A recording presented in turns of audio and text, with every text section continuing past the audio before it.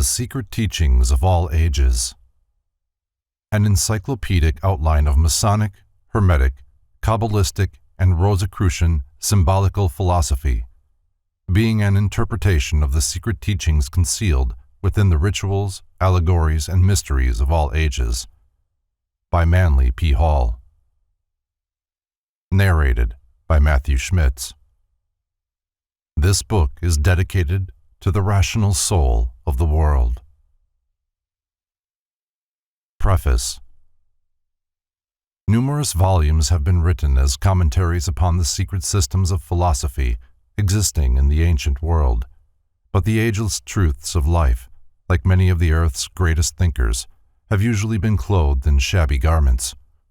The present work is an attempt to supply a tome worthy of those seers and sages whose thoughts are the substance of its pages. To bring about this coalescence of beauty and truth has proved most costly, but I believe that the result will produce an effect upon the mind of the reader which will more than justify the expenditure.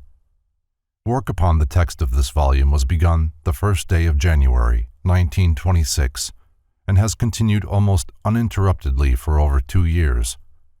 The greater part of the research work, however, was carried on prior to the writing of the manuscript. The collection of reference material was begun in 1921, and 3 years later the plans for the book took definite form.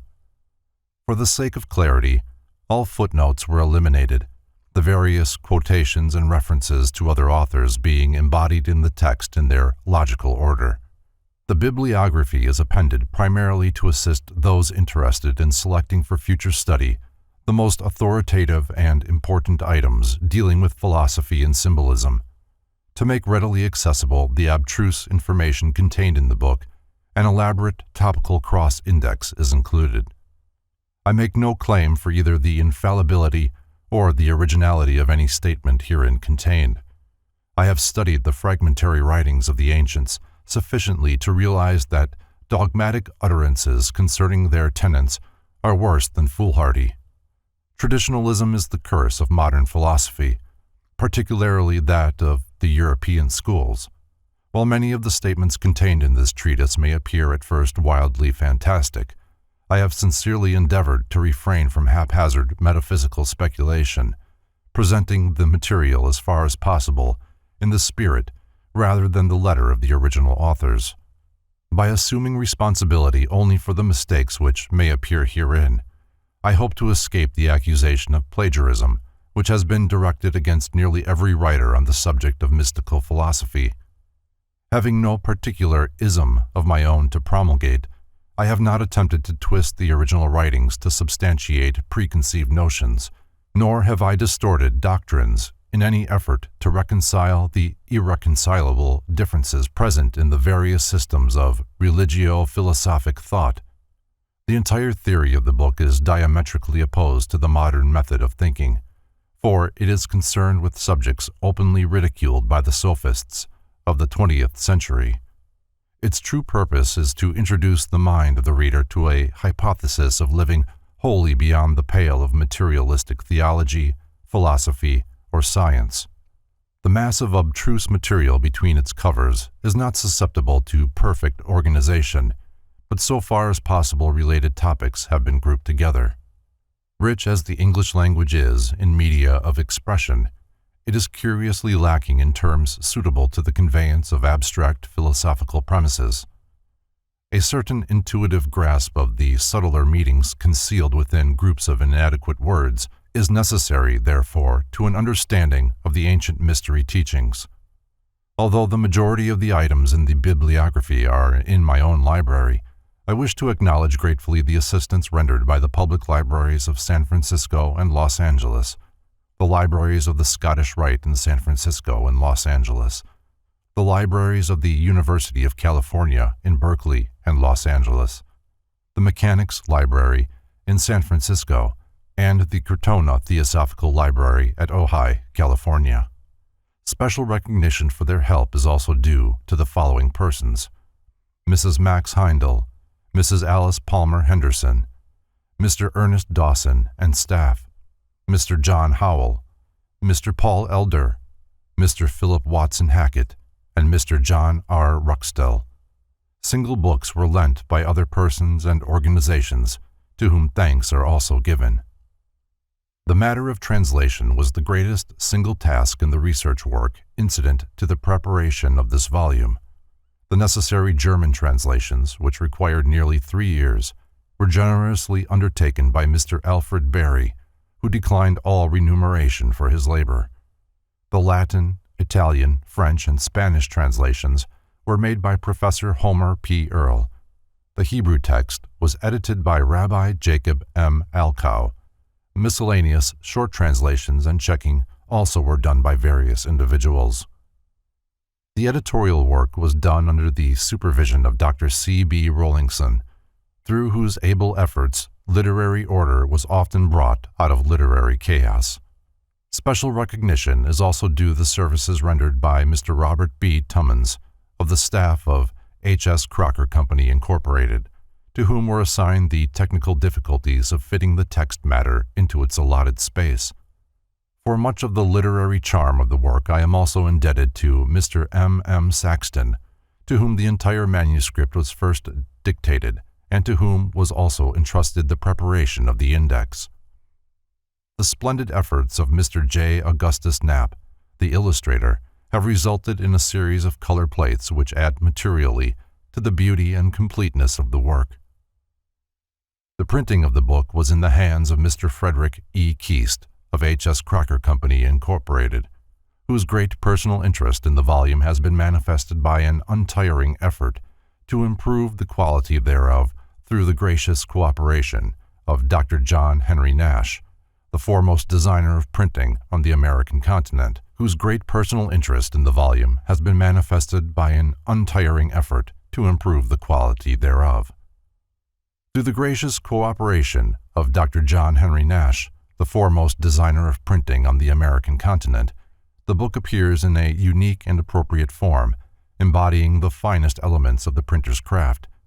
An increase in the number of plates, and also a finer quality of workmanship than was first contemplated, have been made possible by Mr. C. E. Benson of the Los Angeles Engraving Company, who entered heart and soul into the production of this volume.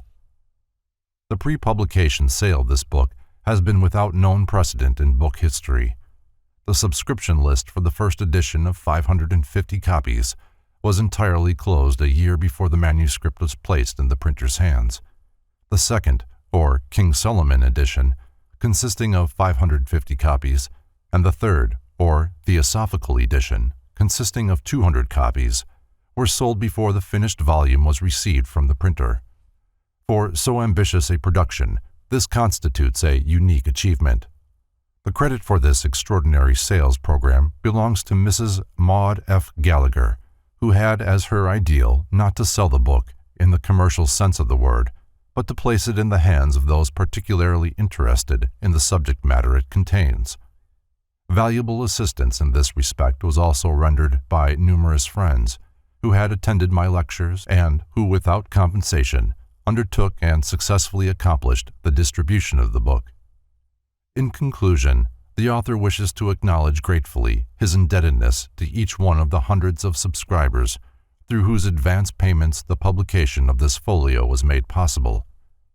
To undertake the enormous expense involved was entirely beyond his individual means, and those who invested in the volume had no assurance of its production and no security other than their faith in the integrity of the writer.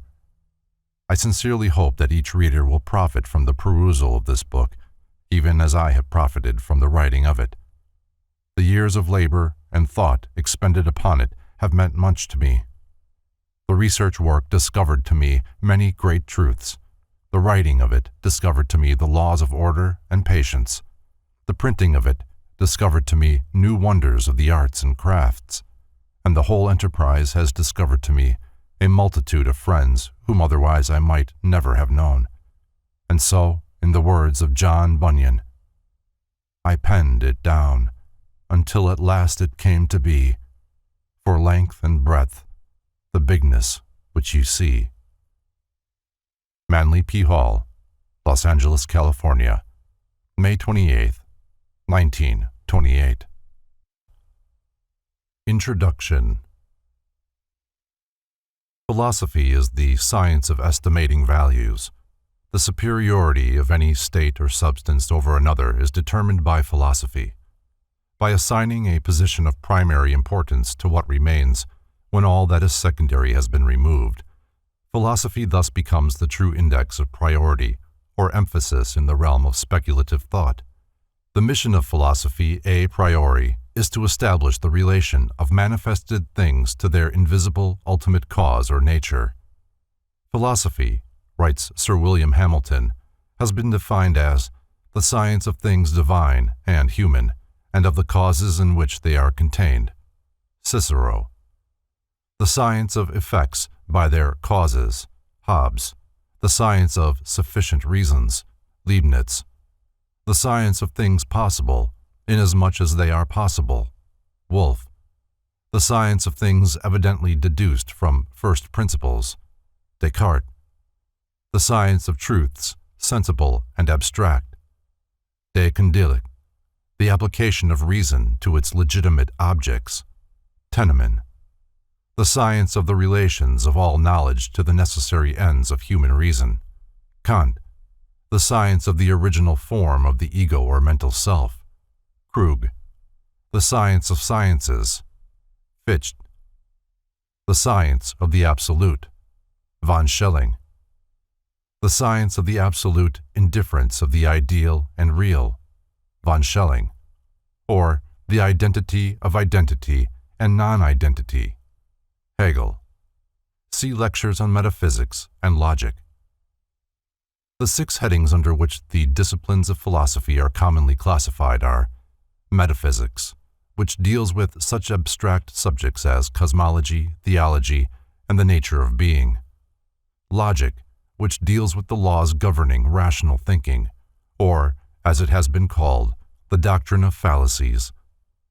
Ethics, which is the science of morality, individual responsibility, and character, concerned chiefly with an effort to determine the nature of good. Psychology, which is devoted to investigation and classification of those forms of phenomena referable to a mental origin. Epistemology, which is the science concerned primarily with the nature of knowledge itself and the question of whether it may exist in an absolute form. And aesthetics, which is the science of the nature of and the reactions awakened by the beautiful, the harmonious, the elegant, and the noble. Plato regarded philosophy as the greatest good ever imparted by divinity to man. In the 20th century, however, it has become a ponderous and complicated structure of arbitrary and irreconcilable notions, yet each substantiated by almost incontestable logic. The lofty theorems of the old academy, which Iamblichus likened to the nectar and ambrosia of the gods, have been so adulterated by opinion, which Heraclitus declared to be a falling sickness of the mind, that the heavenly mead would now be quite unrecognizable to this great Neoplatonist. Convincing evidence of the increasing superficiality of modern scientific and philosophic thought is its persistent drift towards materialism. When the great astronomer Laplace was asked by Napoleon why he had not mentioned God in his Traité de la Mécanique Céleste, the mathematician naively replied, "Sire, I had no need for that hypothesis." In his treatise on atheism, Sir Francis Bacon tersely summarizes the situation thus: "A little philosophy inclineth man's mind to atheism, but depth in philosophy bringeth men's minds about to religion." The Metaphysics of Aristotle opens with these words: "All men naturally desire to know." To satisfy this common urge, the unfolding human intellect has explored the extremities of imaginable space without and the extremities of imaginable self within, seeking to estimate the relationship between the one and the all, the effect and the cause, nature and the groundwork of nature, the mind and the source of the mind, the spirit and the substance of the spirit, the illusion and the reality. An ancient philosopher once said, "He who has not even a knowledge of common things is a brute among men. He who has an accurate knowledge of human concerns alone is a man among brutes, but he who knows all that can be known by intellectual energy is a god among men." Man's status in the natural world is determined, therefore, by the quality of his thinking. He whose mind is enslaved to his bestial instincts is philosophically not superior to the brute. He whose rational faculties ponder human affairs is a man, and he whose intellect is elevated to the consideration of divine realities is already a demigod, for his being partakes of the luminosity with which his reason has brought him into proximity. In his encomium of the science of sciences, Cicero is led to exclaim, "O philosophy, life's guide! O searcher out of virtue and expeller of vices! What could we and every age of men have been without thee? Thou hast produced cities. Thou hast called men scattered about into the social enjoyment of life." In this age, the word philosophy has little meaning unless accompanied by some other qualifying term. The body of philosophy has been broken up into numerous isms, more or less antagonistic, which have become so concerned with the effort to disprove each other's fallacies that the sublimer issues of divine order and human destiny have suffered deplorable neglect. The ideal function of philosophy is to serve as the stabilizing influence in human thought. By virtue of its intrinsic nature, it should prevent man from ever establishing unreasonable codes of life. Philosophers themselves, however, have frustrated the ends of philosophy by exceeding in their wool-gathering those untrained minds whom they are supposed to lead in the straight and narrow path of rational thinking. To list and classify any but the more important of the now recognized schools of philosophy is beyond the space limitations of this volume. The vast area of speculation covered by philosophy will be appreciated best after a brief consideration of a few of the outstanding systems of philosophic discipline which have swayed the world of thought during the last 26 centuries. The Greek school of philosophy had its inception with the 7 immortalized thinkers upon whom was first conferred the appellation of Sophos, the wise. According to Diogenes Laertius, these were Thales, Solon, Chilon, Pittacus, Bias, Cleobulus, and Periander. Water was conceived by Thales to be the primal principle or element upon which the earth floated like a ship, and earthquakes were the result of disturbances in this universal sea. Since Thales was an Ionian, the school perpetuating his tenets became known as the Ionic. He died in 546 BC and was succeeded by Anaximander, who in turn was followed by Anaximenes, Anaxagoras, and Archelos, with whom the Ionic school ended. Anaximander, differing from his master Thales, declared measureless and indefinable infinity to be the principle from which all things were generated. Anaximenes asserted air to be the first element of the universe, that souls, and even the deity itself, were composed of it. Anaxagoras, whose doctrine savors of atomism, held God to be an infinite, self-moving mind, that this divine, infinite mind, not enclosed in any body, is the efficient cause of all things, out of the infinite matter consisting of similar parts, everything being made according to its species by the divine mind, who, when all things were at first confusedly mingled together, came and reduced them to order. Archelos declared the principle of all things to be twofold: mind, which was incorporeal, and air, which was corporeal, the rarefaction and condensation of the latter resulting in fire and water respectively. The stars were conceived by Archelos to be burning iron places. Heraclitus, who lived 536 to 470 BC and is sometimes included in the Ionic school, in his Doctrine of Change and Eternal Flux asserted fire to be the first element and also the state into which the world would ultimately be reabsorbed. The soul of the world he regarded as an exhalation from its humid parts, and he declared the ebb and flow of the sea to be caused by the sun. After Pythagoras of Samos, its founder, the Italic or Pythagorean school numbers among its most distinguished representatives Empedocles, Epicharmus, Archytas, Alcmaeon, Hippasus, Philolaus, and Eudoxus. Pythagoras, 580 to 500 BC, conceived mathematics to be the most sacred and exact of all the sciences, and demanded of all who came to him for study a familiarity with arithmetic, music, astronomy, and geometry. He laid special emphasis upon the philosophic life as a prerequisite to wisdom. Pythagoras was one of the first teachers to establish a community wherein all the members were of mutual assistance to one another in the common attainment of the higher sciences. He also introduced the discipline of retrospection as essential to the development of the spiritual mind. Pythagoreanism may be summarized as a system of metaphysical speculation concerning the relationships between numbers and the causal agencies of existence. This school also first expounded the theory of celestial harmonies, or the music of the spheres.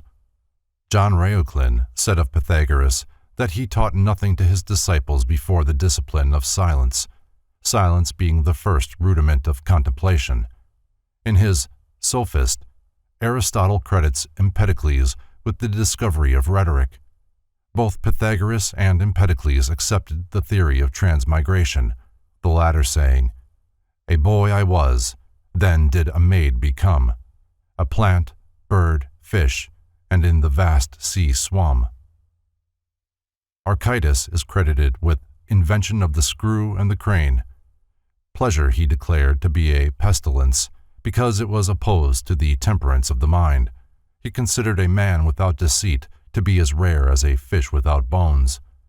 The Eliatic Sect was founded by Xenophanes, 570 to 480 BC, who was conspicuous for his attacks upon the cosmologic and theogonic fables of Homer and Hesiod. Xenophanes declared that God was one and incorporeal, in substance and figure round, in no way resembling man, that he is all sight and all hearing, but breathes not, that he is all things, the mind and wisdom, not generate, but eternal, impassible, immutable, and rational. Xenophanes believed that all existing things were eternal, that the world was without beginning or end, and that everything which was generated was subject to corruption. He lived to great age and is said to have buried his sons with his own hands. Parmenides studied under Xenophanes, but never entirely subscribed to his doctrines. Parmenides declared the senses to be uncertain and reason the only criterion of truth. He first asserted the earth to be round and also divided its surface into zones of heat and cold. Babbitt's atom. From Babbitt's Principles of Light and Color. Since the postulation of the atomic theory by Democritus, many efforts have been made to determine the structure of atoms and the method by which they unite to form various elements. Even science has not refrained from entering this field of speculation and presents for consideration most detailed and elaborate representations of these minute bodies. By far the most remarkable conception of the atom evolved during the last century is that produced by the genius of Dr. Edwin D. Babbitt, and which is reproduced herewith. The diagram is self-explanatory. It must be borne in mind that this apparently massive structure is actually minute as to defy analysis. Not only did Dr. Babbitt create this form of the atom, but he also contrived a method whereby these particles could be grouped together in an orderly manner and thus result in the formation of molecular bodies. Melissus, who is included in the Eliatic school, held many opinions in common with Parmenides. He declared the universe to be immovable because, occupying all space, there was no place to which it could be moved. He further rejected the theory of a vacuum in space. Zeno of Elea also maintained that a vacuum could not exist. Rejecting the theory of motion, he asserted that there was but one God, who was an eternal, ungenerated being. Like Xenophanes, he conceived deity to be spherical in shape. Leucippus held the universe to consist of two parts, one full and the other a vacuum. From the infinite, a host of minute fragmentary bodies descended into the vacuum, where, through a continual agitation, they organized themselves into spheres of substance. The great Democritus, to a certain degree, enlarged upon the atomic theory of Leucippus. Democritus declared the principles of all things to be twofold, atoms and vacuums. Both, he asserted, are infinite, atoms in number, vacuum in magnitude. Thus all bodies must be composed of atoms or vacuum. Atoms possessed two properties, form and size, both characterized by infinite variety. The soul, Democritus also conceived to be atomic in structure and subject to dissolution with the body. The mind he believed to be composed of spiritual atoms. Aristotle intimates that Democritus obtained his atomic theory from the Pythagorean doctrine of the monad. Among the Eliatics are also included Protagoras and Anaxarchus. Socrates, 469 to 399 BC, the founder of the Socratic Sect, being fundamentally a skeptic, did not force his opinions upon others, but through the medium of questionings caused each man to give expression to his own philosophy. According to Plutarch, Socrates conceived every place as appropriate for reaching, in that the whole world was a school of virtue.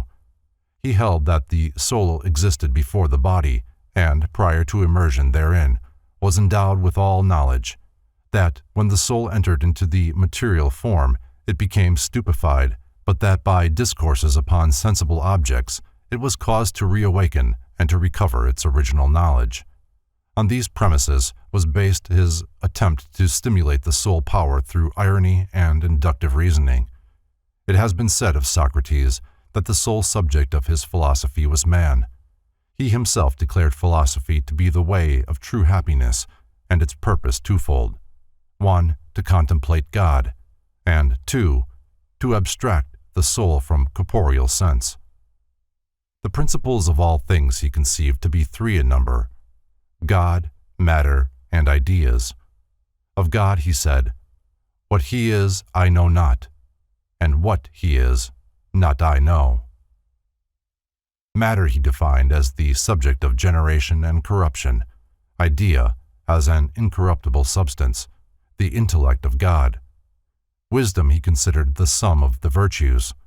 Among the prominent members of the Socratic sect were Xenophon, Aeschines, Crito, Simon, Glauco, Simmias, and Cebes. Professor Zeller, the great authority on ancient philosophies, has recently declared the writings of Xenophon relating to Socrates to be forgeries. When the Clouds of Aristophanes, a comedy written to ridicule the theories of Socrates, was first presented, the great skeptic himself attended the play. During the performance, which caricatured him seated in a basket high in the air studying the sun, Socrates rose calmly in his seat, the better to enable the Athenian spectators to compare his own unprepossessing features with the grotesque mask worn by the actor impersonating him. The Elian sect was founded by Phaedo of Elis, a youth of noble family, who was bought from slavery at the instigation of Socrates, and who became his devoted disciple. Plato so highly admired Phaedo's mentality that he named one of the most famous of his discourses the Phaedo. Phaedo was succeeded in his school by Plisthenes, who in turn was followed by Menetimus. Of the doctrines of the Elian sect, little is known. Menetimus is presumed to have been inclined toward the teachings of Stilpo and the Megarian sect. When Menetimus's opinions were demanded, he answered that he was free, thus intimating that most men were enslaved to their opinions. Menetimus was apparently of a somewhat belligerent temperament, and often returned from his lectures in a badly bruised condition. The most famous of his propositions is stated thus: "That which is not the same is different from that with which it is not the same." This point being admitted, Menetimus continued, "To benefit is not the same as good, therefore good does not benefit."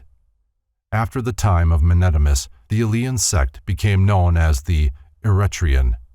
Its exponents denounced all negative propositions and all complex and abstruse theories, declaring that only affirmative and simple doctrines could be true. The Megarian sect was founded by Euclid of Megara, not the celebrated mathematician, a great admirer of Socrates.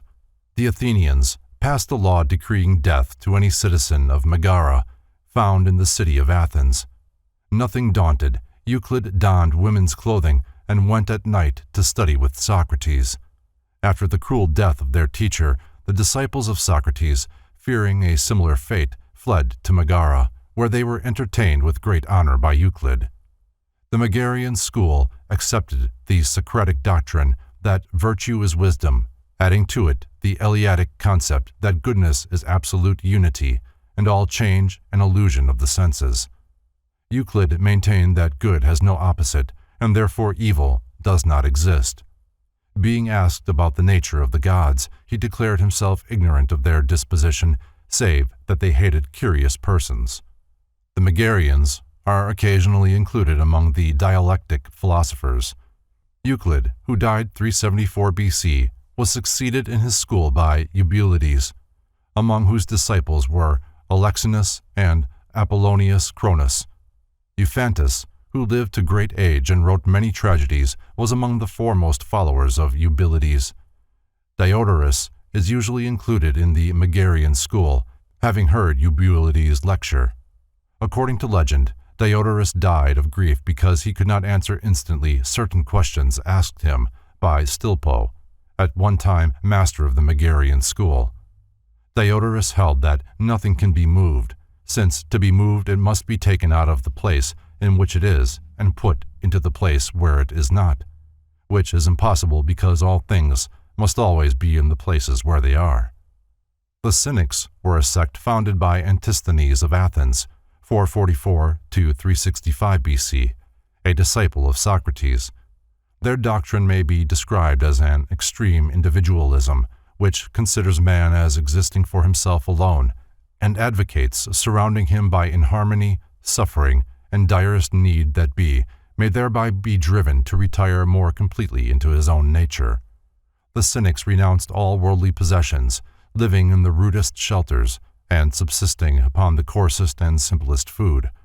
On the assumption that the gods wanted nothing, the Cynics affirmed that those whose needs were fewest consequently approached closest to the divinities. Being asked what he gained by a life of philosophy, Antisthenes replied that he had learned how to converse with himself. Diogenes of Sinope is remembered chiefly for the tub in the Metrodrome, which for many years served him as a home. The people of Athens loved the beggar philosopher, and when a youth in jest bored holes in the tub, the city presented Diogenes with a new one and punished the youth. Diogenes believed that nothing in life can be rightly accomplished without exercitation. He maintained that everything in the world belongs to the wise, a declaration which he proved by the following logic. All things belong to the gods. The gods are friends to wise persons. All things are common amongst friends. Therefore, all things belong to the wise. Among the Cynics are Monimus, Onesicritus, Cratus, Metroclus, Hipparchia, who married Cratus, Menipus, and Menedemus. The Syrianic sect, founded by Aristippus of Cyrene, 435 to 356 BC, promulgated the doctrine of hedonism. Learning of the fame of Socrates, Aristippus journeyed to Athens and applied himself to the teachings of the great skeptic. Socrates, pained by the voluptuous and mercenary tendencies of Aristippus, vainly labored to reform the young man. Aristippus has the distinction of being consistent in principle and practice, for he lived in perfect harmony with his philosophy that the quest of pleasure was the chief purpose of life. The doctrines of the Cyrenaics may be summarized thus. All that is actually known concerning any object or condition is the feeling which it awakens in man's own nature. In the sphere of ethics, that which awakens the most pleasant feeling is consequently to be esteemed as the greatest good.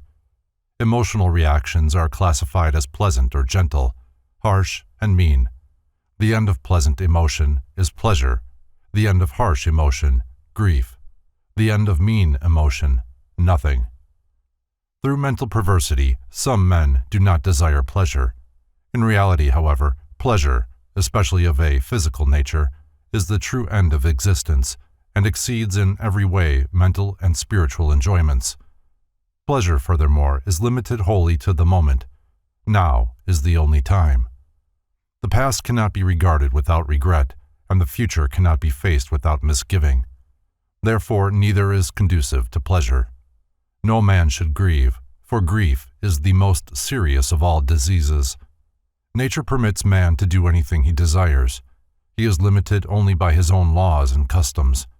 A philosopher is one free from envy, love, and superstition, and whose days are one long round of pleasure. Indulgence was thus elevated by Aristippus to the chief position among the virtues. He further declared philosophers to differ markedly from other men in that they alone would not change the order of their lives if all the laws of men were abolished. Among prominent philosophers influenced by the Cyrenaic doctrines were Hegesias, Anicetus, Theodorus, and Bion. The sect of the academic philosophers instituted by Plato, 427 to 347 BC, was divided into three major parts: the Old, the Middle, and the New Academy. Among the old academics were Speusippus, Xenocrates, Ptolemaic, Crates, and Crantor. Arcesilas instituted the Middle Academy, and Carneades founded the New. Chief among the masters of Plato was Socrates. Plato traveled widely and was initiated by the Egyptians into the profundities of Hermetic philosophy. He also derived much from the doctrines of the Pythagoreans. Cicero describes the threefold constitution of Platonic philosophy as comprising ethics, physics, and dialectics. Plato defined good as threefold in character: good in the soul, expressed through the virtues; good in the body, expressed through the symmetry and endurance of the parts; and good in the external world, expressed through social position and companionship. In the Book of Speusippus on Platonic Definitions, that great Platonist thus defines God: a being that lives immortally by means of himself alone, sufficing for his own blessedness, the eternal essence, cause of his own goodness. According to Plato, the One is the term most suitable for defining the Absolute, since the whole precedes the parts, and diversity is dependent on unity, but unity not on diversity. The One, moreover, is before being, for to be is an attribute or condition of the One. Platonic philosophy is based upon the postulation of three orders of being: that which moves unmoved, that which is self-moved, and that which is moved. That which is immovable but moves is anterior to that which is self-moved, which likewise is anterior to that which it moves. That in which motion is inherent cannot be separated from its motive power. It is therefore incapable of dissolution. Of such nature are the immortals. That which has motion imparted to it from another can be separated from the source of its animating principle. It is therefore subject to dissolution. Of such nature are mortal beings. Superior to both the mortals and the immortals is that condition which continually moves, yet itself is unmoved. To this constitution the power of abidance is inherent. It is therefore the divine permanence upon which all things are established. Being nobler, even, than self-motion, the unmoved mover is the first of all dignities. The Platonic discipline was founded upon the theory that learning is really reminiscence, or the bringing into objectivity of knowledge formerly acquired by the soul in a previous state of existence. At the entrance of the Platonic school in the Academy were written the words, "Let none ignorant of geometry enter here." Plato. From Thomason's Recueil des Figures, Groupes, Theorems, Fountains, Vases et autres ornements. Plato's real name was Aristocles. When his father brought him to study with Socrates, the great skeptic declared that on the previous night he had dreamed of a white swan, which was an omen that his new disciple was to become one of the world's illumined. There is a tradition that the immortal Plato was sold as a slave by the king of Sicily. After the death of Plato, his disciples separated into two groups. One, the academics, continued to meet in the academy where once he had presided. The other, the Peripatetics, removed to the Lyceum under the leadership of Aristotle, 384 to 322 BC. Plato recognized Aristotle as his greatest disciple and, according to Philoponus, referred to him as the mind of the school. If Aristotle were absent from the lectures, Plato would say, "The intellect is not here." Of the prodigious genius of Aristotle, Thomas Taylor writes in his introduction to the Metaphysics, "When we consider that he was not only well acquainted with every science, as his works abundantly evince, but that he wrote on almost every subject which is comprehended in the circle of human knowledge, and this with matchless accuracy and skill, we know not which to admire most, the penetration or extent of his mind." Of the philosophy of Aristotle, the same author says, "The end of Aristotle's moral philosophy is perfection through the virtues, and the end of his contemplative philosophy a union with the one principle of all things."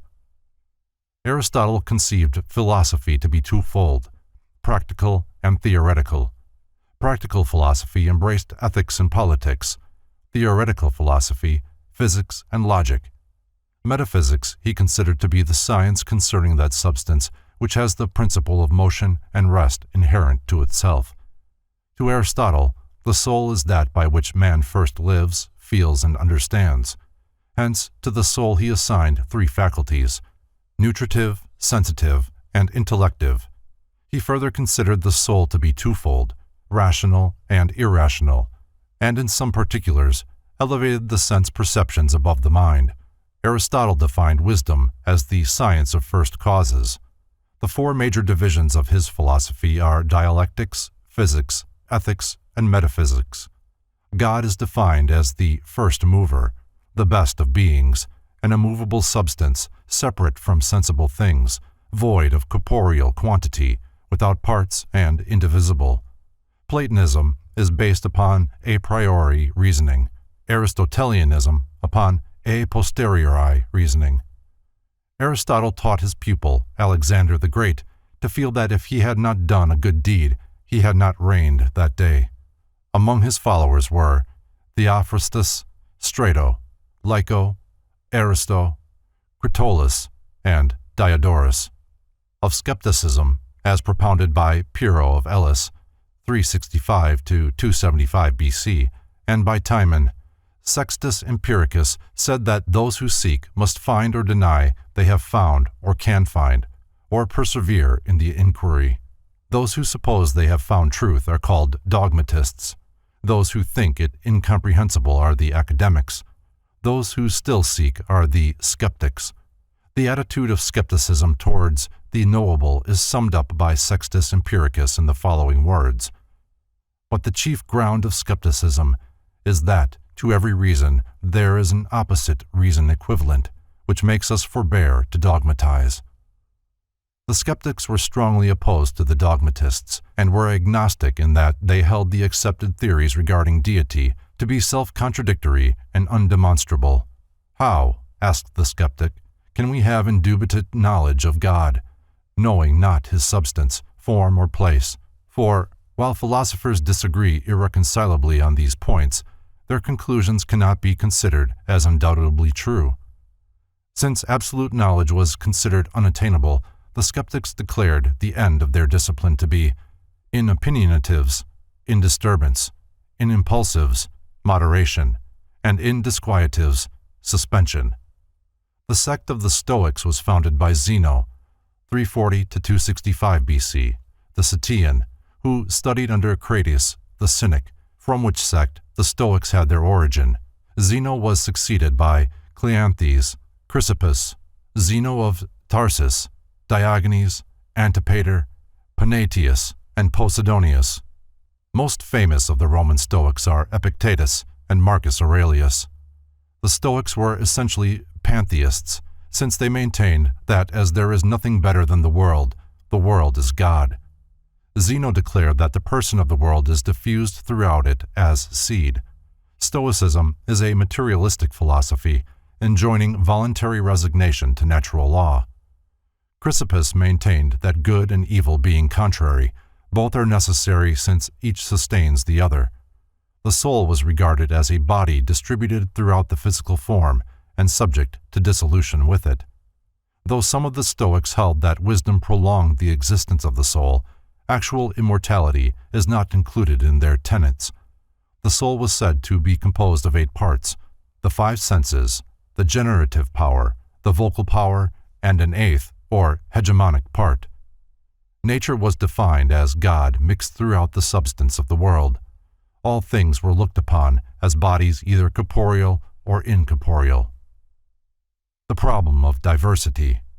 From Kircher's Ars Magna Sciendi. In the above diagram, Kircher arranges 18 objects in 2 vertical columns and then determines the number of arrangements in which they can be combined.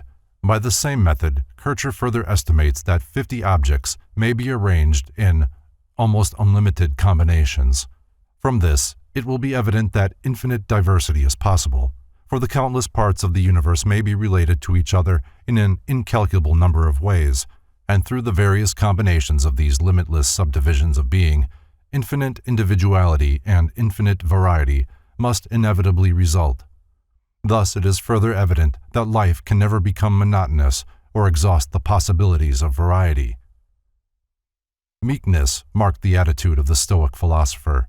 While Diogenes was delivering a discourse against anger, one of his listeners spat contemptuously in his face. Receiving the insult with humility, the great Stoic was moved to retort, "I am not angry, but am in doubt whether I ought to be so or not." Epicurus of Samos, 341 to 270 BC, was the founder of the Epicurean sect, which in many respects resembles the Cyrianic, but is higher in its ethical standards. The Epicureans also posited pleasure as the most desirable state, but conceived it to be a grave and dignified state achieved through renunciation of those mental and emotional inconstancies which are productive of pain and sorrow. Epicurus held that as the pains of the mind and soul are more grievous than those of the body, so the joys of the mind and soul exceed those of the body. The Cyrianics asserted pleasure to be dependent upon action or motion. The Epicureans claimed rest or lack of action to be equally productive of pleasure. Epicurus accepted the philosophy of Democritus concerning the nature of atoms and based his physics upon this theory. The Epicurean philosophy may be summed up in 4 canons. 1. Sense is never deceived, and therefore every sensation and every perception of an appearance is true. 2. Opinion follows upon sense and is superadded to sensation, and capable of truth or falsehood. 3. All opinion attested, or not contradicted by the evidence of sense, is true. 4. An opinion contradicted, or not attested by the evidence of sense, is false. Among the Epicureans of note were Metrodorus of Lampsacus, Zeno of Sidon, and Phaedrus. Eclecticism may be defined as the practice of choosing apparently irreconcilable doctrines from antagonistic schools and constructing therefrom a composite philosophic system in harmony with the convictions of the eclectic himself. Eclecticism can scarcely be considered philosophically or logically sound, for as individual schools arrive at their conclusions by different methods of reasoning, so the philosophic product of fragments from these schools must necessarily be built upon the foundation of conflicting premises. Eclecticism, accordingly, has been designated the layman's cult. In the Roman Empire, little thought was devoted to philosophic theory. Consequently, most of its thinkers were of the eclectic type. Cicero is the outstanding example of early eclecticism, for his writings are a veritable potpourri of invaluable fragments from earlier schools of thought. Eclecticism appears to have had its inception at the moment when men first doubted the possibility of discovering ultimate truth. Observing all so-called knowledge to be mere opinion at best, the less studious furthermore concluded that the wiser course to pursue was to accept that which appeared to be the most reasonable of the teachings of any school or individual. From this practice, however, arose a pseudo-broad-mindedness, devoid of the element of preciseness found in true logic and philosophy. The Neo-Pythagorean school flourished in Alexandria during the 1st century of the Christian era. Only 2 names stand out in connection with it: Apollonius of Tyana and Moderatus of Gades. Neo-Pythagoreanism is a link between the older pagan philosophies and Neoplatonism. Like the former, it contained many exact elements of thought derived from Pythagoras and Plato. Like the latter, it emphasized metaphysical speculation and ascetic habits. A striking similarity has been observed by several authors between Neo-Pythagoreanism and the doctrines of the Essenes. Special emphasis was laid upon the mystery of numbers, and it is possible that the Neo-Pythagoreans had a far wider knowledge of the true teachings of Pythagoras than is available today. Even in the 1st century, Pythagoras was regarded more as a god than a man, and the revival of his philosophy was resorted to apparently in the hope that his name would stimulate interest in the deeper systems of learning. But Greek philosophy had passed the zenith of its splendor. The mass of humanity was awakening to the importance of physical life and physical phenomena. The emphasis upon earthly affairs, which began to assert itself later, reached maturity of expression in 20th century materialism and commercialism, even though Neoplatonism was to intervene and many centuries passed before this emphasis took definite form. Aeneas at the Gate of Hell, from Virgil's Aeneid, Dryden's translation. Virgil describes part of the ritual of a Greek mystery, possibly the Eleusinian, in his account of the descent of Aeneas to the gate of hell under the guidance of the Sibyl. Of that part of the ritual portrayed above, the immortal poet writes, "Full in the midst of this infernal road, an elm displays her dusky arms abroad. The god of sleep there hides his heavy head, and empty dreams on every leaf are spread. Of various forms unnumbered spectres more, centaurs in double shapes, besieged the door.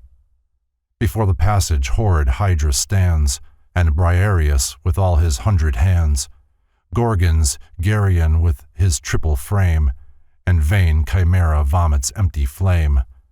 The chief unsheathed his shining steel prepared, though seized with sudden fear to force the guard, offering his brandished weapon at their face, had not the Sibyl stopped his eager pace, and told him what those empty phantoms were, forms without bodies and impassive air."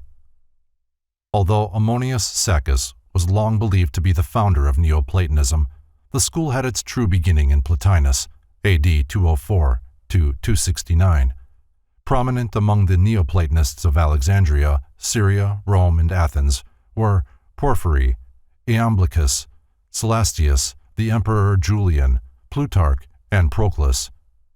Neoplatonism was the supreme effort of decadent pagandom to publish and thus preserve for posterity its secret or unwritten doctrine. In its teachings, ancient idealism found its most perfect expression. Neoplatonism was concerned almost exclusively with the problems of higher metaphysics. It recognized the existence of a secret and all-important doctrine which from the time of the earliest civilizations had been concealed within the rituals, symbols, and allegories of religions and philosophies. To the mind unacquainted with its fundamental tenets, Neoplatonism may appear to be a mass of speculations interspersed with the extravagant flights of fancy. Such a viewpoint, however, ignores the institutions of the mysteries, those secret schools into whose profundities of idealism nearly all of the first philosophers of antiquity were initiated. When the physical body of pagan thought collapsed, an attempt was made to resurrect the form by instilling new life into it, by the unveiling of its mystical truths. This effort apparently was barren of results. Despite the antagonism, however, between pristine Christianity and Neoplatonism, many basic tenets of the latter were accepted by the former and woven into the fabric of patristic philosophy. Briefly described, Neoplatonism is a philosophic code which conceives every physical or concrete body of doctrine to be merely the shell of a spiritual verity, which may be discovered through meditation and certain exercises of a mystic nature. In comparison to the esoteric spiritual truths which they contain, the corporeal bodies of religion and philosophy were considered relatively of little value. Likewise, no emphasis was placed upon the material sciences. The term patristic is employed to designate the philosophy of the fathers of the early Christian Church. Patristic philosophy is divided into two general epochs, Ante-Nicene and Post-Nicene. The Ante-Nicene period in the main was devoted to attacks upon paganism and to apologies and defenses of Christianity. The entire structure of pagan philosophy was assailed, and the dictates of faith elevated above those of reason. In some instances, efforts were made to reconcile the evident truths of paganism with Christian revelation. Evident among the ante-Nicene fathers were Saint Irenaeus, Clement of Alexandria, and Justin Martyr. In the post-Nicene period, more emphasis was placed upon the unfoldment of Christian philosophy along Platonic and Neoplatonic lines, resulting in the appearance of many strange documents of a lengthy, rambling, and ambiguous nature, nearly all of which were philosophically unsound. The post-Nicene philosophers included Athanasius, Gregory of Nyssa, and Cyril of Alexandria. The patristic school is notable for its emphasis upon the supremacy of man throughout the universe. Man was conceived to be a separate and divine creation, the crowning achievement of deity and an exception to the suzerainty of natural law. To the patristics, it was inconceivable that there should ever exist another creature so noble, so fortunate, or so able as man, for whose sole benefit and edification all the kingdoms of nature were primarily created. Patristic philosophy culminated in Augustinianism, which may be best defined as Christian Platonism, opposing the Pelagian doctrine that man is the author of his own salvation. Augustinianism elevated the Church and its dogmas to a position of absolute infallibility, a position which it successfully maintained until the Reformation. Gnosticism, a system of emanationism interpreting Christianity in terms of Greek, Egyptian, and Persian metaphysics, appeared in the later part of the 1st century of the Christian era. Practically all the information extant regarding the Gnostics and their doctrines, stigmatized as heresy by the ante-Nicene Church Fathers, is derived from the accusations made against them, particularly from the writings of Saint Irenaeus. In the 3rd century appeared Manichaeism, a dualistic system of Persian origin, which taught that good and evil were forever contending for universal supremacy. In Manichaeism, Christ is conceived to be the principle of redeeming good, in contradistinction to the man Jesus, who was viewed as an evil personality. The death of Boethius in the 6th century marked the close of the ancient Greek school of philosophy. The 9th century saw the rise of the new school of scholasticism, which sought to reconcile philosophy with theology. Representative of the main divisions of the scholastic school were the eclecticism of John of Salisbury, the mysticism of Bernard of Clairvaux and Saint Bonaventura, the rationalism of Peter Abelard, and the pantheistic mysticism of Meister Eckhart. Among the Arabian Aristotelians were Avicenna and Averroes. The zenith of scholasticism was reached with the advent of Albertus Magnus and his illustrious disciple, St. Thomas Aquinas. Thomism, the philosophy of St. Thomas Aquinas, sometimes referred to as the Christian Aristotle, sought to reconcile the various factions of the scholastic school. Thomism was basically Aristotelian with the added concept that faith is a projection of reason. Scotism, or the doctrine of voluntarism, promulgated by Johannes Duns Scotus, a Franciscan scholastic, emphasized the power and efficacy of the individual will, as opposed to Thomism. The outstanding characteristic of scholasticism was its fanatic effort to cast all European thought in an Aristotelian mold. Eventually, the schoolmen descended to the level of mere wordmongers who picked the words of Aristotle so clean that nothing but the bones remained. It was this decadent school of meaningless verbiage against which Sir Francis Bacon directed his bitter shafts of irony and which he relegated to the potter's field of discarded notions. The Baconian, or inductive system of reasoning, whereby facts are arrived at by a process of observation and verified by experimentation, cleared the way for the schools of modern science. Bacon was followed by Thomas Hobbes, for some time his secretary, who held mathematics to be the only exact science and thought to be essentially a mathematical process. Hobbes declared matter to be the only reality, and scientific investigation to be limited to the study of bodies, the phenomena relative to their probable causes, and the consequences which flow from them under every variety of circumstance. Hobbes laid special stress upon the significance of words. declaring understanding to be the faculty of perceiving the relationship between words and the objects for which they stand. Having broken away from the scholastic and theological schools, post-Reformation or modern philosophy experienced a most prolific growth among many diverse lines. According to humanism, man is the measure of all things. Rationalism makes the reasoning faculties the basis of all knowledge. Political philosophy holds that man must comprehend his natural, social, and national privileges. Empiricism declares that alone to be true which is demonstrable by experiment or experience. Moralism emphasizes the necessity of right conduct as a fundamental philosophic tenet.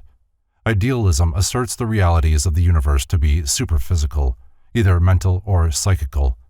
Realism, the reverse, and phenomenalism restricts knowledge to facts or events which can be scientifically described or explained. The most recent developments in the field of philosophic thought are behaviorism and neo-realism. The former estimates the intrinsic characteristics through an analysis of behavior. The latter may be summed up as the total extinction of idealism. Baruch de Spinoza, the eminent Dutch philosopher, conceived God to be a substance absolutely self-existent and needing no other conception besides itself to render it complete and intelligible. The nature of this being was held by Spinoza to be comprehensible only through its attributes, which are extension and thought. These combine to form an endless variety of aspects or modes. The mind of man is one of the modes of infinite thought, the body of man one of the modes of infinite extension. Through reason, man is enabled to elevate himself above the illusionary world of the senses and find eternal repose in perfect union with the divine essence.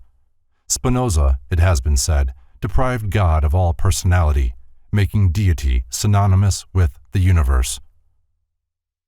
German philosophy had its inception with Gottfried Wilhelm von Leibniz, whose theories are permeated with the qualities of optimism and idealism. Leibniz's criteria of sufficient reason revealed to him the insufficiency of Descartes' theory of extension, and he therefore concluded that substance itself contained an inherent power in the form of an incalculable number of separate and all-sufficient units. Matter, reduced to its ultimate particles, ceases to exist as a substantial body, being resolved into a mass of immaterial ideas or metaphysical units of power, to which Leibniz applied the term monad. Thus the universe is composed of an infinite number of separate monadic entities, unfolding spontaneously through the objectification of innate active qualities. All things are conceived as consisting of single monads of varying magnitudes or of aggregations of these bodies, which may exist as physical, emotional, mental, or spiritual substances. God is the first and greatest monad. The spirit of man is an awakened monad in contradistinction to the lower kingdoms, whose governing monadic powers are in a semi-dormant state. The Ptolemaic scheme of the universe. From an old print, courtesy of Carl Oscar Borg. In ridiculing the geocentric system of astronomy expounded by Claudius Ptolemy, modern astronomers have overlooked the philosophic key to the Ptolemaic system. The universe of Ptolemy is a diagrammatic representation of the relationships existing between the various divine and elemental parts of every creature, and is not concerned with astronomy as that science is now comprehended. In the above figure, special attention is called to the 3 circles of zodiacs surrounding the orbits of the planets. These zodiacs represent the threefold spiritual constitution of the universe. The orbits of the planets are the governors of the world, and the 4 elemental spheres in the center represent the physical constitution of both man and the universe. Ptolemy's scheme of the universe is simply a cross-section of the universal aura, the planets and elements to which he refers having no relation to those recognized by modern astronomers. Though a product of the Leibnizian-Wolffian school, Immanuel Kant, like Locke, dedicated himself to investigation of the powers and limits of human understanding. The result was his critical philosophy, embracing the critique of pure reason, the critique of practical reason, and the critique of judgment. Dr. W. J. Durant sums up Kant's philosophy in the concise statement that he rescued mind from matter. The mind Kant conceived to be the selector and coordinator of all perceptions, which in turn are the result of sensations grouping themselves about some external object. In the classification of senses and ideas, the mind employs certain categories of sense, time, and space, of understanding, quality, relation, modality, and causation, and the unity of appreciation. Being subject to mathematical laws, time and space are considered absolute and sufficient bases for exact thinking. Kant's practical reason declared that while the nature of noumenon could never be comprehended by the reason, the fact of morality proves the existence of three necessary postulates: free will, immortality, and God. In the Critique of Judgment, Kant demonstrates the union of the noumenon and the phenomenon in art and biological evolution. German super-intellectualism is the outgrowth of an overemphasis of Kant's theory of the autocratic supremacy of the mind over sensation and thought. The philosophy of Johann Gottlieb Fichte was a projection of Kant's philosophy, wherein he attempted to unite Kant's practical reason with his pure reason. Fichte held that the known is merely the contents of the consciousness of the knower, and that nothing can exist to the knower until it becomes part of those contents. Nothing is actually real, therefore, except the facts of one's own mental experience. Recognizing the necessity of certain objective realities, Friedrich Wilhelm Joseph von Schelling, who succeeded Fichte in the chair of philosophy at Jena, first employed the doctrine of identity as the groundwork for a complete system of philosophy. Whereas Fichte regarded self as the absolute, von Schelling conceived infinite and eternal mind to be the all-pervading cause. Realization of the absolute is made possible by the intellectual intuition which, being a superior or spiritual sense, is able to dissociate itself from both subject and object. Kant's categories of space and time von Schelling conceived to be positive and negative respectively, and material existence the result of the reciprocal action of these two expressions. Von Schelling also held that the absolute in its process of self-development proceeds according to a law or rhythm consisting of three movements. The first, a reflective movement, is the attempt of the infinite to embody itself in the finite. The second, that of subsumption, is the attempt of the absolute to return to the infinite after involvement in the finite. The third, that of reason, is the neutral point wherein the two former movements are blended.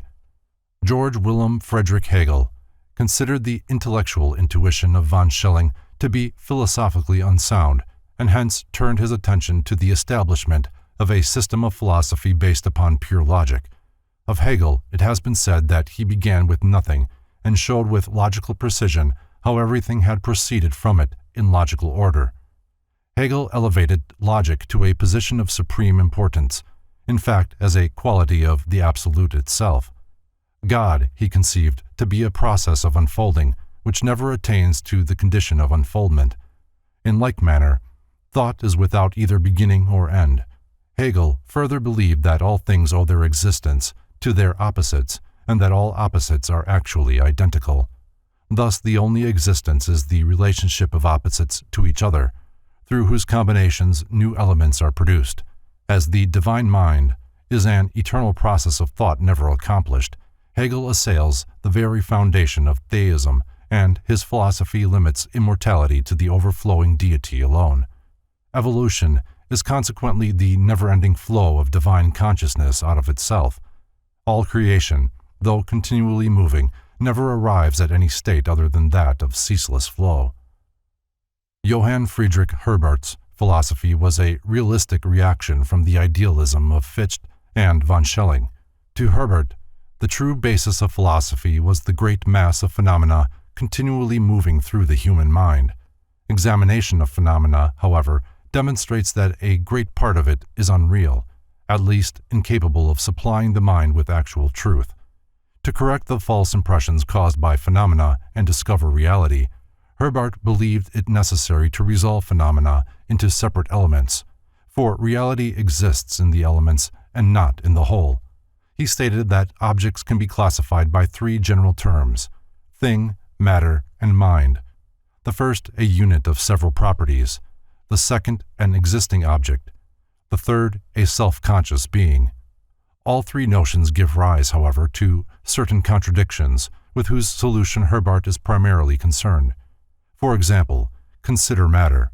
Though capable of filling space, if reduced to its ultimate state, it consists of incomprehensibly minute units of divine energy, occupying no physical space whatsoever. The Tree of Classical Mythology, from Hort's The New Pantheon. Before a proper appreciation of the deeper scientific aspects of Greek mythology is possible, it is necessary to organize the Greek pantheon and arrange its gods, goddesses, and various superhuman hierarchies in concatenated order. Proclus, the great Neoplatonist, in his commentaries on the theology of Plato, gives an invaluable key to the sequence of the various deities in relation to the first cause and the inferior powers emanating from themselves. When thus arranged, the divine hierarchies may be likened to the branches of a great tree. The roots of this tree are firmly embedded in unknowable being. The trunk and larger branches of the tree symbolize the superior gods. The twigs and leaves, the innumerable existences dependent upon the first and unchanging power.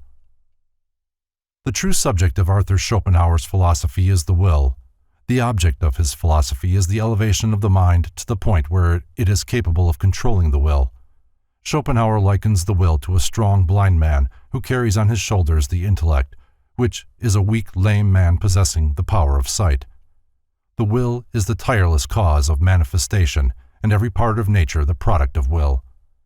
The brain is the product of the will to know, the hand the product of the will to grasp. The entire intellectual and emotional constitutions of man are subservient to the will and are largely concerned with the effort to justify dictates of the will. Thus, the mind creates elaborate systems of thought simply to prove the necessity of the thing willed. Genius, however, represents the state wherein the intellect has gained supremacy over the will, and the life is ruled by reason and not by impulse. The strength of Christianity, said Schopenhauer, lay in its pessimism and conquest of individual will. His own religious viewpoints resembled closely the Buddhistic. To him, nirvana represented the subjugation of will. Life, the manifestation of the blind will to live, he viewed as a misfortune, claiming that the true philosopher was one who, recognizing the wisdom of death, resisted the inherent urge to reproduce his kind. Of Friedrich Wilhelm Nietzsche, it has been said that his peculiar contribution to the cause of human hope was the glad tidings that God had died of pity. The outstanding features of Nietzsche's philosophy are his doctrine of eternal recurrence and the extreme emphasis placed by him upon the will to power, a projection of Schopenhauer's will to live. Nietzsche believed the purpose of existence to be the production of a type of all-powerful individual, designated by him the Superman. This Superman was the product of careful culturing, for if not separated forcibly from the mass and consecrated to the production of power, the individual would sink back to the level of the deadly mediocre. Love, Nietzsche said, should be sacrificed to the production of the superhuman, and those only should marry who are best fitted to produce this outstanding type. Nietzsche also believed in the rule of the aristocracy, both blood and breeding being essential to the establishment of this superior type. Nietzsche's doctrine did not liberate the masses. It rather placed over them supermen for whom their inferior brothers and sisters should be perfectly reconciled to die. Ethically and politically, the Superman was a law unto himself. To those who understand the true meaning of power to be virtue, self-control, and truth, the ideality behind Nietzsche's theory is apparent. To the superficial, however, it is a philosophy heartless and calculating, concerned solely with the survival of the fittest. Of the other German schools of philosophic thought, limitations of space preclude detailed mention. The more recent developments of the German school are Freudianism and Relativism, often called the Einstein theory. The former is a system of psychoanalysis through psychopathic and neurological phenomena. The latter attacks the accuracy of mechanical principles dependent upon the present theory of velocity. René Descartes stands at the head of the French school of philosophy and shares with Sir Francis Bacon the honor of founding the systems of modern science and philosophy. As Bacon based his conclusions upon observation of external things, So Descartes founded his metaphysical philosophy upon observation of internal things.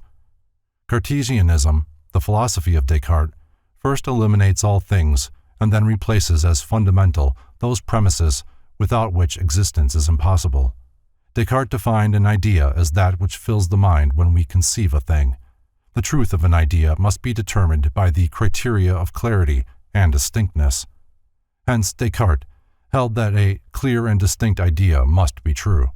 Descartes has the distinction of also evolving his own philosophy without recourse to authority. Consequently, his conclusions are built up from the simplest of premises and grow in complexity as the structure of his philosophy takes form.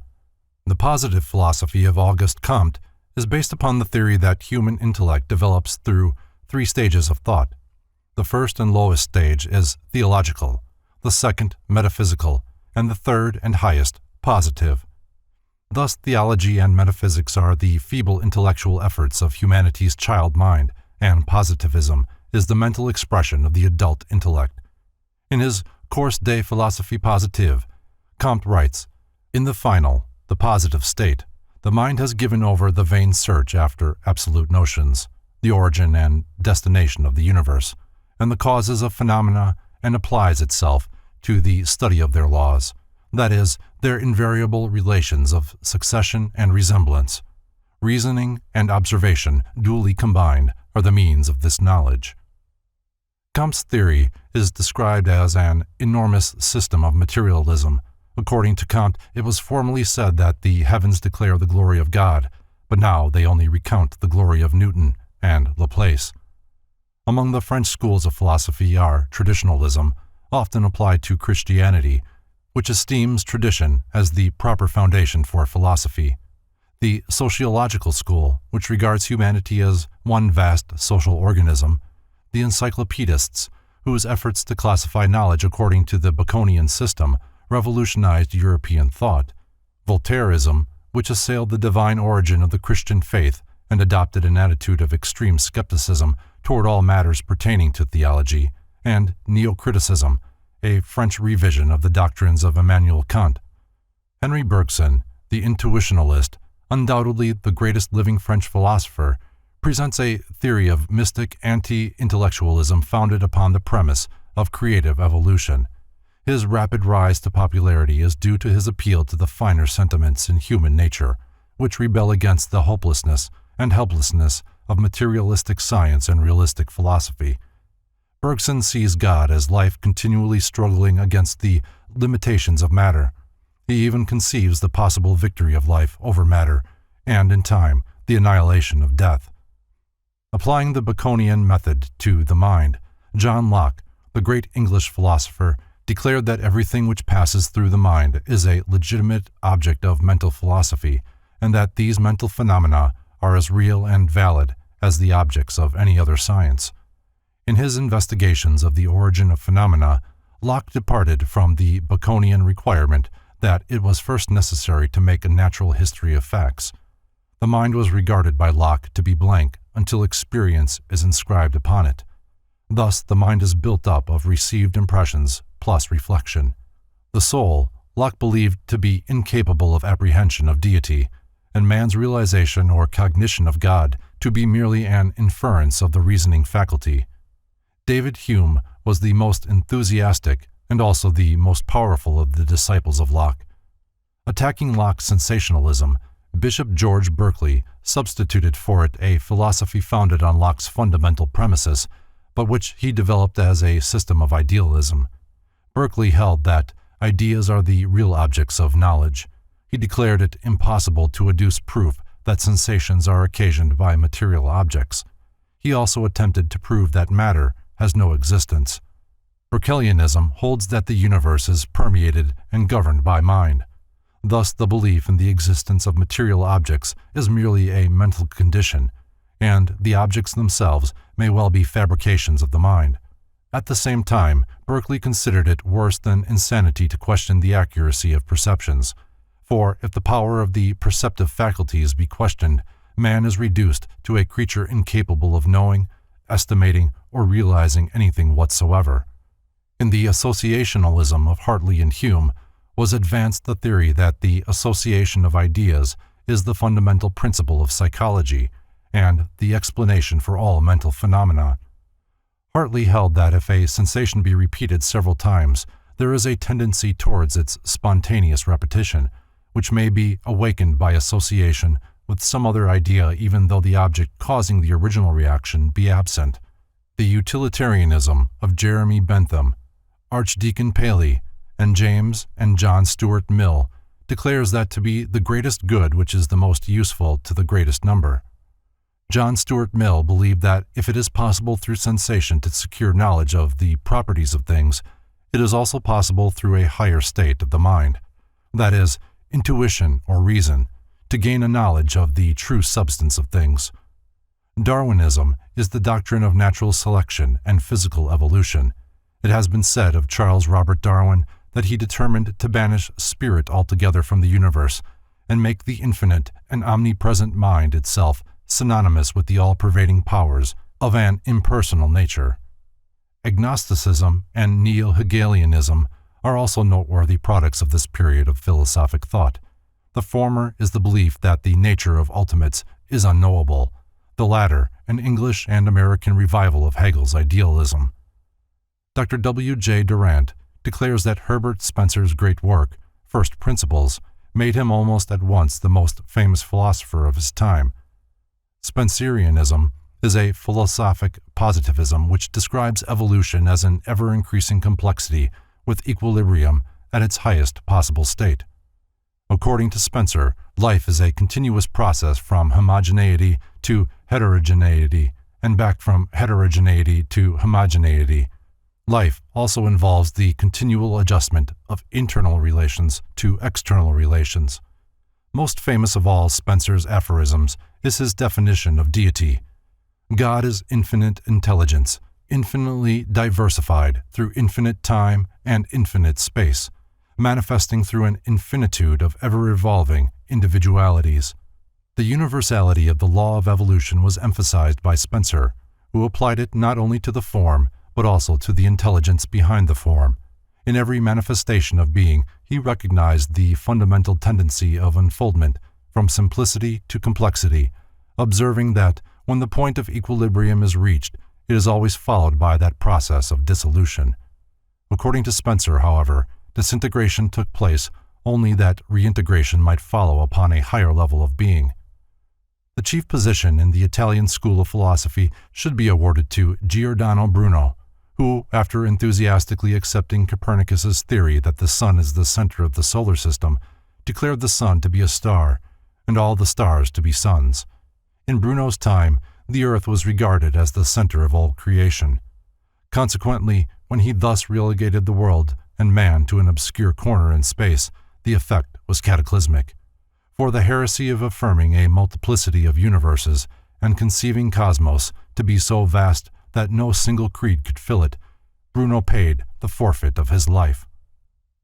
A Christian Trinity, from Hone's Ancient Mysteries Described. In an effort to set forth an appropriate figure, the Christian doctrine of the Trinity, it was necessary to devise an image in which the three persons, Father, Son, and Holy Ghost, were separate and yet one. In different parts of Europe may be seen figures similar to the above, wherein three faces are united in one head. This is a legitimate method of, for to those able to realize the sacred significance of the threefold head, a great mystery is revealed. However, in the presence of such applications of symbology in Christian art, it is scarcely proper to consider the philosophers of other faiths as benighted if, like the Hindus, they have a three-faced Brahma, or, like the Romans, a two-faced Janus. Vicoism is a philosophy based upon the conclusions of Giovanni Battista Vico, who held that God controls his world, not miraculously, but through natural law. The laws by which men rule themselves, Vico declared, issue from a spiritual source within mankind, which is en rapport with the law of the deity.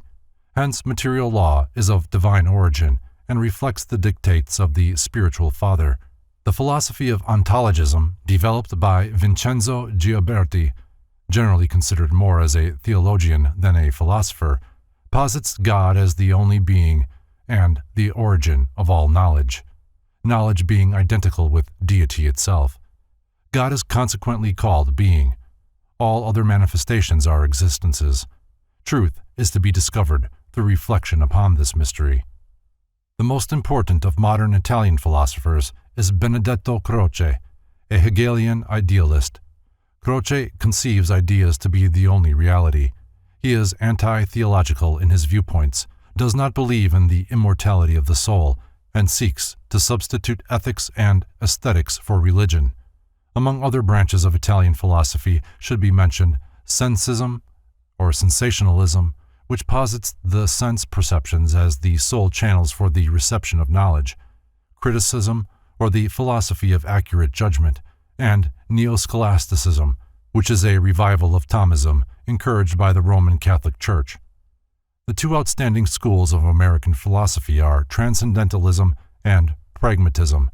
Transcendentalism, exemplified in the writings of Ralph Waldo Emerson, emphasizes the power of the transcendental over the physical.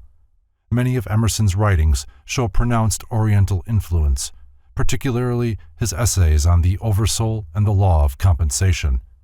The theory of pragmatism, while not original with Professor William James, owes its widespread popularity as a philosophic tenet to his efforts.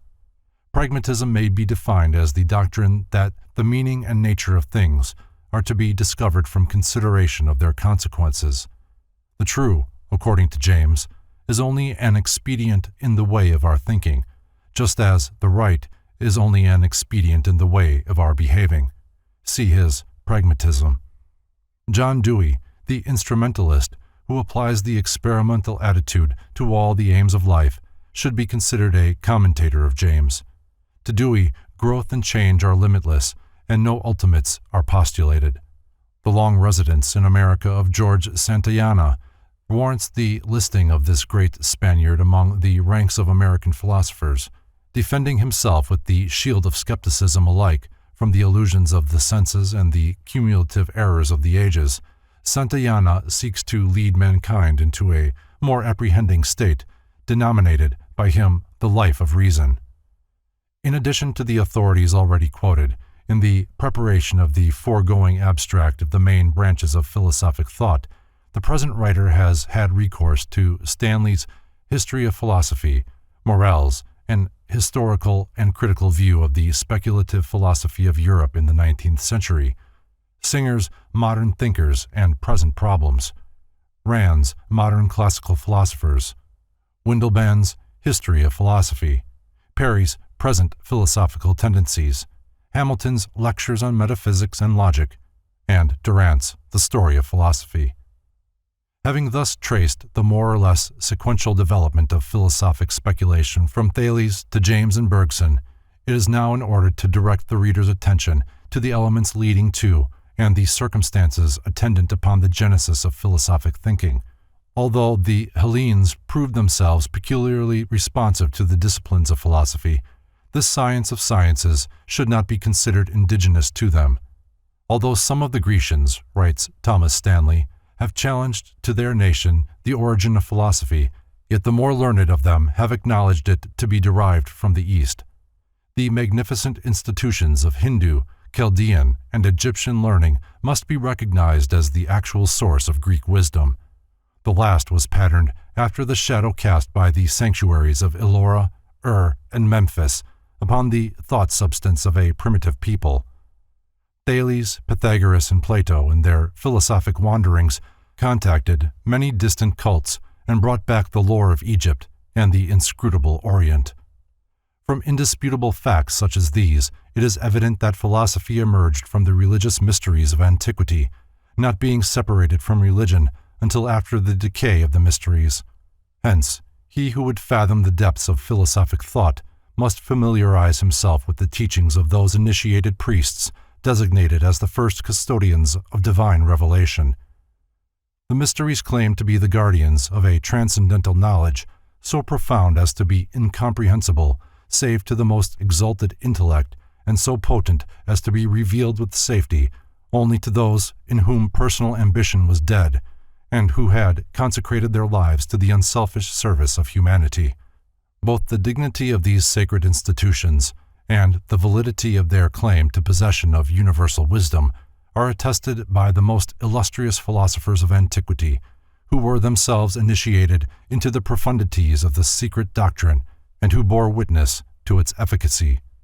The question may legitimately be propounded: if these ancient mystical institutions were of such great pith and moment, why is so little information now available concerning them and the arcana they claimed to possess? The answer is simple enough. The mysteries were secret societies, binding their initiates to inviolable secrecy and avenging with death the betrayal of their sacred trusts. Although these schools were the true inspiration of the various doctrines promulgated by the ancient philosophers, the fountainhead of those doctrines was never revealed to the profane. Furthermore, in the lapse of time, the teachings became so inextricably linked with the names of their disseminators that the actual but recondite source, the mysteries, came to be wholly ignored. Symbolism is the language of the mysteries. In fact, it is the language not only of mysticism and philosophy, but of all nature, for every law and power active in universal procedure is manifested to the limited sense perceptions of man through the medium of symbol. Every form existing in the diversified sphere of being is symbolic of the divine activity by which it is produced. By symbols, men have ever sought to communicate to each other those thoughts which transcend the limitations of language. Rejecting man-conceived dialects as inadequate and unworthy to perpetuate divine ideas, the mysteries thus chose symbolism as a far more ingenious and ideal method of preserving their transcendental knowledge. In a single figure, a symbol may both reveal and conceal, for to the wise, the subject of the symbol is obvious, while to the ignorant the figure remains inscrutable. Hence, he who seeks to unveil the secret doctrine of antiquity must search for that doctrine not upon the open pages of books which might fall into the hands of the unworthy, but in the place where it was originally concealed. Far-sighted were the initiates of antiquity. They realized that nations come and go, that empires rise and fall, and that the golden ages of art, science, and idealism are succeeded by the dark ages of superstition. With the needs of posterity foremost in mind, the sages of old went to inconceivable extremes to make certain that their knowledge should be preserved.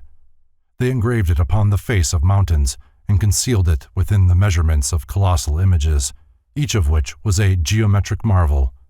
Their knowledge of chemistry and mathematics they hid within mythologies, which the ignorant would perpetuate, or in the spans and arches of their temples, which time has not entirely obliterated. They wrote in characters that neither the vandalism of men nor the ruthlessness of the elements could completely efface. Today, men gaze with awe and reverence upon the mighty Memnons standing alone on the sands of Egypt, or upon the strange terraced pyramids of Palenque. Mute testimonies these are of the lost arts and sciences of antiquity, and concealed, this wisdom must retain until this race has learned to read the universal language. Symbolism.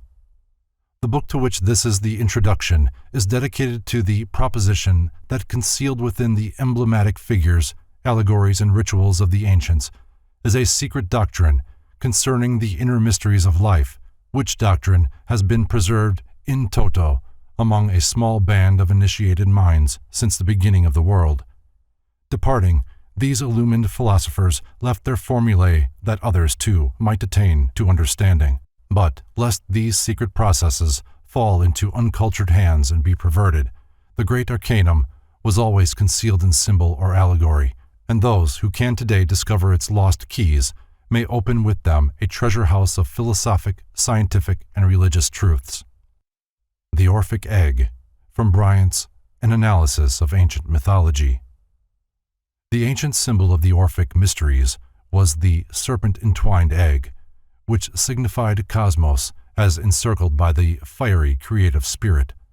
The egg also represents the soul of the philosopher, the serpent, the mysteries.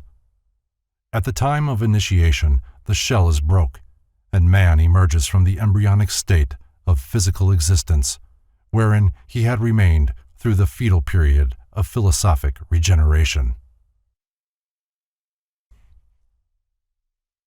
The Ancient Mysteries and Secret Societies, which have influenced modern Masonic symbolism.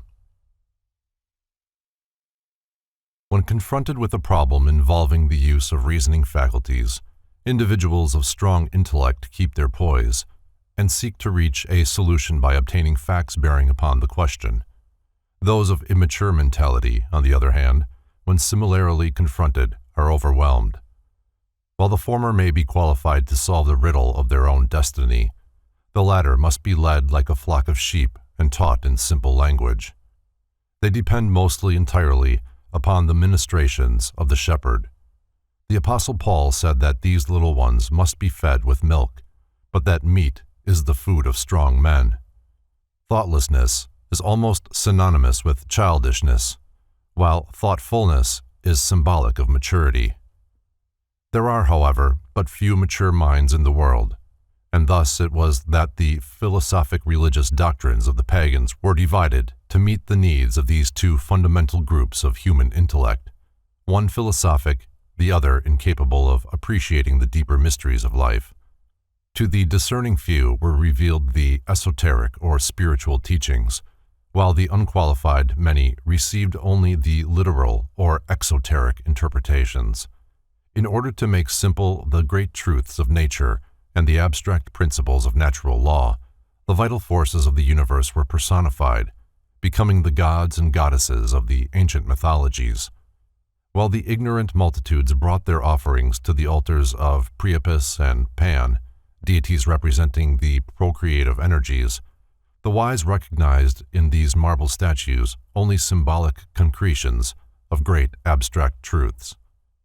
In all cities of the ancient world were temples for public worship and offering. In every community also were philosophers and mystics, deeply versed in nature's lore. These individuals were usually banded together, forming seclusive, philosophic and religious schools. The more important of these groups were known as the Mysteries. Many of the great minds of antiquity were initiated into these secret fraternities by strange and mysterious rites, some of which were extremely cruel. Alexander Wilder defines the Mysteries as sacred dramas performed at stated periods. The most celebrated were those of Isis, Sabazius, Sibyl, and Eleusis. After being admitted, the initiates were instructed in the secret wisdom which had been preserved for ages. Plato, an initiate of one of these sacred orders, was severely criticized because, in his writings, he revealed to the public many of the secret philosophic principles of the Mysteries. Every pagan nation had, and has, not only its state religion, but another into which the philosophic elect alone have gained entrance. Many of these ancient cults vanished from the earth without revealing their secrets, but a few have survived the test of the ages, and their mysterious symbols are still preserved. Much of the ritualism of Freemasonry is based on the trials to which candidates were subjected by the ancient hierophants before the keys of wisdom were entrusted to them. Few realize the extent to which the ancient secret schools influenced contemporary intellects and, through those minds, posterity. Robert McCoy, 33rd degree, in his General History of Freemasonry, pays a magnificent tribute to the part played by the ancient mysteries in the rearing of the edifice of human culture. He says, in part, "It appears that all the perfection of civilization and all the advancement made in philosophy, science, and art among the ancients are due to those institutions which, under the veil of mystery, sought to illustrate the sublimest truths of religion, morality, and virtue, and impress them on the hearts of their disciples. Their chief object was to teach the doctrine of one God, the resurrection of man to eternal life, the dignity of the human soul, and to lead the people to see the shadow of the deity in the beauty, magnificence, and splendor of the universe." With the decline of virtue, which has preceded the destruction of every nation of history, the mysteries became perverted. Sorcery took the place of the divine magic. Indescribable practices, such as the bacchanalia, were introduced, and perversion ruled supreme, for no institution can be any better than the members of which it is composed. In despair, the few who were true sought to preserve the secret doctrines from oblivion. In some cases they succeeded, but more often the arcanum was lost and only the empty shell of the mysteries remained. Thomas Taylor has written, "Man is naturally a religious animal. From the earliest dawning of his consciousness, man has worshipped and revered things as symbolic of the invisible, omnipresent, indescribable thing, concerning which he could discover practically nothing.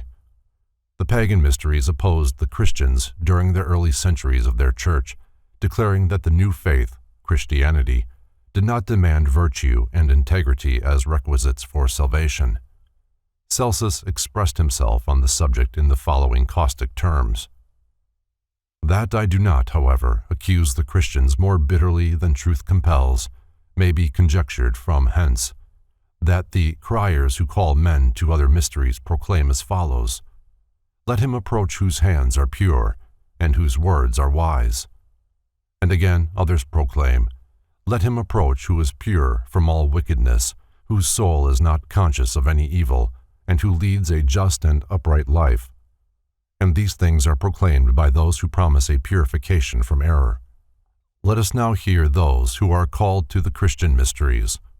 Whoever is a sinner, whoever is unwise, whoever is a fool, and whoever, in short, is miserable, him the kingdom of God will receive.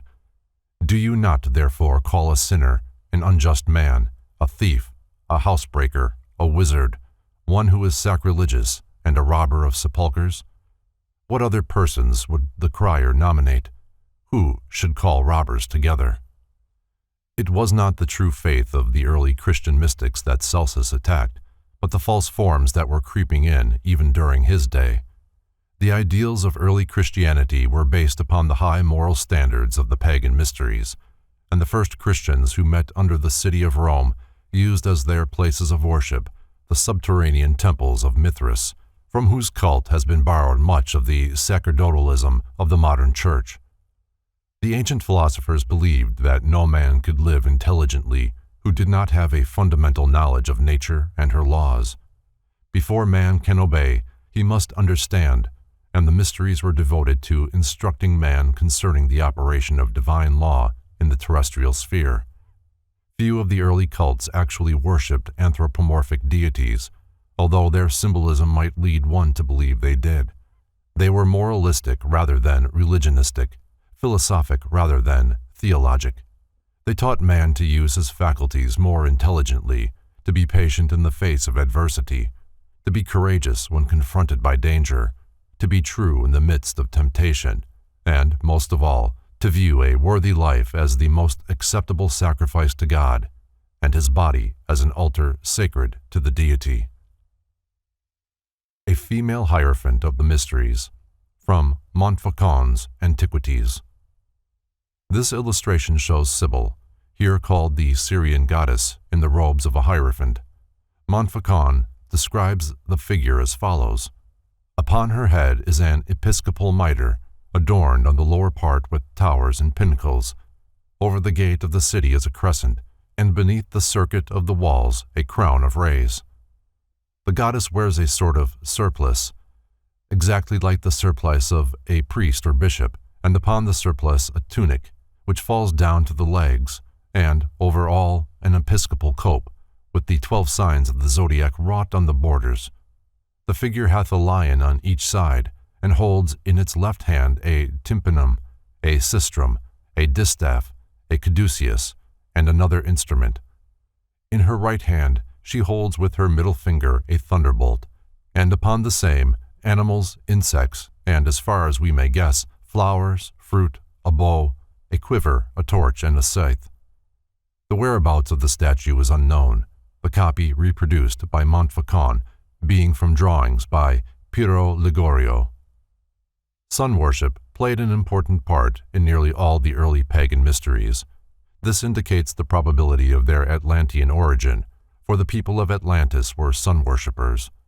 The solar deity was usually personified as a beautiful youth, with long golden hair to symbolize the rays of the sun. This golden sun god was slain by wicked ruffians who personified the evil principle of the universe. By means of certain rituals and ceremonies, symbolic of purification and regeneration, this wonderful god of good was brought back to life and became the savior of his people. The secret processes whereby he was resurrected symbolized those cultures by means of which man is able to overcome his lower nature, master his appetites, and give expression to the higher side of himself.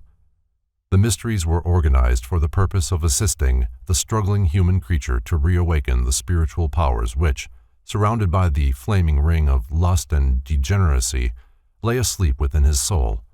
In other words, man was offered a way by which he could regain his lost estate.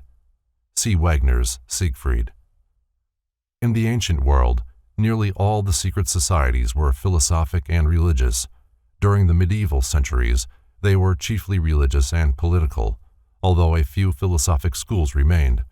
In modern times, secret societies in the Occidental countries are largely political or fraternal, although in a few of them, as in Masonry, the ancient religious and philosophic principles still survive. Space prohibits a detailed discussion of the secret schools. There were literally scores of these ancient cults, with branches in all parts of the Eastern and Western worlds. Some, such as those of Pythagoras and the Hermetists, show a decided Oriental influence, while the Rosicrucians, according to their own proclamations, gained much of their wisdom from Arabian mystics. Although the mystery schools are usually associated with civilization, there is evidence that the most uncivilized peoples of prehistoric times had a knowledge of them. Natives of distant lands, many in the lowest forms of savagery, have mystic rituals and secret practices which, although primitive, are of a decided Masonic tinge. The Druidic Mysteries of Britain and Gaul. The original and primitive inhabitants of Britain, at some remote period, revived and reformed their national institutes. Their priest, or instructor, had hitherto been simply named Geud, but it was considered to have become necessary to divide this office between the national, or superior, priest and another whose influence would be more limited. From henceforth, the former became Druid, or superior instructor, and the latter, Goed, or Ovate, subordinate instructor, and both went by the general name of Berd, or bards, or teachers of wisdom.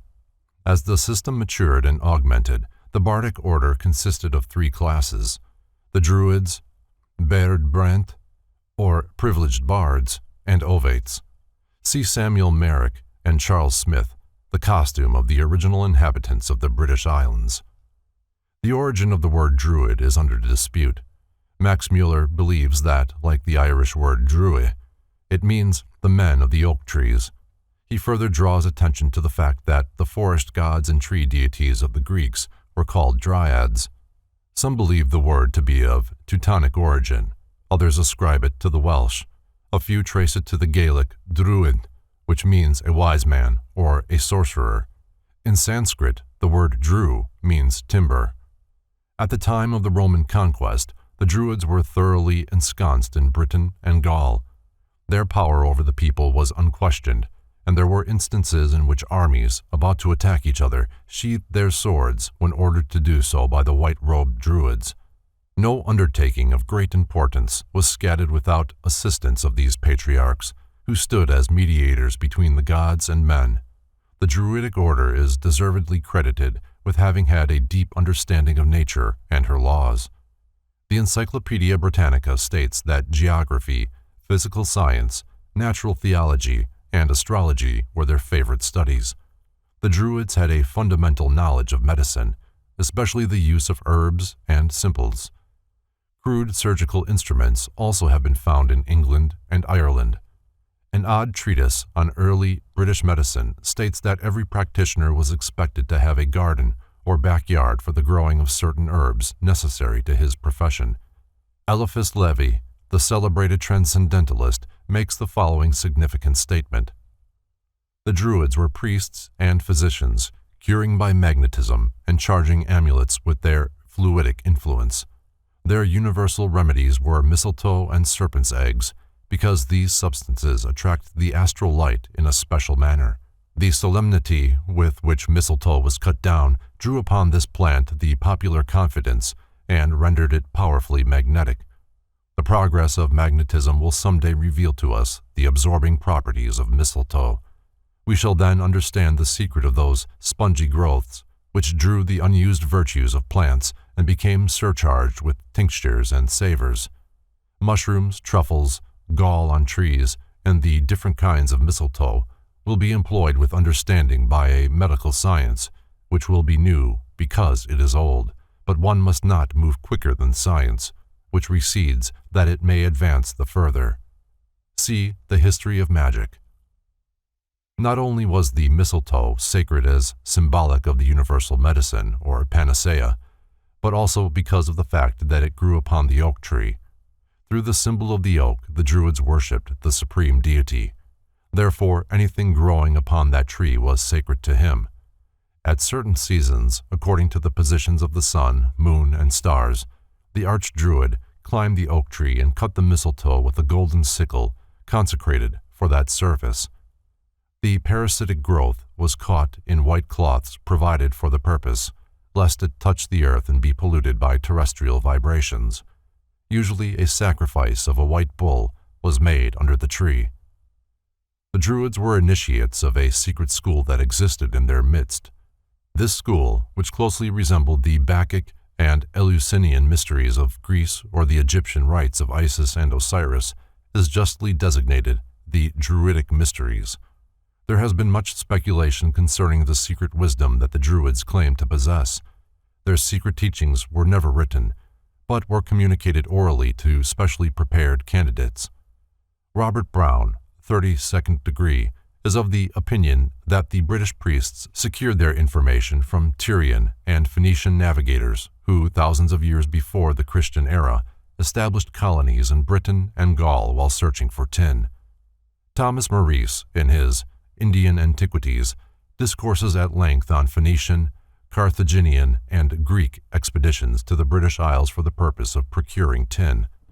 Others are of the opinion that the mysteries as celebrated by the Druids were of Oriental origin, possibly Buddhistic. The proximity of the British Isles to the lost Atlantis may account for the sun worship which plays an important part in the rituals of Druidism. According to Artemidorus, Ceres and Persephone were worshipped on an island close to Britain, with rites and ceremonies similar to those of Samothrace. There is no doubt that the Druidic pantheon includes a large number of Greek and Roman deities. This greatly amazed Caesar during his conquest of Britain and Gaul, and caused him to affirm that these tribes adored Mercury, Apollo, Mars, and Jupiter in a manner similar to that of the Latin countries. It is almost certain that the Druidic mysteries were not indigenous to Britain or Gaul, but migrated from one of the more ancient civilizations. The school of the Druids was divided into 3 distinct parts, and the secret teachings embodied therein are practically the same as the mysteries concealed under the allegories of Blue Lodge Masonry. The lowest of the 3 divisions was that of Ovate, Ovid. This was an honorary degree, requiring no special purification or preparation. The Ovates dressed in green, the Druidic color of learning, and were expected to know something about medicine, astronomy, poetry if possible, and sometimes music. An Ovate was an individual admitted to the Druidic Order because of his general excellence and superior knowledge concerning the problems of life. The second division was that of the Bard, Baird. Its members were robed in sky blue to represent harmony and truth, and to them was assigned the labor of memorizing, at least in part, the 20,000 verses of Druidic sacred poetry. They were often pictured with the primitive British or Irish harp, an instrument strung with human hair and having as many strings as there were ribs on one side of the human body. These bards were often chosen as teachers of candidates seeking entrance into the Druidic mysteries. Neophytes wore striped robes of blue, green, and white, these being the 3 sacred colors of the Druidic Order. The third division was that of Druid, Derwyddon. Its particular labor was to minister to the religious needs of the people. To reach this dignity, the candidate must first become a Bard Brent. The Druids always dressed in white, symbolic of their purity, and the color used by them to symbolize the sun. In order to reach the exalted position of Archdruid, or spiritual head of the organization, it was necessary for a priest to pass through the 6 successive degrees of the Druidic Order. The members of the different degrees were differentiated by the colors of their sashes, for all of them wore robes of white. Some writers are of the opinion that the title of Archdruid was hereditary, descending from father to son, but it is more probable that the honor was conferred by ballot election. Its recipient was chosen for his virtues and integrity from the most learned members of the higher Druidic degrees.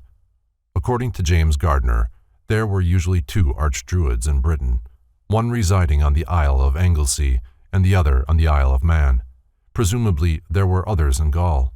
These dignitaries generally carried golden scepters and were crowned with wreaths of oak leaves, symbolic of their authority.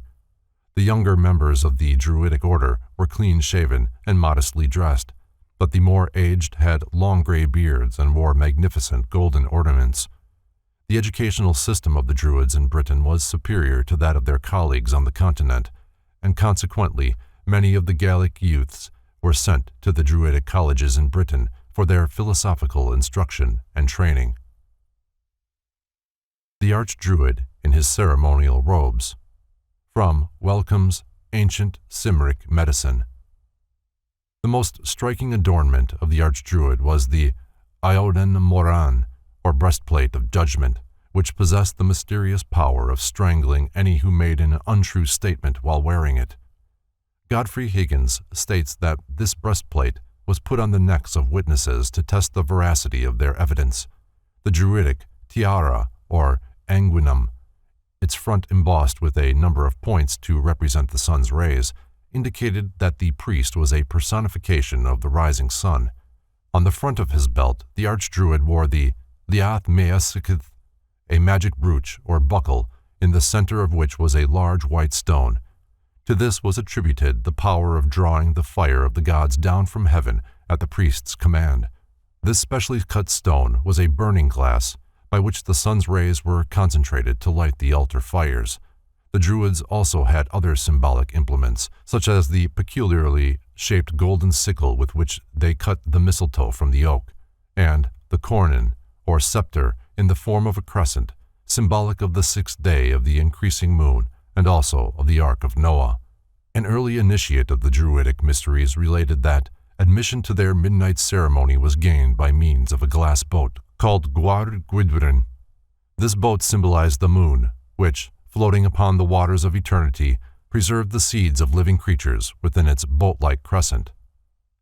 Eliphas Levi states that the Druids lived in strict abstinence, studied the natural sciences, preserved the deepest secrecy, and admitted new members only after long probationary periods. Many of the priests of the order lived in buildings not unlike the monasteries of the modern world. They were associated in groups like ascetics of the Far East. Although celibacy was not demanded of them, few married. Many of the Druids retired from the world and lived as recluses in caves, in rough stone houses, or in little shacks built in the depths of a forest. Here they prayed and meditated, emerging only to perform their religious duties. James Freeman Clarke, in his 10 Great Religions, describes the belief of the Druids as follows. The Druids believed in 3 worlds and in transmigration from one to the other. In a world above this, in which happiness predominated, a world below, of misery, and this present state.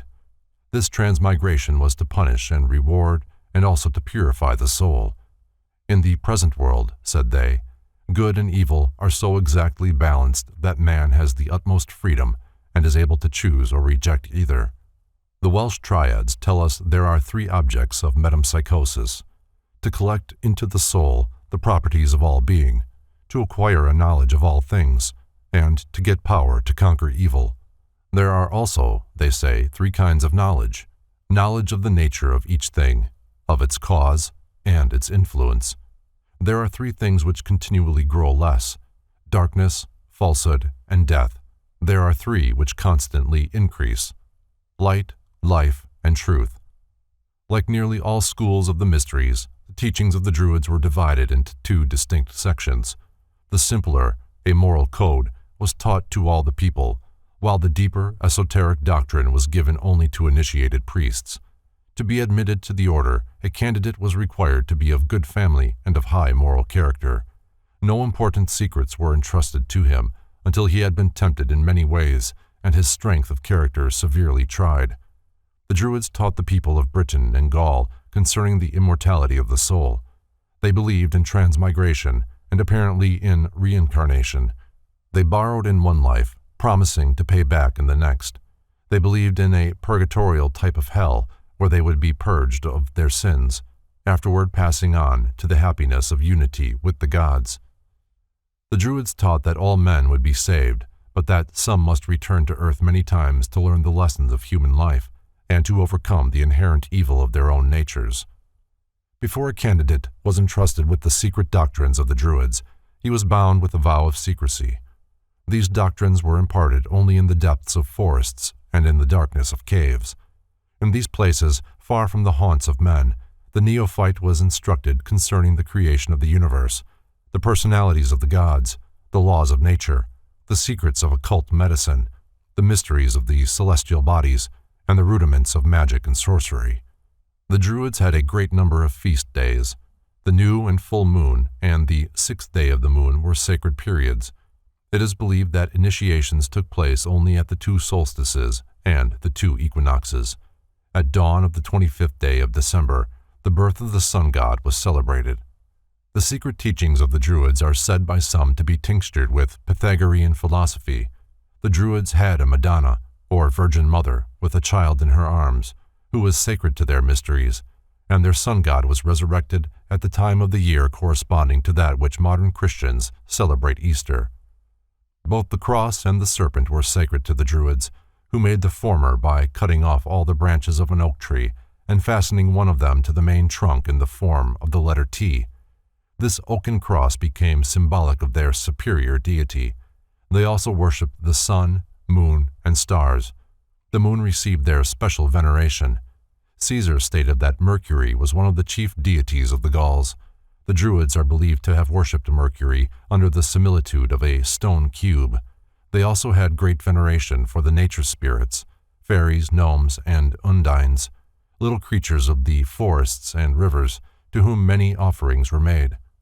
Describing the temples of the Druids, Charles Heckthorne, in The Secret Societies of All Ages and Countries, says, "Their temples, wherein the sacred fire was preserved, were generally situate on eminences, and in dense groves of oak, and assumed various forms: circular, because a circle was the emblem of the universe; oval, in allusion to the mundane egg, from which issued, according to the traditions of many nations, the universe, or, according to others, our first parents; serpentine, because a serpent was the symbol of Hu, the Druidic Osiris; cruciform, because a cross is an emblem of regeneration; or winged, to represent the motion of the divine spirit. Their chief deities were reducible to 2, a male and a female, the great father and mother, Hu and Cerridwen, distinguished by the same characteristics as belonging to Osiris and Isis, Bacchus and Ceres, or any other supreme god and goddess representing the 2 principles of all being." Godfrey Higgins states that Hu, the Mighty, regarded as the first settler of Britain, came from a place which the Welsh triads call the Summer Country, the present site of Constantinople. Albert Pike says that the lost world of Masonry is concealed in the name of the Druid god Hu. The meager information extant concerning the secret initiations of the Druids indicates a decided similarity between their mystery school and the schools of Greece and Egypt. Hu, the sun god, was murdered and, after a number of strange ordeals and mystic rituals, was restored to life. There were 3 degrees of the Druidic Mysteries, but few successfully passed them all. The candidate was buried in a coffin, as symbolic of the death of the sun god. The supreme test, however, was being sent out to sea in an open boat. While undergoing this ordeal, many lost their lives. Taliesin, an ancient scholar who passed through the mysteries, describes the initiation of the open boat in Faber's pagan idolatry. The few who passed this 3rd degree were said to have been born again and were instructed in the secret and hidden truths which the Druid priests had preserved from antiquity. From these initiates were chosen many of the dignitaries of the British religious and political world. For further details, see Faber's Pagan Idolatry, Albert Pike's Morals and Dogma, and Godfrey Higgins' Celtic Druids. The Rites of Mithras. When the Persian mysteries immigrated into southern Europe, they were quickly assimilated by the Latin mind.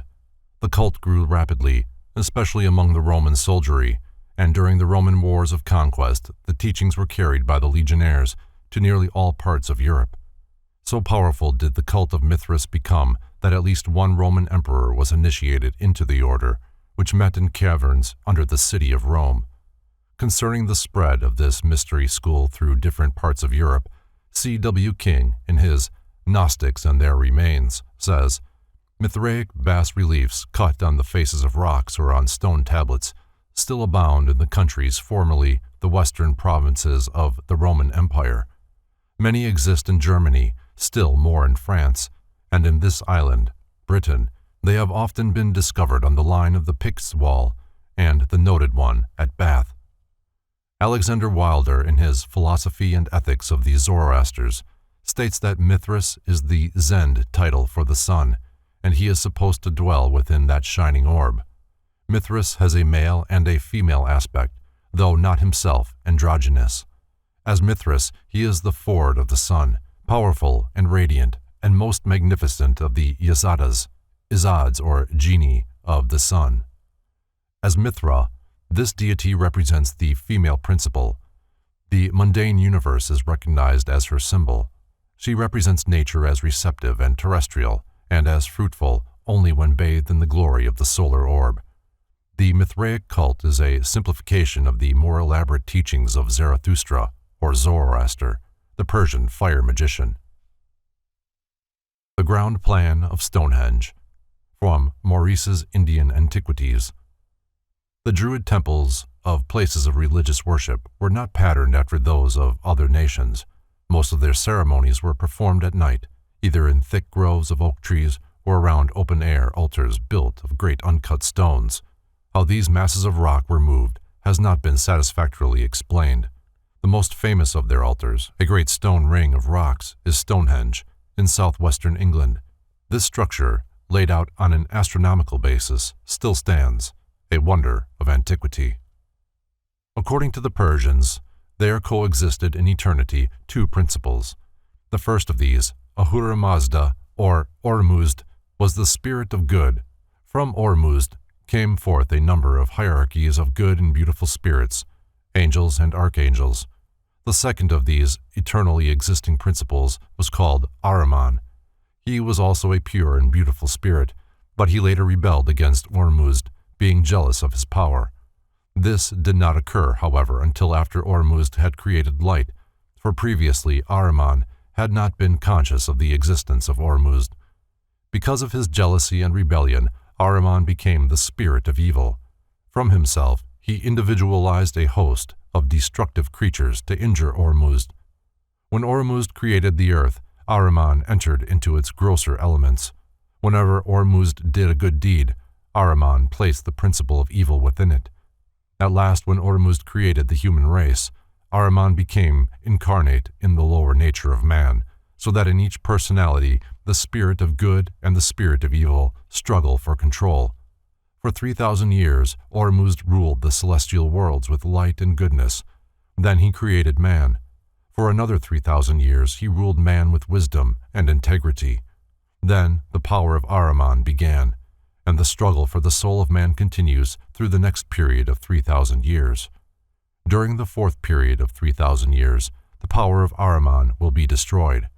Good will return to the world again, evil and death will be vanquished, and at last the spirit of evil will bow humbly before the throne of Ormuzd.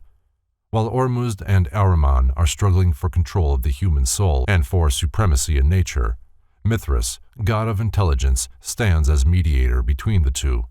Many authors have noted the similarity between Mercury and Mithras, as the chemical mercury acts as a solvent, according to alchemists, so Mithras seeks to harmonize the two celestial opposites. There are many points of resemblance between Christianity and the cult of Mithras. One of the reasons for this probably is that the Persian mystics invaded Italy during the 1st century after Christ, and the early history of both cults was closely interwoven. The Encyclopedia Britannica makes the following statement concerning the Mithraic and Christian mysteries. The fraternal and democratic spirit of the first communities, and their humble origin, the identification of the object of adoration with light and the sun, the legends of the shepherds with their gifts and adoration, the flood and the ark, the representation in art of the fiery chariot, the drawing of water from the rock, the use of bell and candle, holy water, and the communion, the sanctification of Sunday and of the 25th of December, the insistence on moral conduct, the emphasis placed on abstinence and self-control, the doctrine of heaven and hell, of primitive revelation, of the mediation of the Logos emanating from the divine, the atoning sacrifice, the constant warfare between good and evil, and the final triumph of the former, the immortality of the soul, the last judgment, the resurrection of the flesh, and the fiery destruction of the universe. These are some of the resemblances which, whether real or only apparent, enabled Mithraism to prolong its resistance to Christianity. Mithras slaying the bull. From Lundy's Monumental Christianity. The most famous sculpturings and reliefs of this Prototokos show Mithras kneeling upon the recumbent form of a great bull, into whose throat he is driving a sword. The slaying of the bull signifies that the rays of the sun, symbolized by the sword, reveal at the vernal equinox the vital essences of the earth. The blood of the bull, which, pouring from the wound made by the sun god, fertilized the seeds of living things. Dogs were held sacred to the cult of Mithras, being symbolic of sincerity and trustworthiness. The Mithraics used the serpent as an emblem of Ahriman, the spirit of evil, and water rats were held sacred to him. The bull is esoterically the constellation of Taurus, the serpent its opposite in the zodiac, Scorpio. The sun, Mithras, entering into the side of the bull, slays the celestial creature and nourishes the universe with its blood. The rites of Mithras were performed in caves. Porphyry, in his Cave of the Nymphs, states that Zarathustra, or Zoroaster, was the first to consecrate a cave to the worship of God, because a cavern was symbolic of the earth, or the lower world of darkness. John P. Lundy, in his Monumental Christianity, describes the cave of Mithras as follows. But this cave was adorned with the signs of the zodiac, Cancer and Capricorn. The summer and winter solstices were chiefly conspicuous as the gates of souls descending into this life, or passing out of it in their ascent to the gods, Cancer being the gate of descent and Capricorn of ascent. These are the two avenues of the immortals passing up and down from earth to heaven and from heaven to earth. The so-called Chair of St. Peter in Rome was believed to have been used in one of the pagan mysteries, possibly that of Mithras, in whose subterranean grottos and votaries of the Christian mysteries met in the early days of their faith. In Anacalypsis, Godfrey Higgins writes that in 1662, while cleaning this sacred chair of Bar Jonas, the 12 labors of Hercules were discovered upon it, and that later the French discovered upon the same chair the Mohammedan Confession of Faith written in Arabic. Initiation into the rites of Mithras, like initiation into many other ancient schools of philosophy, apparently consisted of 3 important degrees. Preparation for these degrees consisted of self-purification, the building up of the intellectual powers, and the control of the animal nature. In the first degree, the candidate was given a crown upon the point of a sword, and instructed in the mysteries of Mithras's hidden power. Probably he was taught that the golden crown represented his own spiritual nature, which must be objectified and unfolded before he could truly glorify Mithras, for Mithras was his own soul, standing as his mediator between Ormuzd, his spirit, and Ahriman, his animal nature. In the second degree he was given the armor of intelligence and purity and sent into the darkness of subterranean pits to fight the beasts of lust, passion, and degeneracy.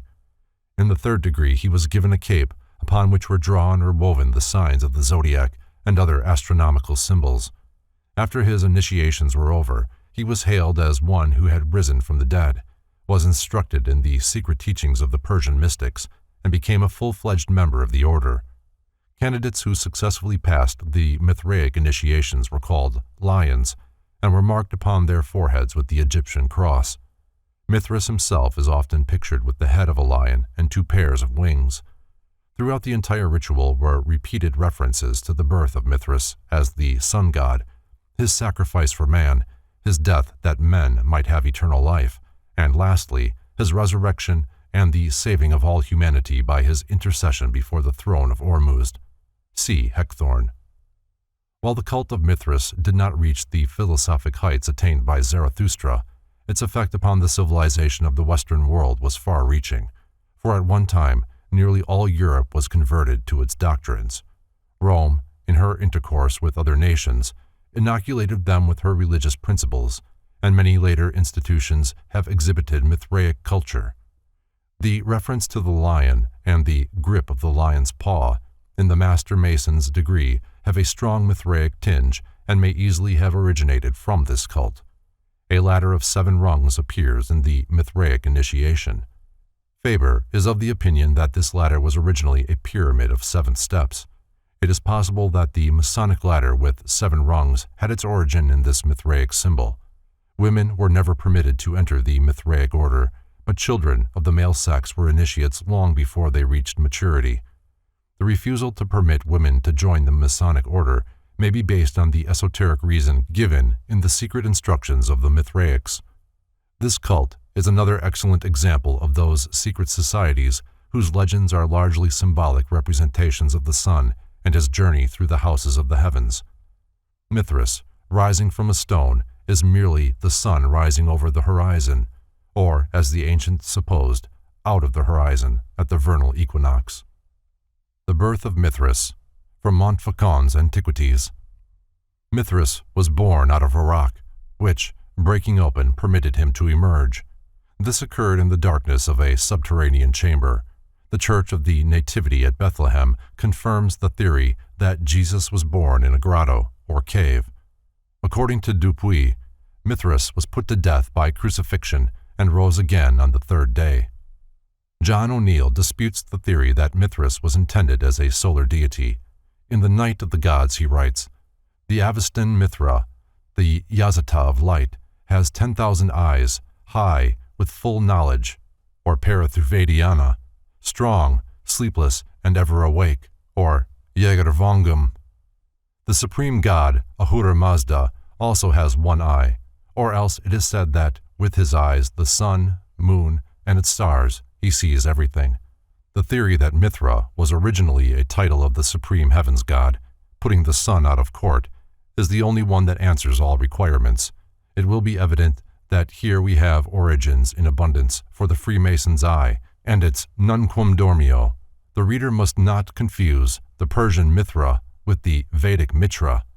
According to Alexander Wilder, the Mithraic rites superseded the mysteries of Bacchus and became the foundation of the Gnostic system, which for many centuries prevailed in Asia, Egypt, and even the remote West.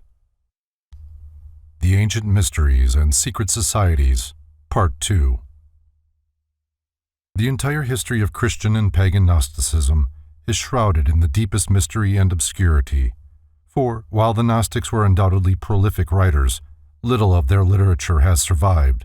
They brought down upon themselves the animosity of the early Christian Church, and when this institution reached its position of world power, it destroyed all available records of the Gnostic cultus.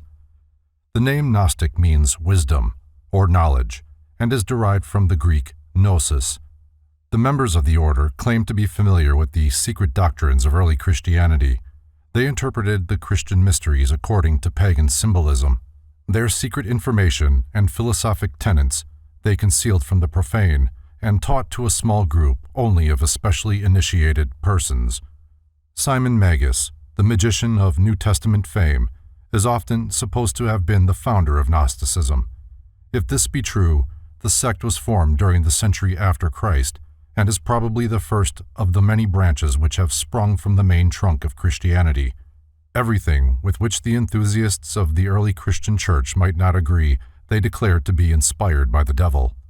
That Simon Magus had mysterious and supernatural powers is conceded even by his enemies, but but they maintained that these powers were lent to him by the infernal spirits and furies, which they asserted were his ever-present companions. Undoubtedly, the most interesting legend concerning Simon is that which tells of his theosophic contests with the Apostle Peter, while the two were promulgating their differing doctrines in Rome. According to the story that the Church Fathers have preserved, Simon was to prove his spiritual superiority by ascending to heaven in a chariot of fire. He was actually picked up and carried many feet into the air by invisible powers. When St. Peter saw this, he cried out in a loud voice, ordering the demons, or spirits of the air, to release their hold upon the magician. The evil spirits, when so ordered by the great saint, were forced to obey. Simon fell a great distance and was killed, which decisively proved the superiority of the Christian powers. This story is undoubtedly manufactured out of whole cloth, as it is only one out of many accounts concerning his death, few of which agree. As more and more evidence is being amassed to the effect that St. Peter was never in Rome, its last possible vestige of authenticity is rapidly being dissipated. That Simon was a philosopher there is no doubt, for wherever his exact words are preserved, his synthetic and transcending thoughts are beautifully expressed. The principles of Gnosticism are well described in the following verbatim statement by him, supposed to have been preserved by Hippolytus. To you, therefore, I say what I say, and write what I write. And the writing is this: of the universal aeons, or periods, planes, or cycles of creative and created life, in substance and space, or celestial creatures, there are two shoots, without beginning or end, springing from one root, which is the power invisible, inapprehensible silence, or bathos. Of these shoots, one is manifested from above, which is the great power, the universal mind ordering all things, male, and the other is manifested from below, the great thought, female, producing all things. Hence, pairing with each other, they unite and manifest the middle distance, incomprehensible air, without beginning or end.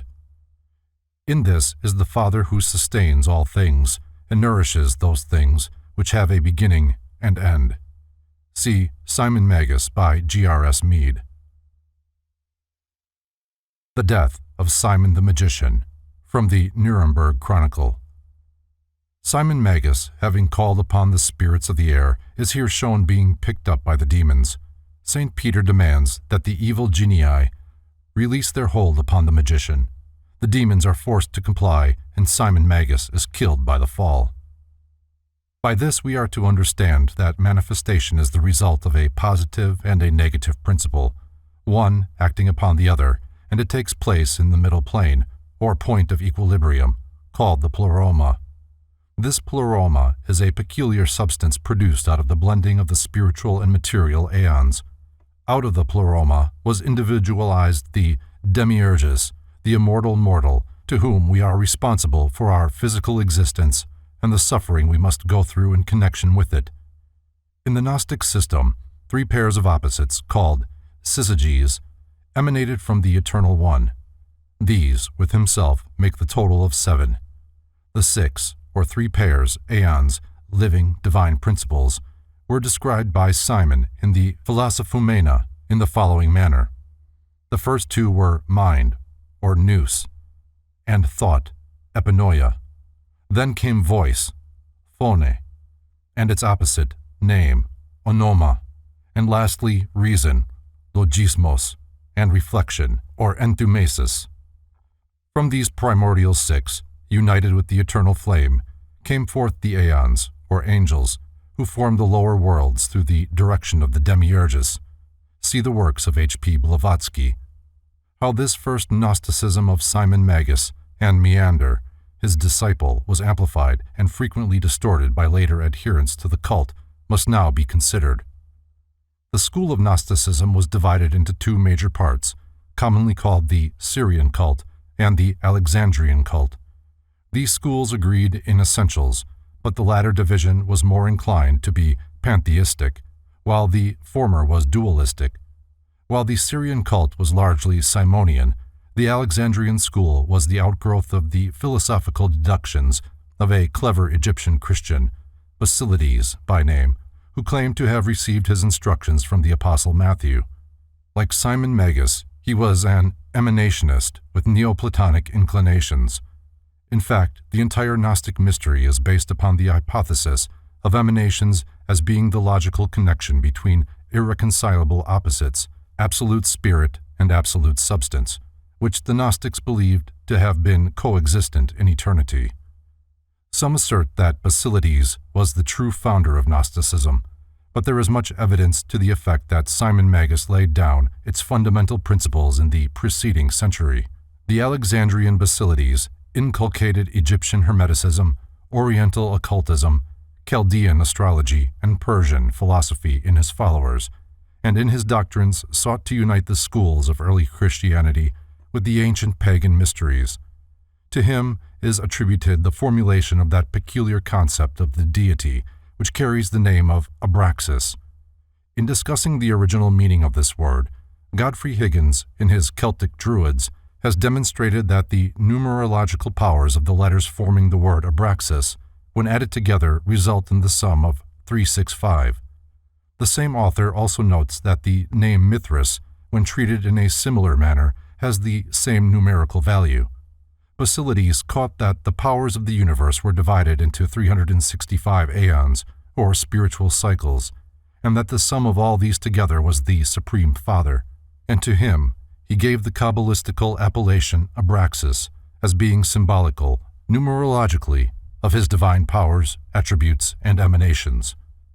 Abraxas is usually symbolized as a composite creature, with the body of a human being and the head of a rooster, and with each of his legs ending in a serpent.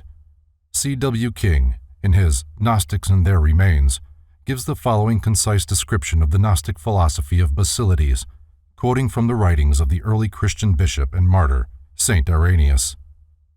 He asserted that God, the uncreated, eternal Father, had first brought forth nous, or mind.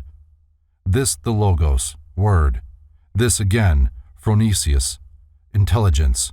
From phronesis sprung Sophia, wisdom, and dynamis, strength. In describing Abraxas, C.W. King says, Bellarmine considers the composite image, inscribed with the actual name Abraxas, to be a Gnostic pantheos, representing the Supreme Being, with the 5 emanations marked out by appropriate symbols.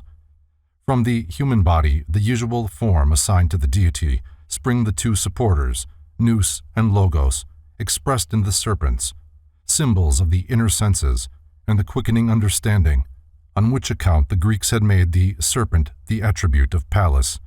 His head, that of a cock, represents phronesis, that bird being the emblem of foresight and of vigilance. His 2 arms hold the symbols of Sophia and dynamis, the shield of wisdom and the whip of power. The lion-faced light power, from Montfaucon's Antiquities. This Gnostic gem represents by its serpentine body the pathway of the sun, and by its lion head the exaltation of the solar in the constellation of Leo. The Gnostics were divided in their opinions concerning the Demiurgus, or creator of the lower worlds. He established the terrestrial universe with the aid of 6 suns, or emanations, possibly the planetary angels, which he formed out of, and yet within himself.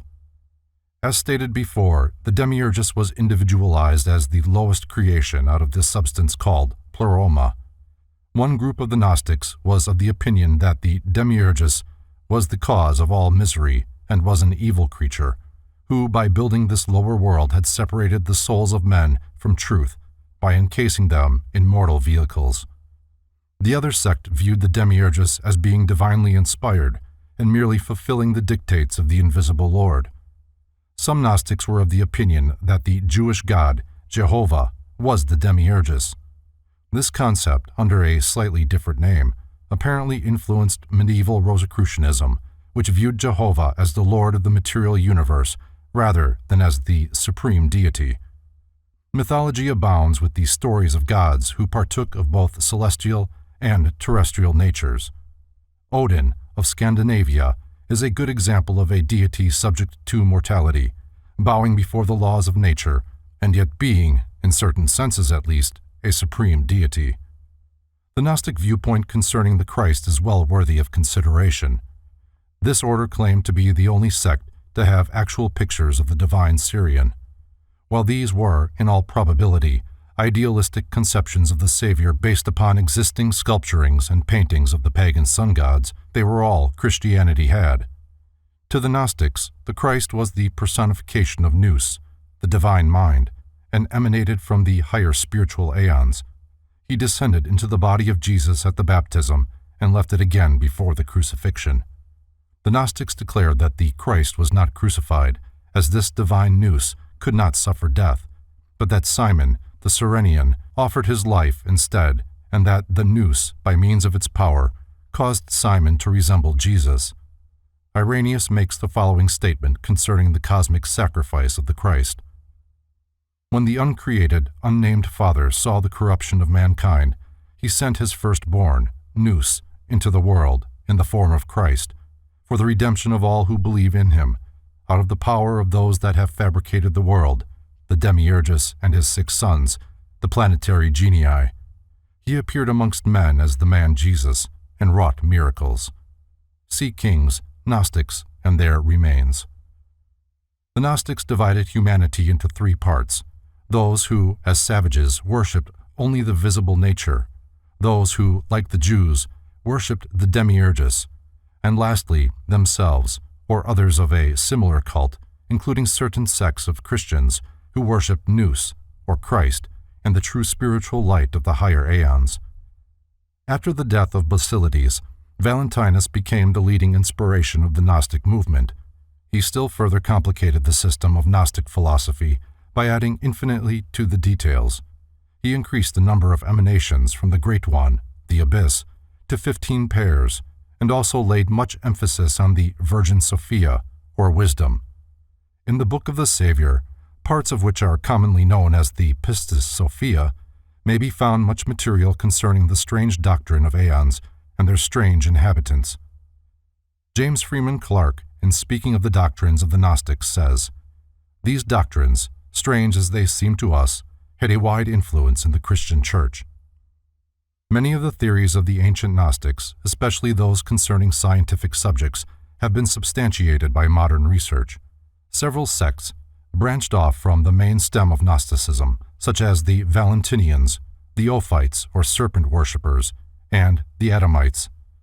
After the 3rd century, their power waned, and the Gnostics practically vanished from the philosophic world. An effort was made during the Middle Ages to resurrect the principles of Gnosticism, but owing to the destruction of their records, the material necessary was not available.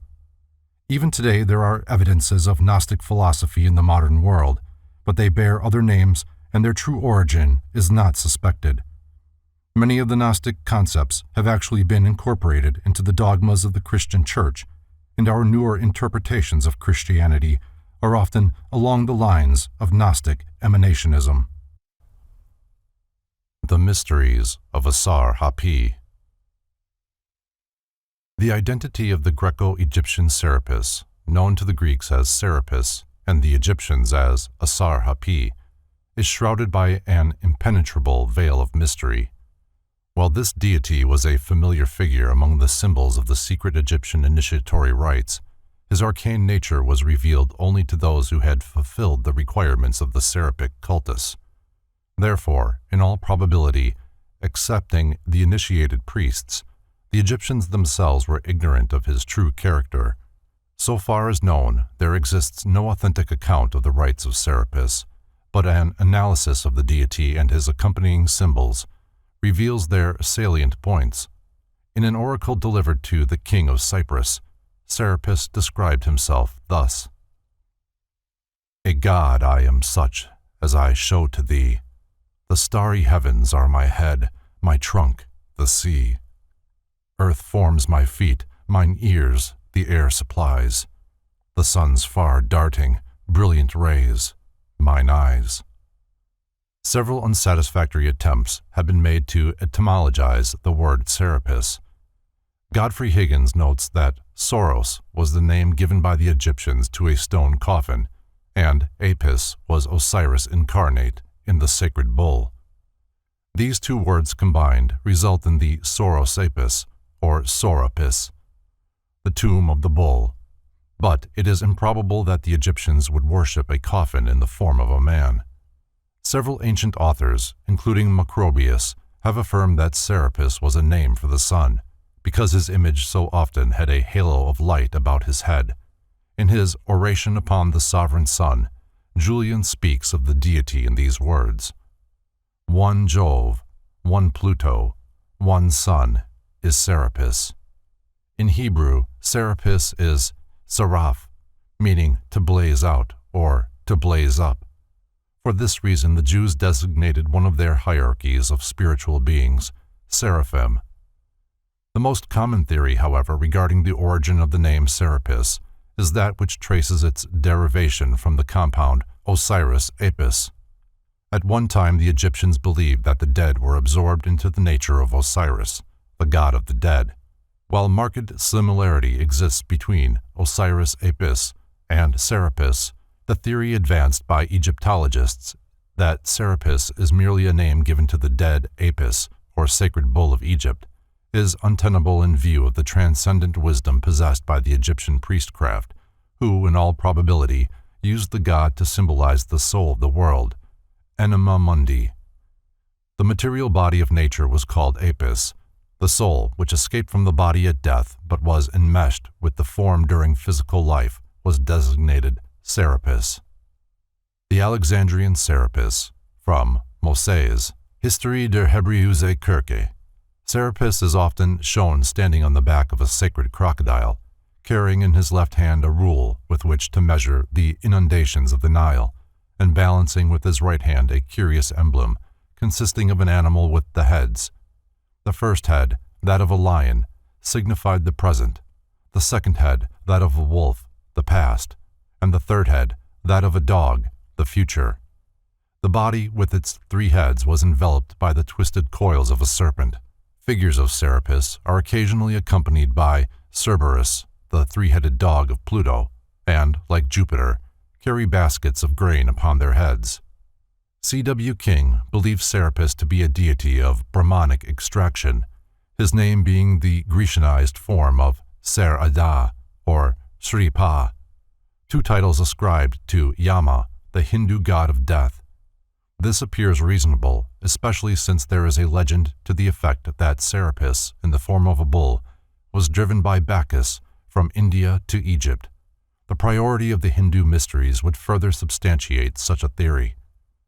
Among other meanings suggested for the word Serapis are the sacred bull, the sun in Taurus, the soul of Osiris, the sacred serpent, and the retiring of the bull. The last appellation has reference to the ceremony of drowning the sacred Apis in the waters of the Nile every 25 years. There is considerable evidence that the famous statue of Serapis in the Serapeum at Alexandria was originally worshipped under another name at Sinope, from which it was brought to Alexandria.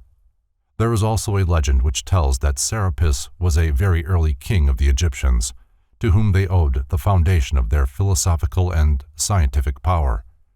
After his death, this king was elevated to the estate of a god. Phylarchus declared that the word Serapis means the power that disposed the universe into its present beautiful order. In his Isis and Osiris, Plutarch gives the following account of the origin of the magnificent statue of Serapis which stood in the Serapeum at Alexandria. While he was a pharaoh of Egypt, Ptolemy Soter had a strange dream in which he beheld a tremendous statue, which came to life and ordered the pharaoh to bring it to Alexandria with all possible speed. Ptolemy Soter, not knowing the whereabouts of the statue, was sorely perplexed as to how he could discover it. While the pharaoh was relating his dream, a great traveler by the name of Sosibius, coming forward, declared that he had seen such an image at Sinope. The pharaoh immediately dispatched Soteles and Dionysus to negotiate for the removal of the figure to Alexandria. 3 years elapsed before the image was finally obtained, the representatives of the pharaoh finally stealing it and concealing the theft by spreading a story that the statue had come to life and, walking down the street leading from its temple, had boarded the ship prepared for its transportation to Alexandria. Upon its arrival in Egypt, the figure was brought into the presence of two Egyptian initiates, the Eumolpid Timotheus and Manetho the Sebonite, who immediately pronounced it to be Serapis. The priests then declared that it was equivalent to Pluto. This was a masterly stroke, for in Serapis the Greeks and Egyptians found a deity in common, and thus religious unity was consummated between the two nations. Several figures of Serapis that stood in his various temples in Egypt and Rome have been described by early authors. Nearly all these showed Grecian rather than Egyptian influence. In some, the body of the god was encircled by the coils of a great serpent. Others showed him as a composite of Osiris and Apis. A description of the god that, in all probability, is reasonably accurate is that which represents him as a tall, powerful figure, conveying the twofold impression of manly strength and womanly grace. His face portrayed a deeply pensive mood, the expression inclining toward sadness. His hair was long and arranged in a somewhat feminine manner, resting in curls upon his breast and shoulders. The face, save for its heavy beard, was also decidedly feminine. The figure of Serapis was usually robed from head to foot in heavy draperies, believed by initiates to conceal the fact that his body was androgynous. Various substances were used in making the statues of Serapis. Some undoubtedly were carved from stone or marble by skilled craftsmen. Others may have been cast from base or precious metals. One colossus of Serapis was composed of plates of various metals fitted together.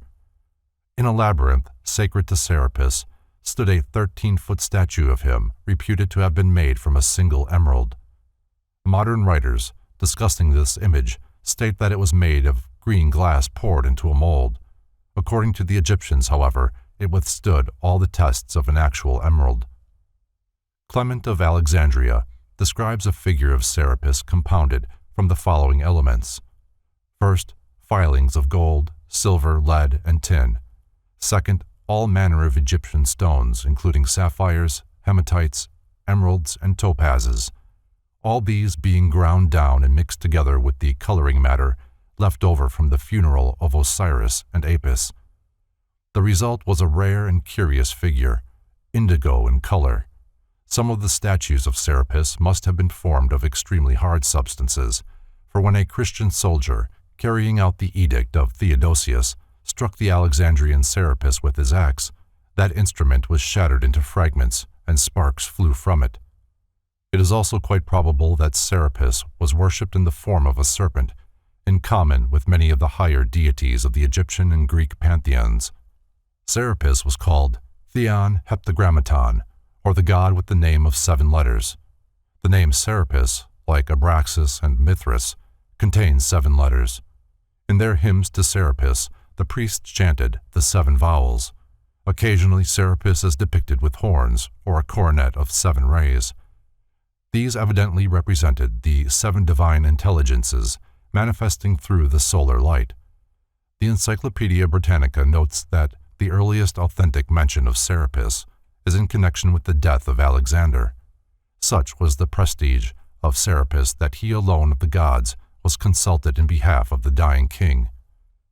The Egyptian secret school of philosophy was divided into the lesser and the greater mysteries, the former being sacred to Isis and the latter to Serapis and Osiris.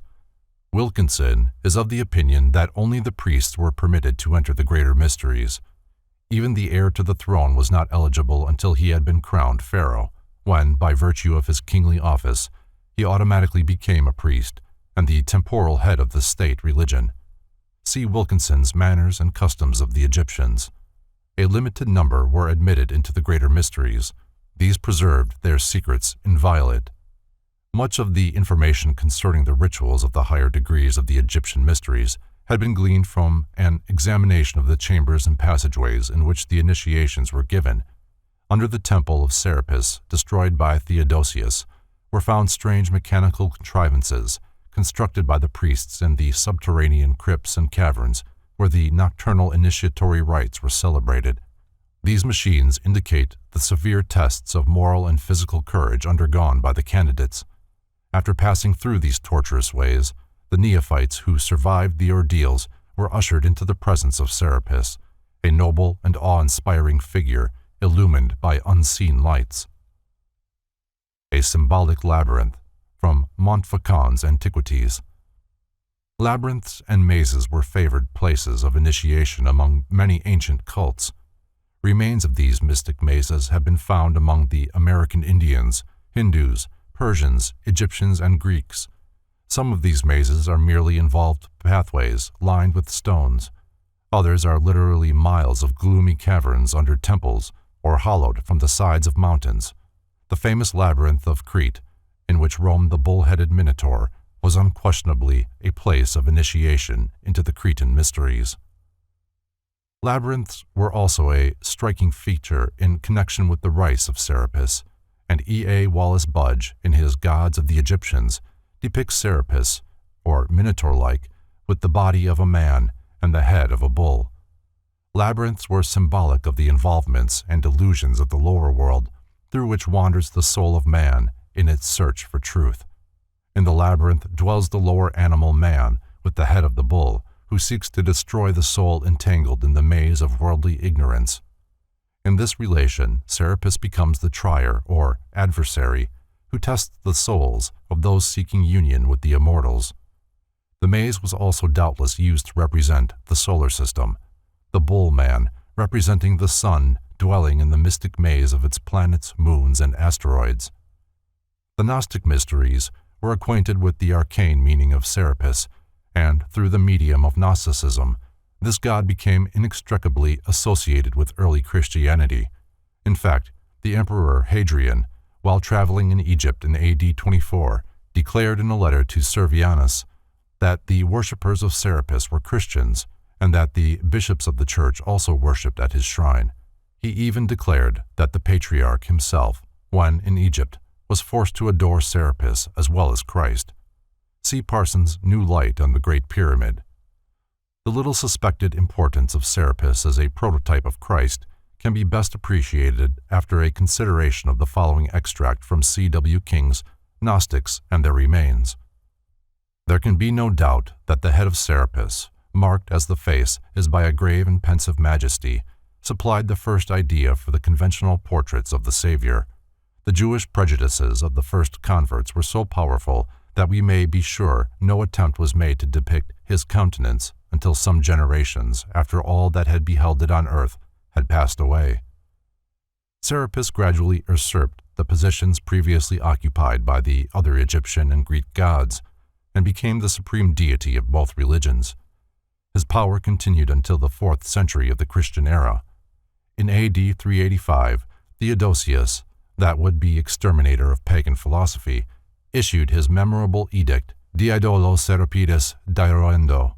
When the Christian soldiers, in obedience to this order, entered the Serapeum at Alexandria to destroy the image of Serapis which had stood there for centuries, so great was their veneration for the god that they dared not touch the image, lest the ground should open at their feet and engulf them.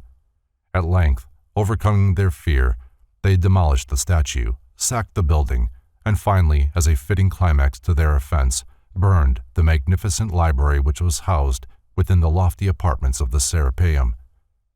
Several writers have recorded the remarkable fact that Christian symbols were found in the ruined foundations of this pagan temple. Socrates, a church historian of the 5th century, declared that after the pious Christians had razed the Serapeum at Alexandria and scattered the demons who dwelt there under the guise of gods, beneath the foundations was found the monogram of Christ. Two quotations will further establish the relationship existing between the mysteries of Serapis and those of other ancient peoples. The first is from Richard Payne Knight's Symbolical Language of Ancient Art and Mythology. Hence Varro, in De Lingua Latina, says that Selim and Terra, that is universal mind and productive body, were the great gods of the Samothracian mysteries, and the same as the Serapis and Isis of the later Egyptians, the Tautus and Astarte of the Phoenicians, and the Saturn and Ops of the Latins. The second quotation is from Albert Pike's Morals and Dogma. "Thee," says Martianus Capella in his Hymn to the Sun, Dwellers on the Nile adore as Serapis, and Memphis worships as Osiris. In the sacred rites of Persia thou art Mithras. In Phrygia, Attis, and Libya bows down to thee as Ammon, and Phoenician Byblos as Adonis. Thus the whole world adores thee under different names. The Odinic Mysteries. The date of the founding of the Odinic Mysteries is uncertain, some writers declaring that they were established in the 1st century before Christ, others the 1st century after Christ. Robert McCoy, 33rd degree, gives the following description of their origin. It appears from the Northern Chronicles that in the 1st century of the Christian era, Sige, the chief of the Asser, an Asiatic tribe, emigrated from the Caspian Sea and the Caucasus into northern Europe. He directed his course northwesterly from the Black Sea to Russia, over which, according to tradition, he placed one of his sons as a ruler, as he is said to have done over the Saxons and the Franks. He then advanced through Cimbria to Denmark, which acknowledged his 5th son, Skjold, as its sovereign, and passed over to Sweden, where Gilf, who did homage to the wonderful stranger and was initiated into his mysteries, then ruled. He soon made himself master here, built Sigtuna as the capital of his empire, and promulgated a new code of laws and established the sacred mysteries. He himself assumed the name of Odin, founded the priesthood of the 12 Drotars, or Druids, who conducted the secret worship and the administration of justice, and as prophets revealed the future. The secret rites of these mysteries celebrated the death of Balder, the beautiful and lovely, and represented the grief of gods and men at his death and his restoration to life. General History of Freemasonry. After his death, the historical Odin was apotheosized, his identity being merged into that of the mythological Odin, god of wisdom, whose cult he had promulgated. Odinism then supplanted the worship of Thor, the Thunderer, the supreme deity of the ancient Scandinavian pantheon. The mound where, according to legend, King Odin was buried is still to be seen near the site of his great temple at Uppsala. The 12 Drotars, who presided over the Odinic mysteries, evidently personified the 12 holy and ineffable names of Odin. The rituals of the Odinic mysteries were very similar to those of the Greeks, Persians, and Brahmins, after which they were patterned. The Drotars, who symbolized the signs of the zodiac, were the custodians of the arts and sciences, which they revealed to those who passed successfully the ordeals of initiation. Like many other pagan cults, the Odinic mysteries, as an institution, were destroyed by Christianity, but the underlying cause of their fall was the corruption of the priesthood. Mythology is nearly always the ritual and the symbolism of a mystery school. Briefly stated, the sacred drama which formed the basis of the Odinic mysteries was as follows. The supreme, invisible creator of all things was called All-Father. His regent in nature was Odin, the one-eyed god.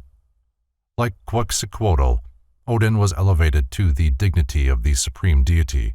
According to the Drotars, the universe was fashioned from the body of Ymir, the hoar-frost giant.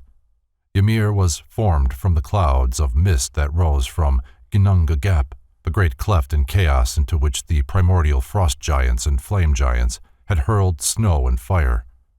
The 3 gods, Odin, Vili, and Ve, slew Ymir, and from him formed the world. From Ymir's various members the different parts of nature were fashioned. After Odin had established order, he caused a wonderful palace, called Asgard, to be built on top of a mountain, where here the 12 Aesir, or gods, dwelt together, far above the limitations of mortal men. On this mountain also was Valhalla, the palace of the slain, where those who had heroically died fought and feasted day after day. Each night their wounds were healed, and the boar whose flesh they ate renewed itself as rapidly as it was consumed. Balder the Beautiful, the Scandinavian Christ, was the beloved son of Odin. Balder was not warlike. His kindly and beautiful spirit brought peace and joy to the hearts of the gods, and they all loved him save one. As Jesus had Judas among his 12 disciples, so one of the 12 gods was false, Loki, the personification of evil. Loki caused Hother, the blind god of fate, to shoot Balder with a mistletoe arrow. With the death of Balder, light and joy vanished from the lives of the other deities. Heartbroken, the gods gathered to find a method whereby they could resurrect the spirit of eternal life and youth. The result was the establishment of the mysteries. The Druidic Mysteries were given in underground crypts or caves, the chambers, 9 in number, representing the 9 worlds of the mysteries. The candidate seeking admission was assigned the task of raising Balder from the dead. Although he did not realize it, he himself played the part of Balder. He called himself a wanderer. The caverns through which he passed were symbolic of the worlds and spheres of nature. The priests who initiated him were emblematic of the sun, the moon, and the stars. The 3 supreme initiators, the sublime, the equal to the sublime, and the highest, were analogous to the worshipful master and the junior and senior wardens of a Masonic lodge. After wandering for hours through the intricate passageways, the candidate was ushered into the presence of a statue of Balder the Beautiful, the prototype of all initiates into the mysteries. This figure stood in the center of a great apartment, roofed with shields. In the midst of the chamber stood a plant with 7 blossoms, emblematic of the planers. In this room, which symbolized the house of the Aesir, or wisdom, the neophyte took his oath of secrecy and piety upon the naked blade of a sword. He drank the sanctified mead from a bowl made of a human skull, and, having passed successfully through all the tortures and trials designed to divert him from the course of wisdom, he was finally permitted to unveil the mystery of Odin, the personification of wisdom. He was presented in the name of Balder with the sacred ring of the order. He was hailed as a man reborn, and it was said of him that he had died and had been raised again without passing through the gates of death. Richard Wagner's immortal composition, Der Ring der Nibelungen, is based upon the mystery rituals of the Odinic cult. While the great composer took many liberties with the original story, the Ring operas, declared to be the grandest tetralogy of music dramas the world possesses, have caught and preserved in a remarkable manner the majesty and power of the original sagas. Beginning with Das Rheingold, the action proceeds through Die Walküre and Siegfried to an awe-inspiring climax in Götterdämmerung, the Twilight of the Gods. The 9 worlds of the Odinic Mysteries. The Nordic mysteries were given in 9 chambers or caverns, the candidate advancing through them in sequential order. These chambers of initiation represented the 9 spheres into which the Drotars divided the universe. 1. Asgard, the heaven world of the gods. 2. Alfheim, the world of light and beautiful elves or spirits. 3. Niflheim, the world of cold and darkness, which is located in the north. 4. Jotunheim, the world of the giants, which was located in the east. 5. Midgard, the earth world of human beings, which is located in the midst or middle place. 6. Vanaheim, the world of the veins, which is located in the west. 7. Muspelheim, the world of fire, which is located in the south. 8. Svartalfheim, the world of the dark and treacherous elves, which is under the earth. And 9. Helheim, the world of cold and the abode of the dead, which is located at the very lowest point of the universe. It is to be understood that all of these worlds are invisible to the senses except Midgard, the home of human creatures, but during the process of initiation, the soul of the candidate, liberated from its earthly sheath by the secret power of the priests, wanders amidst the inhabitants of these various spheres. There is undoubtedly a relationship between the 9 worlds of the Scandinavians and the 9 spheres or planes through which initiates of the Eleusinian mysteries passed in their ritual of regeneration. The Ancient Mysteries and Secret Societies, Part 3. The most famous of the ancient religious mysteries were the Eleusinian, whose rites were celebrated every 5 years in the city of Eleusis to honor Ceres, or Demeter, Rhea, or Isis, and her daughter Persephone. The initiates of the Eleusinian school were famous throughout Greece for the beauty of their philosophic concepts and the high standards of morality which they demonstrated in their daily lives.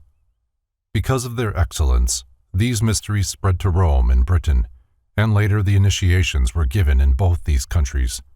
The Eleusinian Mysteries, named for the community in Attica, where the sacred dramas were first presented, are generally believed to have been founded by Eumolpus about 1400 years before the birth of Christ, and through the Platonic system of philosophy, their principles have been preserved to modern times. The Rites of Eleusis, with their mystic interpretations of nature's most precious secrets, overshadowed the civilizations of their time and gradually absorbed many smaller schools, incorporating into their own system whatever valuable information these lesser institutions possessed.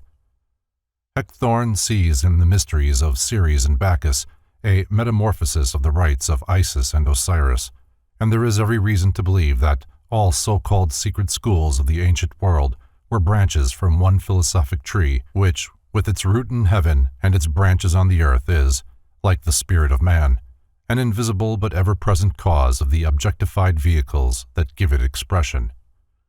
The mysteries were the channels through which this one philosophic light was disseminated, and their initiates, resplendent with intellectual and spiritual understanding, were the perfect fruitage of the divine tree, bearing witness to the material world of the recondite source of all light and truth.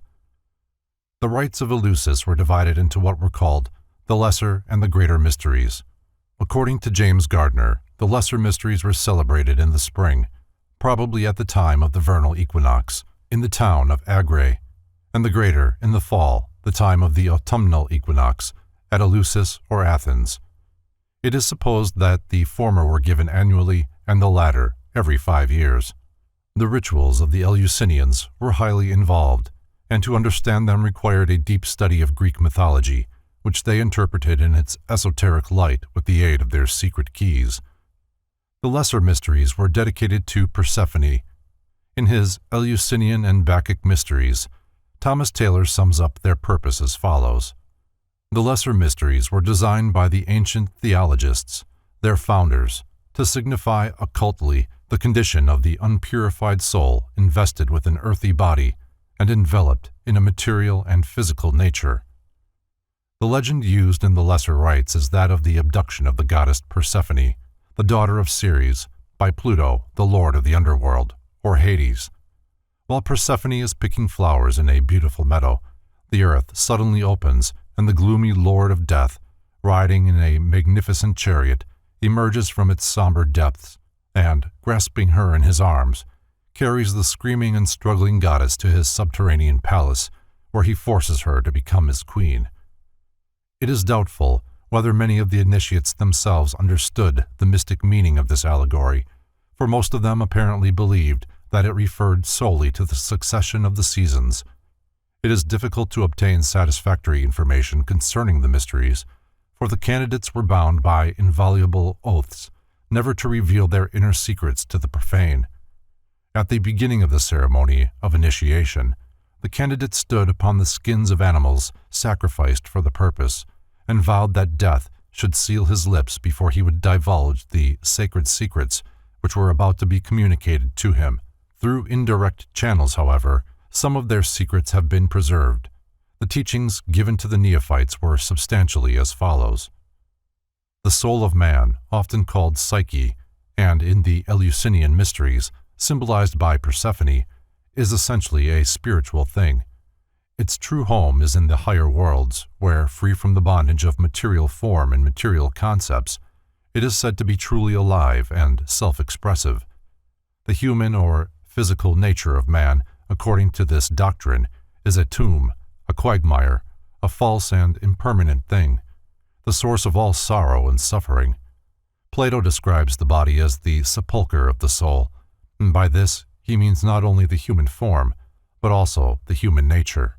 The gloom and depression of the lesser mysteries represented the agony of the spiritual soul, unable to express itself because it has accepted the limitations and illusions of the human environment.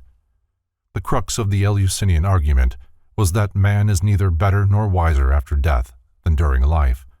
If he does not rise above ignorance during his sojourn here, man goes at death into eternity, to wander about forever, making the same mistakes which he made here. If he does not outgrow the desire for material possessions here, he will carry it with him into the invisible world, where, because he can never gratify the desire, he will continue in endless agony. Dante's Inferno is symbolically descriptive of the sufferings of those who never freed their spiritual natures from the cravings, habits, viewpoints, and limitations of their plutonic personalities. Those who made no endeavor to improve themselves, whose souls have slept, during their physical lives, passed at death into Hades, where, lying in rows, they slept through all eternity as they had slept through life. To the Eleusinian philosophers, birth into the physical world was death in the fullest sense of the word, and the only true birth was that of the spiritual soul of man rising out of the womb of his own fleshly nature. The soul is dead that slumbers, says Longfellow, and in this he strikes the keynote of the Eleusinian Mysteries. Just as Narcissus, gazing at himself in the water, the ancients used this mobile element to symbolize the transitory, illusionary, material universe, lost his life trying to embrace a reflection, so man, gazing into the mirror of nature and accepting as his real self the senseless clay that he sees reflected, loses the opportunity afforded by physical life to unfold his immortal, invisible self. An ancient initiate once said that the living are ruled by the dead. Only those conversant with the Eleusinian concept of life could understand that statement. It means that the majority of people are not ruled by their living spirits, but by their senseless, hence dead, animal personalities.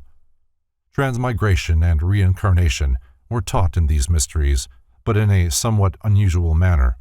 It was believed that at midnight, the invisible worlds were closest to the terrestrial sphere, and that the souls coming into material existence slipped in during the midnight hour. For this reason, many of the Eleusinian ceremonies were performed at midnight.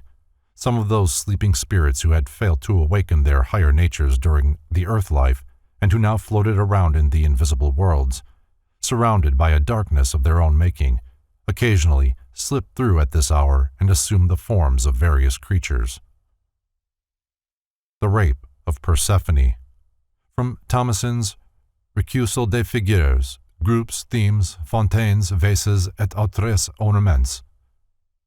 Pluto, the lord of the underworld, represents the body intelligence of man, and the rape of Persephone is symbolic of the divine nature assaulted and defiled by the animal soul and dragged downward into the somber darkness of Hades, which is here used as a synonym for the material, or objective, sphere of consciousness. In his disquisitions upon the painted Greek vases, James Christie presents Mircеus's version of the occurrences taking place during the 9 days required for the enactment of the greater Eleusinian rites. The first day was that of general meeting, during which those to be initiated were questioned concerning their several qualifications. The second day was spent in a procession to the sea, possibly for the submerging of an image of the presiding goddess. The third day was opened by the sacrifice of a mullet. On the fourth day, the mystic basket containing certain sacred symbols was brought to Eleusis, accompanied by a number of female devotees carrying smaller baskets. On the evening of the fifth day, there was a torch race. On the sixth, a procession led by a statue of Iacchus, and on the seventh, an athletic contest. The eighth day was devoted to a repetition of the ceremonial for the benefit of any who might have been prevented from coming sooner. The ninth and last day was devoted to the deepest philosophical issues of the Eleusinia, during which an urn or jar, the symbol of Bacchus, was exhibited as an emblem of supreme importance. The mystics of Eleusis also laid stress upon the evil of suicide, explaining that there was a profound mystery concerning this crime of which they could not speak, but warning their disciples that a great sorrow comes to all who take their own lives. This, in substance, constitutes the esoteric doctrine given to the initiates of the lesser mysteries. As the degree dealt largely with the miseries of those who failed to make the best use of their philosophic opportunities, the chambers of initiation were subterranean, and the horrors of Hades were vividly depicted in a complicated ritualistic drama. After passing successfully through the torturous passageways, with their trials and dangers, the candidate received the honorary title of Mystus. This meant one who saw through a veil or had a clouded vision. It also signified that the candidate had been brought up to the veil, which would be torn away in the higher degree. The modern word mystic, as referring to a seeker after truth, according to the dictates of the heart along the path of faith, is probably derived from this ancient word, for faith is belief in the reality of things unseen or veiled. The greater mysteries, into which the candidate was admitted only after he had successfully passed through the ordeals of the lesser, and not always then, were sacred to Ceres, the mother of Persephone, and represent her as wandering through the world in quest of her abducted daughter. Ceres carried two torches, intuition and reason, to aid her in the search for her lost child, the soul. At last she found Persephone not far from Eleusis, and out of gratitude taught the people there to cultivate corn, which is sacred to her. She also founded the Mysteries. Ceres appeared before Pluto, god of the souls of the dead, and pleaded with him to allow Persephone to return to her home. This the god at first refused to do, because Persephone had eaten of the pomegranate, the fruit of mortality. At last, however, he compromised and agreed to permit Persephone to live in the upper world half of the year if she would stay with him in the darkness of Hades for the remaining half.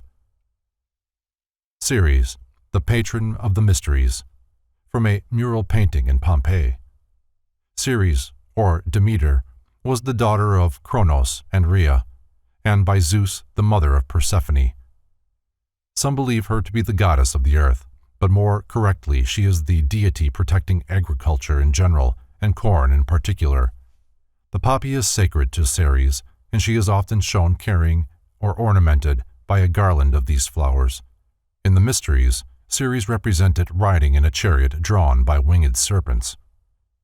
The Greeks believed that Persephone was a manifestation of the solar energy, which in the winter months lived under the earth with Pluto, but in the summer returned again with the goddess of productiveness. There is a legend that the flowers loved Persephone, and that every year, when she left for the dark realms of Pluto, the plants and shrubs would die of grief. While the profane and uninitiated had their own opinions on these subjects, the truths of the Greek allegories remained safely concealed by the priests, who alone recognized the sublimity of these great philosophic and religious parables. Thomas Taylor epitomizes the doctrines of the greater mysteries in the following statement: "The greater mysteries obscurely intimated, by mystic and splendid visions, the felicity of the soul both here and hereafter when purified from the defilement of a material nature and constantly elevated to the realities of intellectual, spiritual vision." Just as the lesser mysteries discuss the prenatal epoch of man when the consciousness in its 9 days, embryologically months, was descending into the realm of illusion and assuming the veil of unreality, so the greater mysteries discussed the principles of spiritual regeneration and revealed to initiates not only the simplest but also the most direct and complete method of liberating their higher natures from the bondage of material ignorance. Like Prometheus, chained to the top of Mount Caucasus, man's higher nature is chained to his inadequate personality. The 9 days of initiation were also symbolic of the 9 spheres through which the human soul descends during the process of assuming a terrestrial form. The secret exercises for spiritual unfoldment given to disciples of the higher degrees are unknown, but there is every reason to believe that they were similar to the Brahmanic mysteries, since it is known that the Eleusinian ceremonies were closed with the Sanskrit words Kanks Am Pax, that part of the allegory referring to the 2 6-month periods during one of which Persephone must remain with Pluto, while during the other she may revisit the upper world, offers material for deep consideration. It is probable that the Eleusinians realized that the soul left the body during sleep, or at least was made capable of leaving by the special training which undoubtedly they were in a position to give. Thus Persephone would remain as the queen of Pluto's realm during the waking hours, but would ascend to the spiritual worlds during the periods of sleep. The initiate was taught how to intercede with Pluto to permit Persephone, the initiate's soul, to ascend from the darkness of his material nature into the light of understanding. When thus freed from the shackles of clay and crystallized concepts, the initiate was liberated not only for the period of his life, but for all eternity, for never thereafter was he divested of those soul qualities, which after death were his vehicles for manifestation and expression in the so-called heaven world. In contrast to the idea of Hades as a state of darkness below, the gods were said to inhabit the tops of mountains, a well-known example being Mount Olympus, where the 12 deities of the Greek pantheon were said to dwell together. In his initiatory wanderings, the neophyte therefore entered chambers of ever-increasing brilliancy to portray the ascent of the spirit from the lower worlds into the realms of bliss. As the climax to such wanderings, he entered a great vaulted room, in the center of which stood a brilliantly illumined statue of the goddess Ceres. Here, in the presence of the Hierophant and surrounded by priests in magnificent robes, he was instructed in the highest of the secret mysteries of the Eleusis. At the conclusion of this ceremony, he was hailed as an epoptis, which means one who has beheld or seen directly. For this reason also initiation was termed autopsy. The epoptis was then given certain sacred books, probably written in cipher, together with tablets of stone on which secret instructions were engraved. In the obelisk in Freemasonry, John A. Weiss describes the officiating personages of the Eleusinian Mysteries as consisting of a male and a female hierophant, who directed the initiations, a male and a female torchbearer, a male herald, and a male and a female altar attendant. There were also numerous minor officials. He states that, according to Porphyry, the hierophant represents Plato's demiurgus, or creator of the world, the torchbearer, the sun, the altarman, the moon, the herald, Hermes or Mercury, and the other officials, minor stars. From the records available, a number of strange and apparently supernatural phenomena accompanied the rituals. Many initiates claim to have actually seen the living gods themselves. Whether this was the result of religious ecstasy or the actual cooperation of invisible powers with the visible priests must remain a mystery. In The Metamorphosis, or Golden Ass, Apuleius thus describes what in all probability is his initiation into the Eleusinian Mysteries. I approached to the confines of death, and having trod on the threshold of Proserpine, I returned from it, being carried through all the elements. At midnight I saw the sun shining with a splendid light, and I manifestly drew near to the gods beneath and the gods above, and proximately adored them. Women and children were admitted to the Eleusinian Mysteries, and at one time there were literally thousands of initiates. Because this vast host was not prepared for the highest spiritual and mystical doctrines, a division necessarily took place within the society itself. The higher teachings were given to only a limited number of initiates who, because of superior mentality, showed a comprehensive grasp of their underlying philosophical concepts. Socrates refused to be initiated into the Eleusinian Mysteries, for knowing its principles without being a member of the order, he realized that membership would seal his tongue. That the mysteries of Eleusis were based upon great and eternal truths is attested by the veneration in which they were held by the great minds of the ancient world. M. Overoff asks, would Pindar, Plato, Cicero, Epictetus have spoken of them with such admiration if the Hierophant had satisfied himself with loudly proclaiming his own opinions or those of his order? The garments in which candidates were initiated were preserved for many years and were believed to possess almost sacred properties. Just as the soul can have no covering save wisdom and virtue, so the candidates, being as yet without true knowledge, were presented to the mysteries unclothed, being first given the skin of an animal, and later a consecrated robe to symbolize the philosophical teachings received by the initiate. During the course of initiation, the candidate passed through 2 gates. The first led downward into the lower worlds and symbolized his birth into ignorance. The second led upward into a room brilliantly lighted by unseen lamps, in which was the statue of Ceres, and which symbolized the upper world, or the abode of light and truth. Strabo states that the great temple of Eleusis would hold between 20,000 and 30,000 people. The caves dedicated by Zarathustra also had these 2 doors, symbolizing the avenues of birth and death. The following paragraph from Porphyry gives a fairly adequate conception of Eleusinian symbolism. God, being a luminous principle, residing in the midst of the most subtle fire, he remains forever invisible to the eyes of those who do not elevate themselves above material life. On this account, the sight of transparent bodies, such as crystal, Parian marble, or even ivory, recalls the idea of divine light, as the sight of gold excites an idea of its purity, for gold cannot be sullied. Some have thought by a black stone was signified the invisibility of the divine essence. To express supreme reason, the divinity was represented under the human form, and beautiful, for God is the source of beauty, of different ages and in various attitudes, sitting or upright, of one or the other sex, as a virgin or a young man, a husband or a bride, that all the shades and gradations might be marked.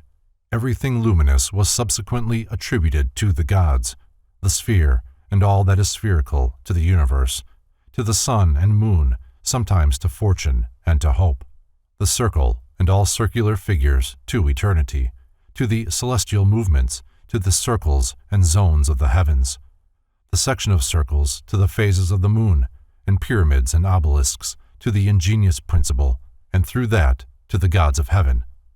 A cone expresses the sun, a cylinder the earth.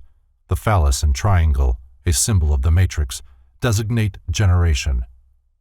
From Essay on the Mysteries of Eleusis by M. Overoff. The Eleusinian Mysteries, according to Heckthorn, survived all others and did not cease to exist as an institution until nearly 400 years after Christ, when they were finally suppressed by Theodosius, styled the Great, who cruelly destroyed all who did not accept the Christian faith. Of this greatest of all philosophical institutions, Cicero said that it taught men not only how to live, but also how to die. The Orphic Mysteries. Orpheus, the Thracian bard, the great initiator of the Greeks, ceased to be known as a man and was celebrated as a divinity several centuries before the Christian era.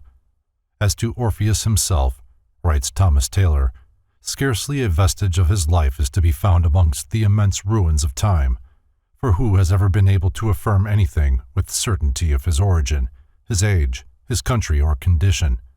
This alone may be depended on, from general assent, that there formerly lived a person named Orpheus, who was the founder of theology among the Greeks, the institutor of their lives and morals, the first of prophets and the prince of poets, himself the offspring of a muse, who taught the Greeks their sacred rites and mysteries, and from whose wisdom, as from a perennial and abundant fountain, the divine muse of Homer and the sublime theology of Pythagoras and Plato flowed.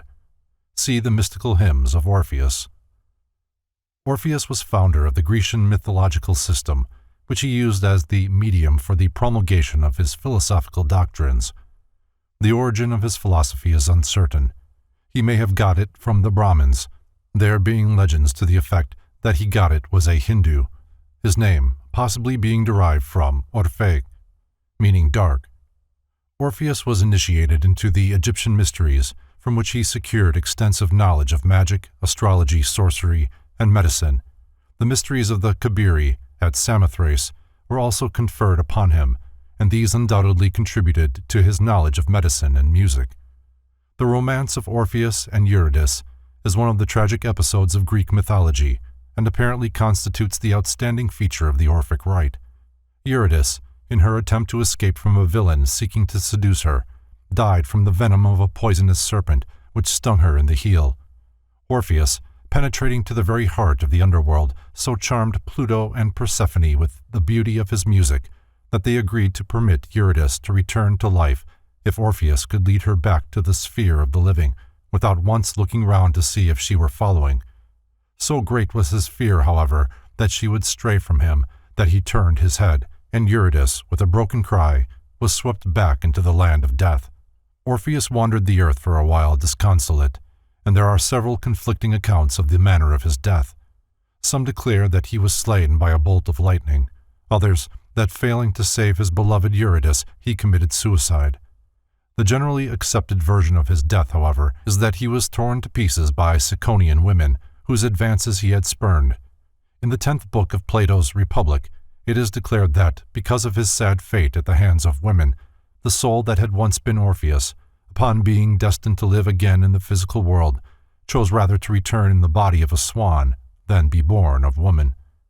The head of Orpheus, after being torn from his body, was cast with his lyre into the river Hebrus, down which it floated to the sea, where, wedging in a cliff in a rock, it gave oracles for many years. The lyre, after being stolen from its shrine and working the destruction of the thief, was picked up by the gods and fashioned into a constellation. Orpheus has long been sung as the patron of music. On his 7-stringed lyre he played such perfect harmonies that the gods themselves were moved to acclaim his power. When he touched the strings of his instrument, the birds and beasts gathered about him, and as he wandered through the forests, his enchanting melodies caused even the ancient trees, with mighty effort, to draw their gnarled roots from out the earth and follow him. Orpheus is one of the many immortals who have sacrificed themselves that mankind might have the wisdom of the gods. By the symbolism of his music, he communicated the divine secrets to humanity, and several authors have declared that the gods, though loving him, feared that he would overthrow their kingdom and therefore reluctantly encompassed his destruction. As time passed on, the historical Orpheus became hopelessly confounded with the doctrine he represented, and eventually became the symbol of the Greek school of the ancient wisdom. Thus Orpheus was declared to be the son of Apollo, the divine and perfect truth, and Calliope, the muse of harmony and rhythm. In other words, Orpheus is the secret doctrine, or Apollo, revealed through music, or Calliope. Eurydice is humanity, dead from the sting of the serpent of false knowledge and imprisoned in the underworld of ignorance. In this allegory, Orpheus signifies theology, which wins her from the king of the dead, but fails to accomplish her resurrection because it falsely estimates and mistrusts the innate understanding within the human soul. These Ciconian women, who tore Orpheus limb from limb, symbolize the various contending theological factions which destroy the body of truth. They cannot accomplish this, however, until their discordant cries drown out the harmony drawn by Orpheus from his magic lyre. The head of Orpheus signifies the esoteric doctrines of his cult. These doctrines continue to live and speak even after his body, the cult, has been destroyed. The lyre is the secret teaching of Orpheus. The 7 strings are the 7 divine truths, which are the key to universal knowledge. The differing accounts of his death represent the various means used to destroy the secret teachings. Wisdom can die in many ways at the same time. The allegory of Orpheus incarnating in the white swan merely signifies that the spiritual truths he promulgated will continue and will be taught by the illumined initiates of all future ages. The swan is the symbol of the initiates of the mysteries. It is a symbol also of the divine power which is the progenitor of the world. The Bacchic and Dionysiac Rites. The Bacchic rite centers around the allegory of the youthful Bacchus, Dionysus or Zagreus, being torn to pieces by the Titans. These giants accomplished the destruction of Bacchus by causing him to become fascinated by his own image in a mirror. After dismembering him, the Titans first boiled the pieces in water and afterwards roasted them. Pallas rescued the heart of the murdered god, and by this precaution Bacchus, or Dionysus, was enabled to spring forth again in all his former glory. Jupiter, the demiurgus, beholding the crime of the Titans, hurled his thunderbolts and slew them, burning their bodies to ashes with heavenly fire. One of the ashes of the Titans, which also contained a portion of the flesh of Bacchus, whose body they had partly devoured, the human race was created. Thus the mundane life of every man was said to contain a portion of the Bacchic life. For this reason, the Greek mysteries warned against suicide. He who attempts to destroy himself raises his hand against the nature of Bacchus within him, since man's body is indirectly the tomb of this god, and consequently must be preserved with the greatest care. Bacchus, or Dionysus, represents the rational soul of the inferior world. He is the chief of the Titans, the artificers of the mundane spheres. The Pythagoreans called him the Titanic monad. Thus Bacchus is the all-inclusive idea of the Titanic sphere and the Titans, or gods of the fragments, the active agency by means of which universal substance is fashioned into the pattern of this idea. The Bacchic state signifies the unity of the rational soul in a state of self-knowledge, and the Titanic state the diversity of the rational soul, which, being scattered throughout creation, loses the consciousness of its own essential oneness. The mirror into which Bacchus gazes, and which the cause of his fall, is the great sea of illusion, the lower world fashioned by the Titans. Bacchus, the mundane rational soul, seeing his image before him, accepts the image as a likeness of himself, and ensouls the likeness. That is, the rational idea ensouls its reflection, the irrational universe. By ensouling the irrational image, it implants in it the urge to become like its source, the rational image. Therefore the ancients said that man does not know the gods by logic or by reason, but rather by realizing the presence of the gods within himself. The processional of the Bacchic rites, from Ovid's Metamorphoses. In the initiation of the Bacchic mysteries, the role of Bacchus is played by the candidate who, set upon by priests in the guise of the Titans, is slain and finally restored to life amidst great rejoicing. The Bacchic mysteries were given every 3 years, and like the Eleusinian mysteries, were divided into 2 degrees. The initiates were crowned with myrtle and ivy, plants which were sacred to Bacchus. In the Anacalypsis, Godfrey Higgins conclusively establishes Bacchus, or Dionysus, as one of the early pagan forms of the Christos myth. The birthplace of Bacchus, called Sabazius or Sabaoth, was claimed by several places in Greece, but on Mount Zelmissus, in Thrace, his worship seemed to have been chiefly celebrated. He was born of a virgin on the 25th of December. He performed great miracles for the good of mankind, particularly one in which he changed water into wine. He rode in a triumphal procession on an ass. He was put to death by the Titans, and rose again from the dead on the 25th of March. He was always called the Savior. In his mysteries he was shown to the people, as an infant is by the Christians at this day, on Christmas Day morning in Rome. While Apollo most generally represents the sun, Bacchus is also a form of solar energy, for his resurrection was accomplished with the assistance of Apollo.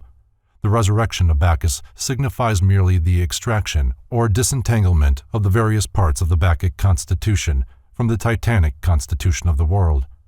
This is symbolized by the smoke or soot rising from the burned bodies of the Titans.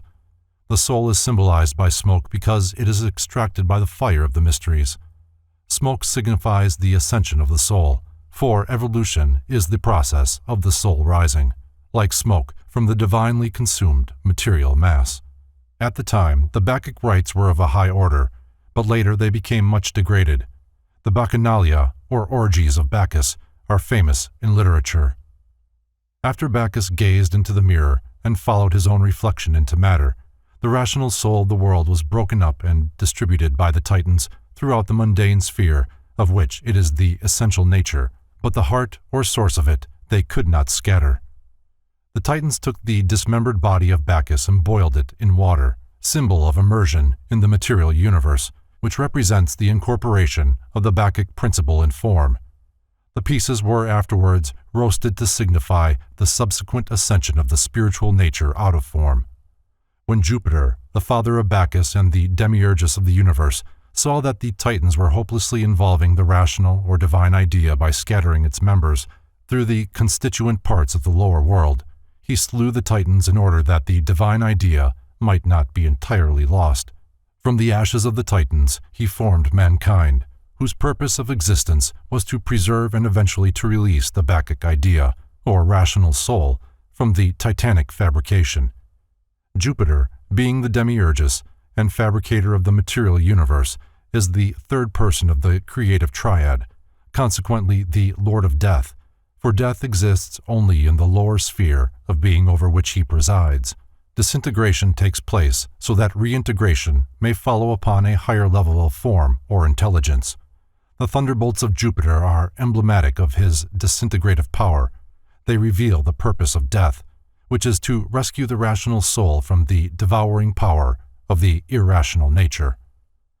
Man is a composite creature, his lower nature consisting of the fragments of the Titans, and his higher nature, the sacred immortal flesh or life of Bacchus.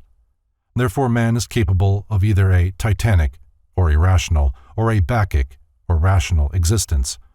The Titans of Hesiod, who were 12 in number, are probably analogues to the celestial zodiac, whereas the Titans who murdered and dismembered Bacchus represent the zodiacal powers distorted by their involvement in the material world. Thus Bacchus represents the sun who is dismembered by the signs of the zodiac and from whose body the universe is formed. When the terrestrial forms were created from the various parts of his body, the sense of wholeness was lost and the sense of separateness established. The heart of Bacchus, which was saved by Pallas, or Minerva, was lifted out of the four elements symbolized by his dismembered body and placed in the ether. The heart of Bacchus is the immortal center of the rational soul. After the rational soul had been distributed throughout creation and the nature of man, the Bacchic mysteries were instituted for the purpose of disentangling it from the irrational titanic nature. This disentanglement was the process of lifting the soul out of the separateness into that of unity. The various parts and members of Bacchus were collected from the different corners of the earth. When all the rational parts are gathered, Bacchus is resurrected. The rites of Dionysus were very similar to those of Bacchus, and by many these two gods are considered as one. Statues of Dionysus were carried in the Eleusinian Mysteries, especially the lesser degrees. Bacchus, representing the soul of the mundane sphere, was capable of an infinite multiplicity of form and designations. Dionysus apparently was his solar aspect. The Dionysiac architects constituted an ancient secret society in principles and doctrines much like the modern Freemasonic Order. They were an organization of builders bound together by their secret knowledge of the relationship between the earthly and the divine sciences of architectonics. They were supposedly employed by King Solomon in the building of his temple, although they were not Jews, nor did they worship the God of the Jews, being followers of Bacchus and Dionysus. The Dionysiac architects erected many of the great monuments of antiquity. They possessed a secret language and a system of making their stones. They had annual convocations and sacred feasts. The exact nature of their doctrines is unknown. It is believed that Hiram Abiff was an initiate of this society. Atlantis and the Gods of Antiquity. Atlantis is the subject of a short but important article appearing in the annual report of the Board of Regents of the Smithsonian Institution for the year ending June 30th, 1915.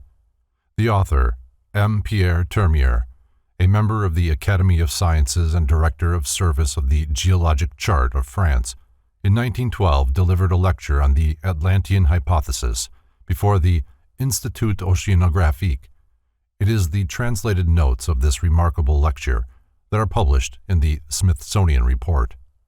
After a long period of disdainful indifference, writes M. Termier, observe how in the last few years science is returning to the study of Atlantis.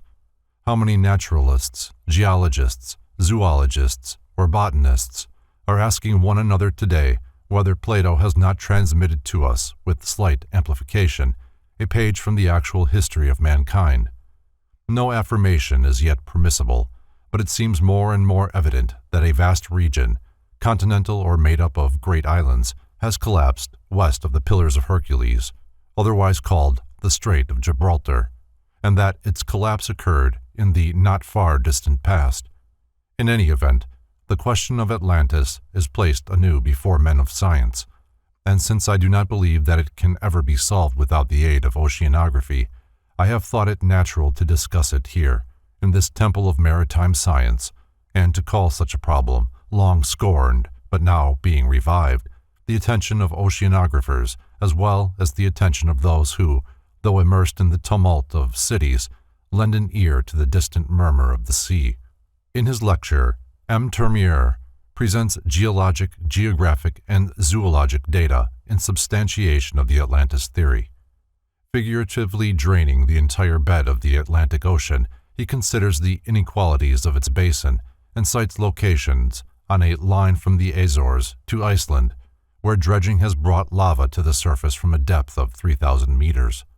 The volcanic nature of the islands now existing in the Atlantic Ocean corroborates Plato's statement that the Atlantean continent was destroyed by volcanic cataclysms. M. Termier also advances the conclusions of a young French zoologist, M. Louis Germain, who admitted the existence of an Atlantic continent connected with the Iberian Peninsula and with Mauritania, and prolonged toward the south so as to include some regions of desert climate. M. Termier concludes his lecture with a graphic picture of the engulfment of that continent. The description of the Atlantean civilization given by Plato in the Critias may be summarized as follows. In the first ages, the gods divided the earth among themselves, proportioning it according to their respective dignities. Each became the peculiar deity of his own allotment, and established therein temples to himself, ordained a priestcraft, and instituted a system of sacrifice. To Poseidon was given the sea and the island continent of Atlantis. In the midst of the island was a mountain, which was the dwelling place of 3 earth-born primitive human beings, Evenor, his wife, Leucippe, and their only daughter, Cleito. The maiden was very beautiful, and after the sudden death of her parents, she was wooed by Poseidon, who begat by her 5 pairs of male children. Poseidon apportioned his continent among these 10, and Atlas, the eldest, he made overlord of the other 9. Poseidon further called the country Atlantis, and the surrounding sea the Atlantic, in honor of Atlas. Before the birth of his 10 sons, Poseidon divided the continent and coastwise sea into the concentric zones of land and water, which were as perfect as though turned upon a lathe. 2 zones of land and 3 of water surrounded the central island, which Poseidon caused to be irrigated with 2 springs of water, one warm and the other cold. The descendants of Atlas continued as rulers of Atlantis, and with wise government and industry elevated the country to a position of surpassing dignity. The natural resources of Atlantis were apparently limitless. Precious metals were mined, wild animals domesticated, and perfumes distilled from its fragrant flowers. While enjoying the abundance natural to their semi-tropic location, the Atlanteans employed themselves also in the erection of palaces, temples, and docks. They bridged the zones of the sea and later dug a deep canal to connect the outer ocean with the central island, where stood the palaces and temple of Poseidon, which excelled all other structures in magnificence. A network of bridges and canals were created by the Atlanteans to unite the various parts of their kingdom. Plato then describes the white, black, and red stones which they quarried from beneath their continent and used in the construction of public buildings and docks. They circumscribed each of the land zones with a wall, the outer wall being covered with brass, the middle with tin, and the inner, which encompassed the citadel, with orichalc. The citadel, on the central island, contained the palaces, temples, and other buildings. In its center, surrounded by a wall of gold, was a sanctuary dedicated to Cleito and Poseidon. Here the first 10 princes of the island were born, and here each year their descendants brought offerings. Poseidon's own temple, its exterior entirely covered with silver and its pinnacles with gold, also stood within the citadel. The interior of the temple was of ivory, gold, silver, and orichalc, even to the pillars and floors. The temple contained a colossal statue of Poseidon standing in a chariot drawn by 6 winged horses, about him 100 Nereids, riding on dolphins. Arranged outside the building were golden statues of the first 10 kings and their wives. In the groves and gardens were hot and cold springs. There were numerous temples to various deities, places of exercise for men and for beasts, public baths, and a great race course for horses. At various vantage points on the zones were fortifications, and to the great harbor came vessels from every maritime nation. The zones were so thickly populated that the sound of human voices was ever in the air. That part of Atlantis facing the sea was described as lofty and precipitous, but about the central city was a plain sheltered by mountains renowned for their size, number, and beauty. The plain yielded 2 crops each year, in the winter being watered by rains, and in the summer by immense irrigation canals, which were also used for transportation. The plain was divided into sections, and in time of war each section supplied its quota of fighting men and chariots. The 10 governments differed from each other in details concerning military requirements. Each of the kings of Atlantis had complete control over his own kingdom, but their mutual relationships were governed by a code engraved by the first 10 kings on a column of orichalc standing in the temple of Poseidon. At alternate intervals of 5 and 6 years, a pilgrimage was made to this temple, that equal honor might be conferred upon both the odd and the even numbers. Here, with appropriate sacrifice, each king renewed his oath of loyalty upon the sacred inscription. Here also the kings donned azure robes and sat in judgment. At daybreak, they wrote their sentences upon a golden tablet and deposited them with their robes as memorials. The chief laws of the Atlantean kings were that they should not take up arms against each other, and that they should come to the assistance of any of their number who was attacked. In matters of war and great moment, the final decision was in the hands of the direct descendants of the family of Atlas. No king had the power of life and death over his kinsmen without the assent of a majority of the 10. Plato concludes his description by declaring that it was this great empire which attacked the Hellenic states. This did not occur, however, until their power and glory had lured the Atlantean kings from the pathway of wisdom and virtue. Filled with false ambition, the rulers of Atlantis determined to conquer the entire world. Zeus, perceiving the wickedness of the Atlanteans, gathered the gods into his holy habitation and addressed them. Here, Plato's narrative comes to an abrupt end, for the Critias was never finished. In the Timaeus is a further description of Atlantis, supposedly given to Solon by an Egyptian priest, and which concludes as follows: "But afterwards there occurred violent earthquakes and floods, and in a single day and night of rain all your warlike men in a body sank into the earth, and the island of Atlantis in like manner disappeared, and was sunk beneath the sea. And that is the reason why the sea in those parts is impassable and impenetrable, because there is such a quantity of shallow mud in the way, and this was caused by the subsidence of the island."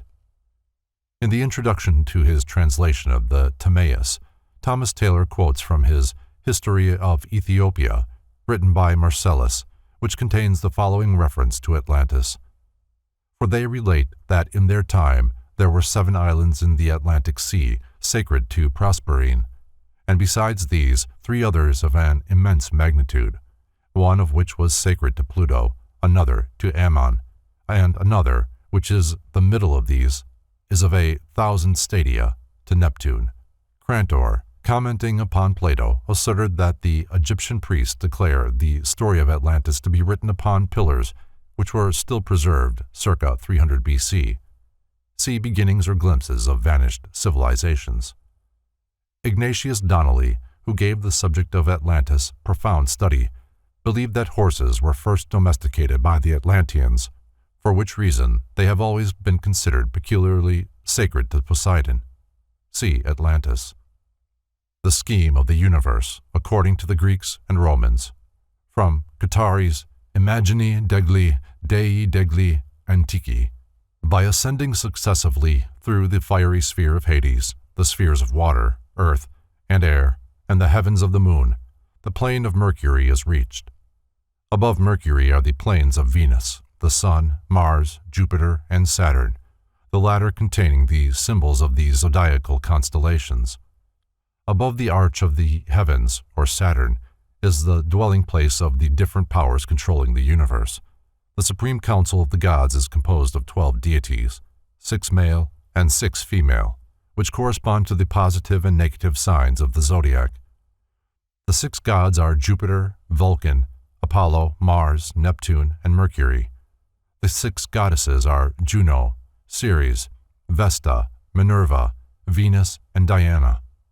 Jupiter rides his eagle as the symbol of his sovereignty over the world, and Juno is seated upon a peacock, the proper symbol of her haughtiness and glory. From a careful consideration of Plato's description of Atlantis, it is evident that the story should not be regarded as wholly historical, but rather as both allegorical and historical.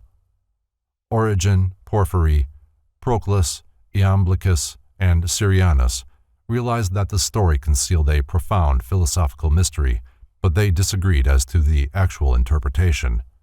Plato's Atlantis symbolizes the threefold nature of both the universe and the human body. The 10 kings of Atlantis are the tetractys, or numbers, which are born as 5 pairs of opposites. Consult Theon of Smyrna for the Pythagorean doctrine of opposites. The numbers 1 to 10 rule every creature, and the numbers in turn are under the control of the monad, or 1, the eldest among them. With the trident scepter of Poseidon, these kings held sway over the inhabitants of the 7 small and 3 great islands comprising Atlantis. Philosophically, the 10 islands symbolize the triune powers of the superior deity and the 7 regents who bow before his eternal throne. If Atlantis be considered as the archetypal sphere, then its immersion signifies the descent of rational, organized consciousness into the illusionary, impermanent realm of irrational, mortal ignorance. Both the sinking of Atlantis and the biblical story of the fall of man signify spiritual involution, a prerequisite to conscious evolution. Either the initiated Plato used the Atlantis allegory to achieve 2 widely different ends, or else the accounts preserved by the Egyptian priests were tampered with to perpetuate the secret doctrine. This does not mean to imply that Atlantis is purely mythological, but it overcomes the most serious obstacle to acceptance of the Atlantis theory, namely, the fantastic accounts of its origin, size, appearance, and date of destruction, 9600 BC. In the midst of the central island of Atlantis was a lofty mountain which cast a shadow 5,000 stadia in extent and whose summit touched the sphere of ether. This is the axle mountain of the world, sacred among many races and symbolic of the human head, which rises out of the 4 elements of the body. This sacred mountain, upon whose summit stood the temple of the gods, gave rise to the stories of Olympus, Meru, and Asgard. The city of the Golden Gates, the capital of Atlantis, is the one now preserved among numerous religions as the City of the Gods, or the Holy City. Here is the archetype of the New Jerusalem, with its streets paved with gold and its 12 gates shining with precious stones. The history of Atlantis, writes Ignatius Donnelly, is the key of the Greek mythology. There can be no question that these gods of Greece were human beings. The tendency to attach divine attributes to great earthly rulers is one deeply implanted in human nature. See Atlantis. The same author sustains his views by noting that the deities of the Greek pantheon were nor looked upon as creators of the universe, but rather as regents set over it by its more ancient original fabricators. The Garden of Eden, from which humanity was driven by a flaming sword, is perhaps an allusion to the earthly paradise supposedly located west of the Pillars of Hercules and destroyed by volcanic cataclysms. The deluge legend may be traced also to the Atlantean inundation, during which a world was destroyed by water. Was the religious, philosophic, and scientific knowledge possessed by the priestcrafts of antiquity secured from Atlantis, whose submergence obliterated every vestige of its part in the drama of world progress? Atlantean sun worship has been perpetuated in the ritualism and ceremonialism of both Christianity and pagandom, but the cross and the serpent were Atlantean emblems of divine wisdom. The divine Atlantean progenitors of the Mayas and Quiches of Central America coexisted within the green and azure radiance of Gucumatz, the plumed serpent. The 6 sky-born sages came into manifestation as centers of light bound together or synthesized by the 7th and chief of their order, the feathered snake. See the Popol Vuh. The title of winged or plumed snake was applied to Quetzalcoatl, or Kukulkan, the Central American initiate. The center of the Atlantean wisdom religion was presumably a great pyramidal temple standing on the brow of a plateau rising in the midst of the city of the Golden Gates. From here, the initiate priests of the sacred feather went forth, carrying the keys of universal wisdom to the uttermost parts of the earth. The mythologies of many nations contain accounts of gods who came out of the sea. Certain shamans among the American Indians tell of holy men dressed in birds' feathers and wampum who rose out of the blue waters and instructed them in the arts and crafts. Among the legends of the Chaldeans is that of Oannes, a partly amphibious creature who came out of the sea and taught the savage peoples along the shore to read and write, till the soil, cultivate herbs for healing, study the stars, establish rational forms of government, and become conversant with the sacred mysteries. Among the Mayas, Quetzalcoatl, the savior god, whom some Christian scholars believe to have been St. Thomas, issued from the waters and, after instructing the people in the essentials of civilization, rode out to sea on a magical raft of serpents to escape the wrath of the fierce god of the fiery mirror, Tezcatlipoca. May it not have been that these demigods of a fabulous age who, Esdras-like, came out of the sea were Atlantean priests? All that primitive man remembered of the Atlanteans was the glory of their golden ornaments, the transcendency of their wisdom, and the sanctity of their symbols, the cross and the serpent. That they came in ships was soon forgotten, for untutored minds considered even boats as supernatural. Wherever the Atlanteans prostellated, they erected pyramids and temples patterned after the great sanctuary in the city of the Golden Gates. Such is the origin of the pyramids of Egypt, Mexico, and Central America. The mounds in Normandy and Britain, as well as those of the American Indians, are remnants of a similar culture. In the midst of the Atlantean program of world colonization and conversion, the cataclysms which sank Atlantis began. The initiate priests of the Sacred Feather, who promised to come back to their missionary settlements, never returned. And after the lapse of centuries, tradition preserved only a fantastic account of gods who came from a place where the sea now is. H.P. Blavatsky thus sums up the causes which precipitated the Atlantean disaster. Under the evil insinuations of their demon, Thevetit, the Atlantis race became a nation of wicked magicians. In consequence of this, war was declared, the story of which would be too long to narrate. Its substance may be found in the disfigured allegories of the race of Cain, the giants, and that of Noah and his righteous family. The conflict came to an end by the submersion of Atlantis, which finds its imitation in the stories of the Babylonian and Mosaic flood. The giants and magicians, and all flesh died, and every man, all except Xisuthros and Noah, who are substantially identical with the great father of the Thlinkithians in the Popol Vuh, or the sacred book of the Guatemalans, which also tells of his escaping in a large boat, like the Hindu Noah, Vaiswasvata. See Isis Unveiled. From the Atlanteans, the world has received not only the heritage of arts and crafts, philosophies and sciences, ethics and religions, but also the heritage of hate, strife, and perversion. The Atlanteans instigated the first war, and it has been said that all subsequent wars were fought in a fruitless effort to justify the first one and right the wrong which it caused. Before Atlantis sank, its spiritually illumined initiates, who realized that their land was doomed because it had departed from the path of light, withdrew from the ill-fated continent. Carrying with them the sacred and secret doctrine, these Atlanteans established themselves in Egypt, where they became its first divine rulers. Nearly all the great cosmologic myths, forming the foundation of the various sacred books of the world, are based upon the Atlantean mystery rituals. The myth of the dying god. The myth of Tammuz and Ishtar is one of the earliest examples of the dying god allegory, probably antedating 4000 BC. See Babylonia and Assyria by Lewis Spence.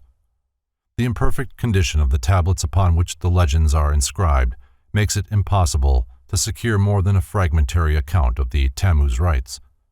Being the esoteric god of the sun, Tammuz did not occupy a position among the first deities venerated by the Babylonians, who, for lack of deeper knowledge, looked upon him as a god of agriculture or a vegetation spirit.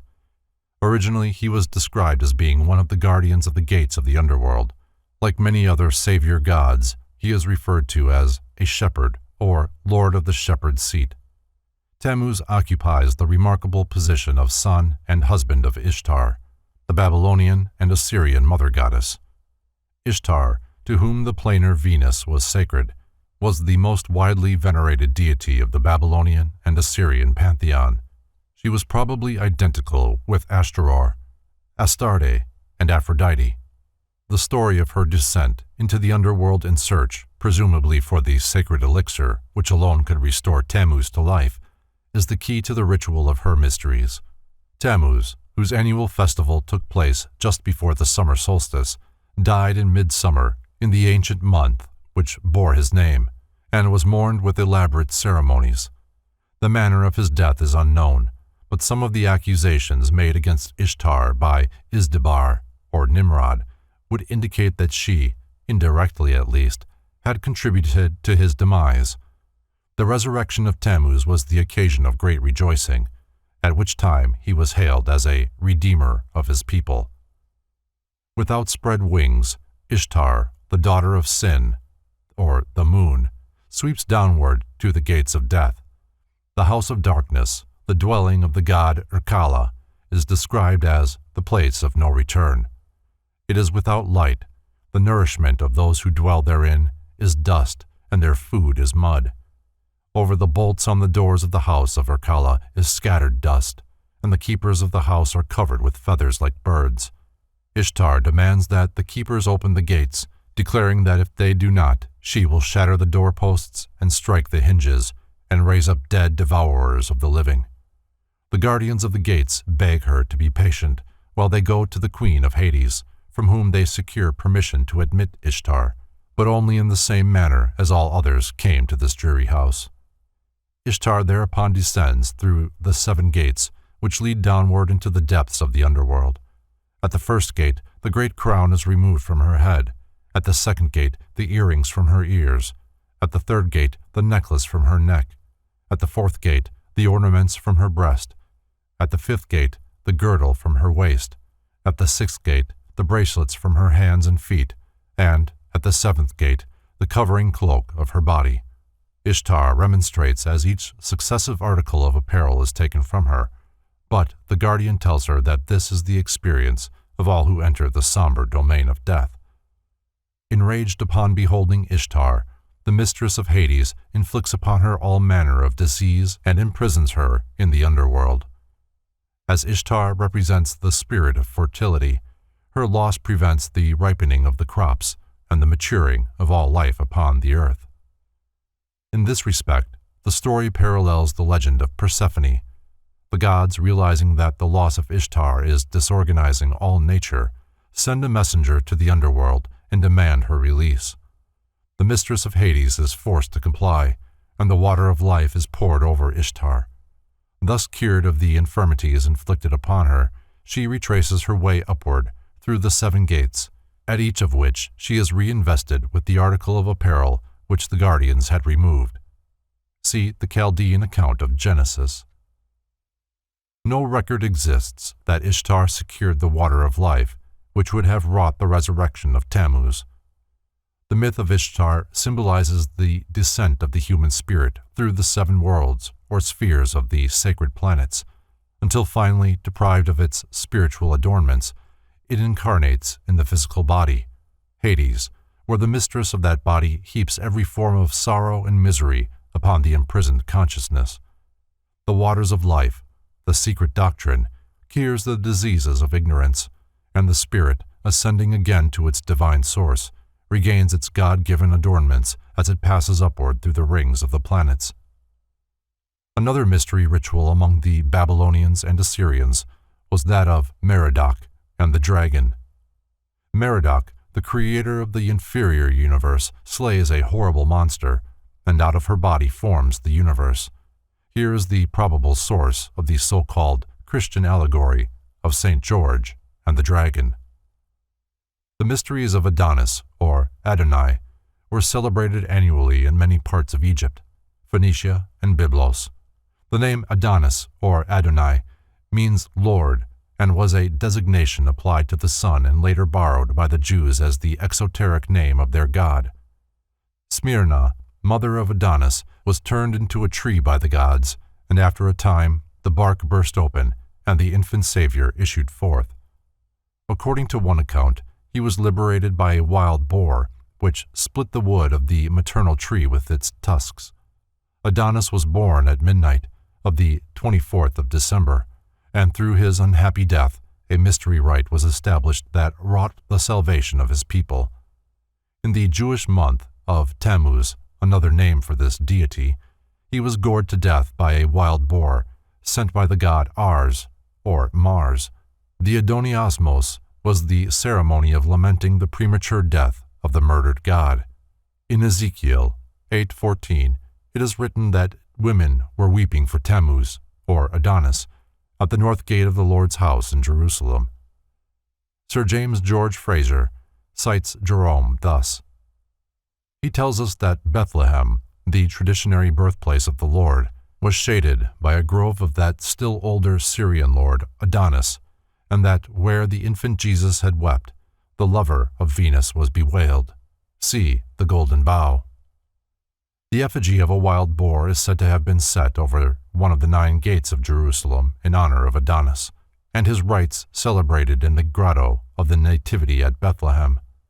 Adonis as the gourd or god man is one of the keys to Sir Francis Bacon's use of the wild boar in his cryptic symbolism. The great god Pan, from Kircher's Oedipus Aegypticus. The great Pan was celebrated as the author and director of the sacred dances, which he is supposed to have instituted to symbolize the circumambulations of the heavenly bodies. Pan was a composite creature, the upper part, with the exception of his horns, being human, and the lower part in the form of a goat. Pan is the prototype of natural energy, and, while undoubtedly a phallic deity, should not be confused with Priapus.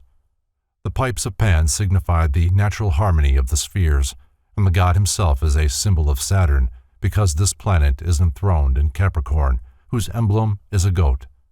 The Egyptians were initiated into the mysteries of Pan, who was regarded as a phase of Jupiter, the demiurgus. Pan represented the impregnating power of the sun, and was the chief of a horde of rustic deities and satyrs. He also signified the controlling spirit of the lower worlds. They fabricated a story to the effect that at the time of the birth of Christ, the oracles were silenced after giving utterance to one last cry, "Great Pan is dead."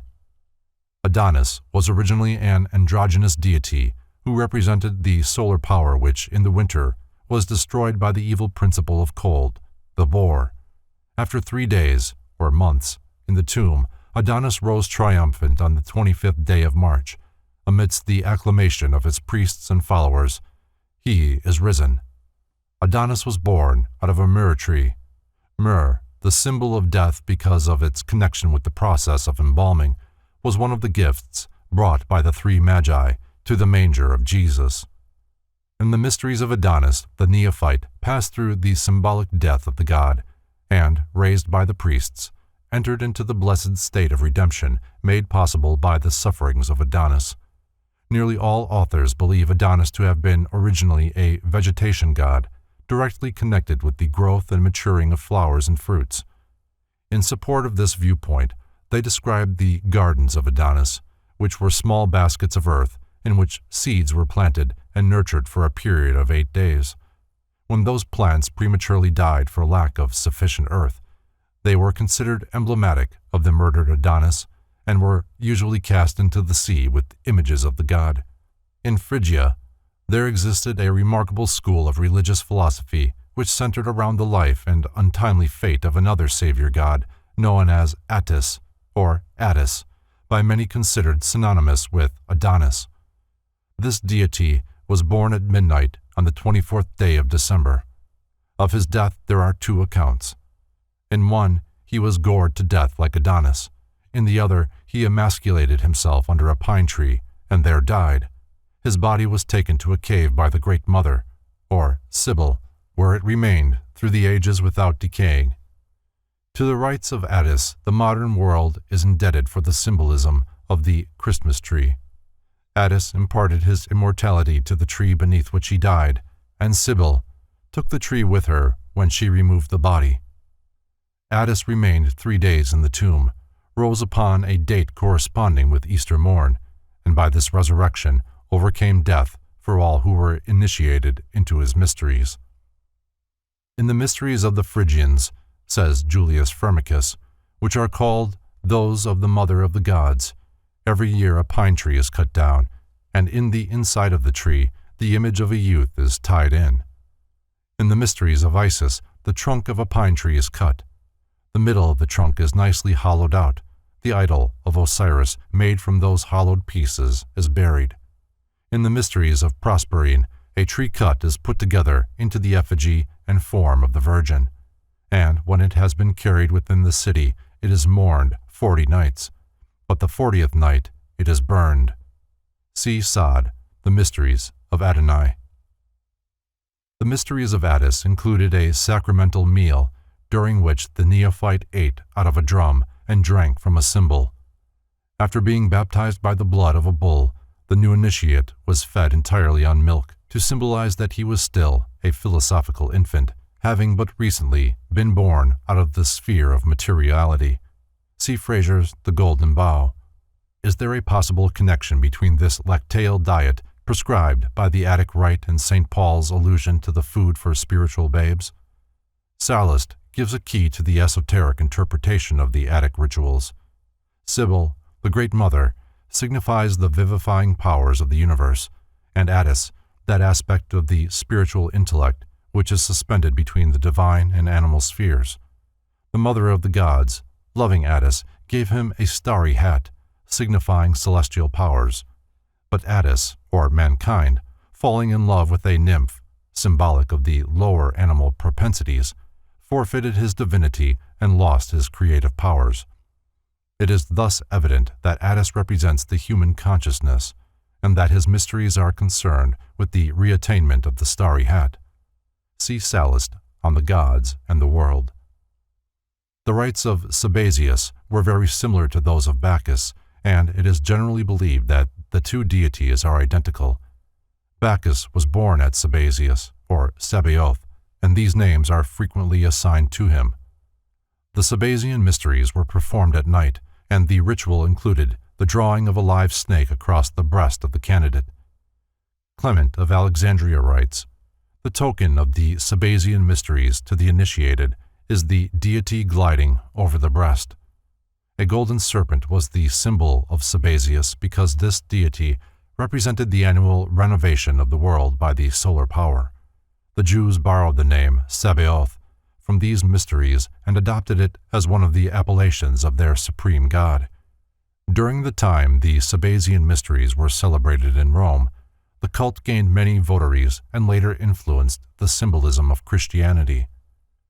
The Kabiric mysteries of Samothrace were renowned among the ancients, being next to the Eleusinian in public esteem.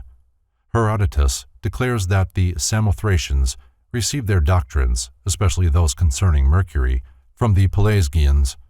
Little is known concerning the Kabiric rituals, for they were enshrouded in the profoundest secrecy.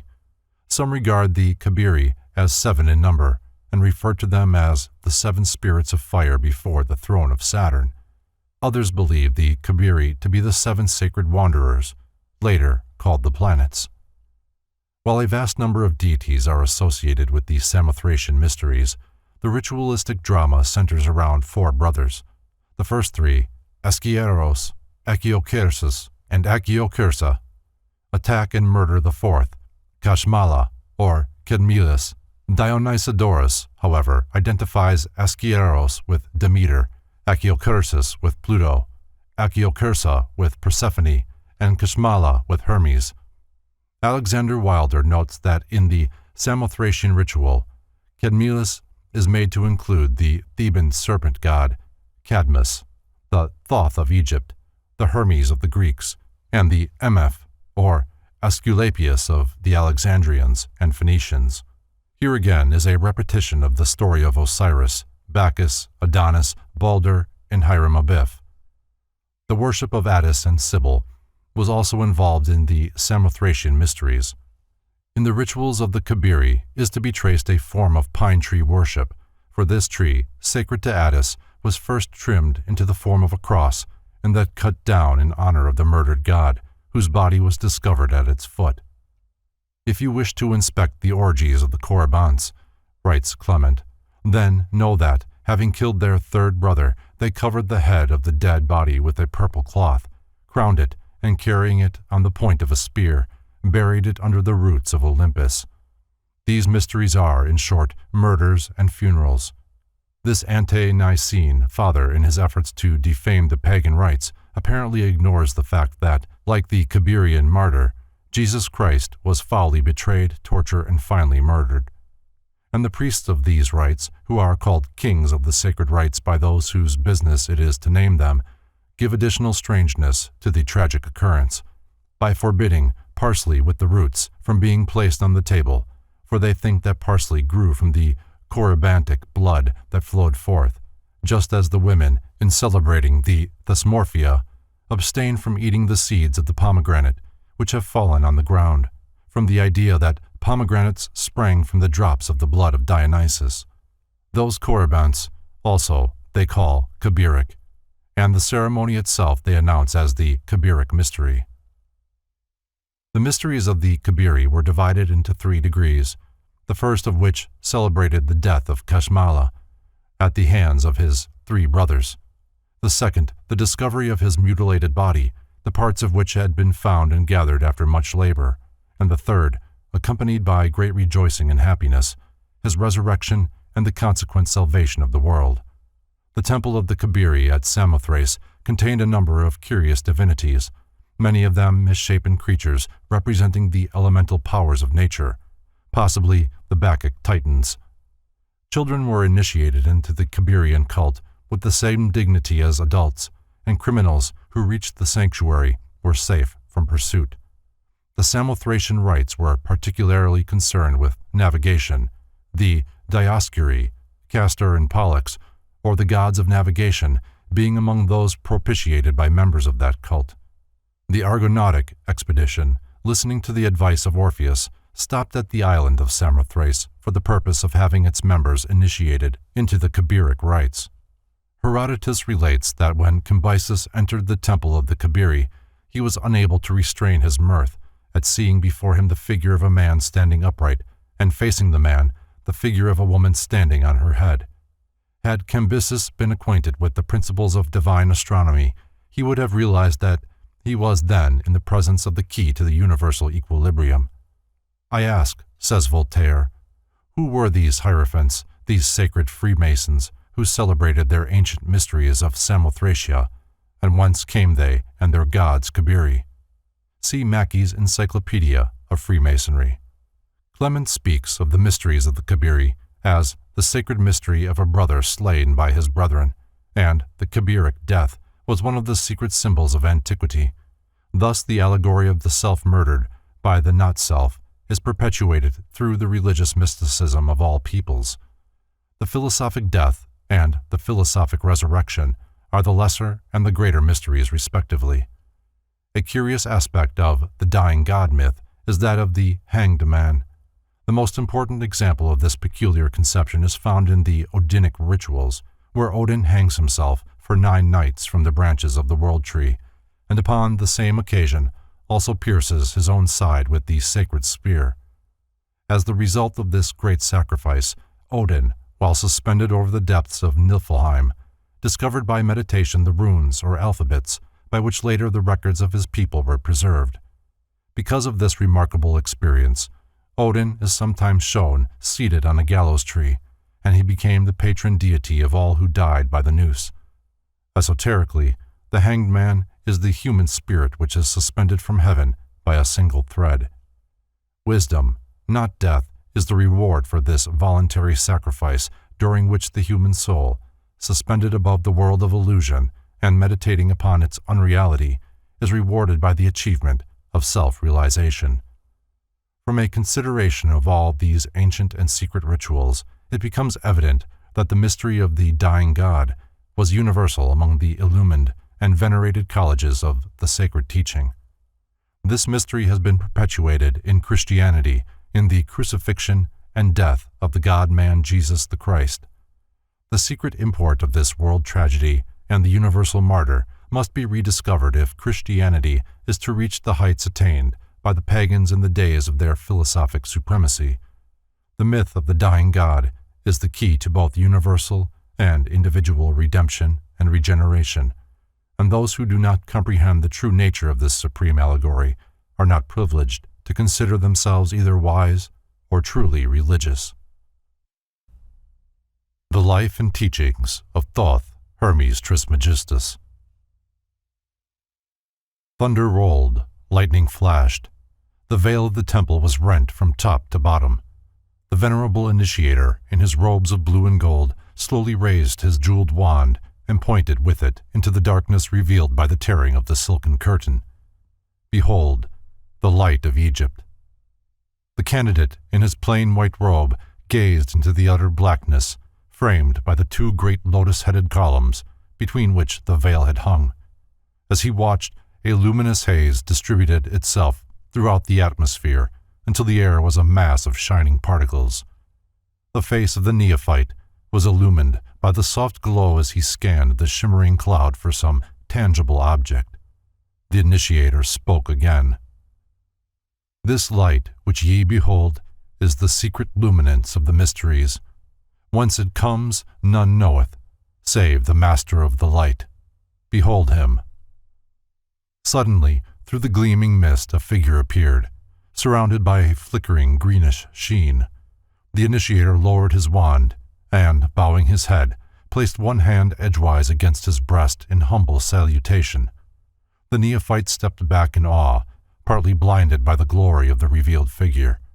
Gaining courage, the youth gazed again at the Divine One. The form before him was considerably larger than that of a mortal man. The body seemed partly transparent, so that the heart and brain could be seen pulsating and radiant. As the candidate watched, the heart changed into an ibis, and the brain into a flashing emerald. In its hand, this mysterious being bore a winged rod, entwined with serpents. The aged initiator, raising his wand, cried out in a loud voice, "All hail thee, Thoth Hermes, thrice greatest! All hail thee, Prince of Men! All hail thee who standeth upon the head of Typhon!" At the same instant, a lurid, writhing dragon appeared, a hideous monster, part serpent, part crocodile, and part hog. From its mouth and nostrils poured sheets of flame, and horrible sounds echoed through the vaulted chambers. Suddenly Hermes struck the advancing reptile with the serpent-wound staff, and with snarling cry the dragon fell over upon its side. While the flames about it slowly died away, Hermes placed his foot upon the skull of the vanquished Typhon. The next instant, with a blaze of unbearable glory that sent the neophyte staggering backward against a pillar, the immortal Hermes, followed by streamers of greenish mist, passed through the chamber and faded into nothingness. Suppositions concerning the identity of Hermes. Iamblichus averred that Hermes was the author of 20,000 books. Mantheo increased the number to more than 36,000. See James Gardner. Figures which make it evident that a solitary individual, even though he be overshadowed by divine prerogative, could scarcely have accomplished such a monumental labor. Among the arts and sciences which it is affirmed Hermes revealed to mankind were medicine, chemistry, law, astrology, music, rhetoric, magic, philosophy, geography, mathematics, especially geometry, anatomy, and oratory. Orpheus was similarly acclaimed by the Greeks. Hermes Mercurius Trismegistus, from Historia Deorum Fatidicorum. Master of all arts and sciences, perfect in all crafts, ruler of the three worlds, scribe of the gods and keeper of the books of life, Thoth Hermes Trismegistus, the 3 times greatest, the first intelligencer, was regarded by the ancient Egyptians as the embodiment of the universal mind. While in all probability there actually existed a great sage and educator by the name of Hermes, it is impossible to extricate the historical man from the mass of legendary accounts which attempt to identify him with the cosmic principle of thought. In his Biographia Antiqua, Francis Barrett says of Hermes, "If God ever appeared in man, he appeared in him, as is evident both from his books and his Pymander, in which works he has communicated the sum of the abyss, and the divine knowledge to all posterity, by which he has demonstrated himself to have been not only an inspired divine, but also a deep philosopher, obtaining his wisdom from God and heavenly things, and not from man. His transcendent learning caused Hermes to be identified with many of the early sages and prophets. In his ancient mythology, Bryant writes, "I have mentioned that Cadmus was the same as the Egyptian Thoth, and it is manifest from his being Hermes, and from the invention of the letters being attributed to him. In the chapter on the theory of Pythagorean mathematics will be found the table of the original Cadmean letters." Investigators believe that it was Hermes who was known to the Jews as Enoch, called by Kenealy the second messenger of God. Hermes was accepted into the mythology of the Greeks, later becoming the Mercury of the Latins. He was revered through the form of the planet Mercury because his body is nearest to the sun. Hermes of all creatures was nearest to God and became known as the messenger of the gods. In the Egyptian drawings of him, Thoth carries a waxen writing tablet and serves as the recorder during the weighing of the souls of the dead in the judgment hall of Osiris, a ritual of great significance. Hermes is of first importance to Masonic scholars because he was the author of the Masonic initiatory rituals, which were borrowed from the mysteries established by Hermes. Nearly all of the Masonic symbols are Hermetic in character. Pythagoras studied mathematics with the Egyptians and from them gained his knowledge of the symbolic geometric solids. Hermes is also revered for his reformation of the calendar system. He increased the year from 360 to 365 days, thus establishing a precedent which still prevails. The appellation thrice greatest was given to Hermes because he was considered the greatest of all philosophers, the greatest of all priests, and the greatest of all kings. It is worthy of note that the last poem of America's beloved poet, Henry Wadsworth Longfellow, was a lyric ode to Hermes. See Chambers' Encyclopedia. The mutilated Hermetic fragments.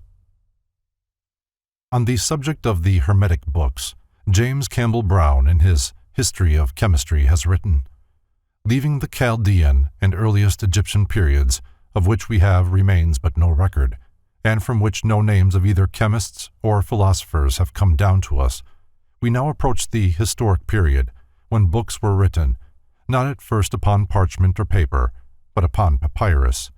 A series of early Egyptian books is attributed to Hermes Trismegistus, who may have been a real savant, or may be a personification of a long succession of writers. He is identified by some with the Greek god Hermes and the Egyptian Thoth, or Tuti, who was the moon god, and is represented in ancient paintings as ibis-headed with the disk and crescent of the moon. The Egyptians regarded him as the god of wisdom, letters, and the recording of time. It is in consequence of the great respect entertained for Hermes by the old alchemists that chemical writings were called Hermetic, and that the phrase hermetically sealed is still in use to designate the closing of a glass vessel by fusion, after the manner of chemical manipulators. We find the same root in the Hermetic medicines of Paracelsus and the Hermetic Freemasonry of the Middle Ages. Among the fragmentary writings believed to have come from the stylus of Hermes are two famous works. The first is the Emerald Table, and the second is the Divine Pymander, or as it is more commonly called, the Shepherd of Men, a discussion of which follows. One outstanding point in connection with Hermes is that he was one of the few philosopher-priests of pagandom upon whom the early Christians did not vent their spleen. Some church fathers went so far as to declare that Hermes exhibited many symptoms of intelligence, and that if he had only been born in a more enlightened age, so that he might have benefited by their instructions, he would have been a really great man. In his Stromata, Clement of Alexandria, one of the few chroniclers of pagan lore whose writings have been preserved to this age, gives practically all the information that is known concerning the original 42 books of Hermes and the importance with which these books were regarded by both the temporal and spiritual powers of Egypt. Clement describes one of their ceremonial processions as follows. For the Egyptians pursue a philosophy of their own. This is principally shown by their sacred ceremonial. For first advances the singer, bearing some of the symbols of music. For they say that he must learn 2 of the books of Hermes, the one of which contains the hymns of the gods, the second, the regulations for the king's life. After the singer advances, the astrologer, with a horologe in his hand, and a palm, the symbols of astrology, he must have the astrological books of Hermes, which are 4 in number, always in his mouth. Of these, one is about the order of the fixed stars that are visible, and another about the conjunctions and luminous appearances of the sun and moon, and the rest respecting their risings. Next in order advances the sacred scribe, with wings on his head, and in his hand a book and rule, in which were writing ink and the reed, with which they write. And he must be acquainted with what are called hieroglyphics, and know about cosmography and geography, the position of the sun and moon, and about the 5 planets.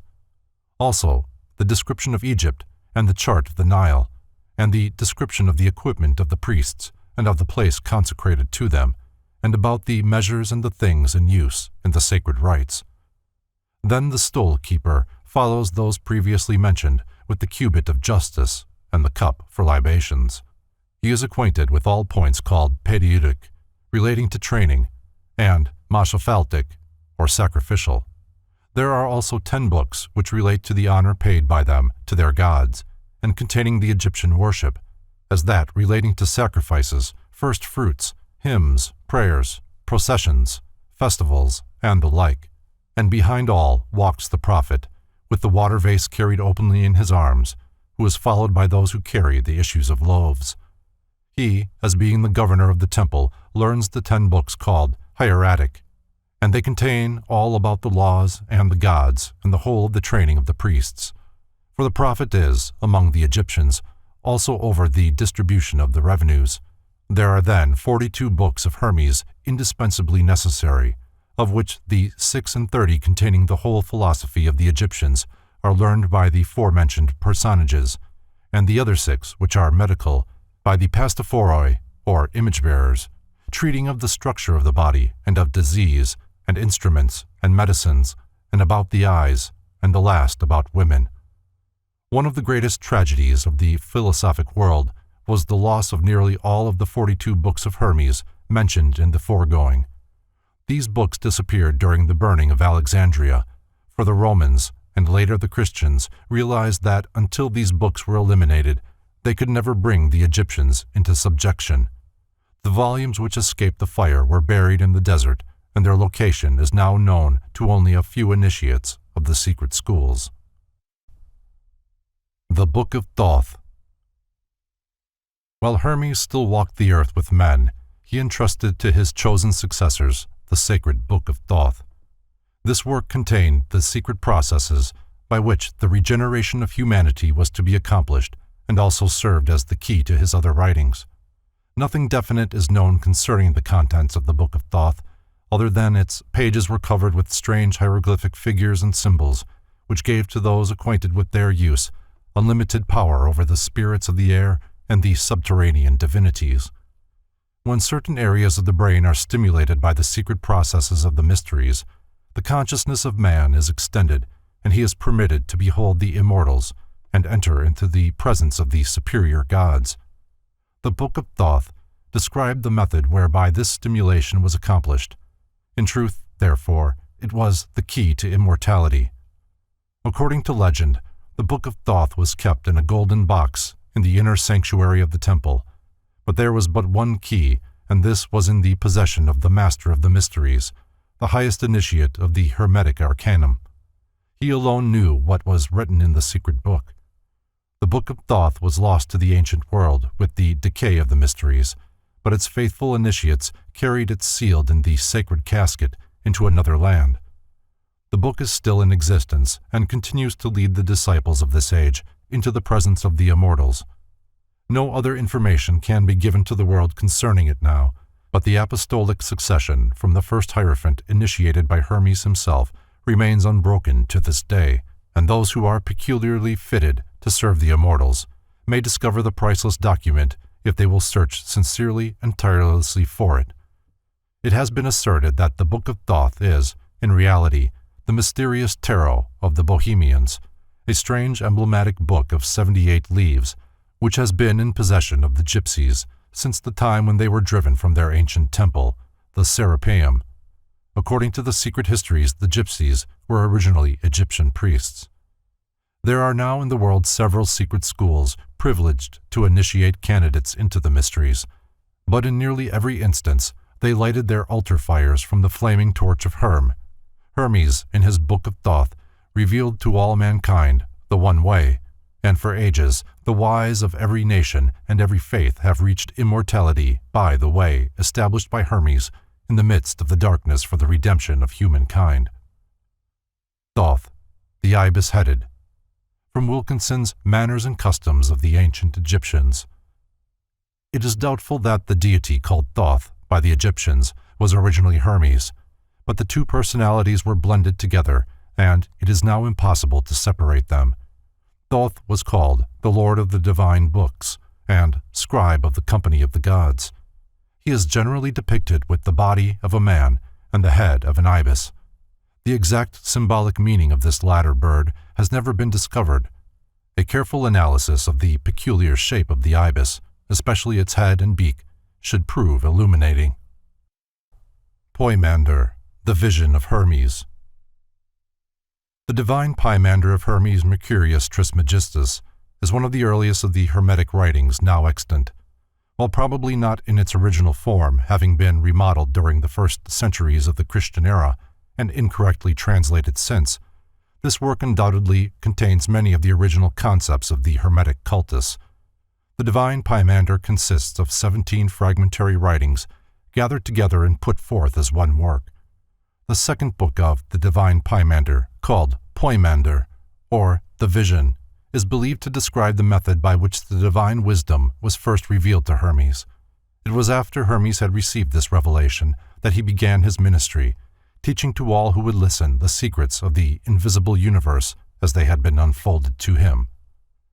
The Vision is the most famous of all the Hermetic fragments and contains an exposition of Hermetic cosmogony and the secret sciences of the Egyptians regarding the culture and unfoldment of the human soul.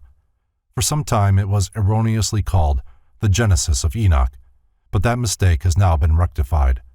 At hand, while preparing the following interpretation of the symbolic philosophy contained within the Vision of Hermes, the present author has had these reference works. The Divine Poimander of Hermes Mercurius Trismegistus, London, 1650, translated out of the Arabic and Greek by Dr. Everard. Hermetica, Oxford, 1924, edited by Walter Scott. Hermes, The Mysteries of Egypt, Philadelphia, 1925, by Edward Shure, and The Thrice Greatest Hermes, London, 1906, by G.R.S. Mead. To the material contained in the above volumes he has added commentaries based upon the esoteric philosophy of the ancient Egyptians, together with amplifications derived partly from other Hermetic fragments and partly from the secret arcanum of the Hermetic sciences. For the sake of clarity, the narrative form has been chosen in preference to the original dialogic style, and obsolete words have given place to those in current use. Hermes, while wandering in a rocky and desolate place, gave himself over to meditation and prayer. Following the secret instructions of the temple, he gradually freed his higher consciousness from the bondage of his bodily senses, and thus released his divine nature, revealed to him the mysteries of the transcendental spheres. He beheld a figure, terrible and awe-inspiring. It was the great dragon, with its wings stretching across the sky and light streaming in all directions from its body. The mysteries taught that the universal life was personified as a dragon. The great dragon called Hermes by name, and asked him why he thus meditated upon the world mystery. Terrified by the spectacle, Hermes prostrated himself before the dragon, beseeching it to reveal its identity. The great creature answered that it was Poimander, the mind of the universe, the creative intelligence, and the absolute emperor of all. Shure identifies Poimander as the god Osiris. Hermes then besought Poimander to disclose the nature of the universe and the constitution of the gods. The dragon acquiesced, bidding Trismegistus hold its image in his mind. Immediately the form of Poimander changed. Where it had stood, there was a glorious and pulsating radiance. This light was the spiritual nature of the great dragon itself. Hermes was raised into the midst of this divine effulgence, and the universe of material things faded from his consciousness. Presently a great darkness descended, and, expanding, swallowed up the light. Everything was troubled. About Hermes swirled a mysterious watery substance which gave forth a smoke-like vapor. The air was filled with inarticulate moanings and sighings, which seemed to come from the light swallowed up in the darkness. His mind told Hermes that the light was the form of the spiritual universe, and that the swirling darkness which had engulfed it represented material substance. Then, out of the imprisoned light, a mysterious and holy word came forth and took its stand upon the smoking waters. This word, the voice of the light, rose out of the darkness as a great pillar, and the fire and the air followed after it, but the earth and the water remained unmoved below. Thus the waters of light were divided from the waters of darkness, and from the waters of light were formed the worlds above, and from the waters of darkness were formed the worlds below. The earth and the water next mingled, becoming inseparable, and the spiritual world, which is called reason, moved upon their surface, causing endless turmoil. Then again was heard the voice of Poimander, but his form was not revealed. I, thy God, am the light and the mind, which were before substance was divided from spirit, and darkness from light. And the word which appeared as a pillar of flame out of the darkness is the Son of God, born of the mystery of the mind. The name of that word is reason. Reason is the offspring of thought, and reason shall divide the light from the darkness, and establish truth in the midst of the waters. Understand, O Hermes, and meditate deeply upon the mystery. That which in you sees and hears is not of the earth, but is the word of God incarnate. So it is said that divine light dwells in the midst of mortal darkness, and ignorance cannot divide them. The union of the word and the mind produces that mystery which is called life. As the darkness without you is divided against itself, so the darkness within you is likewise divided. The light and the fire which rise are the divine man, ascending in the path of the word, and that which fails to ascend is the mortal man, which may not partake of immortality. Learn deeply of the mind and its mystery, for therein lies the secret of immortality. The dragon again revealed its form to Hermes, and for a long time the two looked steadfastly, one upon the other, eye to eye, so that Hermes trembled before the gaze of Poimander. At the word of the dragon the heavens opened, and the innumerable light powers were revealed, soaring through the cosmos on pinions of streaming fire. Hermes beheld the spirits of the stars, the celestials controlling the universe, and all those powers which shine with the radiance of the one fire, the glory of the sovereign mind. Hermes realized that the sight which he beheld was revealed to him only because Poimander had spoken a word. The word was reason, and by the reason of the word invisible things were made manifest. Divine mind, the dragon, continued its discourse. Before the visible universe was formed, its mold was cast. This mold was called the archetype, and this archetype was in the supreme mind long before the process of creation began. Beholding the archetypes, the supreme mind became enamored with its own thought. So, taking the word as a mighty hammer, it gouged out caverns in primordial space and cast the form of the spheres in the archetypal mold, at the same time sowing in the newly fashioned bodies the seeds of living things. The darkness below, receiving the hammer of the word, was fashioned into an orderly universe. The elements separated into strata, and each brought forth living creatures. The supreme being, the mind, male and female, brought forth the word, and the word, suspended between light and darkness, was delivered of another mind called the workman, the master builder, or the maker of things. In this manner it was accomplished, O Hermes. The word, moving like a breath through space, called forth the fire by the friction of its motion. Therefore the fire is called the son of striving. The workman passed as a whirlwind through the universe, causing these substances to vibrate and glow with its friction. The son of striving thus formed 7 governors, the spirits of the planets whose orbits bounded the world, and the 7 governors controlled the world by the mysterious power called destiny, given them by the fiery workman. When the second mind, the workman, had organized chaos, the Word of God rose straightway out of its prison of substance, leaving the elements without reason, and joined itself to the nature of the fiery workman.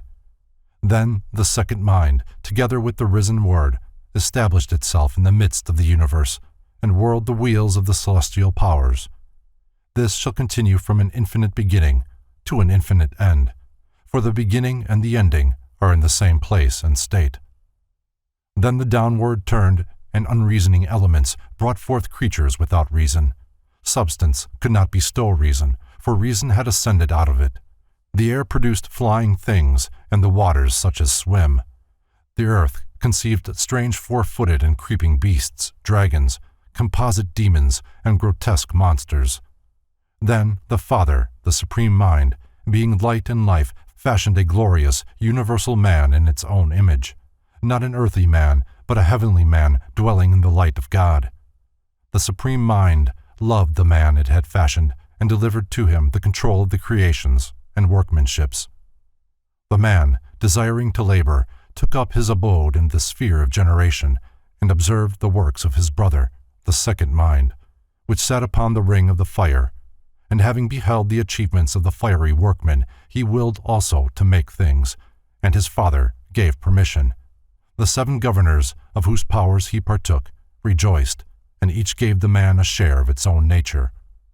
The man longed to pierce the circumference of the circles, and understand the mystery of him who sat upon the eternal fire. Having already all power, he stooped down and peeped through the 7 harmonies, and, breaking through the strength of the circles, made himself manifest to nature stretched out below. The man, looking into the depths, smiled, for he beheld a shadow upon the earth, and a likeness mirrored in the waters, which shadow and likeness were a reflection of himself. The man fell in love with his own shadow and desired to descend into it. Coincident with the desire, the intelligent thing united itself with the unreasoning image or shape. Nature, beholding the descent, wrapped herself about the man whom she loved, and the two were mingled. For this reason, earthy man is composite. Within him is the sky man, immortal and beautiful. Without is nature, mortal and destructible. Thus suffering is the result of the immortal man's falling in love with his shadow and giving up reality to dwell in the darkness of illusion. For, being immortal, man has the power of the 7 governors, also the life, the light, and the word. But being immortal, he is controlled by the rings of the governors, fate or destiny. Of the immortal man it should be said that he is hermaphrodite, or male and female, and eternally watchful. He neither slumbers nor sleeps, and is governed by a father also both male and female, and ever watchful. Such is the mystery kept hidden to this day, for nature, being mingled in marriage with the sky man, brought forth a wonder most wonderful. 7 men, all bisexual, male and female, and upright of stature, each one exemplifying the natures of the 7 governors. These, O Hermes, are the 7 races, species, and wheels. A Greek form of Hermes, from Bryant's mythology. The name Hermes is derived from Herm, a form of Hiram, the personified universal life principle, generally represented by fire. The Scandinavians worshipped Hermes under the name of Odin, the Teutons as Wotan, and certain of the Oriental peoples as Buddha, or Fo. There are 2 theories concerning his demise. The first declares that Hermes was translated like Enoch and carried without death into the presence of God. The second states that he was buried in the valley of Ebron, and a great treasure placed in his tomb, not a treasure of gold, but of books and sacred learning. The Egyptians likened humanity to a flock of sheep. The supreme and inconceivable father was the shepherd, and Hermes was the shepherd dog. The origin of the shepherd's crook in religious symbolism may be traced to the Egyptian rituals.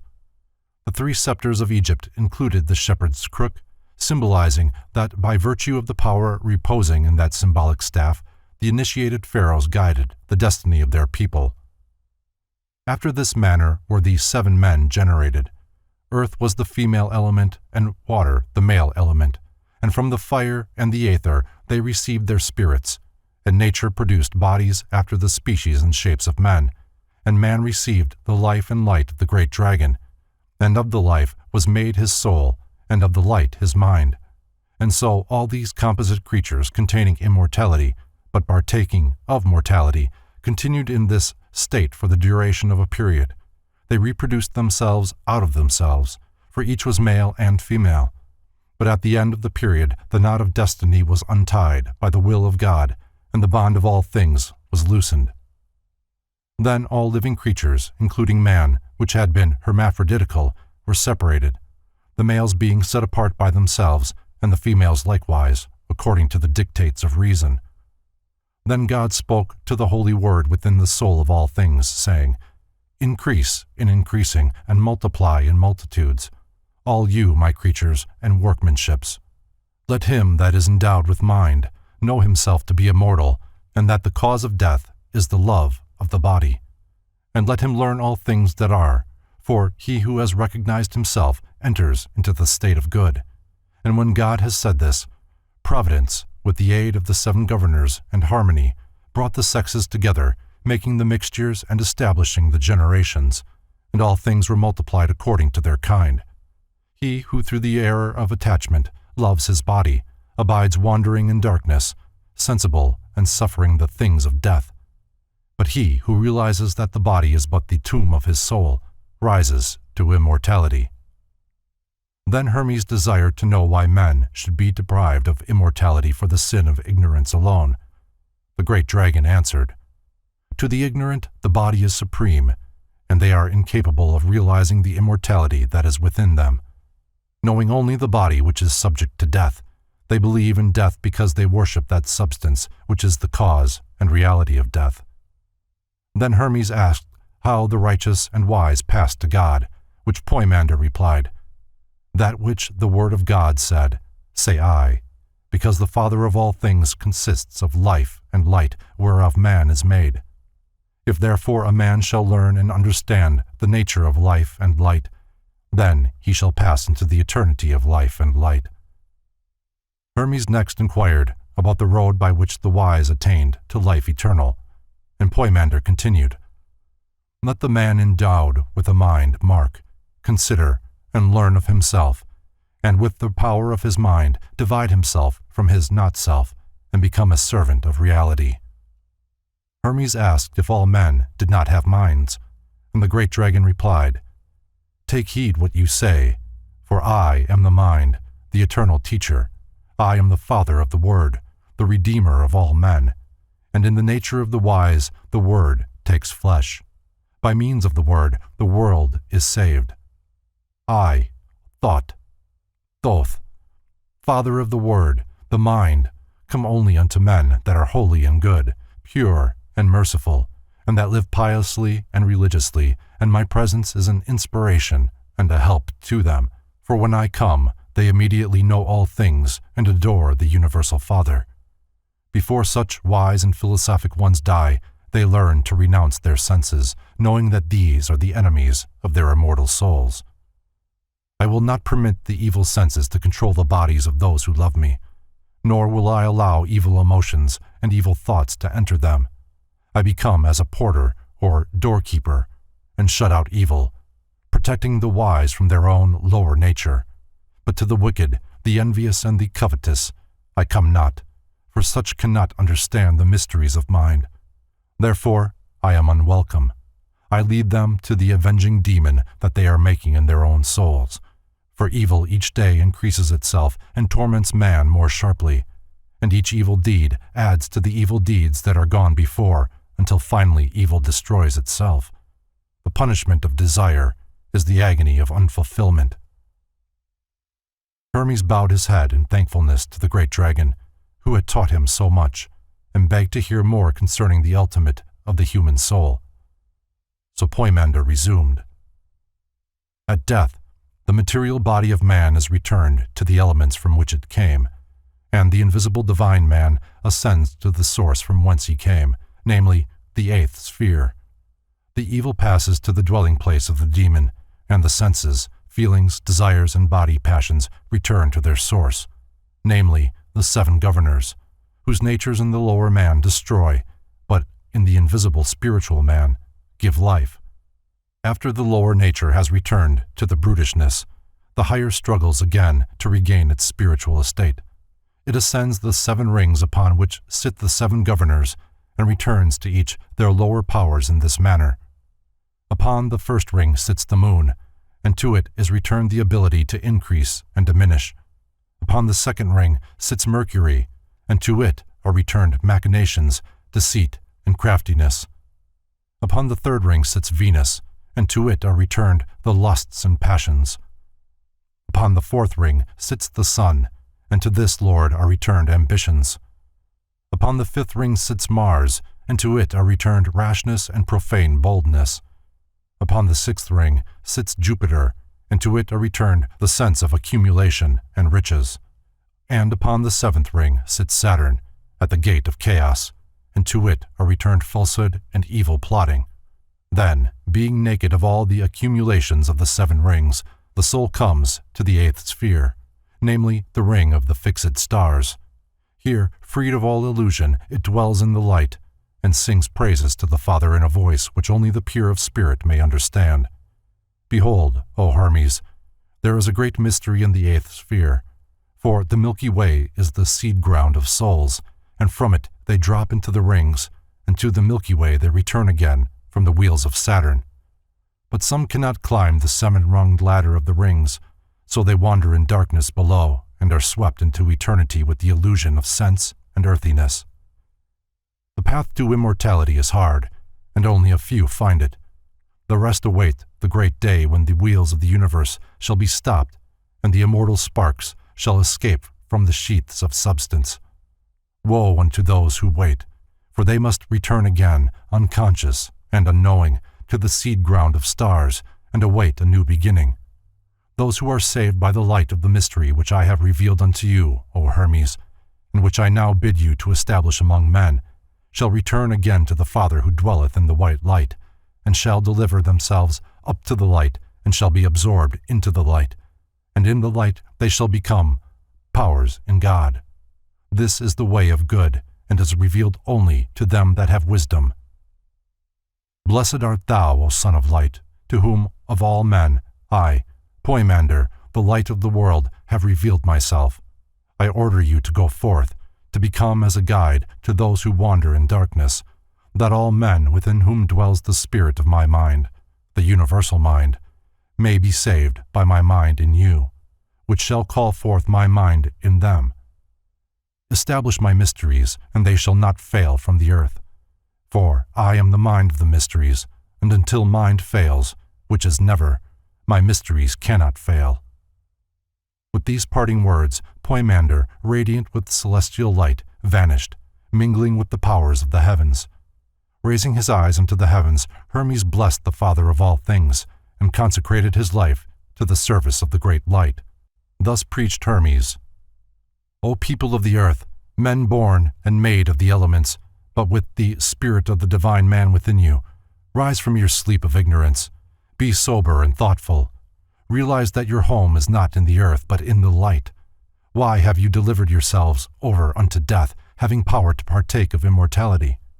Repent and change your minds. Depart from the dark light and forsake corruption forever. Prepare yourselves to climb through the 7 rings and to blend your souls with the eternal light. Some who heard mocked and scoffed, and went their way, delivering themselves to the second death, from which there is no salvation. But others, casting themselves before the feet of Hermes, besought him to teach them the way of life. He lifted them gently, receiving no approbation for himself, and staff in hand, went forth teaching and guiding mankind, and showing them how they might be saved. In the worlds of men, Hermes sowed the seeds of wisdom and nourished the seeds with the immortal waters. And at last came the evening of his life, and as the brightness of the light of earth was beginning to go down, Hermes commanded his disciples to preserve his doctrines inviolate throughout all ages. The vision of Poimander he committed to writing, that all men desiring immortality might therein find the way. In concluding his exposition of the vision, Hermes wrote, "The sleep of the body is the sober watchfulness of the mind, and the shutting of my eyes reveals the true light. My silence is filled with budding life and hope, and is full of good. My words are the blossoms of fruit of the tree of my soul. For this is the faithful account of what I received from my true mind, that is Poimander, the great dragon, the Lord of the Word, through whom I became inspired by God with the truth. Since that day my mind has been ever with me, and in my own soul it hath given birth to the Word. The Word is reason, and reason hath redeemed me. For which cause, with all my soul and all my strength, I give praise and blessing unto God the Father, the life and the light, and the eternal good. Holy is God, the Father of all things, the one who is before the first beginning. Holy is God, whose will is performed and accomplished by his own powers, which he hath given birth to out of himself. Holy is God, who has determined that he shall be known, and who is known by his own to whom he reveals himself. Holy art thou, who by thy word, reason, hast established all things. Holy art thou, of whom all nature is the image. Holy art thou, whom the inferior nature has not formed. Holy art thou, who art stronger than all powers. Holy art thou, who art greater than all excellency. Holy art thou, who art better than all praise. Accept these reasonable sacrifices from a pure soul and a heart stretched out unto thee. O thou unspeakable, unutterable, to be praised with silence, I beseech thee to look mercifully upon me, that I may not err from the knowledge of thee, and that I may enlighten those that are in ignorance, my brothers and thy sons. Therefore I believe thee, and bear witness unto thee, and depart in peace, and in trustfulness, into thy light and life. Blessed art thou, O Father, the man thou hast fashioned would be sanctified with thee, as thou hast given him power to sanctify others with thy word and thy truth. The vision of Hermes, like nearly all of the Hermetic writings, is an allegorical exposition of great philosophic and mystic truths, and its hidden meaning may be comprehended only by those who have been raised into the presence of the true mind. The initiation of the pyramid. Supreme among the wonders of antiquity, unrivaled by the achievements of later architects and builders, the Great Pyramid of Giza bears mute witness to an unknown civilization, which, having completed its predestined span, passed into oblivion. Eloquent in its silence, inspiring in its majesty, divine in its simplicity, the Great Pyramid is indeed a sermon in stone. Its magnitude overwhelms the puny sensibilities of man. Among the shifting sands of time, it stands as a fitting emblem of eternity itself. Who were the illumined mathematicians who planned its parts and dimensions, the master craftsmen who supervised its construction, the skilled artisans who trued its blocks of stone? The earliest and best-known account of the building of the Great Pyramid is that given by the highly revered but somewhat imaginative historian Herodotus. The pyramid was built in steps, battlement-wise, as it is called, or, according to others, altar-wise. After laying the stones for the base, they raised the remaining stones to their places by means of machines formed of short wooden planks. The first machine raised them from the ground to the top of the first step. On this there was another machine which received the stone upon its arrival and conveyed it to the second step, once the third machine advanced it still higher. Either they had as many machines as there were steps in the pyramid, or possibly they had but a single machine, which, being easily moved, was transferred from tier to tier as the stone rose. Both accounts are given, and therefore I mention both. The upper portion of the pyramid was finished first, then the middle, and finally the part which was lowest and nearest the ground. There is an inscription in Egyptian characters on the pyramid which records the quantity of radishes, onions, and garlic consumed by the laborers who constructed it, and I perfectly well remember that the interpreter who read the writing to me said that the money expended in this way was 1,600 talents of silver. If this then is a true record, what a vast sum must have been spent on the iron tools used in the work, and on the feeding and clothing of the laborers, considering the length of time the work lasted, which has already been stated, 10 years, and the additional time, no small space I imagine, which must have been occupied by the quarrying of stones, their conveyance, and the formation of the underground apartments. While his account is extremely colorful, it is apparent that the father of history, for reasons which he doubtless considered sufficient, concocted a fraudulent story to conceal the true origin and purpose of the Great Pyramid. This is but one of several instances in his writings which would lead the thoughtful reader to suspect that Herodotus himself was an initiate of the sacred schools, and consequently obligated to preserve inviolate the secrets of the ancient orders. The theory advanced by Herodotus, and now generally accepted, that the pyramid was the tomb of the pharaoh Cheops, cannot be substantiated. In fact, Manetho, Eratosthenes, and Diodorus Siculus all differ from Herodotus, as well as from each other, regarding the name of the builder of this supreme edifice. The sepulchral vault, which, according to the Lepsius law of pyramid construction, should have been finished at the same time as the monument, or sooner, was never completed.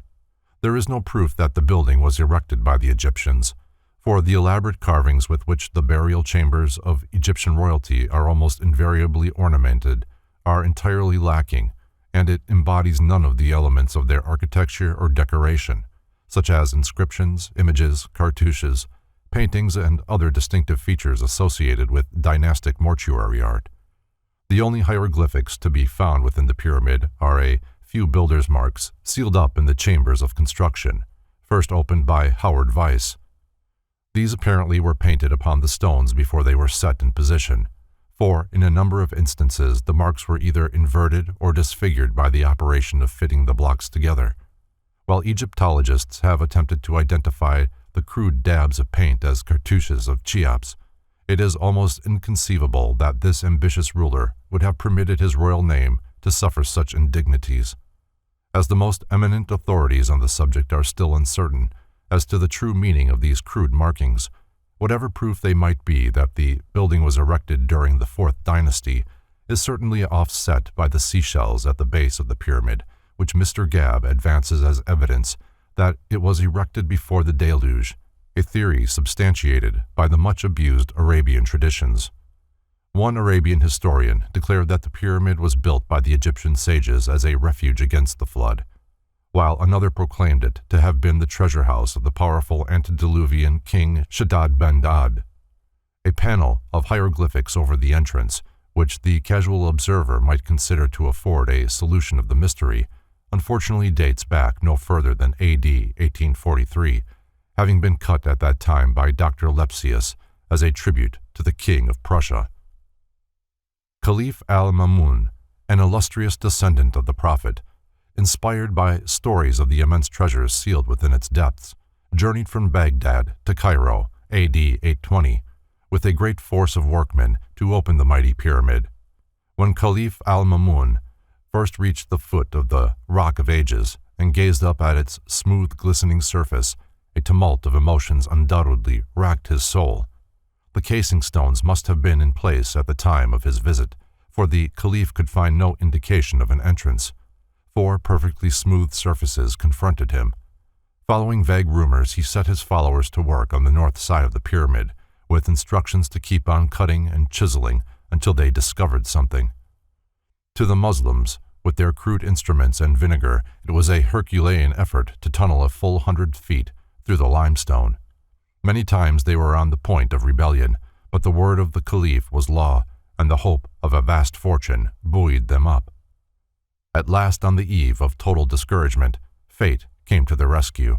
A great stone was heard to fall somewhere in the wall near the toiling and disgruntled Arabs. Pushing on toward the sound with renewed enthusiasm, they finally broke into the descending passage which leads into the subterranean chamber. They then chiseled their way around the great stone portcullis, which had fallen into a position barring their progress, and attacked and removed one after another the granite plugs, which for a while continued to slide down the passage leading from the Queen's chamber above. Finally, no more blocks descended, and the way was clear for the workers of the Prophet. But where were the treasures? From room to room the frantic workmen rushed, looking in vain for loot. The discontent of the Muslims reached such a height that Caliph al-Mamun, who had inherited much of the wisdom of his illustrious father, the Caliph al-Rashid, sent to Baghdad for funds, which he caused to be secretly buried near the entrance of the pyramid. He then ordered his men to dig at that spot, and great was their rejoicing when the treasure was discovered, the workmen being deeply impressed by the wisdom of the antediluvian monarch who had carefully estimated their wages and thoughtfully caused the exact amount to be buried for their benefit. The Caliph then returned to the city of his fathers, and the Great Pyramid was left to the mercy of succeeding generations. In the 9th century, the sun's rays striking the highly polished surfaces of the original casing stones caused each side of the pyramid to appear as a dazzling triangle of light. Since that time, all but 2 of these casing stones have disappeared. Investigation has resulted in their discovery, recut and resurfaced in the walls of Mohammedan mosques and palaces in various parts of Cairo and its environs. Pyramid problems. C. Piazzi Smith asks, was the Great Pyramid then erected before the invention of hieroglyphics and previous to the birth of the Egyptian religion? Time may yet prove that the upper chambers of the pyramid were a sealed mystery before the establishment of the Egyptian Empire. In the subterranean chamber, however, are markings which indicate that the Romans gained admission there. In the light of the secret philosophy of the Egyptian initiates, W. W. Harman, by a series of extremely complicated yet exact mathematical calculations, determines that the first ceremonial of the pyramid was performed 68,890 years ago, on the occasion when the star Vega for the first time sent its rays down the descending passage into the pit. The actual building of the pyramid was accomplished in the period of from 10 to 15 years immediately preceding this date. While such figures doubtless will evoke the ridicule of modern Egyptologists, they are based upon an exhaustive study of the principles of sidereal mechanics as incorporated into the structure of the pyramid by its initiated builders. If the casing stones were in position at the beginning of the 9th century, the so-called erosion marks upon the outside were not due to water. The theory also that the salt upon the interior stones of the pyramid is evidence that the building was once submerged is weakened by the scientific fact that this kind of stone is subject to exudations of salt. While the building may have been submerged, at least in part, during the many thousands of years since its erection, the evidence adduced to prove this point is not conclusive. The Great Pyramid was built of limestone and granite throughout, the 2 kinds of rock being combined in a peculiar and significant manner. The stones were trued with the utmost precision, and the cement used was of such remarkable quality that it is now practically as hard as the stone itself. The limestone blocks were sawed with bronze saws, the teeth of which were diamonds or other jewels. The chips from the stones were piled against the north side of the plateau on which the structure stands, where they form an additional buttress to aid in supporting the weight of the structure. The entire pyramid is an example of perfect orientation and actually squares the circle. This last is accomplished by dropping a vertical line from the apex of the pyramid to its baseline. If this vertical line be considered as the radius of an imaginary circle, the length of the circumference of such a circle will be found to equal the sum of the base lines of the 4 sides of the pyramid. A vertical section of the Great Pyramid, from Smith's Life and Work at the Great Pyramid. The Great Pyramid stands upon a limestone plateau at the base of which, according to ancient history, the Nile once flooded, thus supplying a method for the huge blocks used in its construction. Presuming that the capstone as originally in place, the pyramid is, according to John Taylor, in round figures, 486 feet high. The base of each side is 764 feet long, and the entire structure covers a ground area of more than 13 acres. The Great Pyramid is the only one in the group at Giza, in fact, as far as known, the only one in Egypt, that has chambers within the actual body of the pyramid itself. For this reason, it is said to refute the Lepsius law, which asserts that each of these structures is a monument raised over a subterranean chamber in which a ruler is entombed. The pyramid contains 4 chambers, which in the diagram are lettered K, H, F, and O. The King's Chamber, K, is an oblong apartment 39 feet long, 17 feet wide, and 19 feet high, disregarding fractional parts of a foot in each case, with a flat roof consisting of 9 great stones. the largest in the pyramid. Above the king's chamber are 5 low compartments, L, generally termed construction chambers. In the lowest of these, the so-called hieroglyphics of the pharaoh Cheops are located. The roof of the 5th construction chamber is peaked.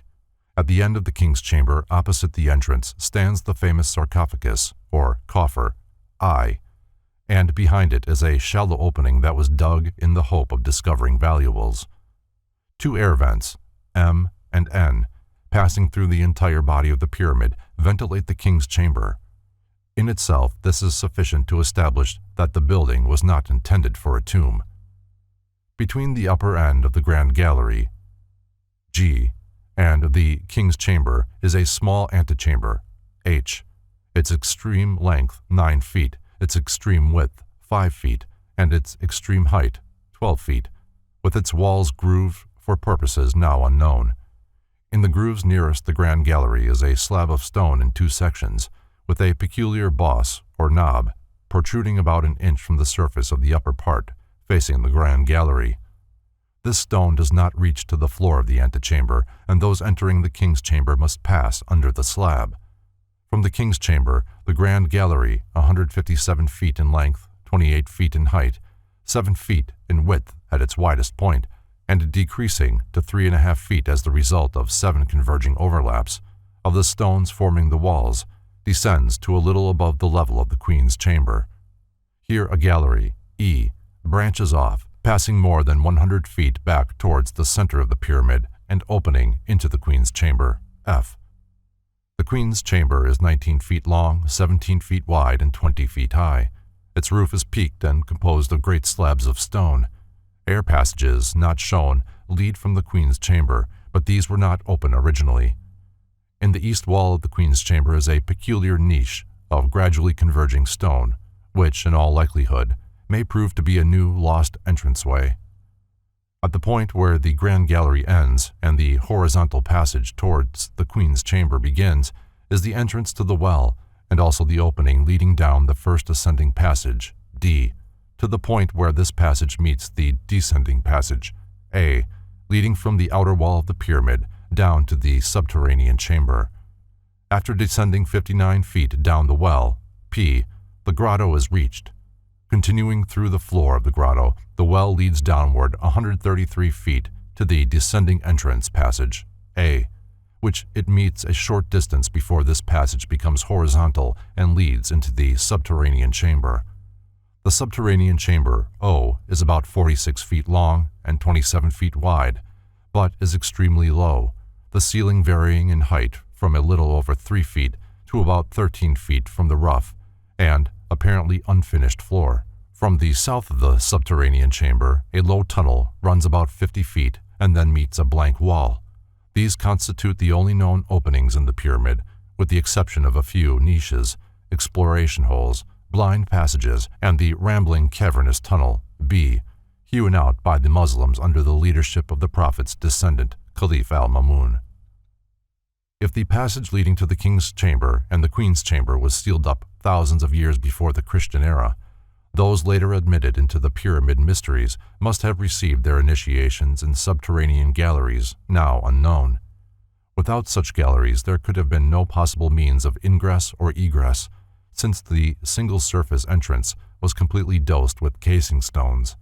If not blocked by the mass of the Sphinx or concealed in some part of that image, the secret entrance may be either in one of the adjacent temples or upon the sides of the limestone plateau.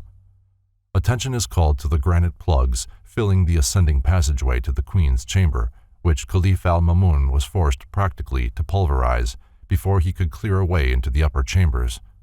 C. Piazzi Smith notes that the positions of the stones demonstrate that they were set in place from above, which made it necessary for a considerable number of workmen to depart from the upper chambers. How did they do it? Smith believes they descended through the well, see diagram, dropping the ramp stone into place behind them. He further contends that robbers probably used the well as a means of getting into the upper chambers. The ramp stone having been set in a bed of plaster, the robbers were forced to break through it, leaving a jagged opening. Mr. Dupree, an architect who has spent years investigating the pyramids, differs from Smith, however, in that he believes the well itself to be a robber's hole, being the first successful attempt made to enter the upper chambers from the subterranean chamber, then the only open section of the pyramid. Mr. Dupree bases his conclusion upon the fact that the well is merely a rough hole and the grotto an irregular chamber, without any evidence of the architectural precision with which the remainder of the structure was erected. The diameter of the well also precludes the possibility of its having been dug downward. It must have been gouged out from below, and the grotto was necessary to supply air to the thieves. It is conceivable that the pyramid builders would break one of their own ramp stones and leave its broken surface and a gaping hole in the side wall of their otherwise perfect gallery. If the well is a robber's hole, it may explain why the pyramid was empty when Caliph al-Mamun entered it, and what happened to the missing coffer lid. A careful examination of the so-called unfinished subterranean chamber, which must have been the base of operations for the robbers, might disclose traces of their presence, or show where they piled the rubble, which must have accumulated as a result of their operations.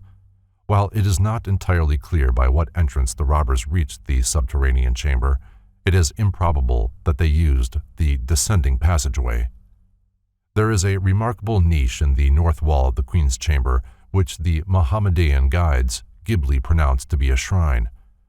The general shape of this niche, however, with its walls converging by a series of overlaps like those of the Grand Gallery, would indicate that originally it had been intended as a passageway. Efforts made to explore this niche have been non-productive, but Mr. Dupree believes an entrance to exist here through which, if the well did not exist at the time, the workmen made their exit from the pyramid after dropping the stone plugs into the ascending gallery. Biblical scholars have contributed a number of most extraordinary conceptions regarding the Great Pyramid. This ancient edifice has been identified by them as Joseph's granary, despite its hopelessly inadequate capacity, as the tomb prepared for the unfortunate pharaoh of the Exodus, who could not be buried there because his body was never recovered from the Red Sea, and finally, as a perpetual confirmation of the infallibility of the numerous prophecies contained in the authorized version. The Sphinx. Although the Great Pyramid, as Ignatius Donnelly has demonstrated, is patterned after an antediluvian type of structure, examples of which are to be found in nearly every part of the world, the Sphinx, who is typically Egyptian. The stele between its paws states the Sphinx is an image of the sun god, Harmachis, which was evidently made in the similitude of the pharaoh during whose reign it was chiseled. The statue was restored and completely excavated by Thutmose IV as a result of a vision in which the god had appeared and declared himself oppressed by the weight of the sand about his body. The broken beard of the Sphinx was discovered during excavations between the front paws. The steps leading up to the Sphinx and also the temple and altar between the paws are much later additions, probably Roman, for it is known that the Romans reconstructed many Egyptian antiquities. The shallow depression in the crown of the head, once thought to be the terminus of a closed-up passageway leading from the Sphinx to the Great Pyramid, was merely intended to help support a headdress now missing. Oedipus and the Sphinx, from Levy's Les Mystères de la Kabbale. The Egyptian Sphinx is closely related to the Greek legend of Oedipus, who first solved the famous riddle propounded by the mysterious creature with the body of a winged lion and the head of a woman, which frequented the highway leading to Thebes. To each who passed her lair, the Sphinx addressed the question, "What animal is it that in the morning goes on 4 feet, at noon on 2 feet, and in the evening on 3 feet?" These who failed to answer her riddle she destroyed.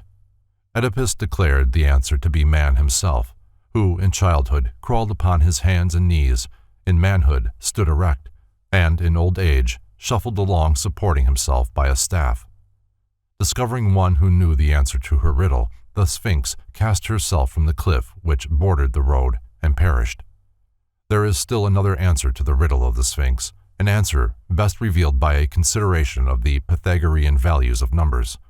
The 4, the 2, and the 3 produce the sum of 9, which is the natural number of man and also of the lower worlds. The 4 represents the ignorant man, the 2, the intellectual man, and the 3, the spiritual man. Infant humanity walks on 4 legs, evolving humanity on 2 legs, and to the power of his own mind, the redeemed and illumined Magus adds the staff of wisdom.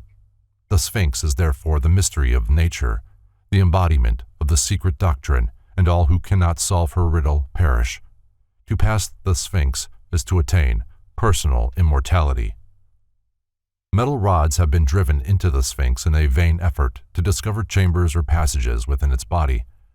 The major part of the Sphinx is a single stone, but the front paws have been built up of smaller stones. The Sphinx is about 200 feet long, 70 feet high, and 38 feet wide across at the shoulders. The main stone from which it was carved is believed by some to have been transported from distant quarries by methods unknown, while others assert it to be native rock, possibly an outcropping somewhat resembling the form into which it was later carved. The theory once advanced that both the pyramid and the Sphinx were built from artificial stones made on the spot has been abandoned. A careful analysis of the limestone shows it to be composed of small sea creatures called mummulites. The popular supposition that the Sphinx was the true portal of the Great Pyramid, while it survives with surpassing tenacity, has never been substantiated. P. Christian presents this theory as follows, basing it in part upon the authority of Iamblichus. The Sphinx of Giza, says the author of the Traité des Mysteries, served as the entrance to the sacred subterranean chambers in which the trials of the initiate were undergone. This entrance, obstructed in our day by sands and rubbish, may still be traced between the forelegs of the crouched colossus. It was formerly closed by a bronze gate whose secret spring could be operated only by the Magi. It was guarded by public respect, and a sort of religious fear maintained its inviolability better than armed protection would have done. In the belly of the Sphinx were cut out galleries leading to the subterranean part of the Great Pyramid. These galleries were so artfully crisscrossed along their course to the pyramid that in setting forth into the passage without a guide through this network, one ceaselessly and inevitably returned to the starting point. See Histoire de la Magi. Unfortunately, the bronze door referred to cannot be found, nor is there any evidence that it ever existed. The passing centuries have wrought many changes in the Colossus, however, and the original opening may have been closed. Nearly all students of the subject believe that subterranean chambers exist beneath the Great Pyramid. Robert Ballard writes, "The priests of the Pyramid of Lake Moeris had their vast subterranean residences. It appears to me more than probable that those of Giza were similarly provided, and I may go further. Out of these very caverns may have been excavated the limestone of which the pyramids were built. In the bowels of the limestone ridge on which the pyramids are built will yet be found, I feel convinced, ample information as to their uses. A good diamond drill with 200 or 300 feet of rods is what is wanted to test this, and the solidarity of the pyramids at the same time. See the solution of the pyramid problem." Mr. Ballard's theory of extensive underground apartments and quarries brings up an important problem in architectonics. The pyramid builders were too far-sighted to endanger the permanence of the Great Pyramid by placing over 5 million tons of limestone and granite on any but a solid foundation. It is therefore reasonably certain that such chambers or passageways as may exist beneath the building are relatively insignificant, like those within the body of the structure, which occupy less than 1/1600th of the cubic contents of the pyramid. The Sphinx was undoubtedly erected for symbolical purposes at the instigation of the priestcraft.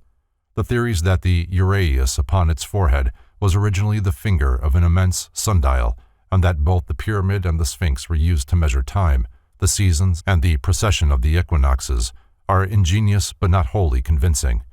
If this giant creature was erected to obliterate the ancient passageway leading into the subterranean temple of the pyramid, its symbolism would be most appropriate. In comparison with the overwhelming size and dignity of the Great Pyramid, the Sphinx is almost insignificant. Its battered face, upon which may still be seen vestiges of the red paint with which the figure was originally covered, is disfigured beyond recognition. Its nose was broken off by a fanatical Mohammedan, lest the followers of the Prophet be led into idolatry.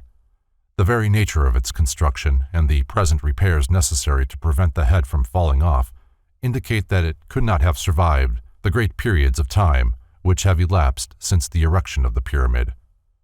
To the Egyptians, the Sphinx was the symbol of strength and intelligence. It was portrayed as androgynous to signify that they recognized the initiates and gods as partaking of both the positive and negative creative powers. Gerald Massey writes, "This is the secret of the Sphinx. The Orthodox Sphinx of Egypt is masculine in front and feminine behind. So is the image of Sut Typhon, a type of horn and tail, male in front and female behind. The pharaohs, who wore the tail of the lioness or cow behind them, were male in front and female behind. Like the gods, they included the dual totality of being in one person, born of the mother but of both sexes as the child. See the Natural Genesis." Most investigators have ridiculed the Sphinx and, without even deigning to investigate the great colossus, have turned their attention to the more overwhelming mystery of the pyramid. The Pyramid Mysteries. The word pyramid is popularly supposed to be derived from fire, thus signifying that it is the symbolic representation of the one divine flame, the life of every creature. John Taylor believes the word pyramid to mean a measure of wheat, while C. Piazzi Smith favors the Coptic meaning, a division into 10. The initiates of old accepted the pyramid form as the ideal symbol of both the secret doctrine and those institutions established for its dissemination. Both pyramids and mounds are antitypes of the holy mountain or high place of God, which was believed to stand in the midst of the earth. John P. Lundy relates the Great Pyramid to the fabled Olympus, further assuming that its subterranean passages correspond to the tortuous byways of Hades. The square base of the pyramid is a constant reminder that the house of wisdom is firmly founded upon nature and her immutable laws. The Gnostics, writes Albert Pike, claimed that the whole edifice of their science rested on a square whose angles were silence, profundity, intelligence, and truth. See Morals and Dogma. The sides of the Great Pyramid face the 4 cardinal angles, the latter signifying, according to Eliphas Levi, the extremities of heat and cold, north and south, and the extremities of light and darkness, east and west. The base of the pyramid further represents the 4 material elements or substances from the combinations of which the quaternary body of man is formed. From each side of the square there rises a triangle, typifying the threefold divine being enthroned within every quaternary material nature. If each base line be considered a square from which ascends a threefold spiritual power, then the sum of the lines of the 4 faces, 12, and the 4 hypothetical squares, 16, constituting the base, is 28, the sacred number of the lower world. If this be added to the 3 septenaries composing the sun, 21, it equals 49, the square of 7 and the number of the universe. The 12 signs of the zodiac, like the governors of the lower worlds, are symbolized by the 12 lines of the 4 triangles, the faces of the pyramid. In the midst of each face is one of the beasts of Ezekiel, and the structure as a whole becomes the cherubim. The 3 main chambers of the pyramid are related to the heart, the brain, and the generative system, the spiritual centers of the human constitution. The triangular form of the pyramid also is similar to the posture assumed by the body during the ancient meditative exercises. The mysteries taught that the divine energies from the gods descended upon the top of the pyramid, which was likened to an inverted tree with its branches below and its roots at the apex. From this inverted tree the divine wisdom is disseminated by streaming down the diverging sides and radiating throughout the world. The size of the capstone of the Great Pyramid cannot be accurately determined, for, while most investigators have assumed that it was once in place, no vestige of it now remains. There is a curious tendency among the builders of great religious edifices to leave their creations unfinished, thereby signifying that God alone is complete. The capstone, if it existed, was itself a miniature pyramid, the apex of which again would be capped by a smaller block of similar shape, and so on ad infinitum. The capstone, therefore, is the epitome of the entire structure. Thus, the pyramid may be likened to the universe, and the capstone to man. Following the chain of analogy, the mind is the capstone of man, the spirit the capstone of the mind, and God, the epitome of the whole, the capstone of the spirit. As a rough and unfinished block, man is taken from the quarry and by the secret culture of the mysteries gradually transformed into a true and perfect pyramidal capstone. The temple is complete only when the initiate himself becomes the living apex, through which the divine power is focused into the diverging structure below. W. Marsham Adams calls the Great Pyramid the house of the hidden places. Such indeed it was, for it represented the inner sanctuary of pre-Egyptian wisdom. By the Egyptians, the Great Pyramid was associated with Hermes, the god of wisdom and letters, and the divine illuminator worshipped through the planet Mercury. Relating Hermes to the pyramid emphasizes anew the fact that it was in reality the supreme temple of the invisible and supreme deity. The Great Pyramid was not a lighthouse, an observatory, or a tomb, but the first temple of the mysteries, the first structure erected as a repository for those secret truths which are the certain foundation of all arts and sciences. It was the perfect emblem of the microcosm and the macrocosm, and according to the secret teachings of the tomb of Osiris, the black god of the Nile, Osiris represents a certain manifestation of solar energy, and therefore his house or tomb is emblematic of the universe within which he is entombed and upon the cross of which he is crucified. Through the mystic passageways and chambers of the Great Pyramid, past the illumined of antiquity, they entered its portals as men. They came forth as gods. It was the place of the second birth, the womb of the mysteries, and wisdom dwelt in it as God dwells in the hearts of men. Somewhere in the depths of its recesses, there resided an unknown being who was called the Initiator, or the Illustrious One, robed in blue and gold, and bearing in his hand the sevenfold key of eternity. This was the lion-faced Hierophant, the Holy One, the Master of Masters, who never left the house of wisdom, and whom no man ever saw, save he who passed through the gates of preparation and purification. It was in these chambers that Plato, he of the broad brow, came face to face with the wisdom of the ages, personified in the master of the hidden house. Who was the master dwelling in the mighty pyramid, the many rooms of which signified the worlds in space, the master whom none might behold save those who had been born again? He alone fully knew the secret of the pyramid, but he has departed the way of the wise, and the house is empty. The hymns of praise no longer echo in muffled tones through the chambers. The neophyte no longer passes through the elements and wanders among the seven stars. The candidate no longer receives the word of life from the lips of the Eternal One. Nothing now remains that the eye of man can see but an empty shell, the outer symbol of an inner truth, and men call the house of God a tomb. The technique of the mysteries was unfolded by the sage illuminator, the master of the secret house. The power to know his guardian spirit was revealed to the new initiate. The method of disentangling his material body from his divine vehicle was explained, and to consummate the magnum opus, there was revealed the divine name, the secret and unutterable designation of the supreme deity, by the fairy knowledge of which man and his God are made consciously one.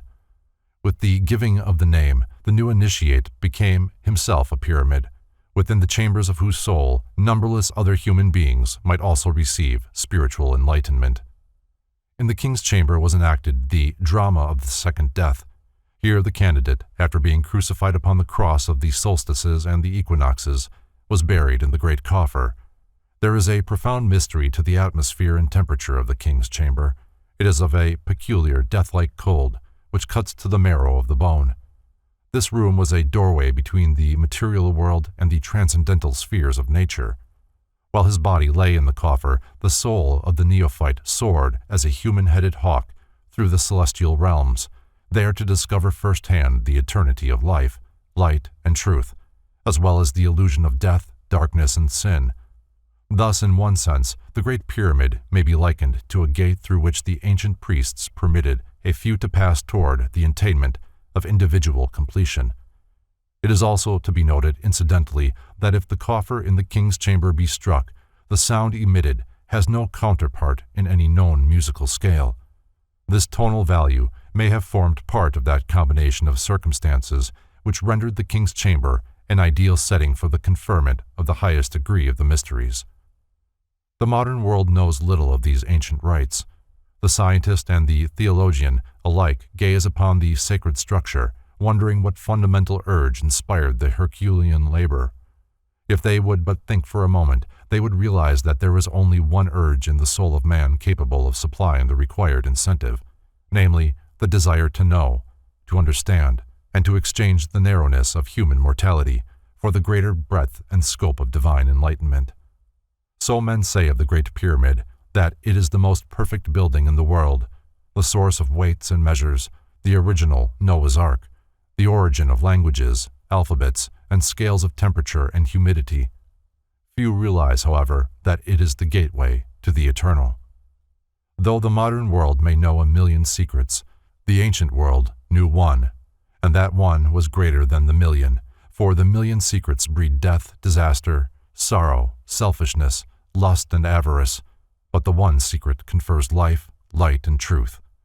The time will come when the secret wisdom shall again be the dominating religious and philosophical urge of the world.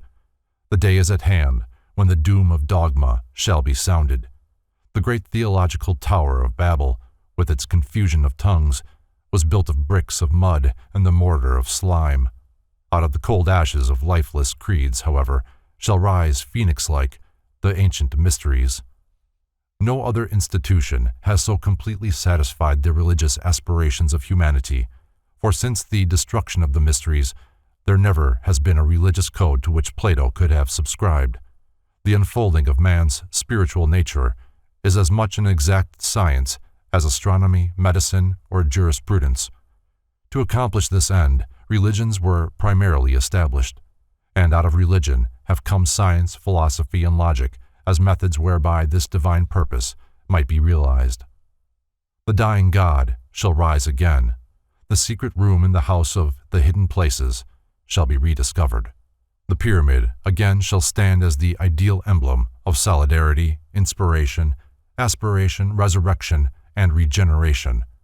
As the passing sands of time bury civilization upon civilization beneath their weight, the pyramid shall remain as the visible covenant between eternal wisdom and the world.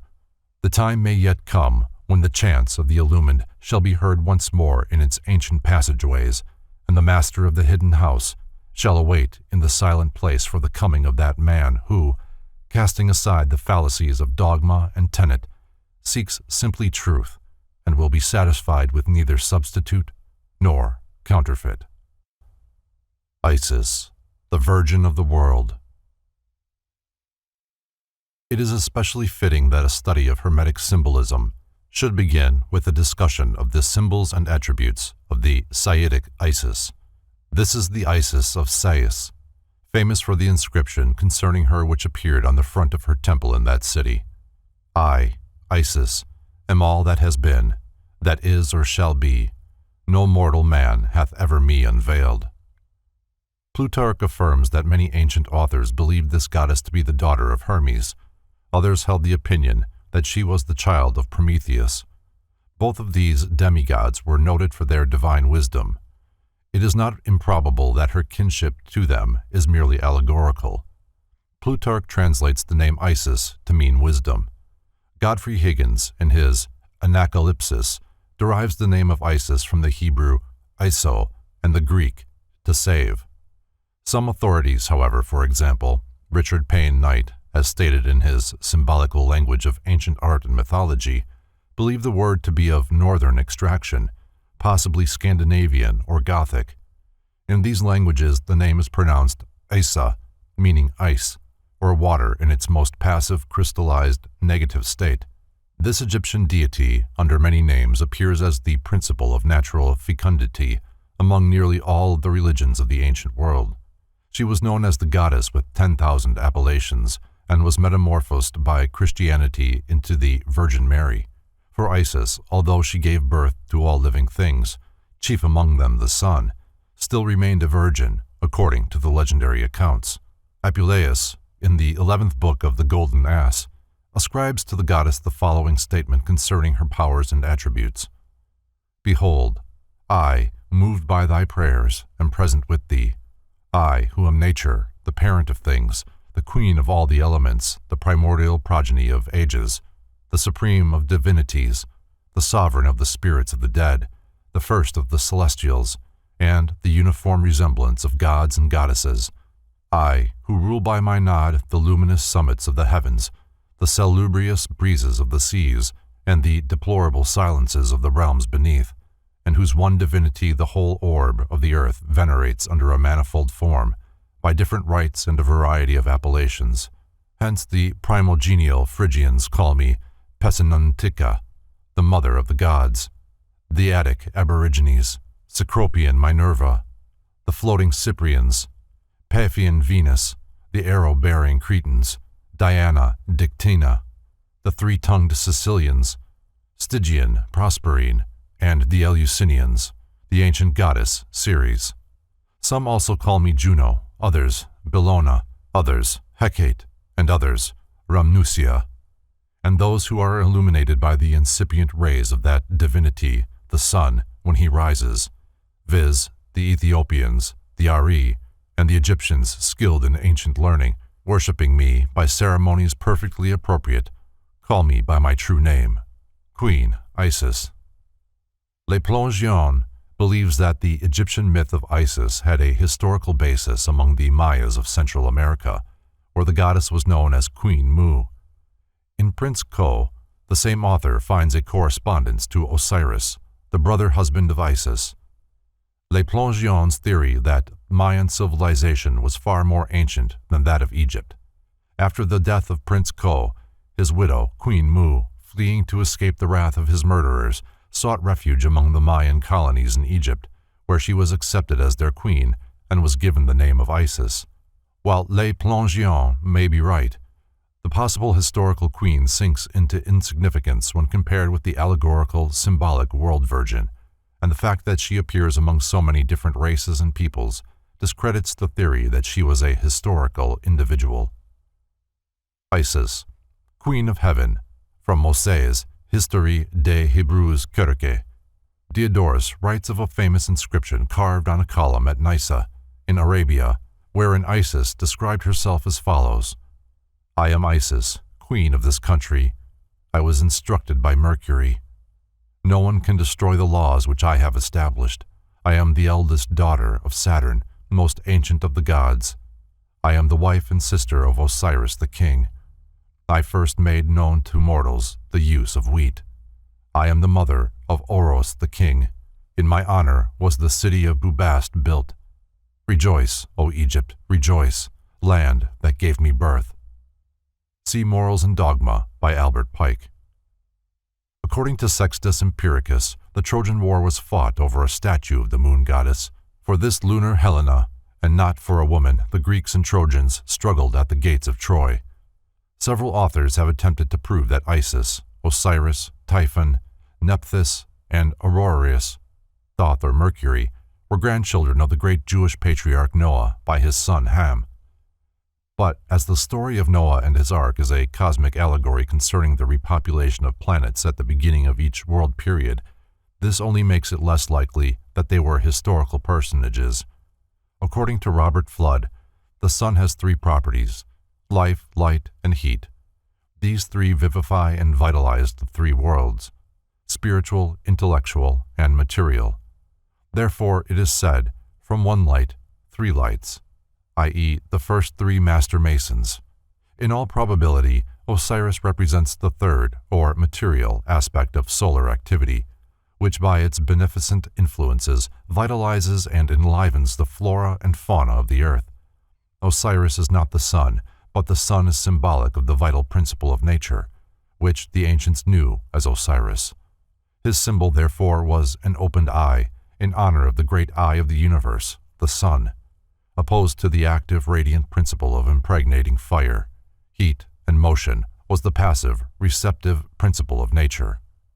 Modern science has proved that forms ranging in magnitude from solar systems to atoms are composed of positive, radiant nuclei surrounded by negative bodies that exist upon the emanations of the central life. From this allegory we have the story of Solomon and his wives, For Solomon is the sun, and his wives and concubines are the planets, moons, asteroids, and other receptive bodies within his house, the solar mansion.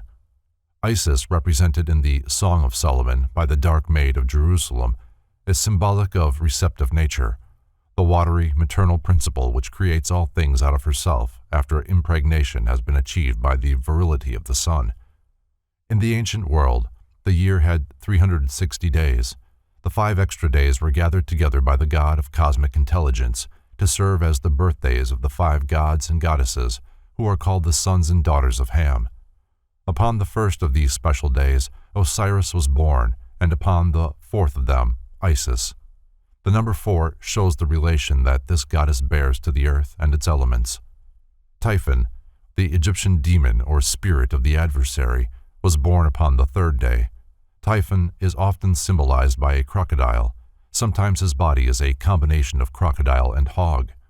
Isis stands for knowledge and wisdom, and according to Plutarch, the word Typhon means insolence and pride. Egotism, self-centeredness, and pride are the deadly enemies of understanding and truth. This part of the allegory is revealed.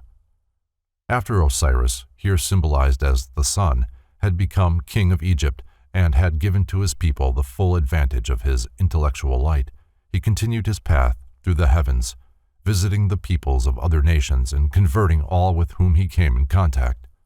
Plutarch further asserts that the Greek recognized in Osiris the same person whom they revered under the name of Dionysus and Bacchus. While he was away from his country, his brother Typhon, the evil one, like the Loki of Scandinavia, plotted against the sun god to destroy him. Gathering 72 persons as fellow conspirators, he attained his nefarious end in a most subtle manner. He had a wonderful ornamented box, made just the size of the body of Osiris. This he brought into a banquet hall where the gods and goddesses were feasting together. All admired the beautiful chest, and Typhon promised to give it to the one whose body fitted it most perfectly. One after another lay down in the box, but in disappointment rose again, until at last Osiris also tried. The moment he was in the chest, Typhon and his accomplices nailed the cover down and sealed the cracks with molten lead. They then cast the box into the Nile, down which it floated to the sea. Plutarch states that the date upon which this occurred was the 17th day of the month Aether, when the sun was in the constellation of Scorpio. This is most significant, for the scorpion is the symbol of treachery. The time when Osiris entered the chest was also the same season that Noah entered the ark to escape from the deluge. Plutarch further declares that the Pans and Satyrs, the nature spirits and elementals, first discovered that Osiris had been murdered. These immediately raised an alarm, and from this incident the word panic, meaning fright or amazement of the multitudes, originated. Isis, upon receiving the news of her husband's murder, which she learned from some children who had seen the murderers making off with the box, at once robed herself in mourning and started forth in quest of him. At length, Isis discovered that the chest had floated to the coast of Byblos. There it had lodged in the branches of a tree, which in a short time miraculously grew up around the box. This so amazed the king of that country that he ordered the tree to be cut down and a pillar made from its trunk to support the roof of his palace. Isis, visiting Byblos, recovered the body of her husband, but it was again stolen by Typhon, who cut it into 14 parts, which he scattered all over the earth. Isis, in despair, began gathering up the severed remains of her husband, but found only 13 pieces. The 14th part, the phallus, she reproduced in gold, for the original had fallen into the river Nile and had been swallowed by a fish. Typhon was later slain in battle by the son of Osiris. Some of the Egyptians believed that the souls of the gods were taken to heaven, where they shone forth as stars. It was supposed that the soul of Isis gleamed from the dog star, while Typhon became the constellation of the bear. It is doubtful, however, whether this idea was ever generally accepted. Among the Egyptians, Isis is often represented with a headdress consisting of the empty throne chair of her murdered husband, and this peculiar structure was accepted during certain dynasties as her hieroglyphic. The headdresses of the Egyptians have great symbolic and emblematic importance, for they represent the auric bodies of these superhuman intelligences, and are used in the same way that the nimbus, halo, and aureole are used in Christian religious art. Frank C. Higgins, a well-known Masonic symbolist, has astutely noted that the ornate headgears of certain gods and pharaohs are inclined backward at the same angle as the Earth's axis. The robes, insignia, jewels, and ornamentations of the ancient hierophants symbolize the spiritual energies radiating from the human body. Modern science is rediscovering many of the lost secrets of Hermetic philosophy. One of these is the ability to gauge the mental development, the soul qualities, and the physical health of an individual from the streamers of semi-visible electric force which pour through the surface of the skin of every human being at all times during his life. For details concerning a scientific process for making the auric emanations visible, see The Human Atmosphere by Dr. Walter J. Kilner. Isis is sometimes symbolized by the head of a cow. Occasionally, the entire animal is her symbol. The first gods of the Scandinavians were licked out of blocks of ice by the mother cow, Audhumla, who symbolized the principle of natural nutriment and fecundity because of her milk. Occasionally, Isis is represented as a bird. She often carries in one hand the crux ansata, the symbol of eternal life, and in the other the flowered scepter, symbolic of her authority. Thoth, Hermes Trismegistus, the founder of Egyptian learning, the wise man of the ancient world, gave to the priests and philosophers of antiquity the secrets which have been preserved to this day in myth and legend. These allegories and emblematic figures conceal the secret formulae for spiritual, mental, moral, and physical regeneration, commonly known as the mystic chemistry of the soul, or alchemy. These sublime truths were communicated to the initiates of the mystery schools, but were concealed from the profane. The latter, unable to understand the abstract philosophical tenets, worshipped the concrete sculptured idols which were emblematic of these secret truths. The wisdom and secrecy of Egypt are epitomized in the Sphinx, which has preserved its secrets from the seekers of 100 generations. The mysteries of Hermeticism, the great spiritual truths hidden from the world by the ignorance of the world, and the keys of the secret doctrines of the ancient philosophers, are all symbolized by the Virgin Isis. Veiled from head to foot, she reveals her wisdom only to the tried and initiated few who have earned the right to enter her sacred presence, tear from the veiled figure of nature its shroud of obscurity, and stand face to face with the divine reality. The explanations in these pages of the symbols peculiar to the Virgin Isis are based, unless otherwise noted, on selections from a free translation of the fourth book of Bibliothèque des Philosophes Hermétiques, entitled The Hermetical Signification of the Symbols and Attributes of Isis, with interpolations by the compiler to amplify and clarify the text. The statues of Isis were decorated with the sun, moon, and stars, and many emblems pertaining to the earth, over which Isis was believed to rule, as the guardian spirit of nature personified. Several images of the goddess have been found, upon which the marks of her dignity and position were still intact. According to the ancient philosophers, she personified universal nature, the mother of all productions. The deity was generally represented as a partly nude woman, often pregnant, sometimes loosely covered with a garment of either green or black color, or of 4 different shades intermingled black, white, yellow, and red. Apuleius describes her as follows. In the first place, then, her most copious and long hairs, being gradually intorted, and promiscuously scattered on her divine neck, were softly diffluous. A multiform crown, consisting of various flowers, bound the sublime summit of her head, and in the middle of the crown, just on her forehead, there was a smooth orb resembling a mirror, or rather a white, refulgent light, which indicated that she was the moon. Vipers rising up after the manner of furrows environed the crown on the right hand and on the left, and cerulean ears of corn were also extended from above.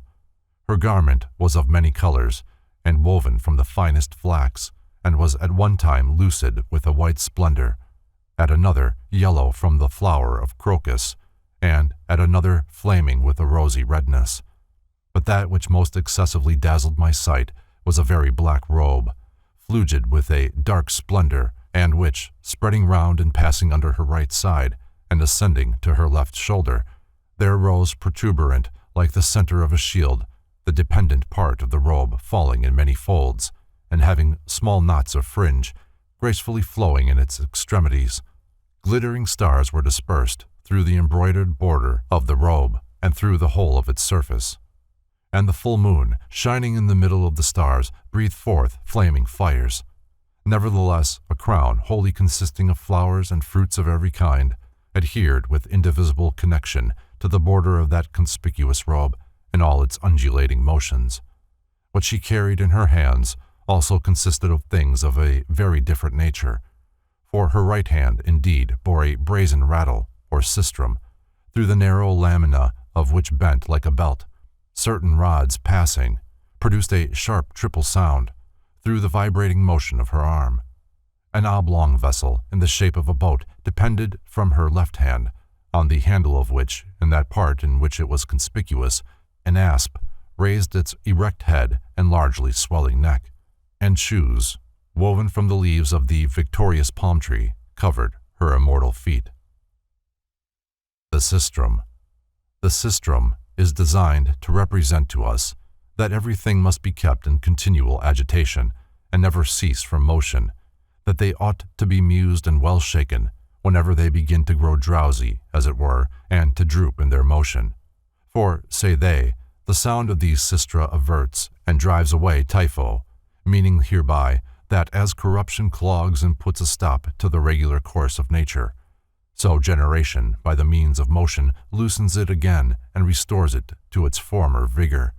Now the outer surface of this instrument is of a convex figure, as within its circumference are contained those 4 cords or bars, only 3 shown, which make such a rattling when they are shaken. Nor is this without its meaning, for that part of the universe which is subject to generation and corruption is contained within the sphere of the moon, and whatever motions or changes may happen therein, they are all effected by the different combinations of the 4 elementary bodies, fire, earth, water, and air. Moreover, upon the upper part of the convex surface of the sistrum is carved the effigies of a cat with a human visage, as on the lower edge of it, under those moving cords, is engraved on the one side the face of Isis, and on the other that of Nephthys, by the faces symbolically representing generation and corruption, which, as has been already observed, is nothing but the motion and alteration of the 4 elements, one amongst another. From Plutarch's Isis and Osiris. The green color alludes to the vegetation which covers the face of the earth, and therefore represents the robe of nature. The black represents death and corruption as being the way to a new life and generation. Except a man be born again, he cannot see the kingdom of God. John 3:3. White, yellow, and red signify the 3 principal colors of the alchemical, hermetical, universal medicine after the blackness of its putrefaction is over. The ancients gave the name Isis to one of their occult medicines. Therefore, the description here given relates somewhat to chemistry. Her black drape also signifies that the moon, or the lunar humidity, the Sophic universal mercury, and the operating substance of nature in alchemical terminology, has no light of its own, but receives its light, its fire, and its vitalizing force from the sun. Isis was the image or representative of the great works of the wise men, the philosopher's stone, the elixir of life, and the universal medicine. Other hieroglyphics seen in connection with Isis are no less curious than those already described, but it is impossible to enumerate all, for many symbols were used interchangeably by the Egyptian hermeticists. The goddess often wore upon her head a hat made of cypress branches, to signify mourning for her dead husband, and also for the physical death which she caused every creature to undergo in order to receive a new life in posterity, or a periodic resurrection. The head of Isis is sometimes ornamented with a crown of gold or a garland of olive leaves, as conspicuous marks of her sovereignty as queen of the world and mistress of the entire universe. The crown of gold signifies also the aurific unctuosity or sulphurous fatness of the solar and vital fires, which she dispenses to every individual by a continual circulation of the elements. This circulation being symbolized by the musical rattle which she carries in her hand. This sistrum is also the Ionic symbol of purity. A serpent interwoven among the olive leaves on her head, devouring its own tail, denotes that the aurific unctuosity was soiled with the venom of terrestrial corruption which surrounded it, and must be mortified and purified by 7 planetary circulations or purifications called flying eagles, alchemical terminology, in order to make it medicinal for the restoration of health. Here the emanations from the sun are recognized as a medicine for the healing of human ills. The 7 planetary circulations are represented by the circumambulations of the Masonic Lodge, by the marching of the Jewish priests 7 times around the walls of Jericho, and of the Mohammedan priests 7 times around the Kaaba at Mecca. From the crown of gold project 3 horns of plenty, signifying the abundance of the gifts of nature proceeding from one root having its origin in the heavens, head of Isis. In this figure, the pagan naturalists represent all the vital powers of the 3 kingdoms and families of sublunary, nature mineral, plant, and animal, man considered as an animal. At one of her ears was the moon and at the other the sun, to indicate that these 2 were the agent and patient, or father and mother principles of all natural objects, and that Isis, or nature, makes use of these 2 luminaries to communicate her powers to the whole empire of animals, vegetables, and minerals. On the back of her neck were the characters of the planets and the signs of the zodiac which assisted the planets in their functions. This signified that the heavenly influences directed the destinies of the principles and sperms of all things, because they were the governors of all sublunary bodies, which they transformed into little worlds made in the image of the greater universe. Isis holds in her right hand a small sailing ship with the spindle of a spinning wheel for its mast. From the top of the mast projects a water jug, its handle shaped like a serpent swelled with venom. This indicates that Isis steers the bark of life, full of troubles and miseries, on the stormy ocean of time. The spindle symbolizes the fact that she spins and cuts the thread of life. These emblems further signify that Isis abounds in humidity, by means of which she nourishes all natural bodies, preserving them from the heat of the sun by humidifying them with nutritious moisture from the atmosphere. Moisture supports vegetation, but this subtle humidity, or life ether, is always more or less infected by some venom proceeding from corruption or decay. It must be purified by being brought into contact with the invisible cleansing fire of nature. This fire digests, perfects, and revitalizes the substance, in order that the humidity may become a universal medicine to heal and renew all the bodies in nature. The serpent throws off its skin annually and is thereby renewed, symbolic of the resurrection of the spiritual life from the material nature. This renewal of the earth takes place every spring, when the vivifying spirit of the sun returns to the countries of the northern hemisphere. The symbolic virgin carries in her left hand a sistrum and a cymbal, or square frame of metal, which, when struck, gives the keynote of nature, Fa. Sometimes also an olive branch to indicate the harmony she preserves among natural things with her regenerating power. By the process of death and corruption, she gives life to a number of creatures of diverse forms through periods of perpetual change. The symbol is made square instead of the usual triangular shape in order to symbolize that all things are transmuted and regenerated according to the harmony of the 4 elements. Dr. Sigismund Backstrom believed that if a physician could establish harmony among the elements of earth, fire, air, and water, and unite them into a stone, the Philosopher's Stone, symbolized by the 6-pointed star or 2 interlaced triangles, he would possess the means of healing all disease. Dr. Backstrom further stated that there was no doubt in his mind that the universal, omnipresent fire, or spirit of nature, does all and is all in all.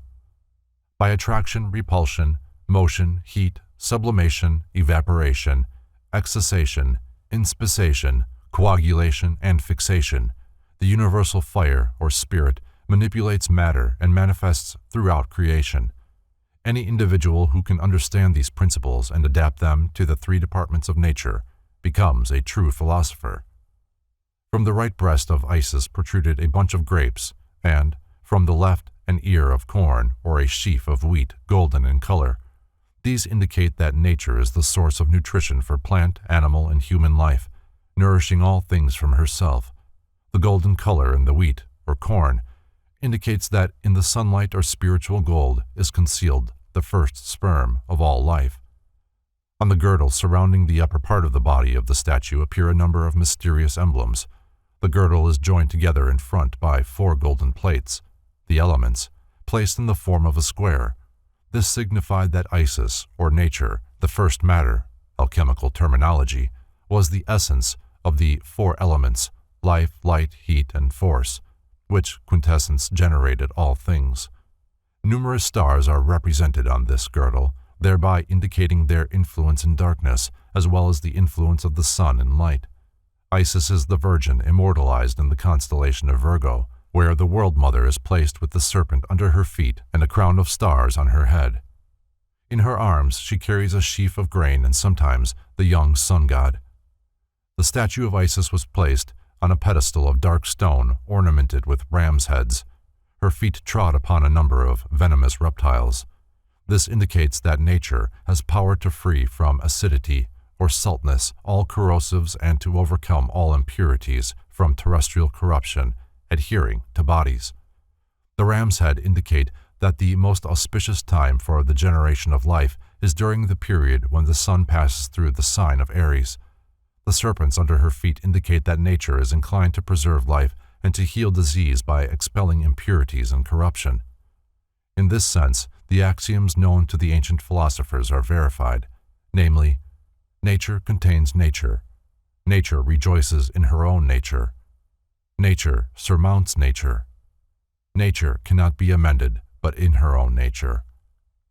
Therefore, in contemplating the statue of Isis, we must not lose sight of the occult sense of its allegories. Otherwise, the Virgin remains an inexplicable enigma. From a golden ring on her left arm, a line descends, to the end of which is suspended a deep box filled with flaming coals and incense. Isis, or nature personified, carries with her the sacred fire, religiously preserved and kept burning in a special temple by the Vestal Virgins.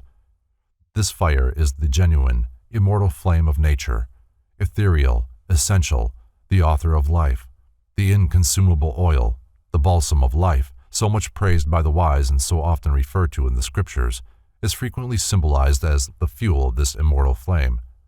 From the right arm of the figure also descends a thread, to the end of which is fastened a pair of scales, to denote the exactitude of nature in her weights and measures. Isis is often represented as the symbol of justice, because nature is eternally consistent. The Egyptian Madonna, from Lenore's La Franche Maçonnerie. Isis is shown with her son Horus in her arms. She is crowned with the lunar orb, ornamented with the horns of rams or bulls.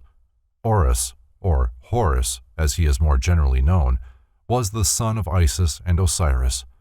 He was the god of time, hours, days, and this narrow span of life recognized as mortal existence. In all probability, the 4 sons of Horus represent the 4 kingdoms of nature. It was Horus who finally avenged the murder of his father Osiris by slaying Typhon, the spirit of evil.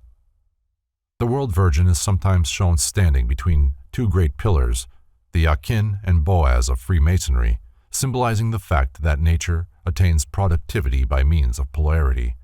As wisdom personified, Isis stands between the pillars of opposites, demonstrating that understanding is always found at the point of equilibrium, and that truth is often crucified between the 2 thieves of apparent contradiction.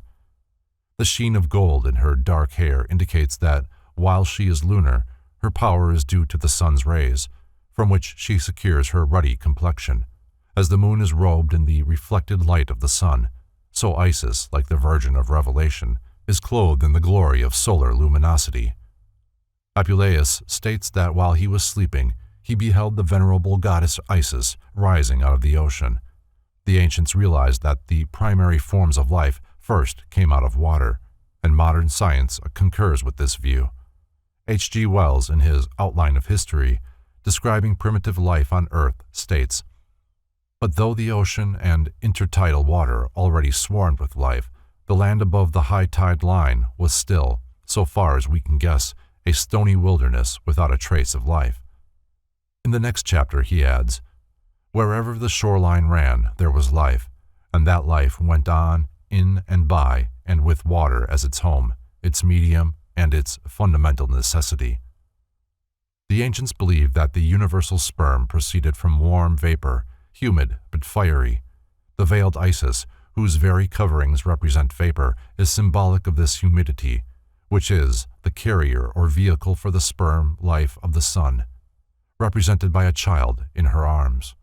Because the sun, moon, and stars in setting appear to sink into the sea, and also because the water receives their rays into itself, the sea was believed to be the breeding ground for the sperm of living things. This sperm is generated from the combination of the influences of the celestial bodies. Hence, Isis is sometimes represented as pregnant. Frequently, the statue of Isis was accompanied by the figure of a large black and white ox. The ox represents either Osiris as Taurus, the bull of the zodiac, or Apis, an animal sacred to Osiris because of its peculiar markings and colorings.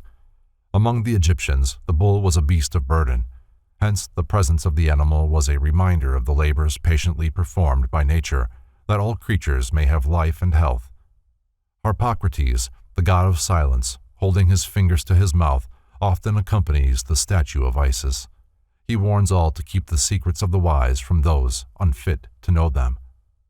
The Druids of Britain and Gaul had a deep knowledge concerning the mysteries of Isis and worshipped her under the symbol of the moon. Godfrey Higgins considers it a mistake to regard Isis as synonymous with the moon.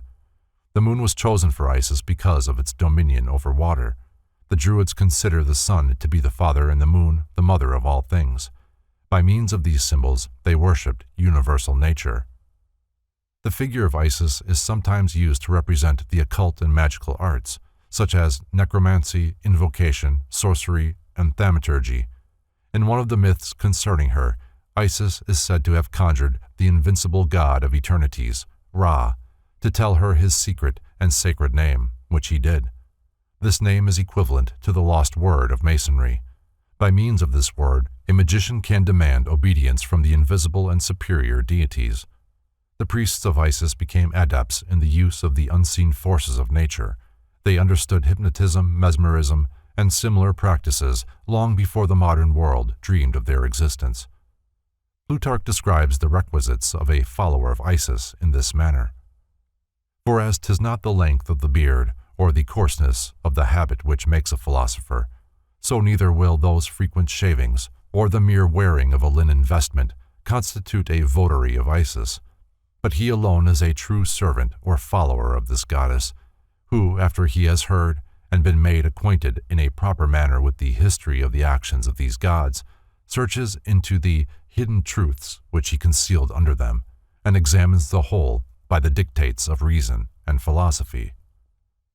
During the Middle Ages, the troubadours of Central Europe preserved in song the legends of this Egyptian goddess. They composed sonnets to the most beautiful woman in all the world. Though few ever discovered her identity, she was Sophia, the Virgin of Wisdom, whom all the philosophers of the world have wooed. Isis represents the mystery of motherhood, which the ancients recognized as the most apparent proof of nature's omniscient wisdom and God's overshadowing power. To the modern seeker, she is the epitome of the great unknown, and only those who unveil her will be able to solve the mysteries of life, death, generation, and regeneration. Mummification of the Egyptian dead. Servius, commenting on Virgil's Aeneid, observes that the wise Egyptians took care to embalm their bodies and deposit them in catacombs, in order that the soul might be preserved for a long time in connection with the body, and might not soon be alienated, while the Romans, with an opposite design, committed the remains of their dead to the funeral pile, intending that the vital spark might immediately be restored to the general element or return to its pristine nature. From Pritchard's An Analysis of the Egyptian Mythology. No complete records are available which give the secret doctrine of the Egyptians concerning the relationship existing between the spirit, or consciousness, and the body which it inhabited. It is reasonably certain, however, that Pythagoras, who had been initiated in the Egyptian temples, when he promulgated the doctrine of metempsychosis, restated, in part at least, the teachings of the Egyptian initiates. The popular supposition that the Egyptians mummified their dead in order to preserve the form for a physical resurrection is untenable in the light of modern knowledge regarding their philosophy of death. In the fourth book of On Abstinence from Animal Food, Porphyry describes an Egyptian custom of purifying the dead by removing the contents of the abdominal cavity, which they placed in a separate chest. He then reproduces the following oration, which had been translated out of the Egyptian tongue by Euphantus. O sovereign Son, and all ye gods who impart life to men, receive me, and deliver me to the eternal gods as a cohabitant, for I have always piously worshipped those divinities which were pointed out to me by my parents as long as I lived in this age, and have likewise always honored those who procreated my body.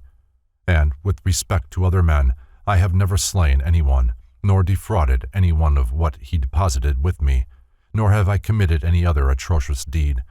If, therefore, during my life I have acted erroneously by eating or drinking things which it is unlawful to eat or drink, I have not erred through myself, but through these, pointing to the chest which contained the viscera. The removal of the organs identified as the seat of appetites was considered equivalent to the purification of the body from their evil influences. Osiris, king of the underworld. Osiris is often represented with the lower part of his body enclosed in a mummy case or wrapped about with funeral bandages. Man's spirit consists of three distinct parts, only one of which incarnates in physical form. The human body was considered to be a tomb or sepulchre of this incarnating spirit. Therefore, Osiris, a symbol of the incarnating ego, was represented with the lower half of his body mummified, to indicate that he was the living spirit of man enclosed within the material form symbolized by the mummy case. There is a romance between the active principle of God and the passive principle of nature. From the union of these two principles is produced the rational creation. Man is a composite creature. From this father, the active principle, he inherits his divine spirit, the fire of aspiration, that immortal part of himself which rises triumphant from the broken clay of mortality, that part which remains after the natural organisms have disintegrated or have been regenerated. From his mother, the passive principle, he inherits his body, that part over which the laws of nature have control, his humanity, his mortal personality, his appetites, his feelings, and his emotions. The Egyptians also believed that Osiris was the river Nile, and that Isis, his sister wife, was the contiguous land, which, when inundated by the river, bore fruit and harvest. The murky water of the Nile were believed to account for the blackness of Osiris, who was generally symbolized as being of ebony hue.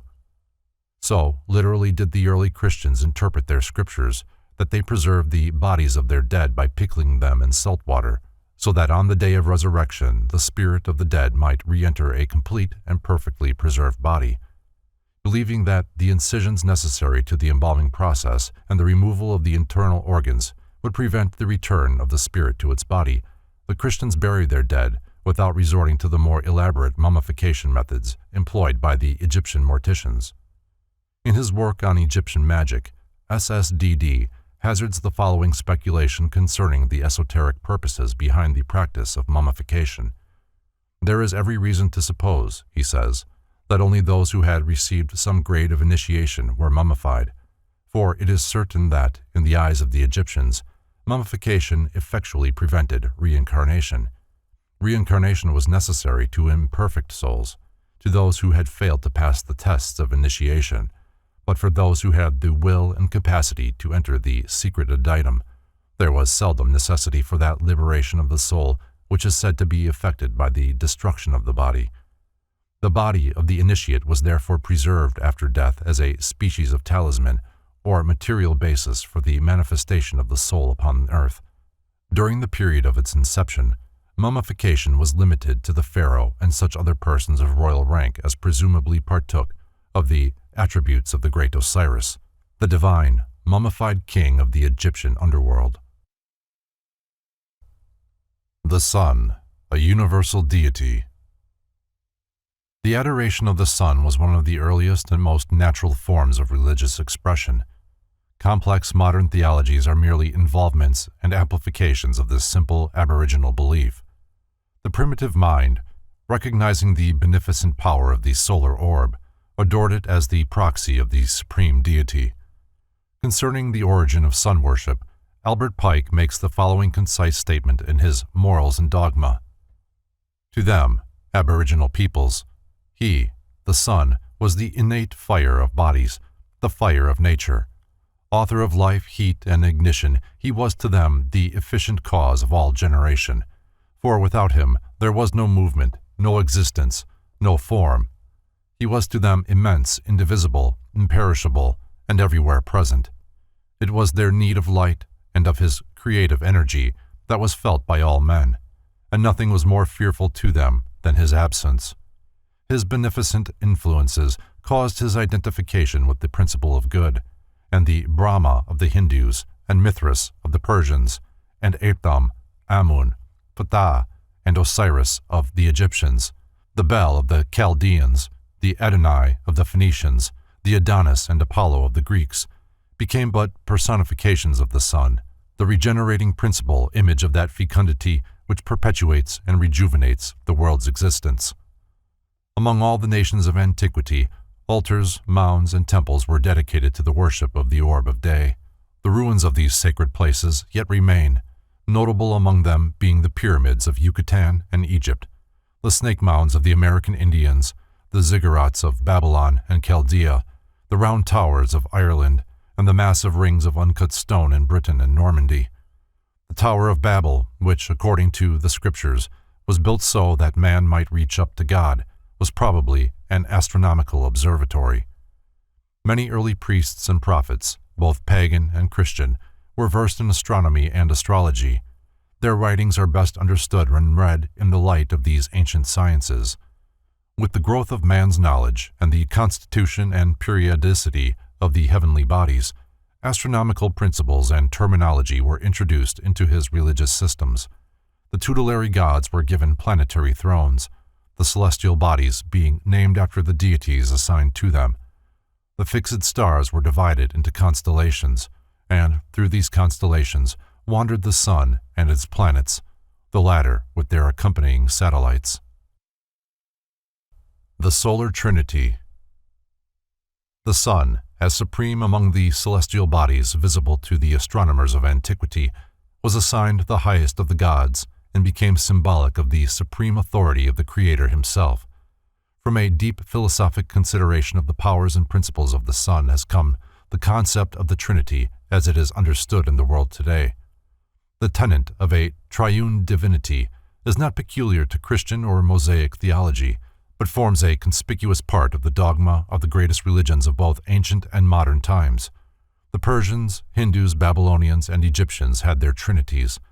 In every instance, these represented the threefold form of one supreme intelligence.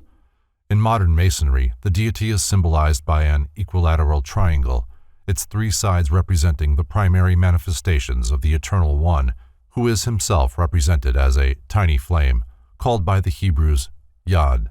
Yaakov Boehme, the Teutonic mystic, calls the Trinity the three witnesses, by means of which the invisible is made known to the visible, tangible universe.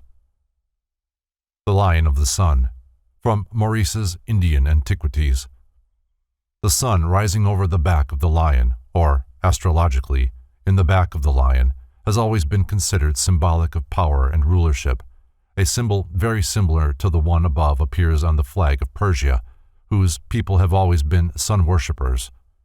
Kings and emperors have frequently associated their terrestrial power with the celestial power of the solar orb, and have accepted the sun, or one of its symbolic beasts or birds, as their emblem. Witness the lion of the great Mogul and the eagles of Caesar and Napoleon.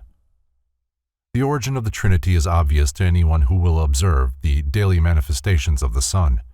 This orb, being the symbol of all light, has three distinct phases: rising, midday, and setting. The philosophers therefore divided the life of all things into three distinct parts: growth, maturity, and decay. Between the twilight of dawn and the twilight of evening is the high noon of resplendent glory. God the Father, the Creator of the world, is symbolized by the dawn. His color is blue, because the sun rising in the morning is veiled in blue mist.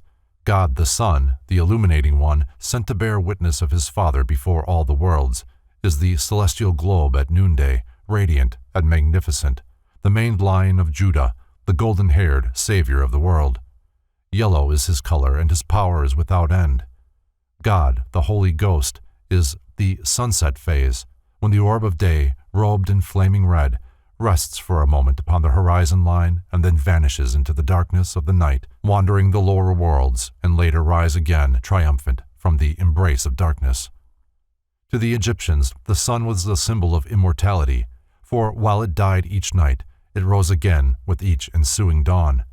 Not only has the sun this diurnal activity, but it also has its annual pilgrimage, during which time it passes successively through the 12 celestial houses of the heavens, remaining in each for 30 days.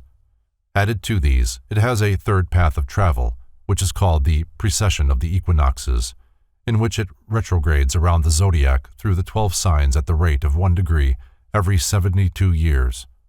Concerning the annual passage of the sun through the 12 houses of the heavens, Robert Hewitt Brown, 32nd degree, makes the following statement.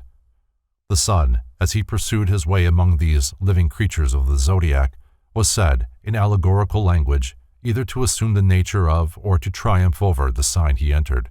The sun thus became a bull in Taurus, and was worshipped as such by the Egyptians under the name of Apis, and by the Assyrians as Bel, Baal, or Bull. In Leo, the sun became a lion slayer, Hercules, and an archer in Sagittarius. In Pisces, the fishes, he was a fish, Dagon, or Vishnu, the fish god of the Philistines and Hindus. A careful analysis of the religious systems of pagandom uncovers much evidence of the fact that its priests served the solar energy, and that their supreme deity was in every case this divine light personified. Godfrey Higgins, after 30 years of inquiry into the origin of religious beliefs, is of the opinion that all the gods of antiquity resolved themselves into the solar fire, sometimes itself as God, or sometimes as an emblem or Shekinah of that higher principle known by the name of the creative being or God. The Egyptian priests in many of their ceremonies wore the skins of lions, which were symbols of the solar orb, owing to the fact that the sun is exalted, dignified, and most fortunately placed in the constellation of Leo, which he rules and which was at one time the keystone of the celestial arch. Again, Hercules is the solar deity, for as this mighty hunter performed his 12 labors, so the sun, in traversing the 12 houses of the zodiacal band, performs during his pilgrimage 12 essential and benevolent labors for the human race and for nature in general. Hercules, like the Egyptian priests, wore the skin of a lion for a girdle. Samson, the Hebrew hero, as his name implies, is also a solar deity. His fight with the Nubian lion, his battles with the Philistines, who represent the powers of darkness, and his memorable feat of carrying off the gates of Gaza, all refer to aspects of solar activity. Many of the ancient peoples had more than one solar deity. In fact, all of the gods and goddesses were supposed to partake, in part at least, of the sun's effulgence. The Winged Globe of Egypt, from Maurice's Indian Antiquities. This symbol, which appears over the pylons or gates of many Egyptian palaces and temples, is emblematic of the 3 persons of the Egyptian Trinity. The wings, the serpent, and the solar orb are the insignia of Ammon, Ra, and Osiris. The golden ornaments used by the priestcraft of the various world religions are again a subtle reference to the solar energy, as are also the crowns of kings. In ancient times, crowns had a number of points extending outward like the rays of the sun, but modern conventionalism has, in many cases, either removed the points or else bent them inward, gathered them together, and placed an orb or cross upon the point where they meet. Many of the ancient prophets, philosophers, and dignitaries carried a scepter, the upper end of which bore a representation of the solar globe, surrounded by emanating rays. All the kingdoms of earth were but copies of the kingdoms of heaven, and the kingdoms of heaven were best symbolized by the solar kingdom, in which the sun was the supreme ruler, the planets his privy council, and all nature the subjects of his empire. Many deities have been associated with the sun. The Greeks believed that Apollo, Bacchus, Dionysus, Sabazius, Hercules, Jason, Ulysses, Zeus, Uranus, and Vulcan partook of either the visible or invisible attributes of the sun. The Norwegians regarded Balder the Beautiful as a solar deity, and Odin is often connected with the celestial orb, especially because of his one eye. Among the Egyptians, Osiris, Ra, Anubis, Hermes, and even the mysterious Ammon himself had points of resemblance with the solar disk. Isis was the mother of the sun, and even Typhon, the destroyer, was supposed to be a form of solar energy. The Egyptian sun myth finally centered around the person of a mysterious deity called Serapis. The two Central American deities, Tezcatlipoca and Quetzalcoatl, while often associated with the winds, were also undoubtedly solar gods. In Masonry, the sun has many symbols. One expression of the solar energy is Solomon, whose name, Sol, On, is the name for the supreme light in 3 different languages.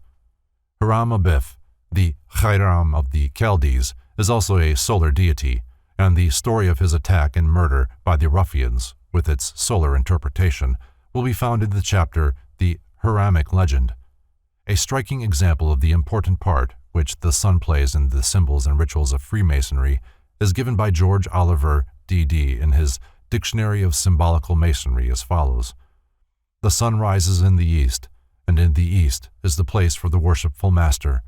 As the sun is the source of all light and warmth, so should the worshipful master enliven and warm the brethren to their work. Among the ancient Egyptians, the sun was the symbol of divine providence. The hierophants of the mysteries were adorned with many insignia emblematic of solar power. The sunbursts of gilt embroidery on the back of the vestments of the Catholic priesthood signify that the priest is also an emissary and representative of Sol Invictus. Christianity and the Sun. For reasons which they doubtless considered sufficient, those who chronicled the life and acts of Jesus found it advisable to metamorphose him into a solar deity. The historical Jesus was forgotten. Nearly all the salient incidents recorded in the 4 Gospels have their correlations in the movements, phases, or functions of the heavenly bodies. Among other allegories borrowed by Christianity from pagan antiquity is the story of the beautiful, blue-eyed sun god, with his golden hair falling upon his shoulders, robed from head to foot in spotless white, and carrying in his arms the Lamb of God, symbolic of the vernal equinox. This handsome youth is a composite of Apollo, Osiris, Orpheus, Mithras, and Bacchus, for he certain has characteristics in common with each of these pagan deities. The philosophers of Greece and Egypt divided the life of the sun during the year into 4 parts. Therefore they symbolized the solar man by 4 different figures. When he was born in the winter solstice, the sun god was symbolized as a dependent infant who in some mysterious manner had managed to escape the powers of darkness, seeking to destroy him while he was still in the cradle of winter. The sun, being weak at this season of the year, had no golden rays or locks of hair, but the survival of the light through the darkness of winter was symbolized by one tiny hair which alone adorned the head of the celestial child. As the birth of the sun took place in Capricorn, it was often represented as being suckled by a goat. At the vernal equinox, the sun had grown to be a beautiful youth. His golden hair hung in ringlets on his shoulders, and his light, as Schiller said, extended to all parts of infinity. At the summer solstice, the sun became a strong man, heavily bearded, who, in the prime of maturity, symbolized the fact that nature at this period of the year is strongest and most fecund. At the autumnal equinox, the sun was pictured as an aged man, shuffling along with bended back and whitened locks into the oblivion of winter darkness. Thus, 12 months were assigned to the sun as the length of its life. During this period it circled the 12 signs of the zodiac in a magnificent triumphal march. When fall came, it entered, like Samson, into the house of Delilah, or Virgo, where its rays were cut off and it lost its strength. In Masonry, the cruel winter months are symbolized by 3 murderers who sought to destroy the God of light and truth. The coming of the sun was hailed with joy. The The time of its departure was viewed as a period to be set aside for sorrow and unhappiness. This glorious, radiant orb of day, the true light which lighteth every man who cometh into the world, the supreme benefactor, who raised all things from the dead, who fed the hungry multitudes, who stilled the tempest, who after dying rose again and restored all things to life. This supreme spirit of humanitarianism and philanthropy is known to Christendom as Christ, the Redeemer of worlds, the only begotten of the Father, the Word made flesh, and the hope of glory. The birthday of the sun. The pagans set aside the 25th of December as the birthday of the solar man. They rejoiced, feasted, gathered in processions, and made offerings in the temples. The darkness of winter was over and the glorious sun of light was returning to the northern hemisphere. With his last effort, the old sun god had torn down the house of the Philistines, the spirits of darkness, and had cleared the way for the new sun who was born that day from the depths of the earth amidst the symbolic beasts of the lower world. Concerning this season of celebration, an anonymous master of arts of Balliol College, Oxford, in his scholarly treatise, Mankind, Their Origin and Destiny, says, "The Romans also had their solar festival and their games of the circus in honor of the birth of the god of day. It took place the 8th day before the kalends of January, that is, on December 25th. Servius, in his commentary on verse 720 of the 7th book of the Ennead, in which Virgil speaks of the new sun, says that, properly speaking, the sun is new on the 8th of the kalends of January, that is, December 25th. In the time of Leo I, some of the fathers of the Church said that what rendered the festival of Christmas venerable was less the birth of Jesus Christ than the return and, as they expressed it, the new birth of the sun. It was on the same day that the birth of the invincible sun, Natalis Solis Invicti, was celebrated at Rome, as can be seen in the Roman calendars, published in the reign of Constantine and of Julian. Hymn to the Sun, page 155. This epithet, Invictus, is the same as the Persians gave to this same god, whom they worshipped by the name of Mithra, and whom they caused to be born in a grotto, just as he is represented as being born in a stable under the name of Christ by the Christians. Concerning the Catholic feast of the Assumption and its parallel in astronomy, the same author adds, "At the end of 8 months, when the sun god having increased, traverses the 8th sign, he absorbs the celestial Virgin in his fiery course, and she disappears in the midst of the luminous rays and the glory of her sun. This phenomenon, which takes place every year about the middle of August, gave rise to a festival which still exists, and in which it is supposed that the Mother of Christ, laying aside her earthly life, is associated with the glory of her Son, and is placed at his side in the heavens. The Roman calendar of Columella marks the death or disappearance of Virgo at this period. The sun, he says, passes into Virgo on the 13th day before the kalends of September. This is where the Catholics place the Feast of the Assumption, or the reunion of the Virgin to her Son. This feast was formerly called the Feast of the Passage of the Virgin, and in the Library of the Fathers we have an account of the passage of the Blessed Virgin. The ancient Greeks and Romans fixed the Assumption of Astraea, who is also this same Virgin, on that day.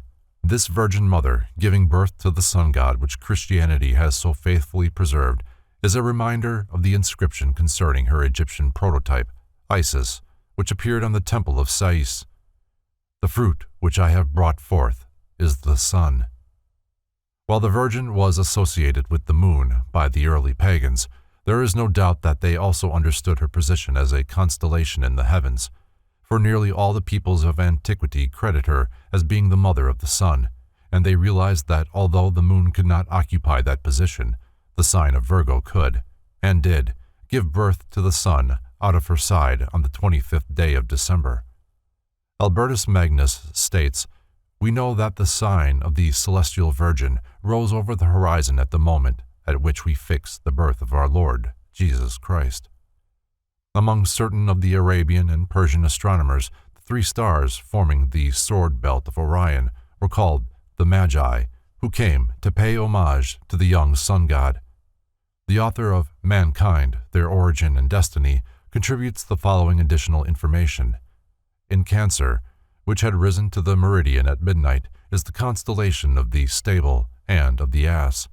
The ancients called it Praesepe Jovis. In the north, the stars of the bear are seen, called by the Arabians Martha and Mary, and also the coffin of Lazarus. Thus, the esotericism of pagandom was embodied in Christianity, although its keys are lost. The Christian Church blindly follows ancient customs, and when asked for a reason, gives superficial and unsatisfactory explanations, either forgetting or ignoring the indisputable fact that each religion is based upon the secret doctrines of its predecessor.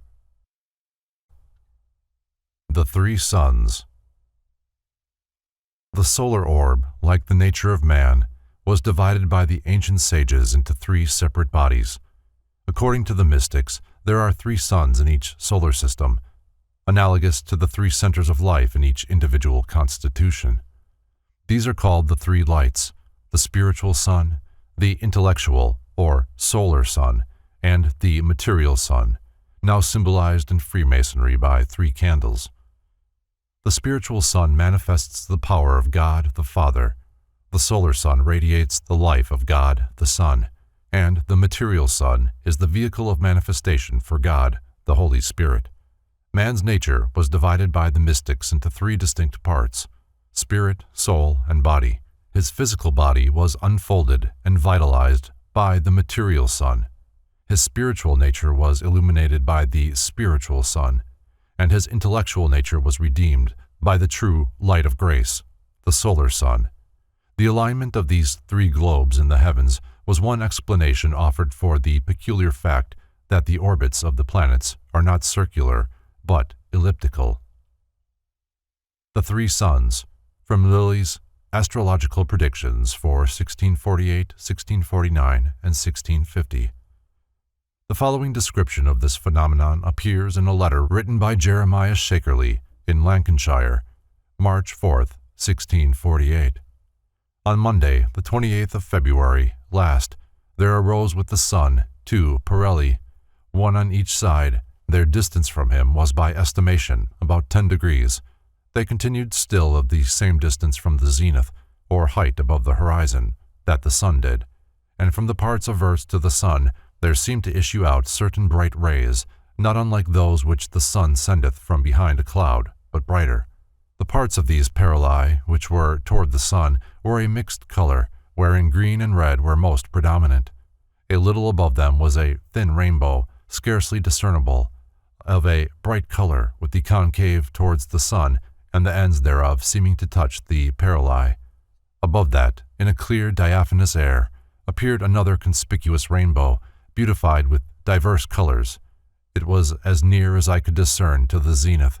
It seemed of something a lesser radius than the other, they being back to back, yet a pretty way was between. At or near the apparent time of the full moon, they vanished, leaving abundance of terror and amazement in those that saw them. See William Lilly. The pagan priests always considered the solar system as a grand man, and drew their analogy of these three centers of activity from the three main centers of life in the human body: the brain, the heart, and the generative system. The Transfiguration of Jesus describes three tabernacles, the largest being in the center, the heart, and a smaller one on either side, the brain and the generative system.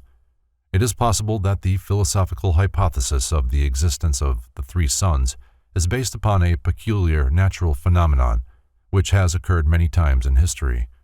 In the 51st year after Christ, three suns were seen at once in the sky, and also in the 66th year. In the 69th year, two suns were seen together. According to William Lilly, between the years 1156 and 1648, 20 similar occurrences were recorded. Recognizing the sun as the supreme benefactor of the material world, Hermeticists believed that there was a spiritual sun which ministered to the needs of the invincible and divine part of nature, human and universal. Anent this subject, the great Paracelsus wrote, "There is an earthly sun, which is the cause of all heat, and all who are able to see may see the sun, and those who are blind and cannot see him may feel his heat. There is an eternal sun, which is the source of all wisdom, and those whose spiritual senses have awakened to life will see that sun and be conscious of his existence. But those who have not attained spiritual consciousness may yet feel his power by an inner faculty which is called intuition. Certain Rosicrucian scholars have given special appellations to these three phases of the sun. The spiritual sun they call Vulcan, the solar and intellectual sun, Christ and Lucifer respectively, and the material sun, the Jewish demiurgus, Jehovah. Lucifer here represents the intellectual mind without the illumination of the spiritual mind. Therefore, it is the false light. The false light is finally overcome and redeemed by the true light of the soul, called the second Logos, or Christ. The secret processes by which the Luciferian intellect is transmuted into the Christly intellect constitute one of the great secrets of alchemy, and are symbolized by the process of transmuting base metals into gold. In the rare treatise, The Secret Symbols of the Rosicrucians, Franz Hartmann defines the sun alchemically as the symbol of wisdom, the center of power or heart of things. The sun is a center of energy and a storehouse of power. Each living being contains within itself a center of life, which may grow to be a sun. In the heart of the regenerated, the divine power, stimulated by the light of the Logos, grows into a sun which illuminates his mind. In a note, the same author amplifies his description by adding, the terrestrial sun is the image or reflection of the invisible celestial sun. The former is in the realm of spirit, what the latter is in the realm of matter. But the latter receives its power from the former. In the majority of cases, the religions of antiquity agree that the material visible sun was a reflector rather than a source of power. The sun was sometimes represented as a shield carried on the arm of the sun god, as for example, Frey, the Scandinavian solar deity. This sun reflected the light of the invisible spiritual sun, which was the true source of light, life, and truth. The physical nature of the universe is receptive. It is a realm of effects. The invisible causes of these effects belong to the spiritual world. Hence, the spiritual world is the sphere of causation. The material world is the sphere of effects, while the intellectual or soul world is the sphere of mediation. Thus Christ, the personified higher intellect and soul nature, is called the mediator, who by virtue of his position and power says, "No man cometh to the Father but by me." What the sun is to the solar system, the spirit is to the bodies of man, for his natures, organs, and functions are as planets surrounding the central life, or sun, and living upon its emanations. The solar power in man is divided into three parts, which are termed the threefold human spirit of man. All three of these spiritual natures are said to be radiant and transcendent. United, they form the divinity in man. Man's threefold lower nature, consisting of his physical organism, his emotional nature, and his mental faculties, reflects the light of his threefold divinity and bears witness of it in the physical world. Man's three bodies are symbolized by an upright triangle, his threefold spiritual nature by an inverted triangle. These two triangles, when united in the form of a six-pointed star, were called by the Jews the Star of David, the signet of Solomon, and are more commonly known today as the Star of Zion. These triangles symbolize the spiritual and material universes linked together in the constitution of the human creature, who partakes of both nature and divinity. Man's animal nature partakes of the earth, his divine nature of the heavens, his human nature of the mediator. The celestial inhabitants of the sun. The Rosicrucians and the Illuminati, describing the angels, archangels, and other celestial creatures, declare that they resembled small suns, being centers of radiant energy surrounded by streamers of virile force. From these outpouring streamers of force is derived the popular belief that angels have wings. These wings are corona-like fans of light, by means of which the celestial creatures propel themselves through the subtle essences of the superphysical worlds. True mystics are unanimous in their denial of the theory that the angels and archangels are human in form, as so often pictured. A human figure would be utterly useless in the ethereal substances through which they manifest. Science has long debated the probability of the other planets being inhabited. Objections to the idea are based upon the argument that creatures with human organs could not possibly exist in the environments of Mars, Jupiter, Uranus, and Neptune. This argument fails to take into account nature's universal law of adjustment to environment. The ancients asserted that life originated from the sun, and that everything, when bathed in the light of the solar orb, was capable of absorbing the solar life elements and later radiating them as flora and fauna.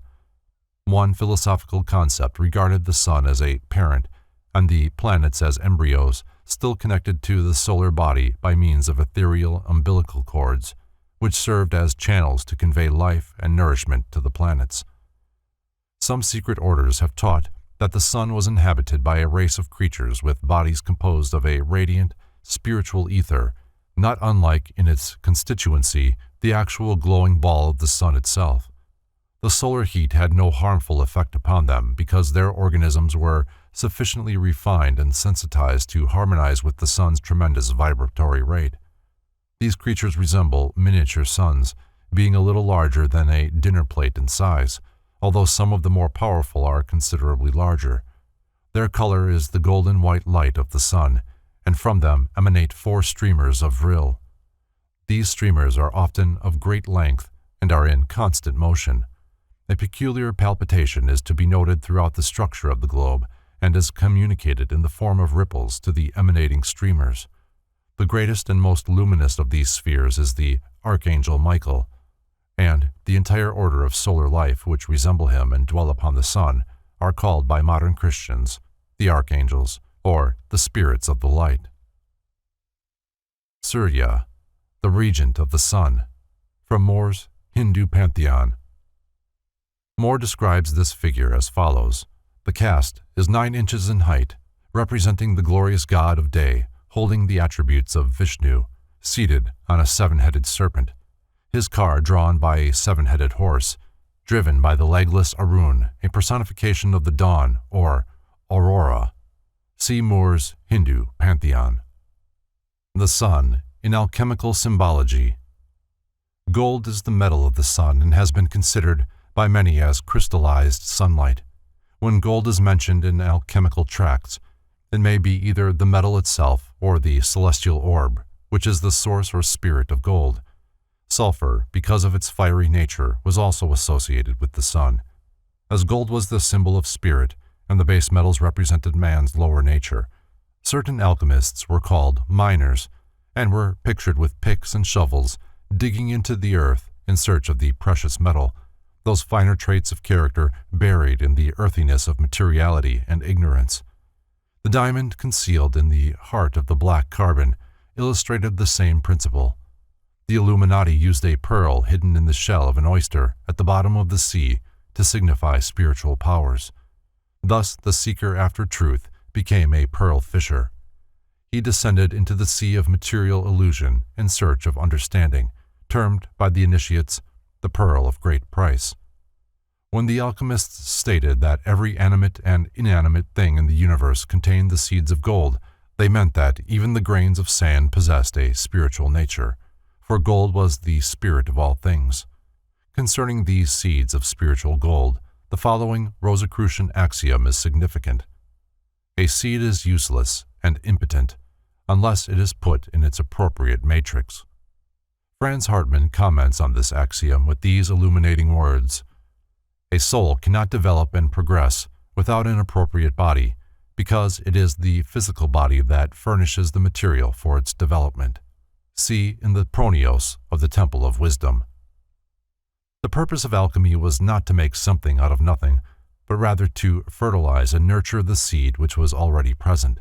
Its process did not actually create gold, but rather made the ever-present seed of gold grow and flourish.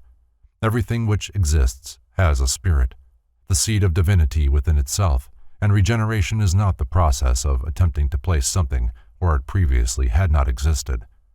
Regeneration actually means the unfoldment of the omnipresent divinity in man, that this divinity may shine forth as a sun and illumine all with whom it comes in contact. The Midnight Sun. Apuleius said when describing his initiation, vid ante, "At midnight I saw the sun shining with a splendid light." The midnight sun was also a part of the mystery of alchemy. It symbolized the spirit in man shining through the darkness of his human organisms. It also referred to the spiritual sun in the solar system, which the mystic could see as well, at midnight as at high noon, the material earth being powerless to obstruct the rays of this divine orb. The mysterious lights which illuminated the temples of the Egyptian mysteries during the nocturnal hours were said by some to be reflections of the spiritual sun gathered by the magical powers of the priests. The weird light seen 10 miles below the surface of the earth by I Am the Man in that remarkable Masonic allegory at Adorpa, Aphrodite spelt backward, may well refer to the mysterious midnight sun of the ancient rites. Primitive conceptions concerning the warfare between the principles of good and evil were often based upon the alternations of day and night. During the Middle Ages, the practices of black magic were confined to the nocturnal hours, and those who served the spirit of evil were called black magicians, while those who served the spirit of good were called white magicians. Black and white were associated respectively with night and day, and the endless conflict of light and shadow is alluded to many times in the mythologies of various peoples. The Egyptian demon, Typhon, was symbolized as part crocodile and part hog because these animals are gross and earthy in both appearance and temperament. Since the world began, living things have feared the darkness. Those few creatures who use it as a shield for their maneuvers were usually connected with the spirit of evil. Consequently, cats, bats, toads, and owls are associated with witchcraft. In certain parts of Europe, it is still believed that, at night, black magicians assume the bodies of wolves and roam around destroying. From this notion originated the stories of the werewolves. Serpents, because they lived in the earth, were associated with the spirit of darkness. As the battle between good and evil centers around the use of generative forces of nature, winged serpents represent the regeneration of the animal nature of man, or those great ones in whom this regeneration is complete. Among the Egyptians, the sun's rays are often shown ending in human hands. Masons will find a connection between these hands and the well-known paw of the lion, which raises all things to life with its grip. Solar colors. The theory so long held of 3 primary and 4 secondary colors is purely exoteric, for since the earliest periods, it has been known that there are 7, and not 3, primary colors, the human eye being capable of estimating only 3 of them. Thus, although green can be made by combining blue and yellow, there is also a true or primary green, which is not a compound. This can be proved by breaking up the spectrum with a prism.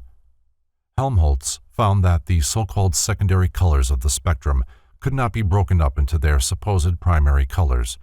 Thus, the orange of the spectrum, if passed through a second prism, does not break up into red and yellow, but remains orange.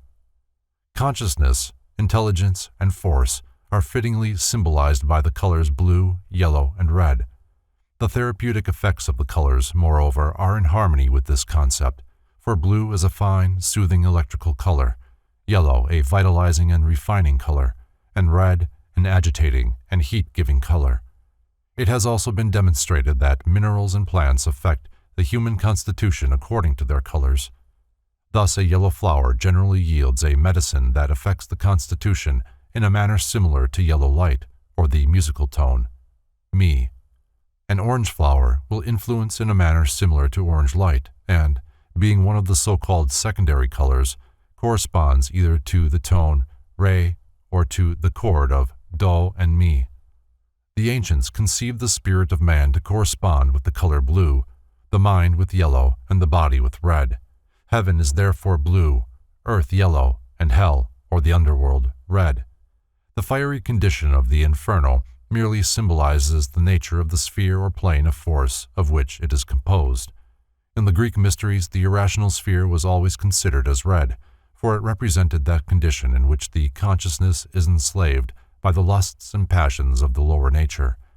In India, certain of the gods, usually attributes of Vishnu, are depicted with blue skin to signify their divine and supermundane constitution. According to esoteric philosophy, blue is the true and sacred color of the sun. The apparent orange-yellow shade of this orb is the result of its rays being immersed in the substances of the illusionary world. In the original symbolism of the Christian Church, colors were of first importance, and their use was regulated according to carefully prepared rules. Since the Middle Ages, however, the carelessness with which colors have been employed has resulted in the loss of their deeper emblematic meanings. In its primary aspect, white or silver signified life, purity, innocence, joy, and light. Red, the suffering and death of Christ and his saints, and also divine love, blood, and warfare, or suffering. Blue, the heavenly sphere and the states of godliness and contemplation. Yellow or gold, glory, fruitfulness, and goodness. Green, fecundity, youthfulness, and prosperity. Violet, humility, deep affection, and sorrow. Black, death, destruction, and humiliation. In early church art, the colors of robes and ornaments also revealed whether a saint had been martyred, as well as the character of the work that he had done to deserve canonization. In addition to the colors of the spectrum, there are a vast number of vibratory color waves, some too low and others too high to be registered by the human optical apparatus. It is appalling to contemplate man's colossal ignorance concerning these vistas of abstract space. As in the past man explored unknown continents, so in the future, armed with curious implements fashioned for the purpose, he will explore these little-known vastnesses of light, color, sound, and consciousness.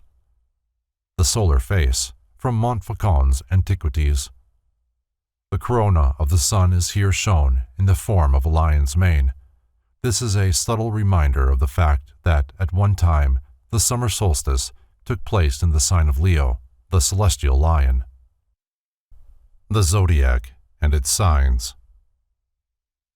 It is difficult for this age to estimate correctly the profound effect produced upon the religions, philosophies, and sciences of antiquity by the study of the planets, luminaries, and constellations. Not without adequate reason were the Magi of Persia called the stargazers. The Egyptians were honored with a special appellation because of their proficiency in computing the power and motion of the heavenly bodies and their effect upon the destinies of nations and individuals.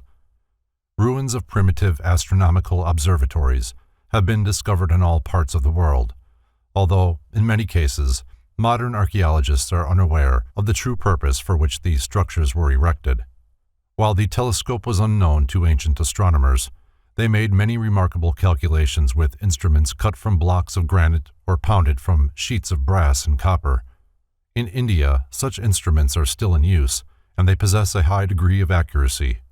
In Jaipur, Rajputana, India, an observatory consisting largely of immense stone sundials is still in operation. The famous Chinese observatory on the wall of Peking consists of immense bronze instruments, including a telescope in the form of a hollow tube without lenses. The pagans looked upon the stars as living things, capable of influencing the destinies of individuals, nations, and races. That the early Jewish patriarchs believed that the celestial bodies participated in the affairs of men is evident to any student of biblical literature, as, for example, in the book of Judges. They fought from heaven, even the stars in their courses fought against Sisera. The Chaldeans, Phoenicians, Egyptians, Persians, Hindus, and Chinese all had zodiacs that were much alike in general character, and different authorities have credited each of these nations with being the cradle of astrology and astronomy. The Central and North American Indians also had an understanding of the zodiac, but the patterns and numbers of the signs differed in many details from those of the Eastern Hemisphere. The word zodiac is derived from the Greek zodiakos, which means a circle of animals, or, as some believe, little animals. It is the name given by the old pagan astronomers to a band of fixed stars about 16 degrees wide, apparently encircling the Earth. Robert Hewitt Brown, 32nd degree, states that the Greek word zodiakos comes from zoon, meaning an animal. He adds, This latter word is compounded directly from the primitive Egyptian radicals zo, life, and an, a being. The Greeks and later other peoples influenced by their culture divided the band of the zodiac into 12 sections, each being 16 degrees in width and 30 degrees in length. These divisions were called the houses of the zodiac. The sun, during its annual pilgrimage, passed through each of these in turn. Imaginary creatures were traced in the star groups bounded by these rectangles, and because most of them were animal or part animal in form, they later became known as the constellations, or signs, of the zodiac. There is a popular theory concerning the origin of the zodiacal creatures to the effect that they were products of the imagination of shepherds, who, watching their flocks at night, occupied their minds by tracing the forms of animals and birds in the heavens. This theory is untenable, unless the shepherds be regarded as the shepherd priests of antiquity. It is unlikely that the zodiacal signs were derived from the star groups which they now represent. It is far more probable that the creatures assigned to the 12 houses are symbolic of the qualities and intensity of the sun's power, while it occupies different parts of the zodiacal belt. On this subject, Richard Payne Knight writes, "The emblematical meaning which certain animals were employed to signify was only some particular property generalized, and therefore might easily be invested or discovered by the natural operation of the mind.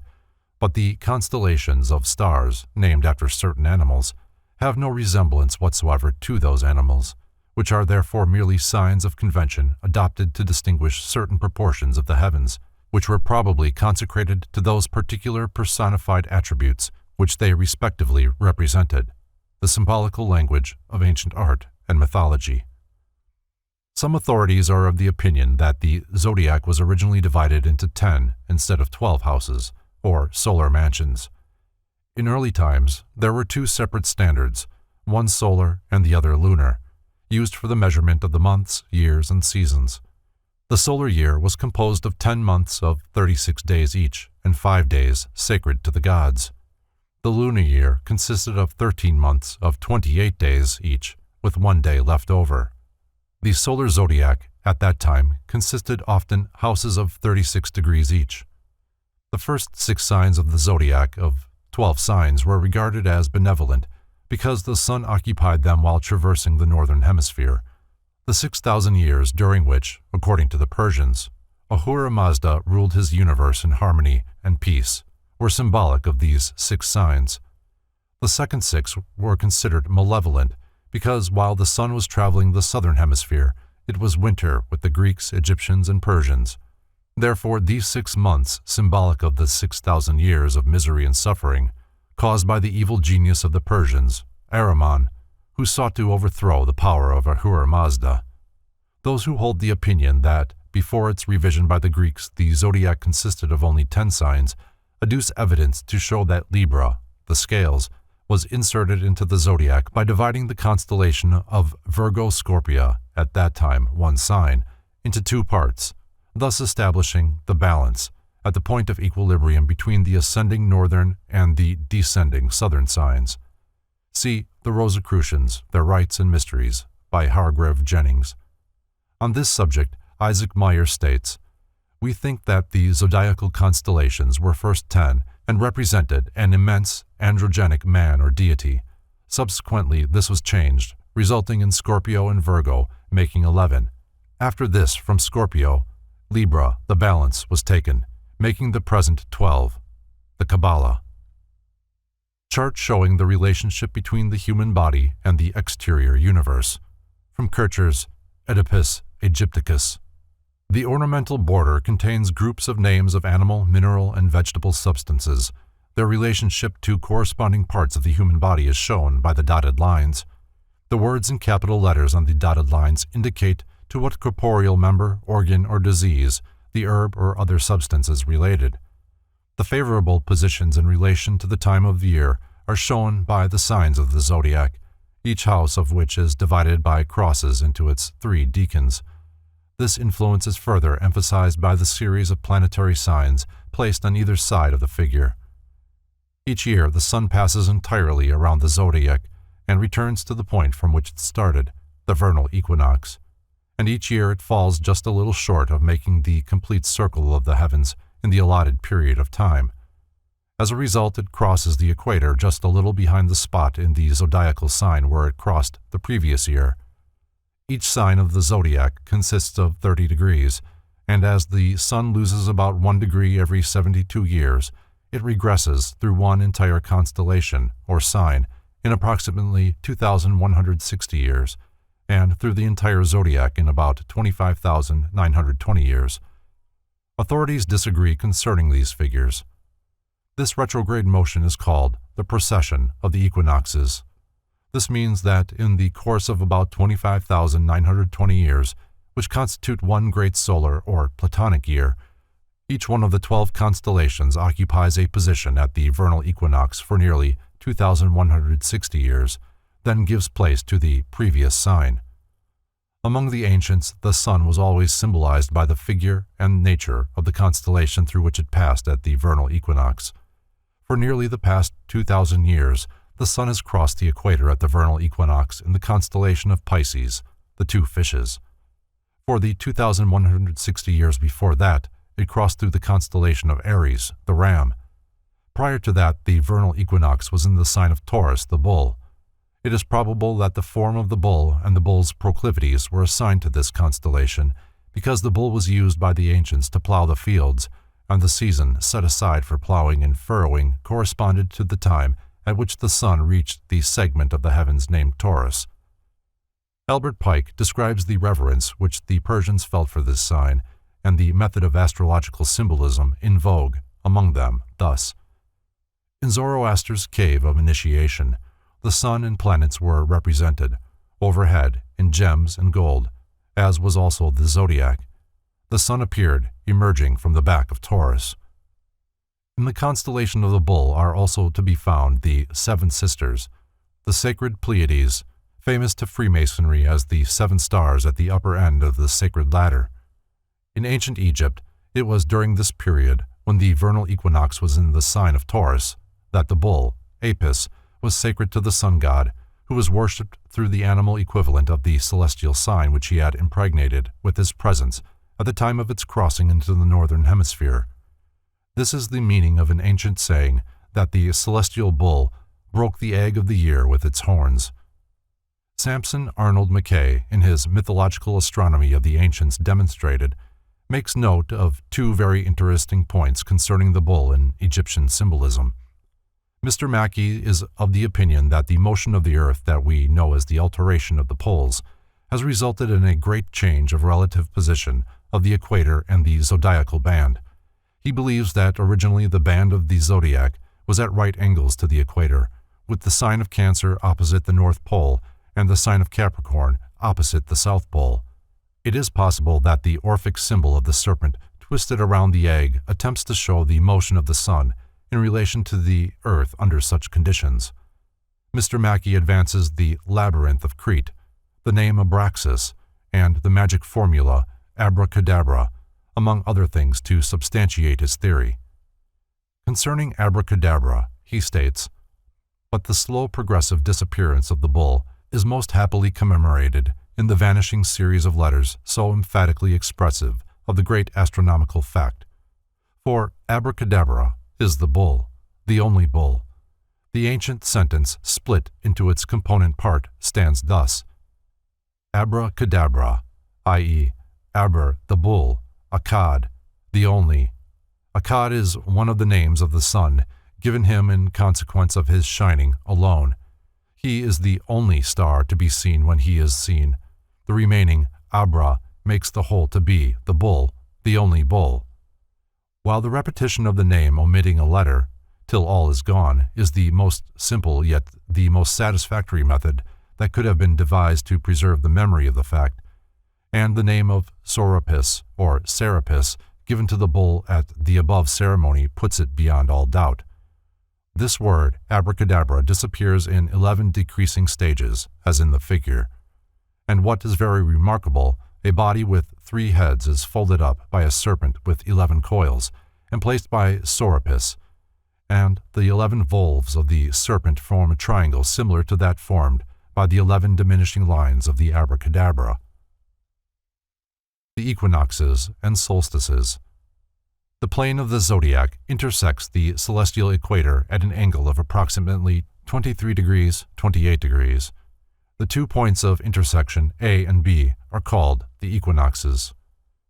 Nearly every religion of the world shows traces of astrological influence. The Old Testament of the Jews, its writings overshadowed by Egyptian culture, is a mass of astrological and astronomical allegories. Nearly all the mythology of Greece and Rome may be traced in star groups. Some writers are of the opinion that the original 22 letters of the Hebrew alphabet were derived from groups of stars, and that the starry handwriting on the wall of the heavens referred to words spelt out, with fixed stars for consonants and the planets or luminaries for vowels. These, coming into ever different combinations, spelt words which, when properly read, foretold future events. As the zodiacal band marks the pathway of the sun through the constellations, it results in the phenomena of the seasons. The ancient systems of measuring the year were based upon the equinoxes and the solstices. The year always began with the vernal equinox, celebrated March 21st, with rejoicing to mark the moment when the sun crossed the equator northward up the zodiacal arc. The summer solstice was celebrated when the sun reached its most northerly position, and the day appointed was June 21st. At that time the sun began to descend toward the equator, which it recrossed southbound at the autumnal equinox, September 21st. The sun reached its most southerly position at the winter solstice, December 21st. 4 of the signs of the zodiac have been permanently dedicated to the equinoxes and the solstices, and while the signs no longer correspond with the ancient constellations to which they were assigned, and from which they secured their names, they are accepted by modern astronomers as a basis of calculation. The vernal equinox is therefore said to occur in the constellation of Aries, the ram. It is fitting that, of all beasts, a ram should be placed at the head of the heavenly flock, forming the zodiacal band. Centuries before the Christian era, the pagans revered this constellation. Godfrey Higgins states, "This constellation was called the Lamb of God. He was also called the Savior, and was said to save mankind from their sins. He was always honored with the appellation of Dominus, or Lord. He was called the Lamb of God which taketh away the sins of the world." The devotees, addressing him in their litany, constantly repeated the words, "O Lamb of God, that taketh away the sin of the world, have mercy upon us, grant us thy peace." Therefore, the Lamb of God is a title given to the sun, who is said to be reborn every year in the northern hemisphere in the sign of the ram, although due to the existing discrepancy between the signs of the zodiac and the actual star groups, it actually rises in the sign of Pisces.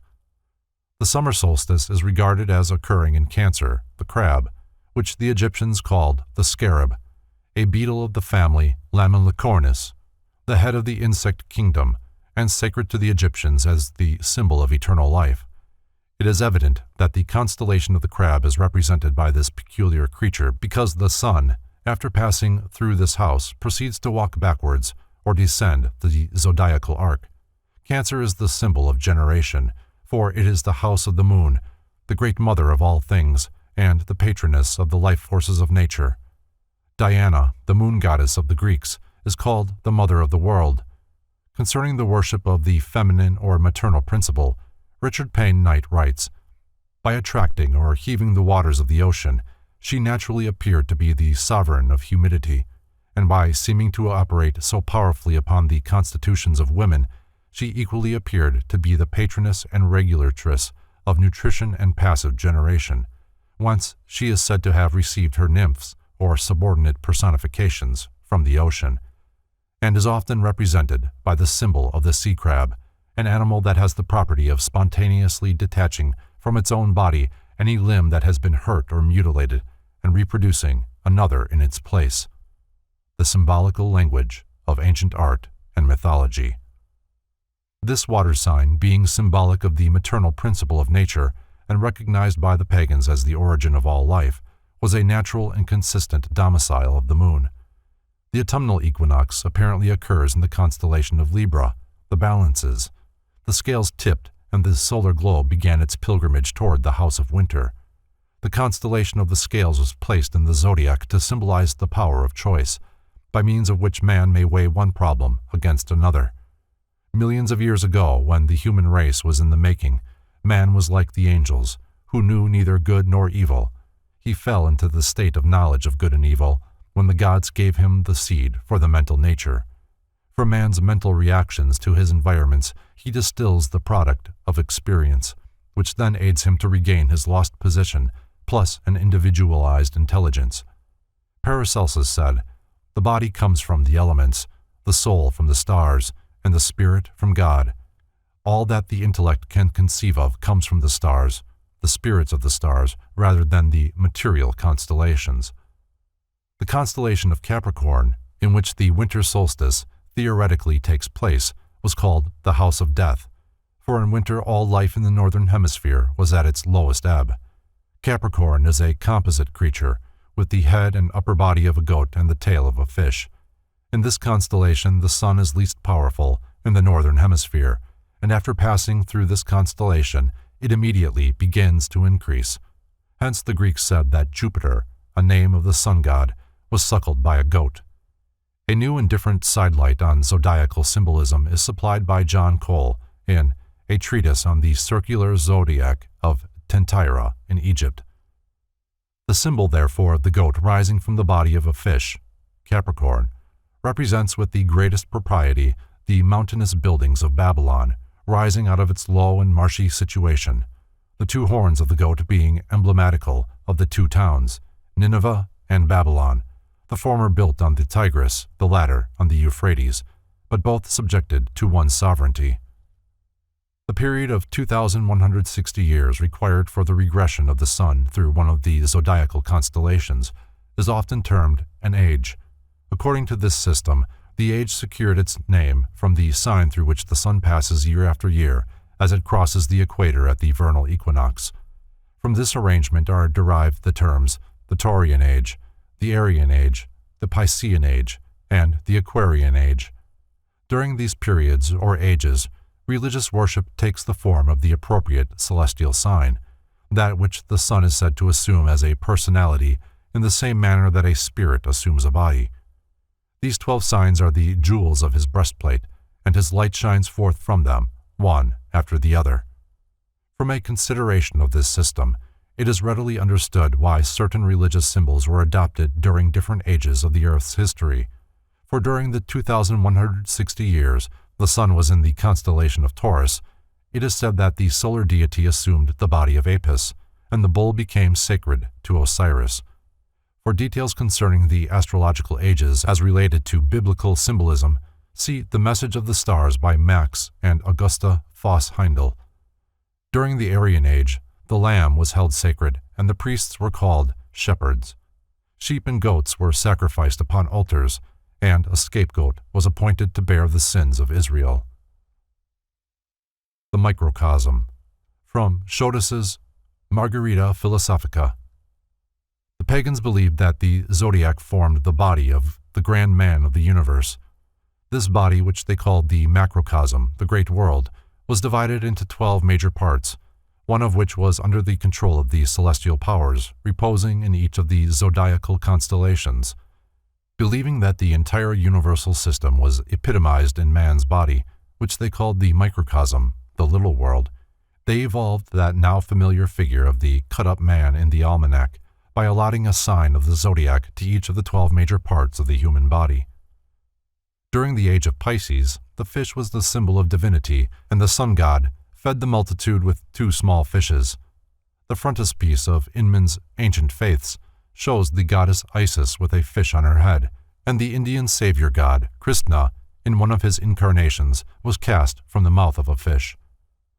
Not only is Jesus often referred to as the Fisher of Men, but as John P. Lundy writes, the word fish is an abbreviation of this whole title, Jesus Christ, Son of God, Savior, and Cross, or as St. Augustine expresses it, if you join together the initial letters of the 5 Greek words, which mean Jesus, Christ, Son of God, Savior, they will make fish, in which word Christ is mystically understood, because he was able to live in the abyss of this mortality as in the depth of waters, that is, without sin. Monumental Christianity. Many Christians observe Friday, which is sacred to the Virgin, Venus, upon which day they shall eat fish and not meat. The sign of the fish was one of the earliest symbols of Christianity, and when drawn upon the sand, it informed one Christian that another of the same faith was near. Aquarius is called the sign of the water-bearer, or the man with a jug of water on his shoulder mentioned in the New Testament. This is sometimes shown as an angelic figure, supposedly androgynous, either pouring water from an urn or carrying the vessel upon his shoulder. Among Oriental peoples, a water vessel alone is often used. Edward Upham, in his History and Doctrine of Buddhism, describes Aquarius as being in the shape of a pot and of a color between blue and yellow. This sign is the single house of Saturn. When Herschel discovered the planet Uranus, sometimes called by the name of its discoverer, the second half of the sign of Aquarius was allotted to this added member of the planetary family. The water pouring from the urn of Aquarius under the name of the waters of eternal life appears many times in symbolism. So it is with all the signs. Thus the sun in its path controls whatever form of worship man offers to the supreme deity. There are two distinct systems of astrological philosophy. One of them, the Ptolemaic, is geocentric. The Earth is considered the center of the solar system, around which the sun, moon, and planets revolve. Astronomically, the geocentric system is incorrect, but for thousands of years it has proved its accuracy when applied to the material nature of earthly things. A careful consideration of the writings of the great occultists and a study of their diagrams reveals the fact that many of them were acquainted with another method of arranging the heavenly bodies. The other system of astrological philosophy is called the heliocentric. This posits the sun in the center of the solar system, where it naturally belongs, with the planets and their moons revolving about it. The great difficulty, however, with the heliocentric system is that, being comparatively new, there has not been sufficient time to experiment successfully and catalog the effects of its various aspects and relationships. Geocentric astrology, as its name implies, is confined to the earthy side of nature, while heliocentric astrology may be used to analyze the higher intellectual and spiritual faculties of man. The important point to be remembered is that when the sun was said to be in a certain sign of the zodiac, the ancients really meant that the sun occupied the opposite sign and cast its long ray into the house in which they enthroned it. Therefore, when it is said that the sun is in Taurus, it means, astronomically, that the sun is in the sign opposite to Taurus, which is Scorpio. This resulted in two distinct schools of philosophy, one geocentric and exoteric, the other heliocentric and esoteric. While the ignorant multitudes worshipped the house of the sun's reflection, which in the case described would be the bull, the wise revered the house of the sun's actual dwelling, which would be the scorpion, or the serpent, the symbol of the concealed spiritual mystery. This sign has three different symbols. The most common is that of a scorpion, who was called by the ancients the backbiter, being the symbol of deceit and perversion. The second and less common form of the sign is a serpent, often used by the ancients to symbolize wisdom. Probably the rarest form of Scorpio is that of an eagle. The arrangement of the stars of the constellation bears as much resemblance to a flying bird as to a scorpion. Scorpio being the sign of occult initiation.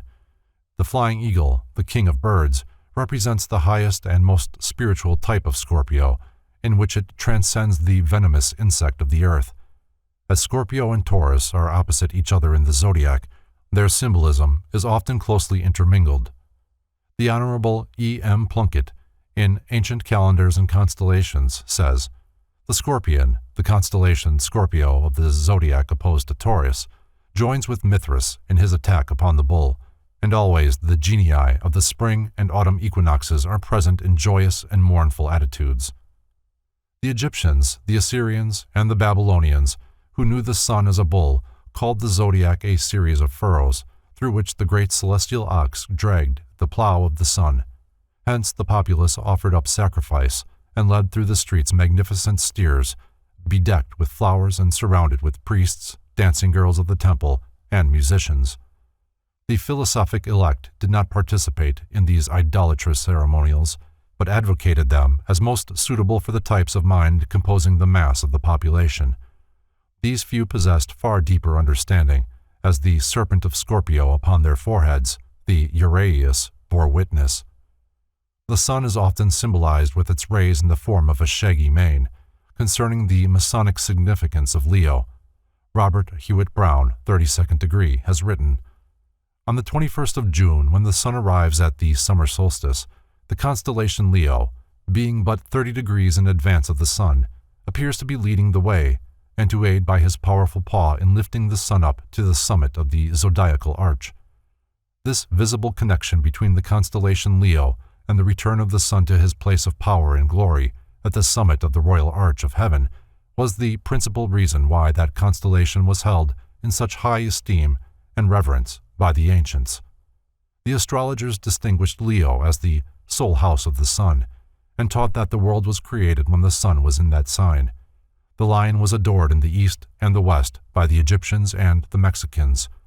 The chief Druid of Britain was styled a lion. Stellar theology and Masonic astronomy. When the Aquarian age is thoroughly established, the sun will be in Leo, as will be noted from the explanation previously given in this chapter regarding the distinction between geocentric and heliocentric astrology. Then, indeed, will the secret religions of the world include once more the raising to initiation by the grip of the lion's paw. Lazarus will come forth. The antiquity of the zodiac is much in dispute. To contend that it originated but a mere few thousand years before the Christian era is a colossal mistake on the part of those who have sought to compile data concerning its origin.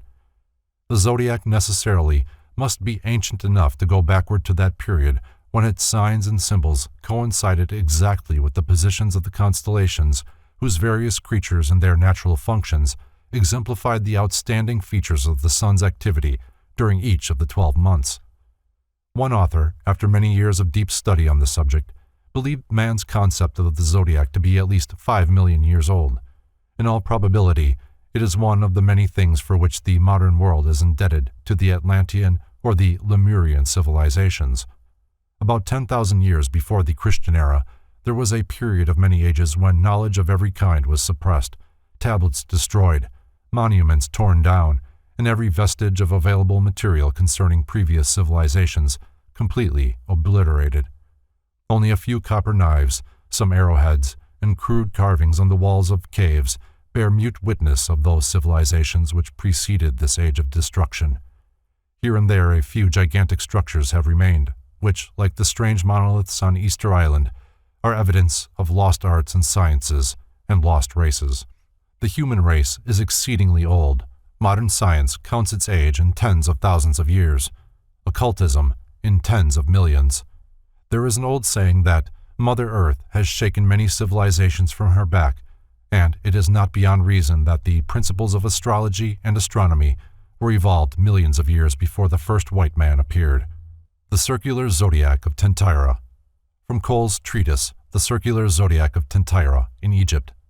The oldest circular zodiac known is the one found at Tentyra, in Egypt, and now in the possession of the French government.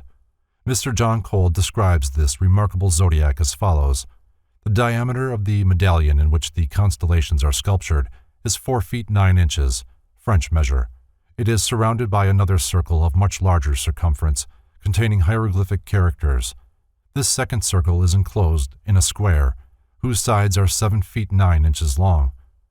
The asterisms, constituting the zodiacal constellations mixed with others, are represented in a spiral. The extremities of this spiral, after one revolution, are Leo and Cancer. Leo is no doubt at the head. It appears to be trampling on a serpent, and its tail to be held by a woman. Immediately after the lion comes the Virgin holding an ear of corn. Further on, immediately after the lion, comes the Virgin holding an ear of corn.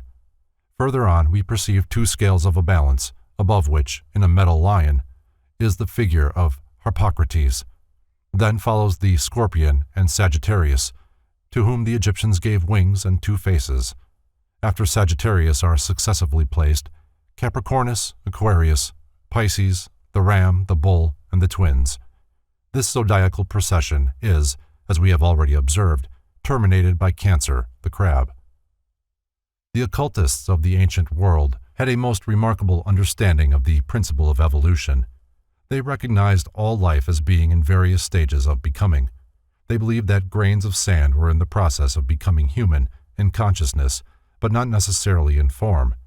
That human creatures were in the process of becoming planets, that planets were in the process of becoming solar systems, and that solar systems were in the process of becoming cosmic chains, and so on ad infinitum.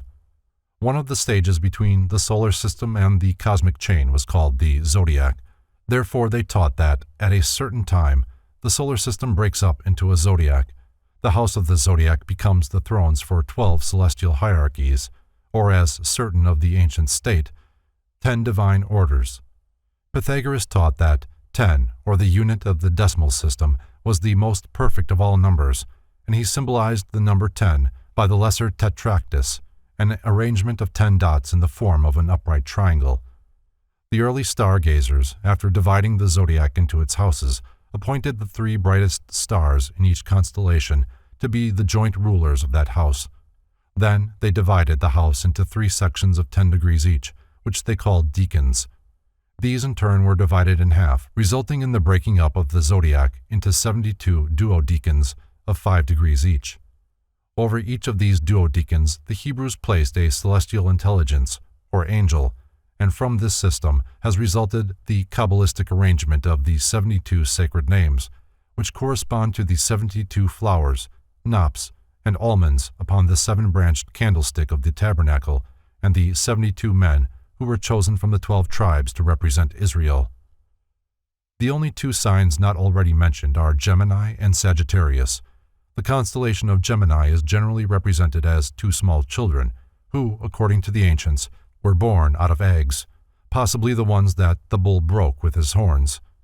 The stories concerning Castor and Pollux, and Romulus and Remus, may be the result of amplifying the myths of these celestial twins. The symbols of Gemini have passed through many modifications. The one used by the Arabians was the peacock. 2 of the important stars in the constellation of Gemini still bear the names of Castor and Pollux. The sign of Gemini is supposed to have been the patron of phallic worship, and the 2 obelisks, or pillars, in front of temples and churches convey the same symbolism as the twins. The sign of Sagittarius consists of what the ancient Greeks called a centaur, a composite creature, the lower half of whose body was in the form of a horse, while the upper half was human. The centaur is generally known with a bow and arrow in his hands, aiming a shaft far off into the stars. Hence, Sagittarius stands for 2 distinct principles. First, it represents the spiritual evolution of man, for the human form is rising from the body of the beast. Secondly, it is the symbol of aspiration and ambition, for as the centaur aims his arrow at the stars, so every human creature aims at a higher mark than he can reach. Albert Churchward, in The Signs and Symbols of Primordial Man, sums up the influence of the zodiac upon religious symbolism in the following words. The division here is in 12 parts, the 12 signs of the zodiac, 12 tribes of Israel, 12 gates of heaven mentioned in Revelation, and 12 entrances or portals to be passed through in the Great Pyramid before finally reaching the highest degree, and 12 apostles in the Christian doctrines, and the 12 original and perfect points in Masonry. The ancients believed that the theory of man's being made in the image of God was to be understood literally. They maintained that the universe was a great organism, not unlike the human body, and that every phase and function of the universal body had a correspondence in man. The most precious key to wisdom that the priests communicated to the new initiates was what they termed the law of analogy. Therefore, to the ancients, the study of the stars was a sacred science, for they saw in the movements of these celestial bodies the ever-present activity of the infinite Father. The Pythagoreans were often undeservedly criticized for promulgating the so-called doctrine of metempsychosis, or the transmigration of souls. This concept, as circulated among the uninitiated, was merely a blind, however, to conceal a sacred truth. Greek mystics believed that the spiritual nature of man descended into material existence from the Milky Way, the seed ground of souls, through one of the 12 gates of the great zodiacal band. The spiritual nature was therefore said to incarnate in the form of the symbolic creature created by Magian stargazers to represent the various zodiacal constellations. If the spirit incarnated through the sign of Aries, it was said to be born in the body of a ram, if in Taurus, in the body of the celestial bull. All human beings were thus symbolized by 12 mysterious creatures through which the natures of which they were able to incarnate into the material world. The theory of transmigration was not applicable to the visible material body of man, but rather to the invisible immaterial spirit wandering along the pathway of the stars and sequentially assuming in the course of evolution the forms of the sacred zodiacal animals. In the third book of the Metaphysics of Julius Firmicus Maternus appears the following extract concerning the positions of the heavenly bodies at the time of the establishment of the inferior universe. According to Aesculapius, therefore, and Anubius, to whom especially the divinity Mercury committed the secrets of the astrological science, the geniture of the world is as follows. They constituted the sun in the 15th part of Leo, the moon in the 15th part of Cancer, Saturn in the 15th part of Capricorn, Jupiter in the 15th part of Sagittarius, Mars in the 15th part of Scorpio, Venus in the 15th part of Libra, Mercury in the 15th part of Virgo, and the horoscope in the 15th part of Cancer.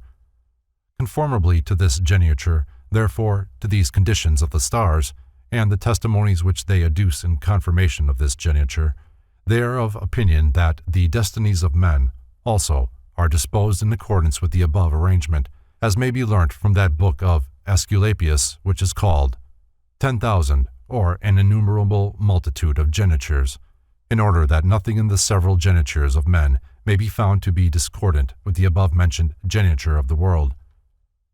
The 7 ages of man are under control of the planets in the following order: infancy, the moon; childhood, Mercury; adolescence, Venus; maturity, the sun; middle age, Mars; advanced age, Jupiter; and decrepitude and dissolution, Saturn. Hieroglyphic plan by Hermes of the ancient zodiac, from Kircher's Oedipus Aegypticus. The inner circle contains the hieroglyphs of Hemphta, the triform and pantomorphic deity. In the 6 concentric bands surrounding the inner circle are, from within outward, 1. The numbers of the zodiacal houses in figures and also in words. 2. The modern names of the houses. 3. The Greek or Egyptian names of the Egyptian deities assigned to the houses. 4. The complete figures of these deities. 5. The ancient or the modern zodiacal signs, sometimes both. 6. The number of deacons or subdivisions of the houses. The Bembine Table of Isis. A manuscript by Thomas Taylor contains the following remarkable paragraph. Plato was initiated into the greater mysteries at the age of 49. The initiation took place in one of the subterranean halls of the Great Pyramid in Egypt. The Isaic table formed the altar, before which the divine Plato stood and received that which was always his, but which the ceremony of the mysteries enkindled and brought from its dormant state. With this ascent, after 3 days in the great hall, he was received by the Hierophant of the pyramid. The Hierophant was seen only by those who had passed the 3 days, the 3 degrees, the 3 dimensions, and given verbally the highest esoteric teachings, each accompanied with its appropriate symbol. After a further 3 months' sojourn in the halls of the pyramid, the initiate Plato was sent out into the world to do the work of the Great Order, as Pythagoras and Orpheus had been before him. Before the sacking of Rome in 1527, there is no historical mention of the Mensa Isaica, tablet of Isis. At that time the tablet came into possession of a certain locksmith or ironworker, who sold it at an exorbitant price to Cardinal Bembo, a celebrated antiquary, historiographer of the Republic of Venice, and afterwards librarian of St. Mark's. After his death in 1547, the Isaic tablet was acquired by the house of Mantua, in whose museum it remained until 1630, when troops of Ferdinand II captured the city of Mantua. Several early writers on the subject have assumed that the tablet was demolished by the ignorant soldiery for the silver it contained. The assumption, however, was erroneous. The tablet fell into the hands of Cardinal Pava, who presented it to the Duke of Savoy, who in turn presented it to the King of Sardinia. When the French conquered Italy in 1797, the tablet was carried to Paris. In 1809, Alexandre Lenoir, writing of the Mensa Azaica, said it was on exhibition at the Bibliothèque Nationale. Upon the establishment of peace between the two countries, it was returned to Italy. In his guide to northern Italy, Karl Baedeker describes the Mensa Azaica as being in the center of Gallery 2 in the Museum of Antiquities at Turin. A faithful reproduction of the original tablet was made in 1559 by the celebrated Annius Vicus of Parma, and a copy of the engraving was given to the Chancellor of the Duke of Bavaria, to the Museum of Hieroglyphics. Athanasius Kircher describes the tablet as 5 palms long and 4 wide. W. Wynne Westcott says it measures 50 by 30 inches. It was made of bronze and decorated with encaustic or smalt enamel and silver inlay. Fosbrook adds, "The figures are cut very shallow, and the contour of most of them is encircled by threads of silver. The bases upon which the figures were seated or reclined, and left blank in the prints, were of silver and are torn away." See Encyclopedia of Antiquities. The Bembine Table of Isis. Concerning the theurgic or magic sense in which the Egyptian priests exhibited in the Bembine Table of Isis the philosophy of sacrifice, rites, and ceremonies by a system of occult symbols, Athanasius Kircher writes, "The early priests believed that a great spiritual power was invoked by correct and unabridged sacrificial ceremonies. If one feature were lacking, the whole was vitiated," says Iamblichus. Hence, they were most careful in all details, for they considered it absolutely essential for the entire chain of logical connections to be exactly according to ritual. Certainly, for no other reason did they prepare and prescribe for future use the manuals, as it were, for conducting the rites. They learned, too, what the first hieromancers, possessed as it were by a divine fury, devised as a system of symbolism for exhibiting their mysteries. These they placed in this tablet of Isis, before the eyes of those admitted to the sanctum sanctorum, in order to teach the nature of the gods and the prescribed forms of sacrifice. Since each of the orders of gods had its own peculiar symbols, gestures, costumes, and ornaments, they thought it necessary to observe these in the whole apparatus of worship, as nothing was more efficacious in drawing the benign attention of the deities and genii. Thus their temples, remote from the usual haunts of men, contained representations of nearly every form in nature. First, in the pavement, they symbolized the physical economy of the world, using minerals, stones, and other things suitable for ornaments, including little streams of water. The walls showed the starry world and the dome of the world of genii. In the center was the altar, to suggest the emanations of the Supreme Mind from its center. Thus the entire interior constituted a picture of the universe of worlds. The priests, in making sacrifices, wore raiment adorned with figures similar to those attributed to the gods. Their bodies were partially bare like those of the deities, and they themselves were divested of all material cares and practices, the strictest chastity. Their heads were veiled to indicate their charge of earthly things. Their heads and bodies were shaved, for they regarded hair as a useless excrescence. Upon the head they bore the same insignia as those attributed to the gods. Thus arrayed, they regarded themselves to be transformed into that intelligence with which they constantly desired to be identified. For example, in order to call down to the world the soul and spirit of the universe, they stood before the image shown in the center of our tablet, wearing the same symbols as that figure and its attendants, and offered sacrifices. By these and the accompanying singing of hymns, they believed that the infallibility drew the gods' attention to their prayer, and so they did in regard to the other regions of the tablet, believing of necessity the proper ritual properly carried out would evoke the deity desired. That this was the origin of the science of oracles is apparent, as a touched chord produces a harmony of sound, likewise the adjoining chords respond though not touched. Similarly, the idea they expressed by their concurrent acts while adoring the god came into accord with basic idea and, by an intellectual union, it was returned to them deiformed, and they thus obtained the idea of ideas. Hence there sprang up in their souls, they thought, the gift of prophecy and divination, and they believed they could foretell future events, impending evils, etc. For as in the supreme mind everything is simultaneous and spaceless, the future is therefore present in that mind, and they thought that while the human mind was absorbed in the supreme by contemplation, by that union they were enabled to know all the future.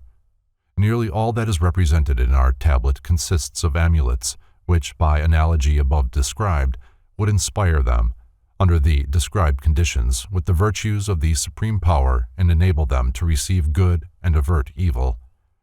They also believed they could, in this magical manner, effect cures of diseases, that genii could be induced to appear to them during sleep and cure or teach them to cure the sick. In this belief, they consulted the gods about all sort of doubts and difficulties, while adorned with the simulacra of the mystic rite and intently contemplating the divine ideas. And while so enraptured, they believed the god, by some sign, nod, or gesture communicated with them, whether asleep or awake, concerning the truth or falsity of the matter in point. See Oedipus Egypticus. Those familiar with the fundamental principles of Hermetic philosophy will recognize in the Mensa Isaica the key to Chaldean, Egyptian, and Greek theology. In his Antiquities, the learned Benedictine, Father Montfaucon, admits his inability to cope with the intricacies of its symbolism. He therefore doubts that the emblems upon the tablet possess any significance worthy of consideration, and ridicules Kircher, declaring him to be more obscure than the tablet itself. Laurentius Pignorius reproduced the tablet in connection with a descriptive essay in 1605, but his timidly advanced explanations demonstrated his ignorance concerning the actual interpretation of the figures. In his Oedipus Egypticus, published in 1654, Kircher attacked the problem with characteristic avidity. Being peculiarly qualified for such a task by years of research in matters pertaining to the secret doctrines of antiquity, and with the assistance of a group of eminent scholars, Kircher accomplished much towards an exposition of the mysteries of the tablet. The master's secret, however, eluded even him, as Eliphas Levi has shrewdly noted in his History of Magic. The learned Jesuit, writes Levi, divined that it contained the hieroglyphic key to sacred alphabets. Though he was unable to develop the explanation, it is divided into 3 equal compartments. Above are the 12 houses of heaven, and below are the corresponding distributions of labor, work periods, throughout the year, while in the middle place are 21 sacred signs answering to the letters of the alphabet. In the midst of all is a seated figure of the pantomorphic Eonix, emblem of universal being and corresponding as such to the Hebrew Yod, or to that unique letter from which all the other letters were formed. The Eonix is encircled by the Ophite triad, answering to the 3 mother letters of the Egyptian and Hebrew alphabets. On the right are the Ibimorphic and Serapian triads. On the left are those of Nephthys and Hecate, representing active and passive, fixed and volatile, fructifying fire and generating water. Each pair of triads in conjunction with the center produces a septenary, and a septenary is contained in the center. The 3 septenaries furnish the absolute number of the 3 worlds, as well as the complete number of primitive letters, to which a complementary sign is added, like 0 to the 9 numerals. Levy's key to the Bembine table, from Levy's History of Magic. The Isiac table, writes Levy, is a key to the ancient Book of Thoth, which has survived to some extent the lapse of centuries and is pictured to us in the still comparatively ancient set of Tarocchi cards. To him, the Book of Thoth was a resume of the esoteric learning of the Egyptians. After the decadence of their civilization, this lore became crystallized in a hieroglyphic form as the tarot. This tarot, having become partially or entirely forgotten or misunderstood, its pictured symbols fell into the hands of the sham diviners and of the providers of the public amusement by games of cards. The modern tarot, or Tarocchi pack of cards, consists of 78 cards, of which 22 form a special group of trumps of pictorial design. The remaining 56 are composed of 4 suits of 10 numerals and 4 court cards, king, queen, knight, and knave or valet.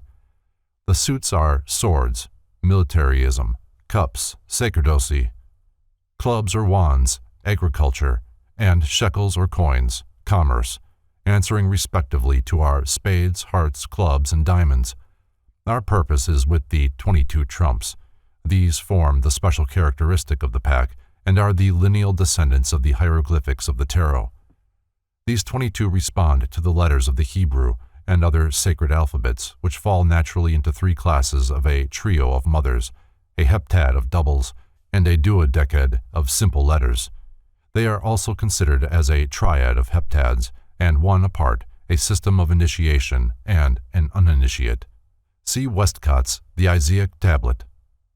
Levy's hint may be construed to mean that the 21 figures in the center section of the table represent the 21 major trumps of the tarot cards. If this be so, is not the zero card, cause of so much controversy, the nameless crown of the Supreme Mind, the crown being symbolized by the hidden triad in the upper part of the throne in the center of the table? Might not the first emanation of this Supreme Mind be well symbolized by a juggler or magician with the symbols of the four lower worlds spread out on the table before him? The rod, the sword, the cup, and the coin? Thus considered, the zero card belongs nowhere among the others, but is in fact the fourth dimensional point from which they all emanated and consequently is broken up into the 21 cards, or letters, which, when gathered together, produce the zero. The cipher appearing upon this card would substantiate this interpretation, for the cipher or circle is emblematic of the superior sphere from which issue the lower world's powers and letters. Westcott carefully collected the all too meager theories advanced by various authorities and in 1887 published his now extremely rare volume, which contains the only detailed description of the Isaiah Tablet published in English, since Humphreys translated Montfaucon's worthless description in 1721. After explaining his reticence to reveal that which Levy evidently felt was better left concealed, Westcott sums up his interpretation of the tablet as follows. The diagram of Levy, by which he explains the mystery of the tablet, shows the upper region divided into the 4 seasons of the year, each with 3 signs of the zodiac, and he has added the 4-lettered sacred name, the Tetragrammaton, assigning Yod to Aquarius, that is Canopus, He to Taurus, that is Apis, Vau to Leo, that is Mamphta, and He final to Typhon. Note the cherubic parallel, man, bull, lion, and eagle. The 4th form is found either as scorpion or eagle depending upon the occult good or evil intention. In the demotic zodiac, the snake replaces the scorpion. The lower region he ascribes to the 12 simple Hebrew letters, associating them with the 4 quarters of the horizon. Compare the Sefer Yetzirah. The central region he ascribes to the solar powers and the planetary. In the middle we see above the sun, marked Ops, and below it is a Solomon's seal, above a cross, a double triangle, hexapla, 1 light and 1 dark triangle superposed, the whole forming a sort of complex symbol of Venus. To the Ibomorphos, he gives the 3 dark planets, Venus, Mercury, and Mars, placed around a dark triangle erect, denoting fire. To the Nephtheian triad, he gives 3 light planets, Saturn, Luna, and Jupiter, around a light inverted triangle, which denotes water. There is a necessary connection between water, female power, passive principle, Binah, and Sephirotic mother and bride. See the Kabbalah by Mathers. Note, the ancient signs for the planets were all composed of a cross, solar disk, and crescent. Venus is a cross below a sun disk, Mercury a disk with a crescent above and cross below. Saturn is a cross whose lowest point touches the apex of the crescent.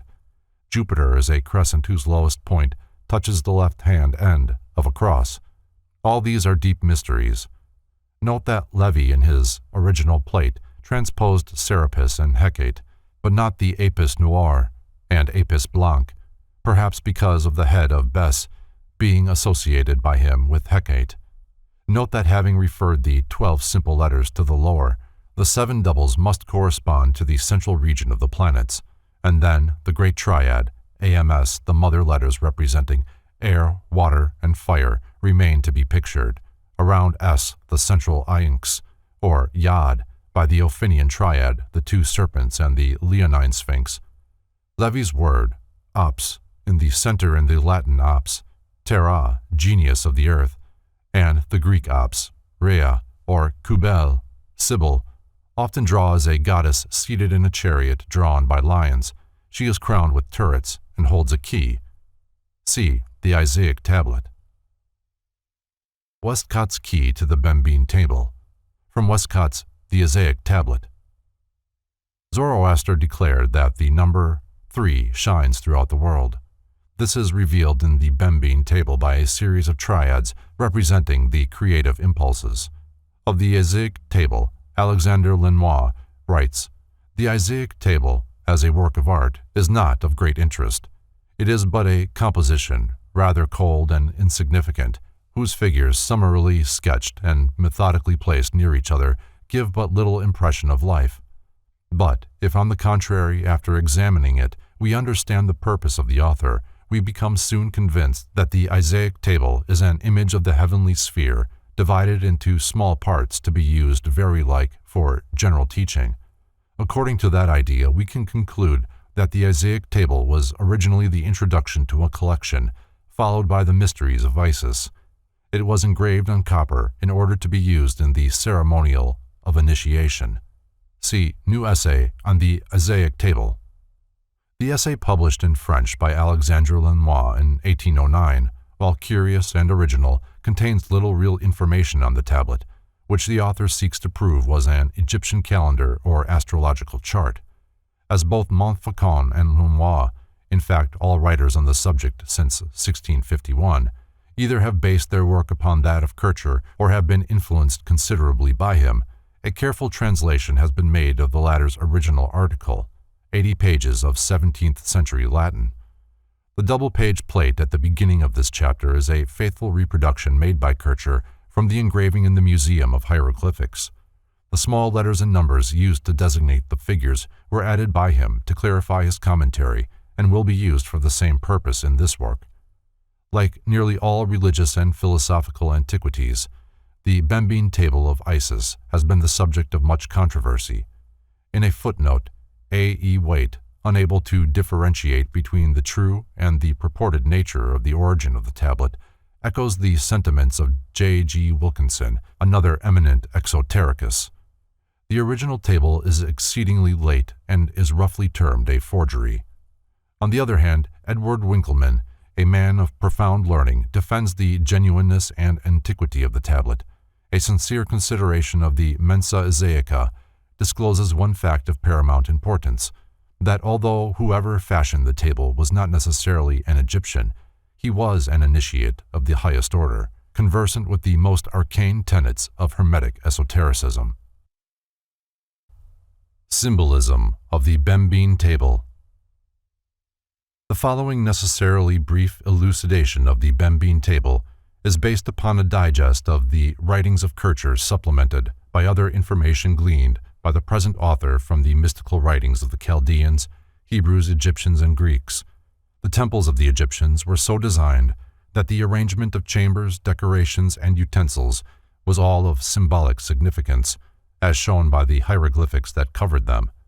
Beside the altar, which usually was in the center of each room, was the cistern of Nile water, which flowed in and out through unseen pipes. Here also were images of the gods in concatenated series, accompanied by magical inscriptions. In these temples, by use of symbols and hieroglyphics, neophytes were instructed in the secrets of the sacerdotal caste. The tablet of Isis was originally a table or altar, and its emblems were part of the mysteries explained by priests.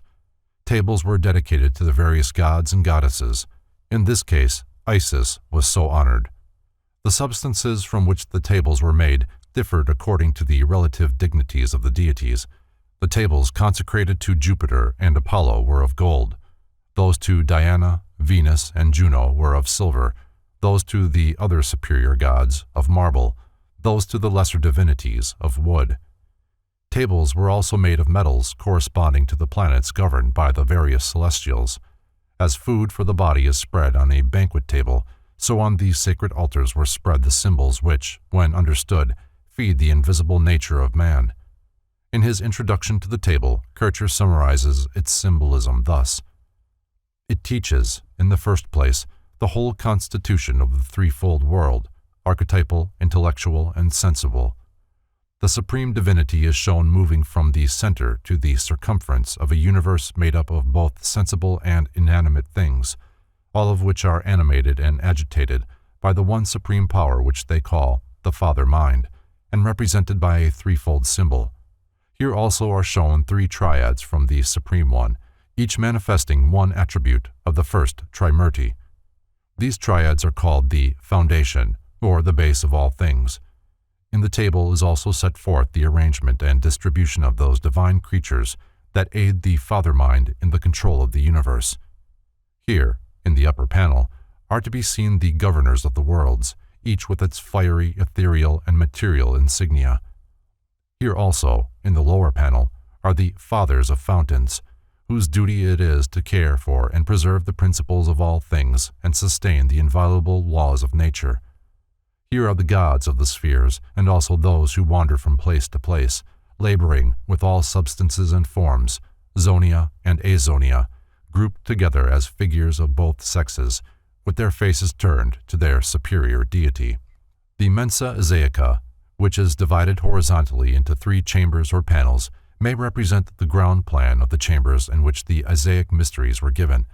The center panel is divided into 7 parts or lesser rooms, and the lower has 2 gates, 1 at each end. The entire table contains 45 figures of the first importance and a number of lesser symbols. The 45 main figures are grouped into 15 triads, of which 4 are in the upper panel, 7 in the central, and 4 in the lower. According to both Kircher and Levy, the triads are divided in the following manner. Of these 15 triads, Kircher writes, the figures differ from each other in 8 highly important aspects, such as according to form, position, gesture, act, raiment, headdress, staff, and lastly, according to the hieroglyphics placed around them, whether these be flowers, shrubs, small letters, or animals. These 8 symbolic methods of portraying the secret powers of the figures are subtle reminders of the 8 spiritual senses of cognition, by means of which the real self in man may be comprehended. To express this spiritual truth, the Buddhists use the wheel with 8 spokes and raise their consciousness by means of the Noble Eightfold Path. The ornamented border enclosing the 3 main panels of the table contains many symbols consisting of birds, animals, reptiles, human beings, and composite forms. According to one reading of the table, this border represents the 4 elements. The creatures are elemental beings. According to another interpretation, the border represents the archetypal spheres, and in its frieze of composite figures are the patterns of those forms which, in various combinations, will subsequently manifest themselves in the material world. The 4 flowers at the corners of the table are those which, because their blossoms always face the sun and follow its course across the sky, are sacred emblems of that finer part of man's nature, which delights in facing its Creator. According to the secret doctrine of the Chaldeans, the universe is divided into 4 states of being, planes or spheres: archetypal, intellectual, sidereal, and elemental. Each of these reveals the others, the superior controlling the inferior, and the inferior receiving influence from the superior. The archetypal plane was considered synonymous with the intellect of the triune divinity. Within this divine, incorporeal, and eternal sphere are included all the lower manifestations of life, all that is, has been, or ever shall be. Within the cosmic intellect, all things spiritual or material exist as archetypes, or divine thought forms, which is shown in the table by a chain of secret similes. In the middle region of the table appears the all-form containing personified spiritual essence, the source and substance of all things. From this proceed the lower worlds as 9 emanations in groups of 3, the Ophionic, Ibimorphous, and Nephtian triads. Consider in this connection the analogy of the Kabbalistic Sephiroth, or the 9 spheres issuing from Keter, the crown, the 12 governors of the universe, the Mendician, Ammonian, Momphtheian, and Omphtheian triads, vehicles for the distribution of the creative influences, and shown in the upper region of the table, are directed in their activities by the divine mind patterns existing in the archetypal sphere. The archetypes are abstract patterns formulated in the divine mind, and by them all the inferior activities are controlled. In the lower region of the table are the father fountains, the Horaean, Pendokean, Thostic, and Alearistic triads, keepers of the great gates of the universe. These distribute to the lower worlds the influences descending from the governors shown above. In the theology of the Egyptians, goodness takes precedence, and all things partake of its nature to a higher or lower degree. Goodness is sought by all. It is the prime cause of causes. Goodness is self-diffused, and hence exists in all things, for nothing can produce that which it does not have in itself. The table demonstrates that all is in God, and God is in all, that all is in all, and each is in each. In the intellectual world are invisible spiritual counterparts of the creatures which inhabit the elemental world. Therefore the lowest exhibits the highest, the corporeal declares the intellectual, and the invisible, made manifest by its works. For this reason, the Egyptians made images of substances existing in the inferior sensible world to serve as visible exemplars of superior and invisible powers. To the corruptible images, they assigned the virtues of the incorruptible divinities, thus demonstrating arcanely that this world is but the shadow of God, the outward picture of paradise within. All that is in the invisible archetypal spheres is revealed in the sensible corporeal world by the light of nature. The archetypal and creative mind, first through its paternal foundation and afterwards through secondary gods called intelligences, poured out the whole infinity of its powers by continuous exchange from highest to lowest. In their phallic symbolism, the Egyptians used the sperm to represent the spiritual spheres, because each contains all that comes forth from it. The Chaldeans and Egyptians also held that everything which is a result dwells in the cause of itself, and turns to that cause as the lotus to the sun. Accordingly, the supreme intellect, through its paternal foundation, first created light, the angelic world. Out of that light were then created the invisible hierarchies of beings, which some call the stars, and out of the stars the four elements and the sensible world were formed. Thus all are in all, after their respective kinds. All visible bodies or elements are in the invisible stars or spiritual elements, and the stars are likewise in those bodies. The stars are in the angels, and the angels in the stars. The angels are in God, and God is in all. Therefore all are divinely in the divine, angelically in the angels, and corporeally in the corporeal world, and vice versa. Just as the seed is the tree folded up, so the world is God unfolded. Proclus says, every property of divinity permeates all creation and gives itself to all inferior creatures. One of the manifestations of the supreme mind is the power of reproduction according to species which it confers upon, every creature of which it is the divine part. Thus, souls, heavens, elements, animals, planets, and stones generate themselves each according to its pattern, but all are dependent upon the one fertilizing principle existing in the supreme mind. The fecundative power, though of itself a unit, manifests differently through the various substances, for in the mineral it contributes to material existence, in the plant it manifests as vitality, and in the animal as sensibility. It imparts motion to the heavenly bodies, thought to the souls of men, intellectuality to the angels, and superessentiality to God. Thus it is seen that all forms are of one substance and all life of one force, and these are coexistent in the nature of the Supreme One. This doctrine was first expounded by Plato. His disciple, Aristotle, set it forth in these words: "We say that this sensible world is an image of another. Therefore, since this world is vivid or alive, how much more, then, that other must live? Yonder, therefore, above the stellar virtues, stand other heavens to be attained, like the heavens of this world. Beyond them, because they are of a higher kind, brighter and vaster, nor are they distant from each other like this one, for they are incorporeal.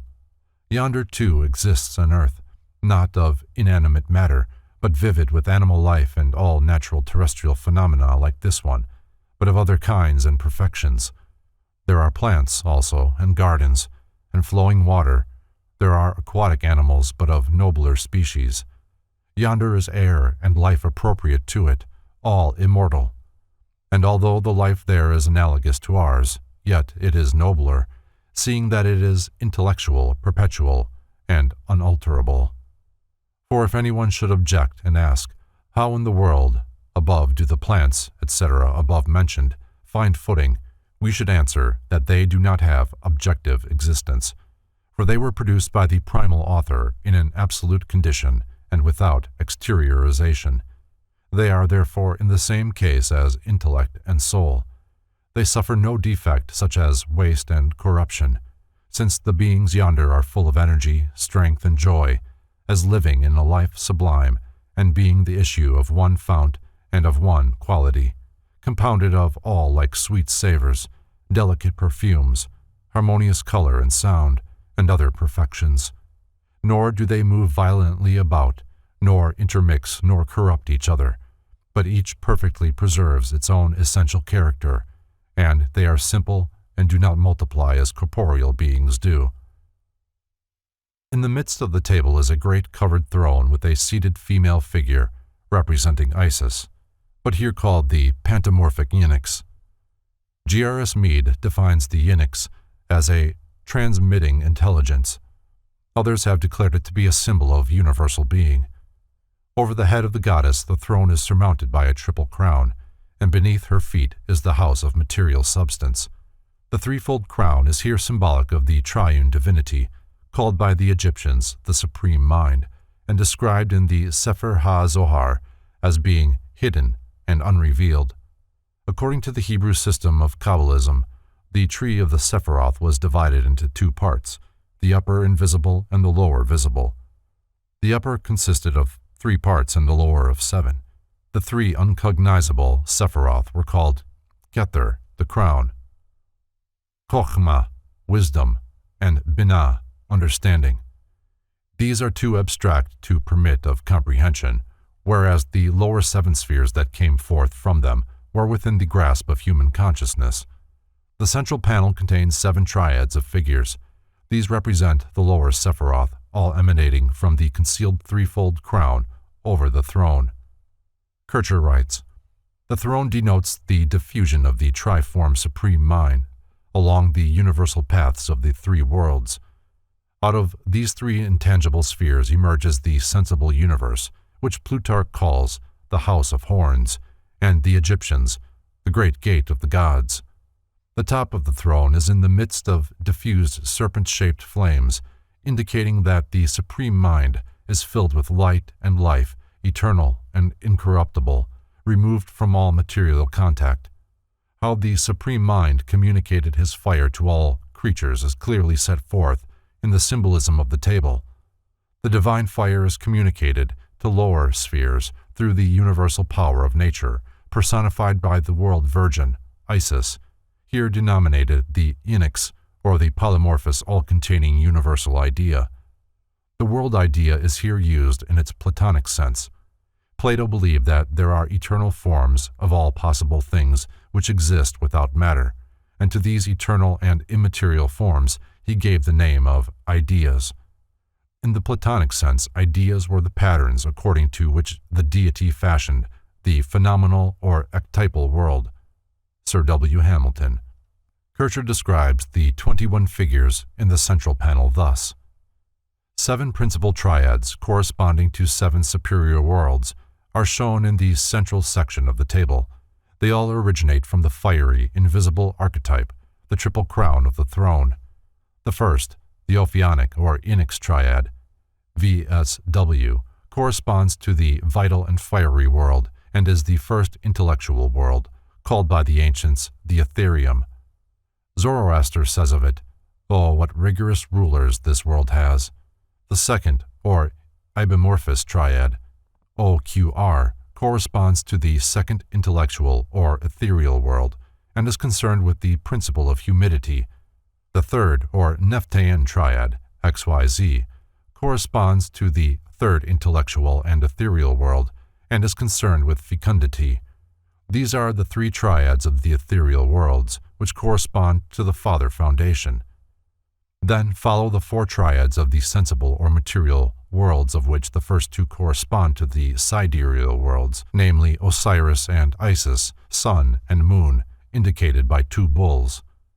They are followed by two triads, the Hecatine and the Serapeian, corresponding to the sublunary and subterranean worlds.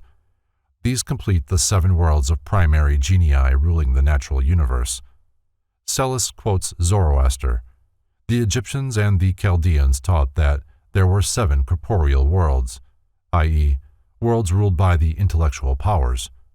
The first is of pure fire, the second, third, and fourth, ethereal, the fifth, sixth, and seventh, material, the seventh being the one called terrestrial and hater of light, and is located under the moon, comprising within itself the matter called fundus, or foundation. These 7, plus the one invisible crown, constitute the 8 worlds. Plato writes that it is needful for the philosopher to know the 7 circles beneath the first one are arranged according to the Egyptians. The first triad of fire denotes life, the second, water, over which rule the ibomorphous divinities, and the third, air, ruled by Nephthah. From the fire the heavens were created, from the water the earth, and air was the mediator between them.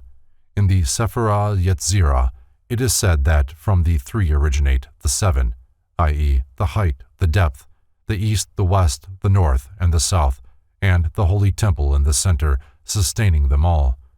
Is not the holy temple in the center the great throne of the many-formed spirit of nature, which is shown in the middle of the tablet? What are the 7 triads but the 7 powers that rule over the world? Psellus writes, the Egyptians worshipped the triad of faith, truth, and love, and the 7 fountains, the sun as ruler, the fountain of matter, then the fountain of the archangels, the fountain of the senses, of judgment, of lightning, of reflections, and of characters of unknown composition. They say that the highest material fountains are those of Apollo, Osiris, and Mercury, the fountains of the centers of the elements. Thus they understood by the sun as ruler, the solar world, by the material, archangelic, the lunar world, by the fountain of the senses, the world of Saturn, by judgment, Jupiter, by lightning, Mars, by that of the reflections, or mirrors, the world of Venus, by the fountain of characters, the world of Mercury. All these are shown by the figures in the center pane of the tablet. The upper panel contains the 12 figures of the zodiac arranged in 4 triads. The center figure in each group represents one of the 4 fixed signs of the zodiac.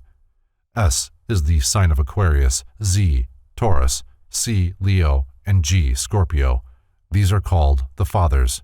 In the secret teachings of the Far East, these 4 figures, the man, the bull, the lion, and the eagle, are called the winged globes, or the 4 Maharajas, who stand upon the corners of creation. The 4 cardinal signs, P, Capricorn, X, Aries, B, Cancer, F, Libra, are called the powers. The 4 common signs, V, Pisces, A, Gemini, E, Virgo, H, Sagittarius, are called the minds of the 4 lords. This explains the meaning of the winged globes of Egypt, for the 4 central figures, Aquarius, Taurus, Leo, and Scorpio, called by Ezekiel the cherubim, are the globes. The cardinal and common signs on either side are the wings. Therefore, the 12 signs of the zodiac may be symbolized by 4 globes, each with 2 wings. The celestial triads are further shown by the Egyptians as a globe, the father, from which issue a serpent, the mind, and wings, the power. These 12 forces are the fabricators of the world, and from them emanate the microcosm, or the mystery of the 12 sacred animals, representing in the universe the 12 parts of the world, and in man the 12 parts of the human body. Anatomically, the 12 figures in the upper panel may well symbolize the 12 convolutions of the brain, and the 12 figures in the lower panel the 12 zodiacal members and organs of the human body, for man is a creature formed of the 12 sacred animals, with his members and organs under the direct control of the 12 governors or powers resident in the brain. A more profound interpretation is found in the correspondences between the 12 figures in the upper panel and the 12 in the lower. This furnishes a key to one of the most arcane of ancient secrets, the relationship existing between the two great zodiacs, the fixed and the movable. The fixed zodiac is described as an immense dodecahedron, its 12 surfaces representing the outermost walls of abstract space. From each surface of this dodecahedron, a great spiritual power, radiating inward, becomes embodied as one of the hierarchies of the movable zodiac, which is a band of circumambulating so-called fixed stars. Within this movable zodiac are posited the various planetary and elemental bodies. The relation of these two zodiacs to the subzodiacal spheres has a correlation in the respiratory system of the human body. The great fixed zodiac may be said to represent the atmosphere, the movable zodiac, the lungs, and the subzodiacal worlds, the body. The spiritual atmosphere containing the vivifying energies of the 12 divine powers of the great fixed zodiac is inhaled by the cosmic lungs, the movable zodiac, and distributed by them through the constitution of the 12 holy animals, which are the parts and members of the material universe.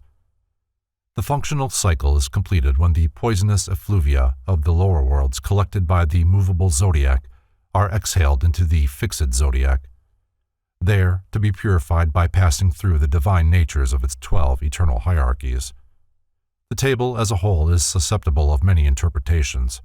If the border of the table with its hieroglyphic figures be accepted as the spiritual source, then the throne in the center represents the physical body within which human nature is enthroned. From this point of view, the entire table becomes emblematic of the auric bodies of man, with the border as the outer extremity or shell of the auric egg.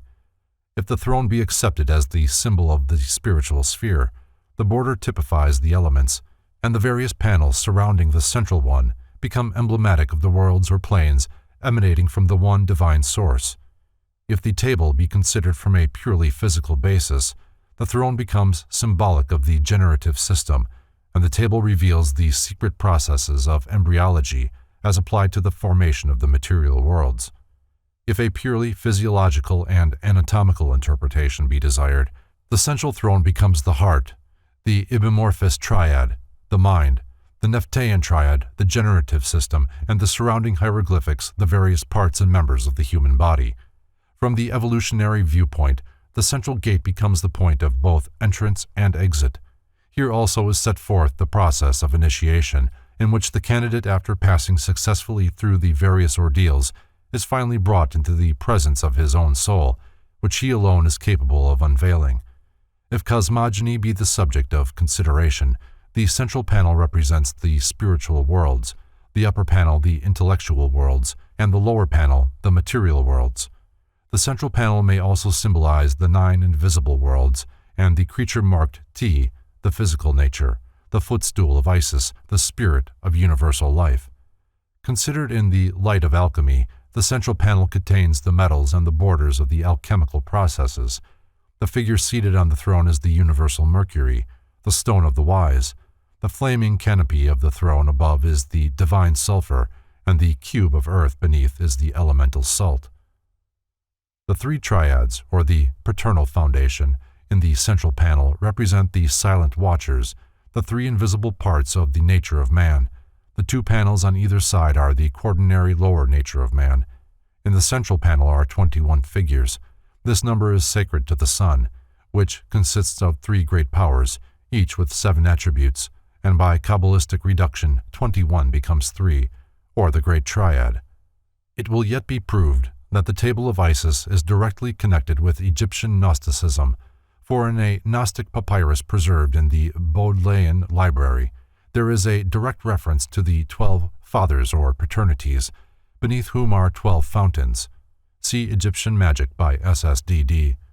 That the lower panel represents the underworld is further emphasized by the 2 gates, the Great Gate of the East and the Great Gate of the West, for in the Chaldean theology, the sun rises and sets through the gates in the underworld, where it wanders during the hours of darkness, as Plato was for 13 years under the instruction of the Magi Parthenius, Ochops, Secnophus, and Etemon of Sebennythus.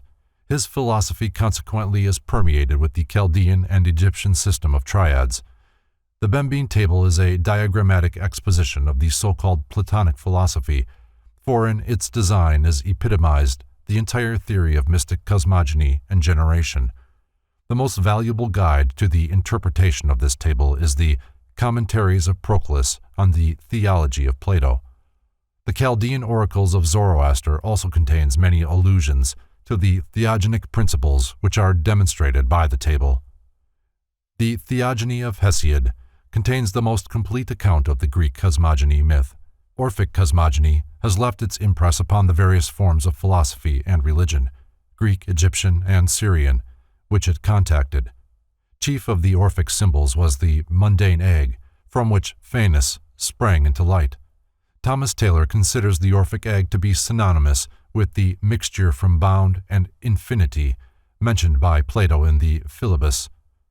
The egg is furthermore the third intelligible triad and the proper symbol of the Demiurgus, whose auric body is the egg of the inferior universe. Eusebius, on the authority of Porphyry, declared that the Egyptians acknowledged one intellectual author or creator of the world under the name of Kneph, and that they worshipped him in a statue of human form and dark blue complexion, holding in his hand a girdle and a scepter, wearing on his head a royal plume, and thrusting forth an egg out of his mouth.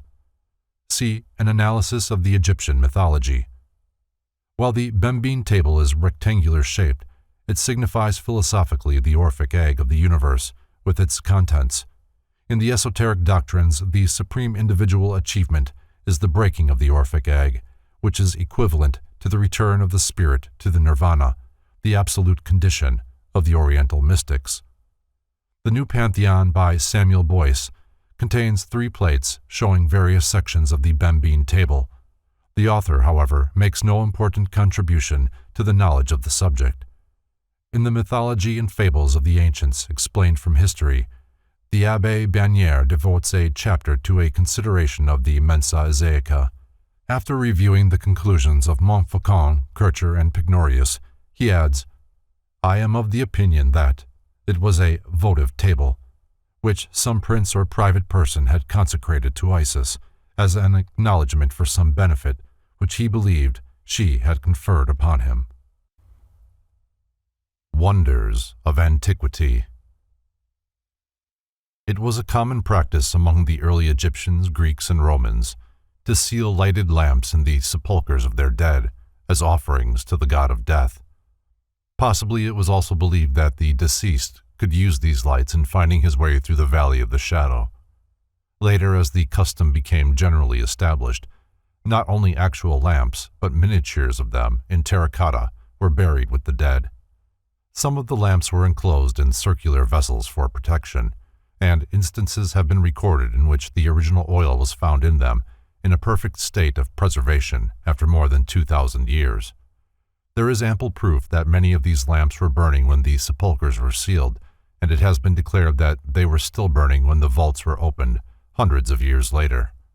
The possibility of preparing a fuel which would renew itself as rapidly as it was consumed has been a source of considerable controversy among medieval authors. After due consideration of the evidence at hand, it seems well within the range of possibility that the ancient priest-chemists did manufacture lamps that burned, if not indefinitely, at least for considerable periods of time. Numerous authorities have written on the subject of ever-burning lamps.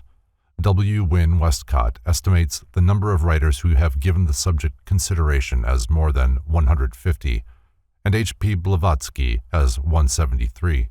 While conclusions reached by different authors are at variance, a majority admit the existence of these phenomenal lamps. Only a few maintained that the lamps would burn forever, but many were willing to concede that they might remain alight for several centuries without replenishment of the fuel. Some considered these so-called perpetual lights as mere artifices of the crafty pagan priests, while a great many, admitting that the lamps actually burned, made the sweeping assertion that the devil was using this apparent miracle to ensnare the credulous and thereby lead their souls to perdition. On this subject, the learned Jesuit Athanasius Kircher, usually dependable, exhibits a striking inconsistency. In his Oedipus Aegypticus he writes, "Not a few of these ever-burning lamps have been found to be the devices of devils, and I take it that all the lamps found in the tombs of the Gentiles dedicated to the worship of certain gods were of this kind, not because they burned, or have been reported to burn, with a perpetual flame, but because probably the devil set them there, maliciously intending thereby to obtain fresh credence for a false worship." Having admitted that dependable authorities defend the existence of the ever-burning lamps, and that even the devil lends himself to their manufacture, Kircher next declared the entire theory to be desperate and impossible, and to be classed with perpetual motion and the philosopher's stone. Having already solved the problem to his satisfaction once, Kircher solves it again, but differently, in the following words. "In Egypt, there are rich deposits of asphalt and petroleum. What did these clever fellows, the priests, do? Then but connect an oil deposit by a secret duct with one or more lamps, provided with wicks of asbestos. How could such lamps help burning perpetually? In my opinion, this is the solution of the riddle of the supernatural everlastingness of these ancient lamps." Montfaucon, in his Antiquities, agrees in the main with the later deductions of Kircher, believing the fabled perpetual lamps of the temples to be cunning mechanical contrivances. He further adds that the belief that lamps burned indefinitely in tombs was the result of the noteworthy fact that in some cases fumes resembling smoke poured forth from the entrances of newly opened vaults. Parties going in later and discovering lamps scattered about the floor assumed that they were the sources of the fumes. There are several interesting stories concerning the discoveries of ever-burning lamps in various parts of the world. In a tomb on the Appian Way, which was opened during the papacy of Paul III, was found a burning lamp which had remained alight in a hermetically sealed vault for nearly 1600 years. According to an account written by a contemporary, a body, that of a young and beautiful girl with long golden hair, was found floating in an unknown transparent liquid, and as well preserved as though death had occurred but a few hours before. About the interior of the vault were a number of significant objects, which included several lamps, one of them a light. Those entering the sepulchre declared that the draught caused by the opening of the door blew out the light, and the lamp could not be relighted. Kircher reproduces an epitaph, Tuliole Filiae Miae, supposedly found in the tomb, but which Montfaucon declares never existed, the latter adding that, although conclusive evidence was not found, the body was generally believed to be that of Tuliola, the daughter of Cicero. Ever-burning lamps have been discovered in all parts of the world, not only the Mediterranean countries, but also India, Tibet, China, and South America have contributed records of lights which burned continuously without fuel. The examples which follow were selected at random from the imposing list of perpetual lamps found in different ages. Plutarch wrote of a lamp that burned over the door of a temple to Jupiter Ammon. The priest declared that it had remained alight for centuries without fuel. St. Augustine described a perpetual lamp guarded in a temple in Egypt, sacred to Venus, which neither wind nor water could extinguish. He believed it to be the work of the devil. An ever-burning lamp was found at Edessa, or Antioch, during the reign of Emperor Justinian. It was in a niche over the city gate, elaborately enclosed to protect it from the elements. The date upon it proved that the lamp had been burning for more than 500 years. It was destroyed by soldiers. During the early Middle Ages, a lamp was found in England which had burned since the 3rd century after Christ. The monument containing it was believed to be the tomb of the father of Constantine the Great. The lantern of Pallas was discovered near Rome in AD 1401. It was found in the sepulchre of Pallas, son of Evander, immortalized by Virgil in his Aeneid. The lamp was placed at the head of the body and had burned with a steady glow for more than 2,000 years. In AD 1550, on the island of Nisus, in the Bay of Naples, a magnificent marble vault was opened in which was found a lamp still alight which had been placed there before the beginning of the Christian era. Pausanias described a beautiful golden lamp in the temple of Minerva which burned steadily for a year without refueling or having the wick trimmed. The ceremony of filling the lamp took place annually, and time was measured by the ceremony. According to the Fama Fraternitatis, the crypt of Christian Rosenkreutz, when opened 120 years after his death, was found to be brilliantly illuminated by a perpetual lamp suspended from the ceiling. Numa Pompilius, king of Rome and magician of considerable power, caused a perpetual light to burn in the dome of a temple he had created in honor of an elemental being. In England, a curious tomb was found containing an automaton which moved when certain stones in the floor of the vault were stepped upon by an intruder. At that time, the Rosicrucian controversy was at its height, so it was decided that the tomb was that of a Rosicrucian initiate. A countryman, discovering the tomb and entering, found the interior brilliantly lighted by a lamp hanging from the ceiling. As he walked, his weight depressed some of the floor stones. At once a seated figure in heavy armor began to move. Mechanically, it rose to its feet and struck the lamp with an iron baton, completely destroying it, and thus effectually preventing the discovery of the secret substance which maintained the flame. How long the lamp had burned is unknown, but certainly it had been for a considerable number of years. It is related that among the tombs near Memphis and in the Brahmin temples of India, lights have been found in sealed chambers and vessels, but sudden exposure to the air has extinguished them and caused their fuel to evaporate. It is now believed that the wicks of these perpetual lamps were made of braided or woven asbestos, called by the alchemists salamander's wool, and that the fuel was one of the products of alchemical research. Kircher attempted to extract oil from asbestos, being convinced that, as the substance itself was indestructible by fire, and oil extracted from it would supply the lamp with a fuel likewise indestructible. After spending 2 years in fruitless experimental work, he concluded that the task was impossible of accomplishment. Several formulae for the making of the fuel for the lamps have been preserved. In Isis Unveiled, H.P. Blavatsky reprints 2 of these formulae from early authors, Trittenheim and Bartholomew Korndorff. One will suffice to give a general understanding of the process. Sulfur alum, sublime them into flowers, of which add of crystalline Venetian borax, powdered.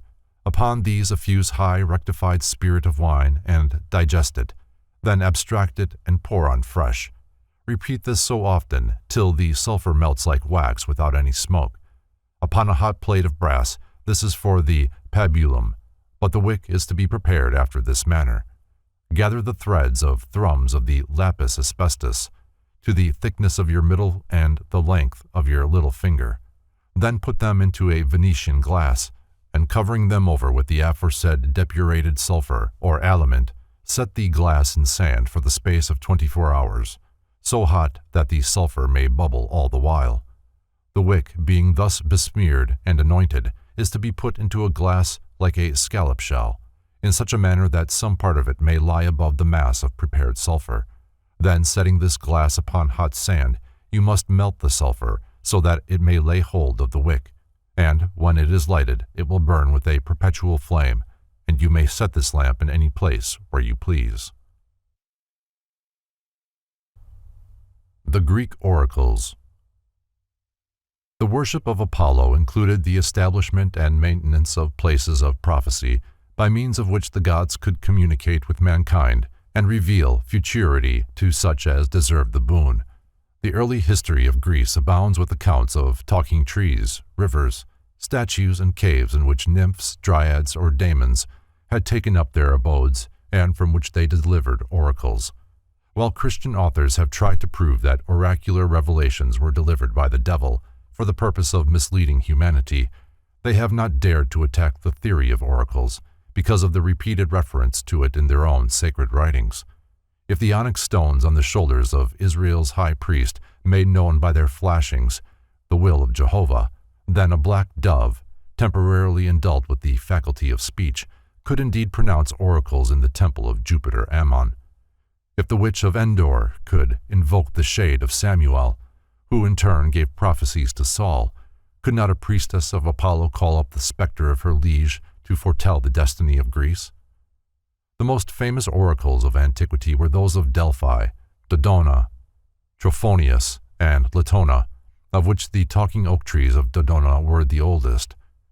Though it is impossible to trace back to the genesis of the theory of oracular prophecy, it is known that many of the caves and fissures set aside by the Greeks as oracles were sacred long before the rise of Greek culture. The oracle of Apollo at Delphi remains one of the unsolved mysteries of the ancients. Alexander Wilder derives the name Delphi from Delphos, the womb. This name was chosen by the Greeks because of the shape of the cavern and the vent leading into the depths of the earth.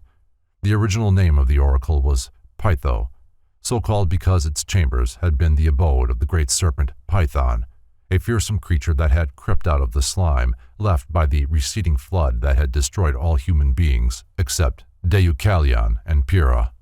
Apollo, climbing the side of Mount Parnassus, slew the serpent after a prolonged combat and threw the body down the fissure of the oracle. From that time, the sun god, surnamed the Pythian Apollo, gave oracles from the vent. With Dionysus, he shared the honor of being the patron god of Delphi. Base of a Delphian tripod, from Montfaucon's Antiquities. The windings of these serpents formed the base, and the 3 heads sustained the 3 feet of the tripod.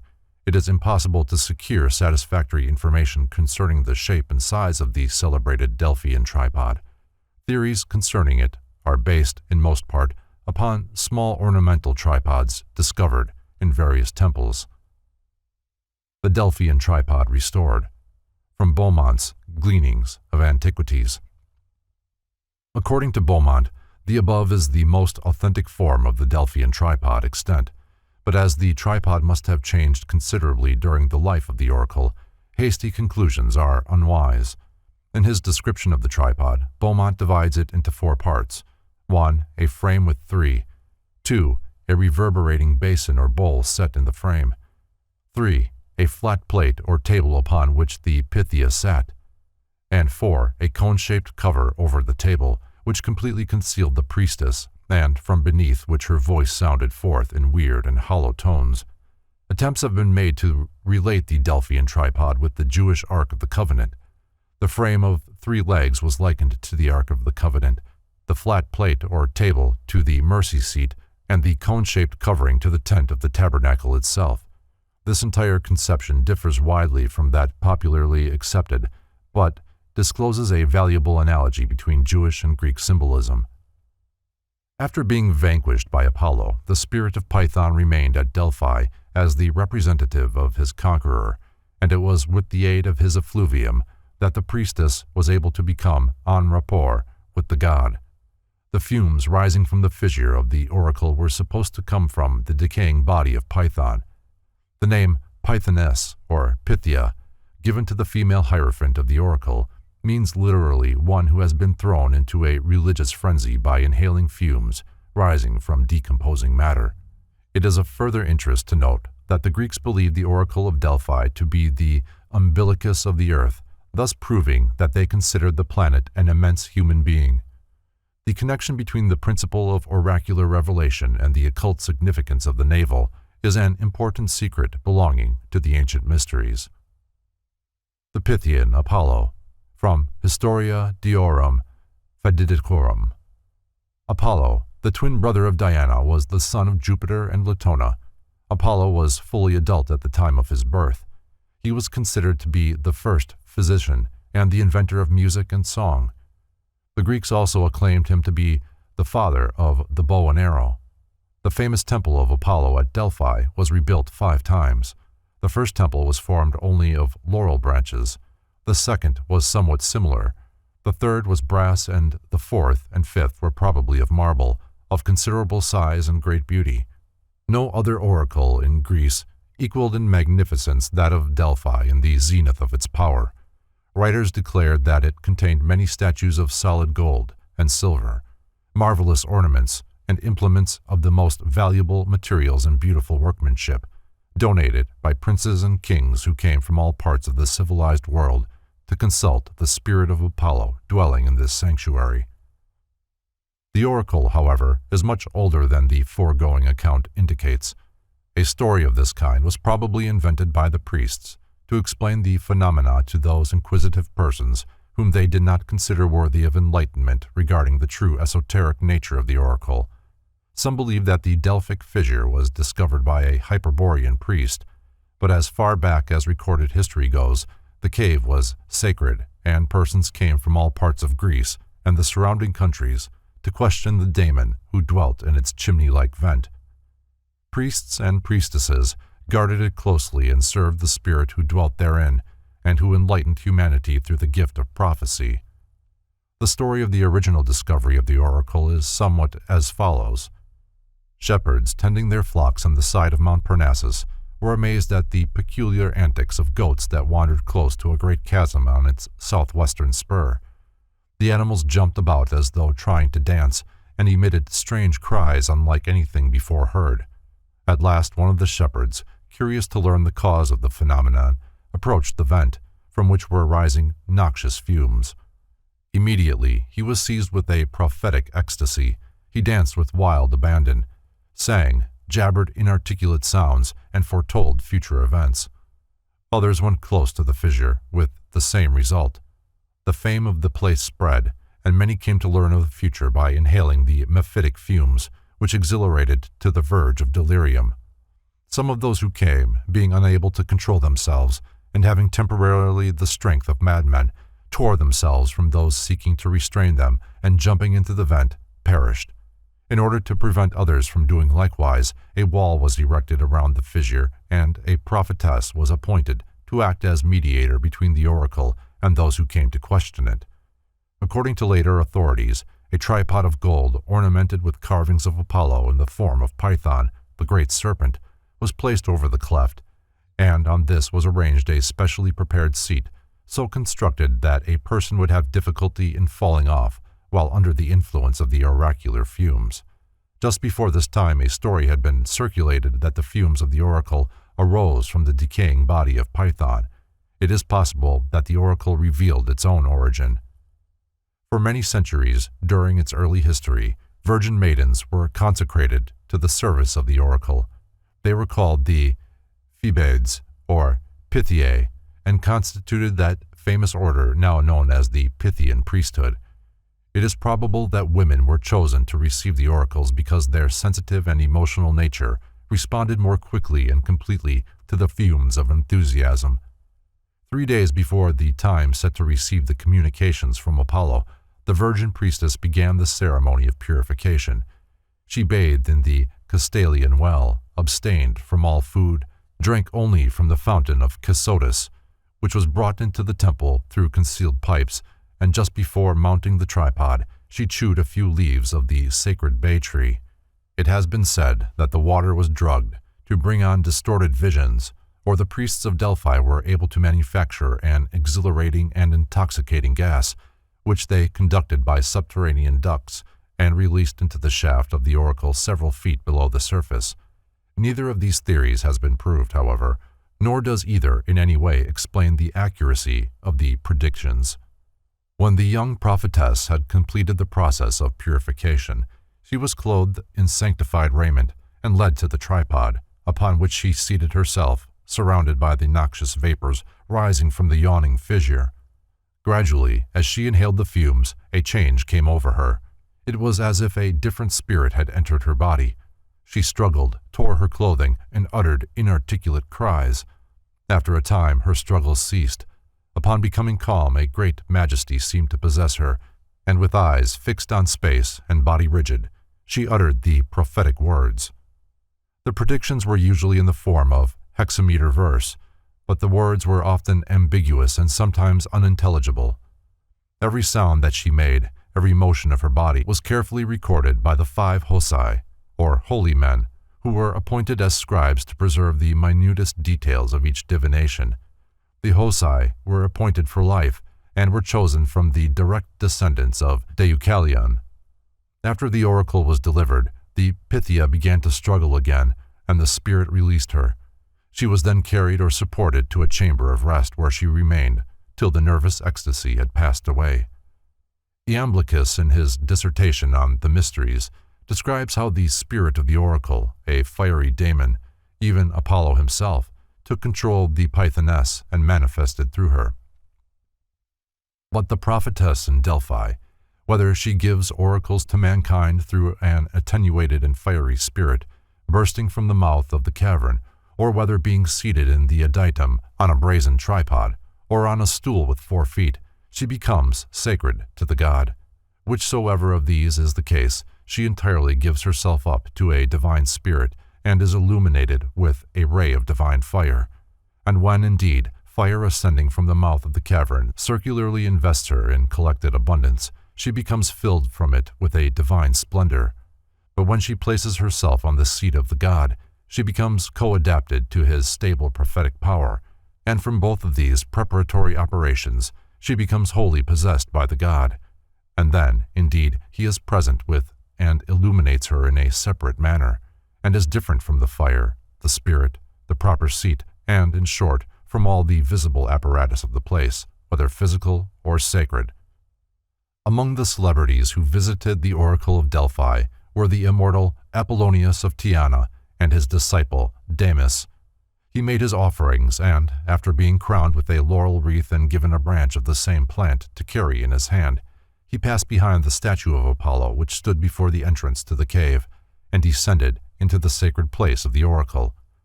The priestess was also crowned with laurel, and her head bound with a band of white wool.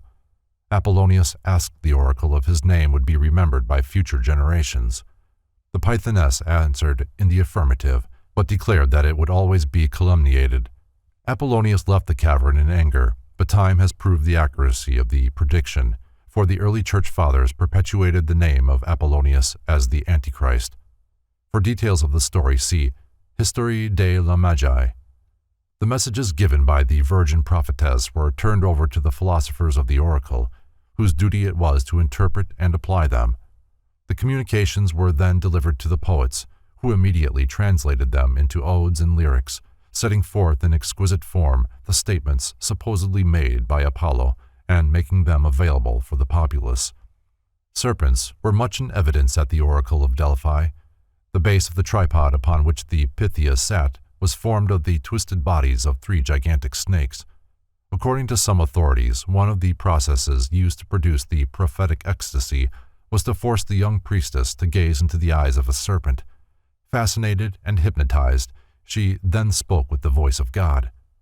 Although the early Pythian priestesses were always maidens, some still in their teens, a law was later enacted that only women past 50 years of age should be the mouthpiece of the oracle. These older women dressed as young girls and went through the same ceremonial as the first Pythiae. The change was probably the indirect result of a series of assaults made upon the persons of the priestesses by the profane. During the early history of the Delphian oracle, the god spoke only at each 7th birthday of Apollo. As time went on, however, the demand became so great that the Pythia was forced to seat herself upon the tripod every month. The times selected for the consultation and the questions to be asked were determined by lot or by vote of the inhabitants of Delphi. It is generally admitted that the effect of the Delphian oracle upon Greek culture was profoundly constructive. James Gardner sums up its influence in the following words: "Its responses revealed many a tyrant and foretold his fate. Through its means, many an unhappy being was saved from destruction, and many a perplexed mortal guided in the right way. It encouraged useful institutions and promoted the progress of useful discoveries. Its moral influence was on the side of virtue, and its political influence in favor of the advancement of civil liberty. See the Faiths of the World." The Oracle of Dodona was presided over by Jupiter, who uttered prophecies through oak trees, birds, and vases of brass. Many writers have noted the similarities between the rituals of Dodona and those of the Druid priests of Britain and Gaul. The famous oracular dove of Dodona, alighting upon the branches of the sacred oaks, not only discoursed at length in the Greek tongue upon philosophy and religion, but also answered the queries of those who came from distant places to consult it. The talking trees stood together, forming a sacred grove. When the priest desired answers to important questions, after careful and solemn purifications they retired to the grove. They then accosted the trees, beseeching a reply from the god who dwelt therein. When they had stated their questions, the trees spoke with the voices of human beings, revealing to the priest the desired information. Some assert that there was but one tree which spoke, an oak or a beech standing in the very heart of the ancient grove. Because Jupiter was believed to inhabit this tree, he was sometimes called Phigonius, or one who lives in a beech tree. Most curious of the oracles of Dodona were the talking vases, or kettles. These were made of brass and so carefully fashioned that when struck, they gave off sound for hours. Some writers have described a row of these vases and have declared that if one of them was struck, its vibrations would be communicated to all the others, and a terrifying din ensue. Other authors describe a large single vase standing upon a pillar, near which stood another column, supporting the statue of a child holding a whip. At the end of the whip were a number of swinging cords tipped with small metal balls, and the wind, which blew incessantly through the open building, caused the balls to strike against the vase. The number and intensity of the impacts and the reverberations of the vase were all carefully noted, and the priests delivered their oracles accordingly. The Dodonian Jupiter, from Historia Deorum Fatidicorum. Jupiter was called Dodonian after the city of Dodona in Epirus. Near this city was a hill thickly covered with oak trees, which from the most ancient times had been sacred to Jupiter. The grove was further venerated because dryads, fauns, satyrs, and nymphs were believed to dwell in its depths. From the ancient oaks and beeches were hung many chains of tiny bronze bells, which tinkled day and night as the wind swayed the branches. Some assert that the celebrated talking dove of Dodona was in reality a woman, because in Thessaly both prophetesses and doves were called Pleiades. It is supposed that the first temple of Dodona was erected by Deucalion and those who survived the great flood with him. For this reason, the oracle at Dodona was considered the oldest in Greece. When the original priests of Dodona, the Seloi, mysteriously vanished, the oracle was served for many centuries by 3 priestesses who interpreted the vases and at midnight interrogated the sacred trees. The patrons of the oracles were expected to bring offerings and to make contributions. Another remarkable oracle was the cave of Trophonius, which stood upon the side of a hill with an entrance so small that it seemed impossible for a human being to enter. After the consultant had made his offering at the statue of Trophonius and had donned the sanctified garments, he climbed the hill to the cave, carrying in one hand a cake of honey. Sitting down at the edge of the opening, he lowered his feet into the cavern. Thereupon his entire body was precipitately drawn into the cave, which was described by those who had entered it as having only the dimensions of a fair-sized oven. When the oracle had completed its revelation, the consultant, usually delirious, was forcibly ejected from the cave, feet foremost. Near the cave of the oracle 2 fountains bubbled out of the earth within a few feet of each other. Those about to enter the cave drank first from these fountains, the waters of which seemed to possess peculiar occult properties. The first contained the water of forgetfulness, and all who drank thereof forgot their earthly sorrows. From the second fountain flowed the sacred water of mnemosyne, or remembrance, for it later enabled those who partook of it to recall their experiences while in the cave. Though its entrance was marked by 2 brass obelisks, the cave, surrounded by a wall of white stones and concealed in the heart of a grove of sacred trees, did not present an imposing appearance. There is no doubt that those entering it passed through strange experiences, for they were obliged to leave at the adjacent temple a complete account of what they saw and heard while in the oracle. The prophecies were given in the form of dreams and visions, and were accompanied by severe pains in the head. Some never completely recovered from the after-effects of their delirium. The confused recital of their experiences was interpreted by the priests, according to the question to be answered. While the priests probably used some unknown herb to produce the dreams or visions of the cavern, their skill in interpreting them bordered on the supernatural. Before consulting the oracle, it was necessary to offer a ram to the daemon of the cave, and the priest decided by hieromancy whether the time chosen was propitious and the sacrifice was satisfactory. Trophonius of Lebadia, from Historia Deorum Fatidicorum. Trophonius and his brother Agamedes were famous architects. While building a certain treasure vault, they contrived to leave one stone movable so that they might secretly enter and steal the valuables stored there. A trap was set by the owner, who had discovered the plot, and Agamedes was caught. To prevent discovery, Trophonius decapitated his brother and fled, hotly pursued. He hid in the grove of Lebedia, where the earth opened and swallowed him up. The spirit of Trophonius thereafter delivered oracles in the grove and its caverns. The name Trophonius means to be agitated, excited, or roiled. It was declared that the terrible experiences through which consultants passed in the oracular caverns so affected them that they never smiled again. The bees which accompany the figure of Trophonius were sacred because they led the first envoys from Boeotia to the site of the oracle. The figure above is said to be a production of a statue of Trophonius, which was placed on the brow of the hill above the oracle and surrounded with sharply pointed stakes, that it could not be touched. The Seven Wonders of the World.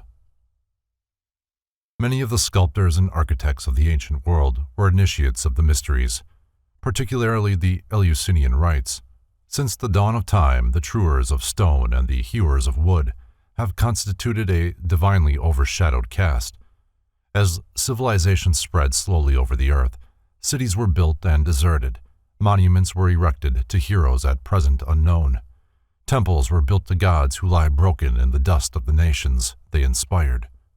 Research has proved not only that the builders of these cities and monuments and the sculptors who chiseled out the inscrutable faces of the gods were masters of their crafts, but that in the world today there are none to equal them. The profound knowledge of mathematics and astronomy embodied in ancient architecture, and then equally profound knowledge of anatomy revealed in Greek statuary, proved that the fashioners of both were masterminds, deeply cultured in the wisdom which constituted the arcana of the mysteries. Thus was established the Guild of the Builders, progenitors of modern Freemasons.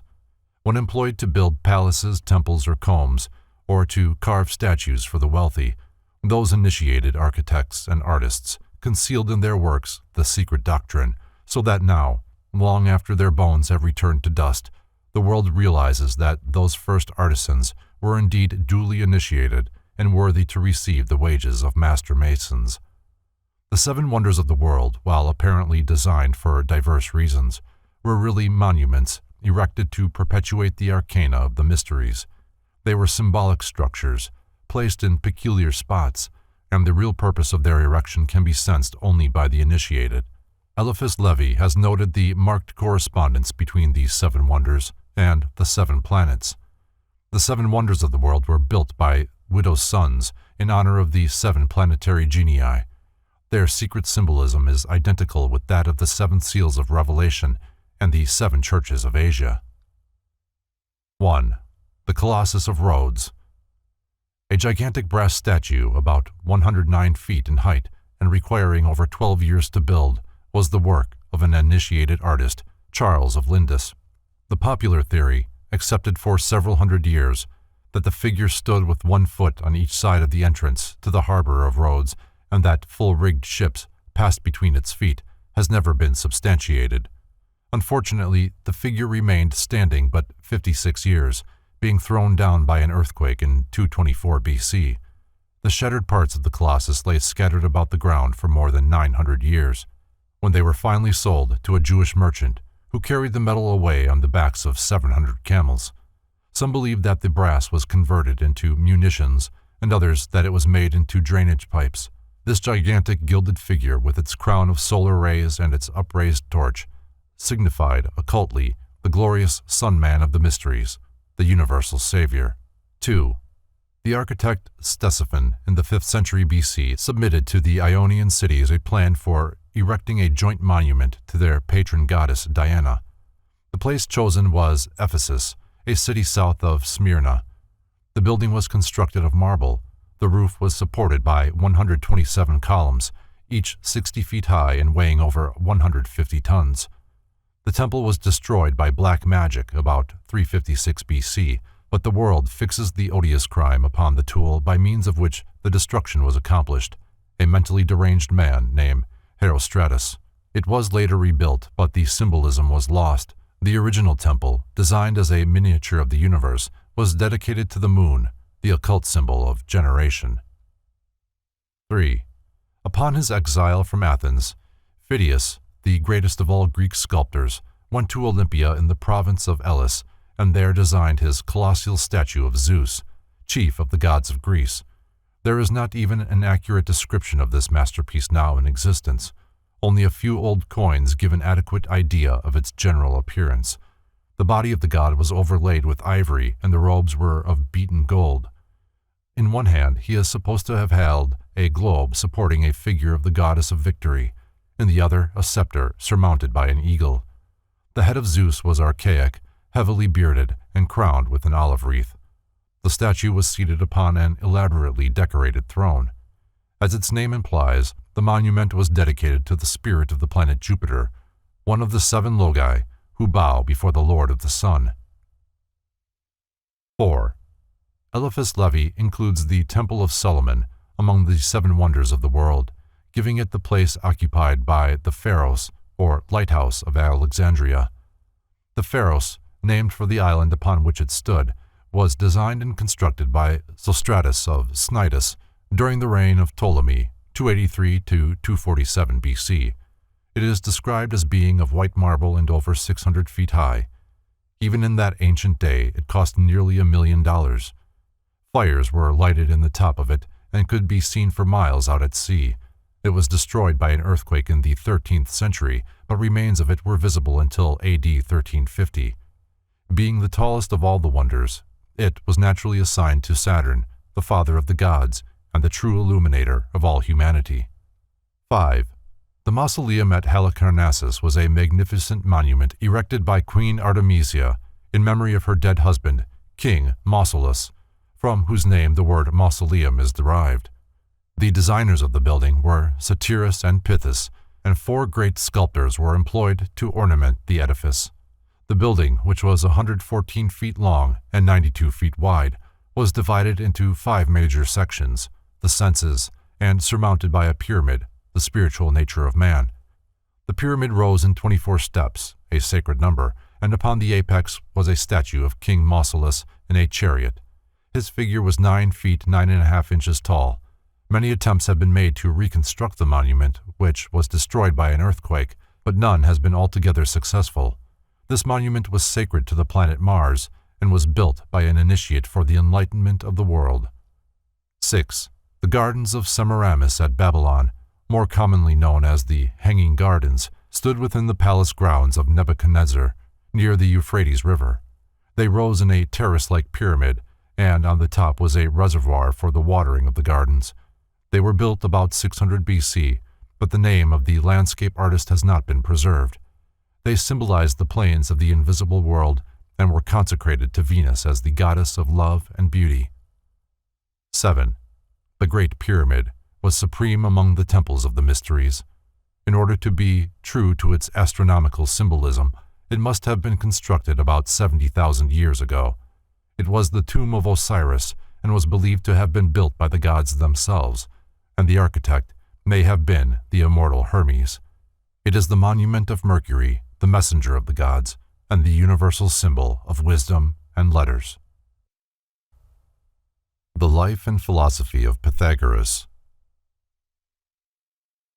While Nisarchus, the father of Pythagoras, was in the city of Delphi on matters pertaining to his business as a merchant, he and his wife, Parthenis, decided to consult the oracle of Delphi as to whether the fates were favorable for their return voyage to Syria.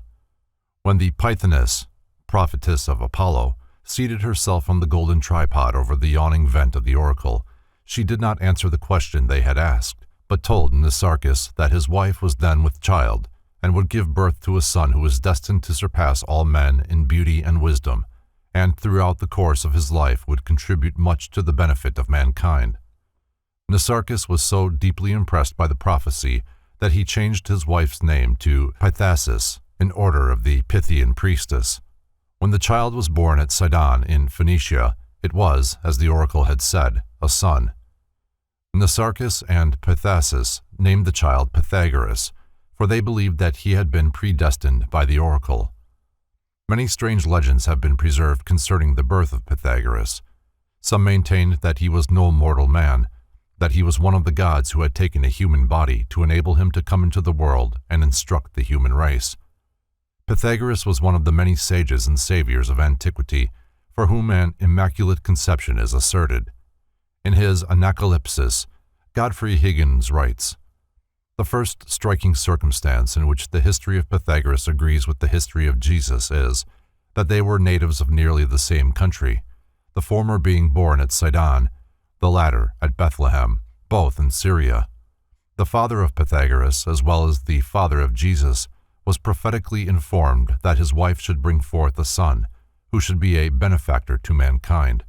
They were both born when their mothers were from home on journeys, Joseph and his wife having gone up to Bethlehem to be taxed, and the father of Pythagoras having traveled from Samos, his residence, to Sidon, about his mercantile concerns.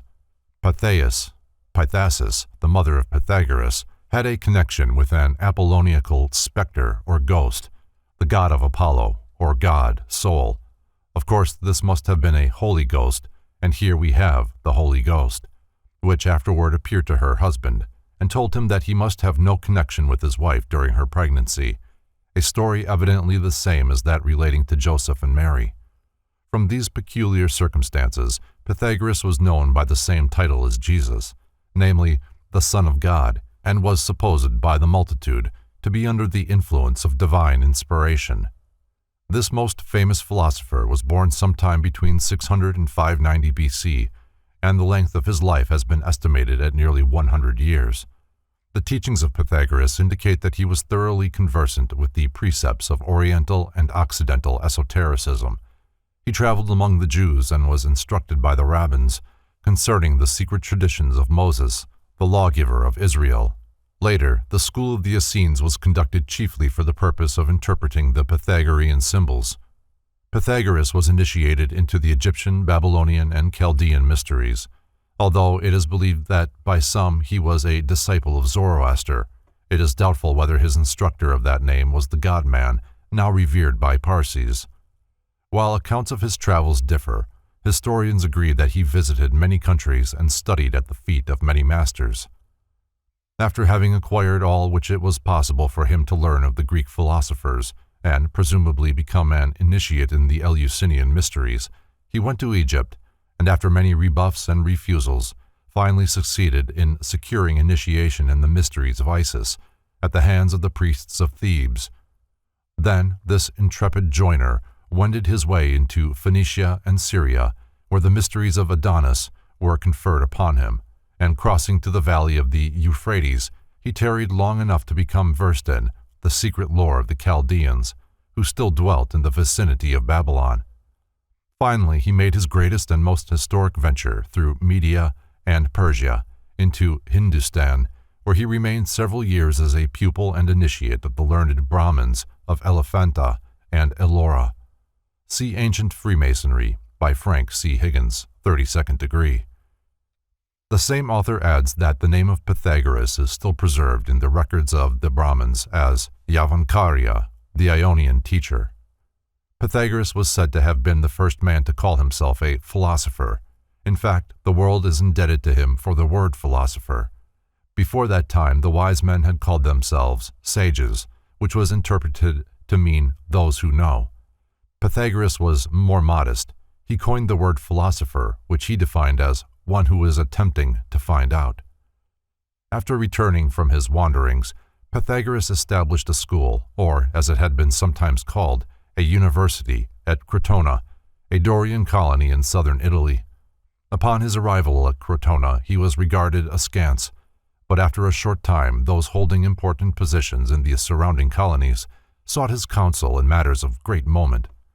He gathered around him a small group of sincere disciples, whom he instructed in the secret wisdom which had been revealed to him, and also in the fundamentals of occult mathematics, music, and astronomy, which he considered to be the triangular foundation of all the arts and sciences. When he was about 60 years old, Pythagoras married one of his disciples, and 7 children resulted from the union. His wife was a remarkably able woman, who not only inspired him during the years of his life, but after his assassination continued to promulgate his doctrines.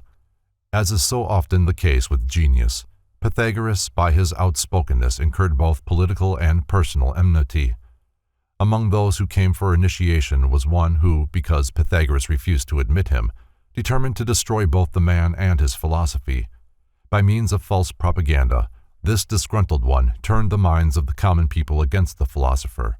Without warning, a band of murderers descended upon the little group of buildings where the great teacher and his disciples dwelt, burned the structures, and killed Pythagoras.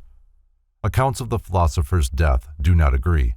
Some say that he was murdered with his disciples, others that, on escaping from Crotona with a small band of followers, he was trapped and burned alive by his enemies in a little house where the band had decided to rest for the night.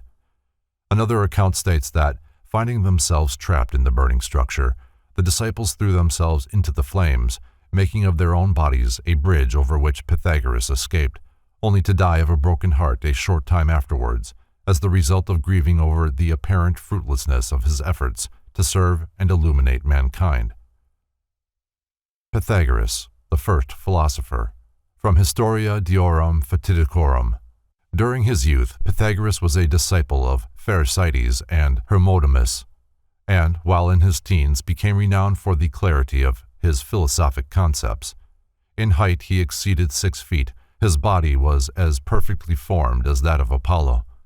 Pythagoras was the personification of majesty and power, and in his presence one felt humble and afraid. As he grew older, his physical power increased rather than waned, so that as he approached the century mark he was actually in the prime of life. The influence of this great soul over those about him was such that a word of praise from Pythagoras filled his disciples with ecstasy, while one committed suicide because the master became momentarily irritated over something he had done. Pythagoras was so impressed by this tragedy that he never again spoke unkindly to or about anyone. His surviving disciples attempted to perpetuate his doctrines, but they were persecuted on every hand, and very little remains today as a testimonial to the greatness of this philosopher. It is said that the disciples of Pythagoras never addressed him or referred to him by his own name, but always as the master or that man. This may have been because of the fact that the name Pythagoras was believed to consist of a certain number of specially arranged letters with great sacred significance. The Word magazine has printed an article by T.R. Prater showing that Pythagoras initiated his candidates by means of a certain formula concealed within the letters of his own name. This may explain why the word Pythagoras was so highly revered. After the death of Pythagoras, his school gradually disintegrated, but those who had benefited by its teachings revered the memory of the great philosopher, as during his life they had reverenced the man himself. As time went on, Pythagoras came to be regarded as a god rather than a man, and his scattered disciples were bound together by their common admiration for the transcendent genius of their teacher. Edward Schur, in his Pythagoras and the Delphic Mysteries, relates the following incident as illustrative of the bond of fellowship uniting the members of the Pythagorean school. One of them, who had fallen upon sickness and poverty, was kindly taken in by an innkeeper. Before dying, he traced a few mysterious signs, the pentagram, no doubt, on the door of the inn and said to the host, "Do not be uneasy, one of my brothers will pay my debts." A year afterwards, as a stranger was passing by this inn, he saw the signs and said to the host, "I am a Pythagorean. One of my brothers died here. Tell me what I owe you on his account." Frank C. Higgins, 32nd degree, gives an excellent compendium of the Pythagorean tenets in the following outline. Pythagoras' teachings are of the most transcendental importance to Masons, inasmuch as they are the necessary fruit of his contact with the leading philosophers of the whole civilized world of his own day, and must represent that in which all were agreed, shorn of all weeds of controversy. Thus, the determined stand made by Pythagoras in defense of pure monotheism is sufficient evidence that the tradition to the effect that the unity of God was the supreme secret of all the ancient initiations is substantially correct. The philosophical school of Pythagoras was, in a measure, also a series of initiations, for he caused his pupils to pass through a series of degrees and never permitted them personal contact with himself until they had reached the higher grades. According to his biographers, his degrees were 3 in number. The first, that of Mathematicus, assuring his pupils proficiency in mathematics and geometry, which was then, as it would be now if Masonry were properly inculcated, the basis upon which all other knowledge was erected. Secondly, the degree of Theoreticus, which dealt with superficial applications of the exact sciences, and lastly, the degree of Electus, which entitled the candidate to pass forward into the light of the fullest illumination which he was capable of absorbing. The pupils of the Pythagorean school were divided into exoterici, or pupils, in the outer grades, and esoterici, after they had passed the third degree of initiation and were entitled to the secret wisdom. Silence, secrecy, and unconditional obedience were cardinal principles of this great order. See Ancient Freemasonry. Pythagorean Fundamentals.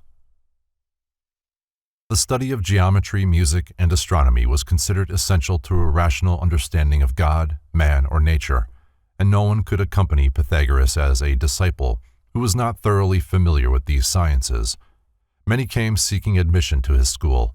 Each applicant was tested on these 3 subjects, and if found ignorant, was summarily dismissed. Pythagoras was not an extremist. He taught moderation in all things rather than excess in anything, for he believed that an excess of virtue was in itself a vice.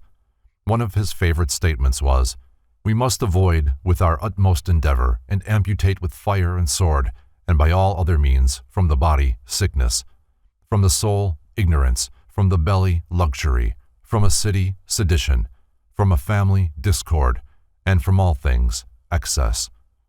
Pythagoras also believed that there was no crime equal to that of anarchy. All men know what they want, but few know what they need. Pythagoras warned his disciples that when they prayed, they should not pray for themselves, that when they asked things of the gods, they should not ask things for themselves, because no man knows what is good for him, and it is for this reason undesirable to ask for things which, if obtained, would only prove to be injurious. The god of Pythagoras was the monad, or the one that is everything. He described the god as the supreme mind, distributed throughout all parts of the universe, the cause of all things, the intelligence of all things, and the power within all things. He further declared the motion of God to be circular, the body of God to be composed of the substance of light, and the nature of God to be composed of the substance of earth. Pythagoras declared that the eating of meat clouded the reasoning faculties. While he did not condemn its use or totally abstain therefrom himself, he declared that judges should refrain from eating meat before a trial, in order that those who appeared before them might receive the most honest and astute decisions. When Pythagoras decided, as he often did, to retire into the temple of God for an extended period of time to meditate and pray, he took with his supply of specially prepared food and drink.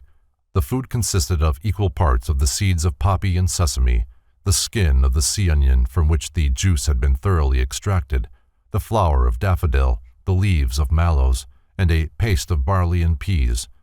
These he compounded together with the addition of wild honey.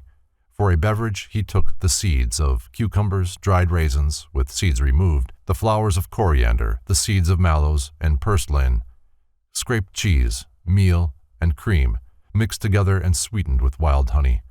Pythagoras claimed that this was the diet of Hercules while wandering in the Libyan desert, and was according to the formula given to that hero by the goddess Ceres herself. The favorite method of healing among the Pythagoreans was by the aid of poultices. These people also knew the magic properties of vast numbers of plants. Pythagoras highly esteemed the medicinal properties of the sea onion, and he is said to have written an entire volume on the subject. Such a work, however, is not known at the present time. Pythagoras discovered that music had great therapeutic power, and he prepared special harmonies for various diseases. He apparently experimented also with color, attaining considerable success. One of his unique curative processes resulted from his discovery of the healing value of certain verses from the Odyssey and the Iliad of Homer. These he caused to be read to persons suffering from certain ailments. He was opposed to surgery in all its forms and also objected to cauterizing. He would not permit the disfigurement of the human body, for such, in his estimation, was a sacrilege against the dwelling place of the gods. Pythagoras taught that friendship was the truest and nearest perfection of all relationships. He declared that in nature there was a friendship of all for all, of gods for men, of doctrines one for another, of the soul for the body, of the rational part for the irrational part, of philosophy for its theory, of men for one another, of countrymen for one another, that friendship also existed between strangers, between a man and his wife, his children, and his servants. All bonds without friendship were shackles, and there was no virtue in their maintenance. Pythagoras believed that relationships were essentially mental rather than physical, and that a stranger of sympathetic intellect was closer to him than a blood relation whose viewpoint was at variance with his own. Pythagoras defined knowledge as the fruitage of mental accumulation. He believed that it would be obtained in many ways, but principally through observation. Wisdom was the understanding of the source or cause of all things, and this could be secured only by raising the intellect to a point where it intuitively cognized the invisible, manifesting outwardly through the visible, and thus become capable of bringing itself en rapport with the spirit of things rather than with their forms. The ultimate source that wisdom could cognize was the monad, the mysterious permanent atom of the Pythagoreans. Pythagoras taught that both man and the universe were made in the image of God, that both, being made in the same image, the understanding of one predicated the knowledge of the other. He further taught that there was a constant interplay between the grand man, the universe, and man, the little universe. Pythagoras believed that all the sidereal bodies were alive, and that the forms of the planets and stars were merely bodies encasing souls, minds, and spirits, in the same manner that the visible human form is but the encasing vehicle for an invisible spiritual organism, which is, in reality, the conscious individual. Pythagoras regarded the planets as magnificent deities, worthy of the adoration and respect of man. All these deities, however, he considered subservient to the one first cause within whom they all existed temporarily, as mortality exists in the midst of immortality. The famous Pythagorean Y signified the power of choice and was used in the mysteries as emblematic of the forking of the ways. The central stem separated into two parts, one branching to the right and the other to the left. The branch to the right was called divine wisdom, and the one to the left, earthly wisdom. Youth, personified by the candidate, walking the path of life, symbolized by the central stem of the Y, reaches the point where the path divides. The neophyte must then choose whether he will take the left-hand path and, following the dictates of his lower nature, enter upon a span of folly and thoughtlessness which will inevitably result in his undoing, or whether he will take the right-hand road and through integrity, industry, and sincerity, ultimately regain union with the immortals in the superior spheres. It is probable that Pythagoras obtained his concept of the Y from the Egyptians, who included in certain of their initiatory rituals a scene in which the candidate was confronted by two female figures. One of them, veiled with the white robes of the temple, urged the neophyte to enter into the halls of learning. The other, bedecked with jewels symbolizing earthly treasures, and bearing in her hands a tray loaded with grapes, emblematic of false light, sought to lure him into the chambers of dissipation. This symbol is still preserved among the tarot cards, where it is called the forking of the ways. The forked stick has been the symbol of life among many nations, and it was placed in the desert to indicate the presence of water. Concerning the theory of transmigration as disseminated by Pythagoras, there are differences of opinion. According to one view, he taught that mortals, who during their earthly existence had by their actions become like certain animals, returned to earth again in the form of the beasts which they had grown to resemble. Thus a timid person would return in the form of a rabbit or a deer, a cruel person in the form of a wolf or other ferocious animal, and a cunning person in the guise of a fox. This concept, however, does not fit into the general Pythagorean scheme, and it is far more likely that it was given in an allegorical rather than a literal sense. It was intended to convey the idea that human beings become bestial when they allow themselves to be dominated by their own lower desires and destructive tendencies.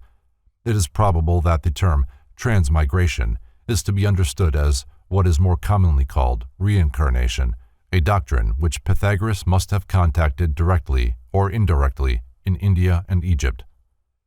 The fact that Pythagoras accepted the theory of successive reappearances of the spiritual nature in human form is found in a footnote to Levy's History of Magic. He was an important champion of what used to be called the doctrine of metempsychosis, understood as the soul's transmigration into successive bodies. He himself had been Athalides, a son of Mercury, Euphorbus, son of Panthus, who perished at the hands of Menelaus in the Trojan War, Hermodamus, a prophet of Clazomene, a city of Ionia, a humble fisherman, and finally the philosopher of Samos. Pythagoras also taught that each species of creatures had what he termed a seal, given to it by God, and that the physical form of each was the impression of this seal upon the wax of physical substance. Thus, each body was stamped with the dignity of its divinely given pattern. Pythagoras believed that ultimately a man would reach a state where he would cast off his gross nature and function in a body of spiritualized ether, which would be in juxtaposition to his physical form at all times, and which might be the eighth sphere, or antichthon. From this he would ascend into the realm of the immortals, where by divine birthright he belonged. Pythagoras taught that everything in nature was divisible into three parts, and that no one could become truly wise who did not view every problem as being diagrammatically triangular. He said, establish the triangle and the problem is 2/3 solved. Further, all things consist of three. In conformity with this viewpoint, Pythagoras divided the universe into three parts, which he called the supreme world, the superior world, and the inferior world. The highest or supreme world was a subtle interpretive spiritual essence pervading all things and therefore the true plane of the supreme deity itself. The deity, being in every sense omnipresent, omniactive, omnipotent, and omniscient, both of the lower worlds existed within the nature of this supreme sphere. The superior world was the home of the immortals. It was also the dwelling place of the archetypes, or the seals. Their natures in no manner partook of the material of earthiness, but they, casting their shadows upon the deep, the inferior world, were cognizable only through their shadows. The third, or inferior world, was the home of those creatures who partook of material substance, or were engaged in labor with or upon material substance. Hence, this sphere was the home of the mortal gods, the demiurgi, the angels who labor with men, also the daemons who partake of the nature of the earth, and finally mankind and the lower kingdoms, those temporarily of the earth but capable of rising above that sphere by reason and philosophy. The digits 1 and 2 are not considered numbers by the Pythagoreans because they typify the two supermundane spheres. The Pythagorean numbers therefore begin with 3, the triangle, and 4, the square. These added to the 1 and the 2 produce the 10, the great number of all things, the archetype of the universe. The three worlds were called receptacles. The first was the receptacle of principles, the second was the receptacle of intelligences, and the third, or lowest, was the receptacle of quantities. The symmetrical solids were regarded by Pythagoras and by the Greek thinkers after him as of the greatest importance. To be perfectly symmetrical or regular, a solid must have an equal number of faces meeting at each of its angles, and these faces must be equal regular polygons, i.e., figures whose sides and angles are all equal. Pythagoras, perhaps, may be credited with the great discovery that there are only 5 such solids. Now, the Greeks believed the world, or material universe, to be composed of 4 elements: earth, air, fire, water, and to the Greek mind the conclusion was inevitable that the shapes of the particles of the elements were those of the regular solids. Earth particles were cubical, the cube being the regular solid possessed of greatest stability. Fire particles were tetrahedral, the tetrahedron being the simplest and, hence, lightest solid. Water particles were icosahedral, for exactly the reverse reason, whilst air particles, as intermediate between the two latter, were octahedral. The dodecahedron was, to these ancient mathematicians, the most mysterious of the solids. It was by far the most difficult to construct, the accurate drawing of the regular pentagon necessitating a rather elaborate application of Pythagoras's great theorem. Hence the conclusion, as Plato put it, that this, the regular dodecahedron, the deity employed in tracing the plan of the universe. H. Stanley Redgrove, in Bygone Beliefs. The symmetrical geometric solids. To the 5 symmetrical solids of the ancients is added the sphere, 1, the most perfect of all created forms. The 5 Pythagorean solids are the tetrahedron, 2, with 4 equilateral triangles as faces, the cube, 3, with 6 squares as faces, the octahedron, 4, with 8 equilateral triangles as faces, the icosahedron, 5, with 20 equilateral triangles as faces, and the dodecahedron, 6, with 12 regular pentagons as faces. Number related to form. Pythagoras taught that the dots symbolized the power of the number 1, the line the power of the number 2, the surface the power of the number 3, and the solid the power of the number 4. Mr. Redgrove has not mentioned the 5th element of the ancient mysteries, that which would make the analogy between the symmetrical solids and the elements complete. The 5th element, or ether, was called by the Hindus akasa. It was closely correlated with the hypothetical ether of modern science, and was the interpretive substance permeating all of the other elements and acting as a common solvent and common denominator of them. The 12-faced solid also subtly referred to the 12 immortals who surfaced the universe, and also to the 12 convolutions of the human brain, the vehicles of those immortals in the nature of man. After having drunk from a certain spring one day, one of the masters of Pythagoras announced that the spirit of the water had just predicted that a great earthquake would occur the next day, a prophecy which was fulfilled. It is highly probable that Pythagoras possessed hypnotic power, not only over man, but also over animals.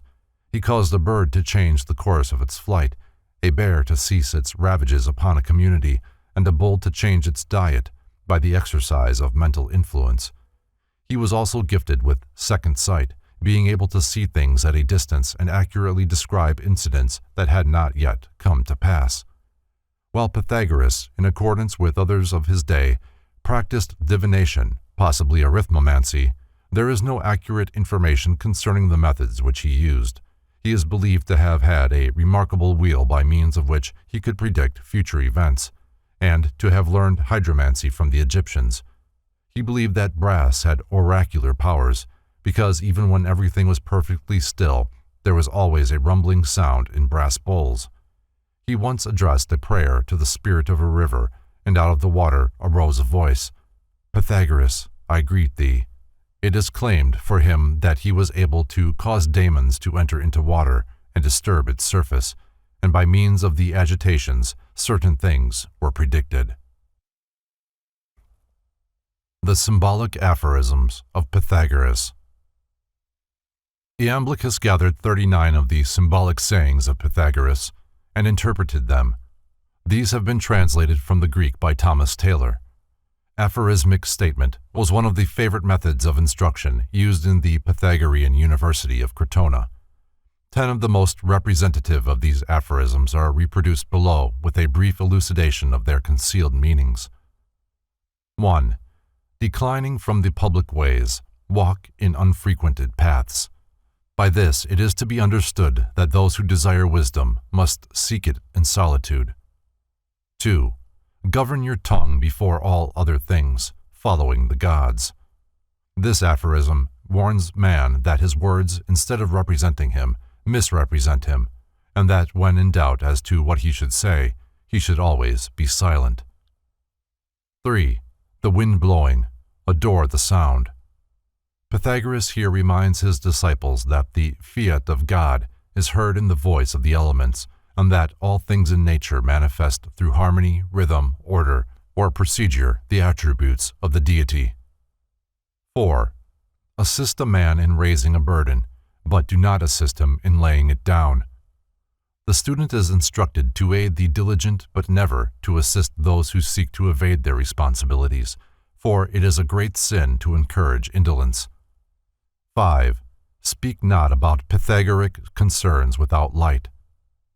The world is herein warned that it should not attempt to interpret the mysteries of God and the secrets of the sciences without spiritual and intellectual illumination.